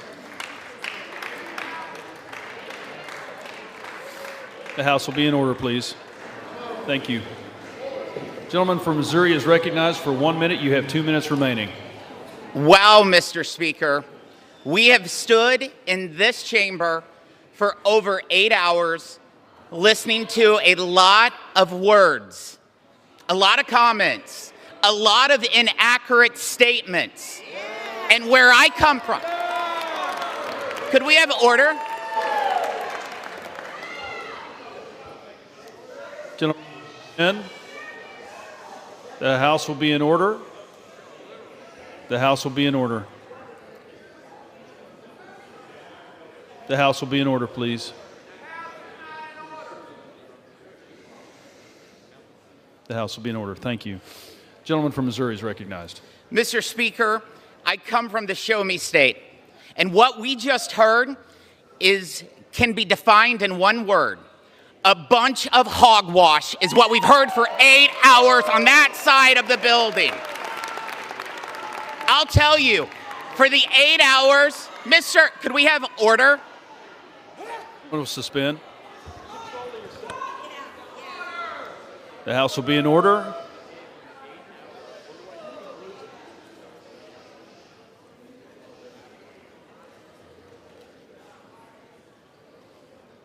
Thank you.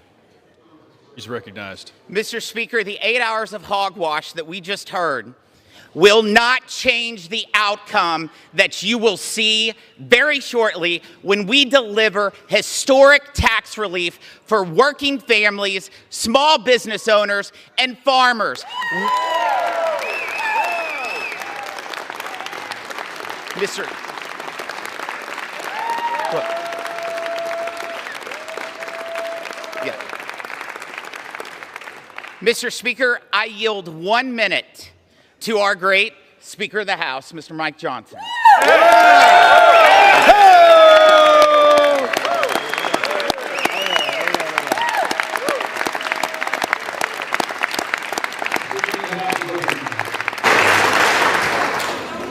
I thank the gentleman from Missouri. I thank you, Mr. Speaker.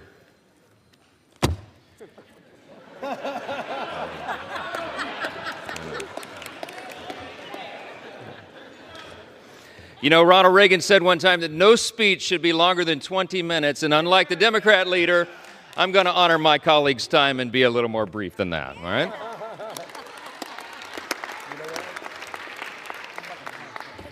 I just want to say something that many of us learned when we were children. We were taught, you know, it takes a lot longer to build a lie than to tell the simple truth.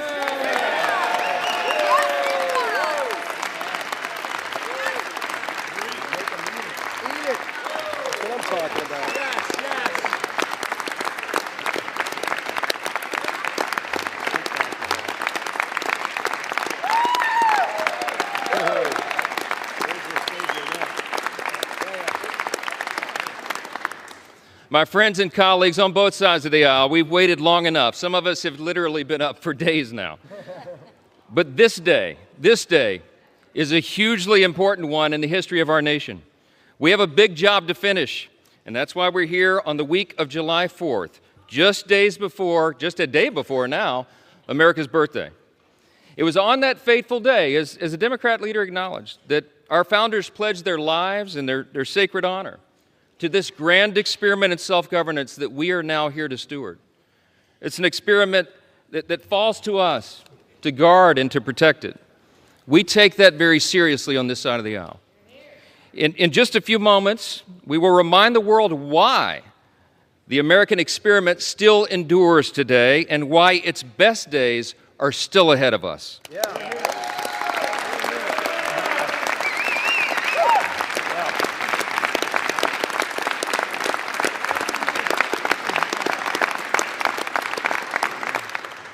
Mr. Speaker, with one big, beautiful bill, We are going to make this country stronger, safer, and more prosperous than ever before. And every American is going to benefit from that. Yeah.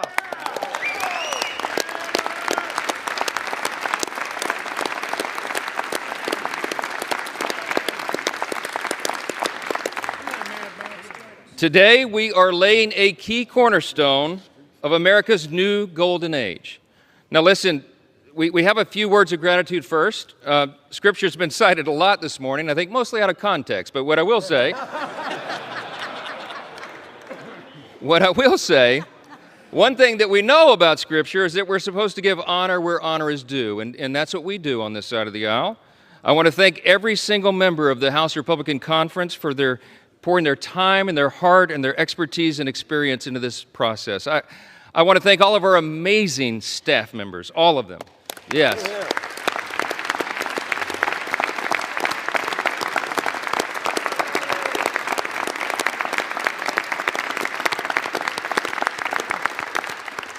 Their dedication, their endless hours, their hard work made this all possible.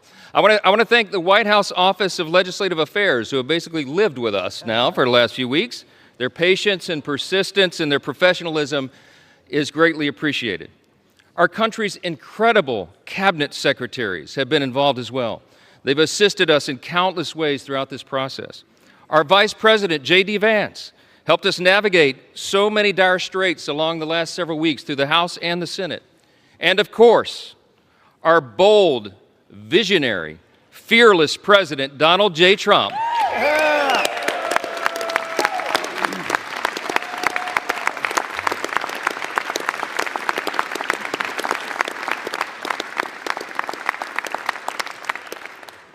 President Trump is the creator and the champion of the America First agenda. We will deliver upon that today. We come a long way. We began this process really about 15 months ago. We had a sense and we believed that we would have unified government. We would have this moment where the Republican Party would be given control of the White House and the Senate and the House. And we determined to ourselves that we would not waste that historic opportunity. We've had spirited debates, we've had months of deliberation, and now we are finally ready to fulfill our promise to the American people. That's what we are doing today. Now look, before I respond to the allegations from across the chamber, I just want to take us back to a day that most of us will remember so very fondly for the rest of our lives, and that's November 5th of 2024. That was Election Day, a fateful one for America. The reason that was so important, the reason it was such a turn in history is because the American people spoke with unmistakable clarity. We sensed it as we were all out campaigning. We saw that there would be a demographic shift in America, and that is exactly what the election yielded. We, in our party, had a record number of Black and African American voters come to the Republican Party. We had a record number of Hispanic and Latino voters come to the Republican Party, a record number of Jewish voters and union workers and suburban women and urban voters. They came out in record numbers to join the Republican Party and the America First agenda with President Trump.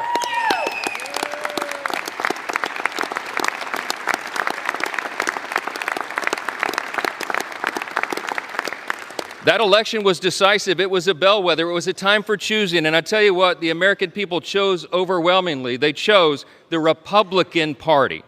And the reason they did that, they didn't come hesitantly. They came with hopeful anticipation. You know why? Because this is not your father's Democratic Party, okay? Amen. They went so far, full speed to the far left. And their radical, woke, progressive agenda, that nonsense that they tried to push on the people, was rejected by the people. Yeah.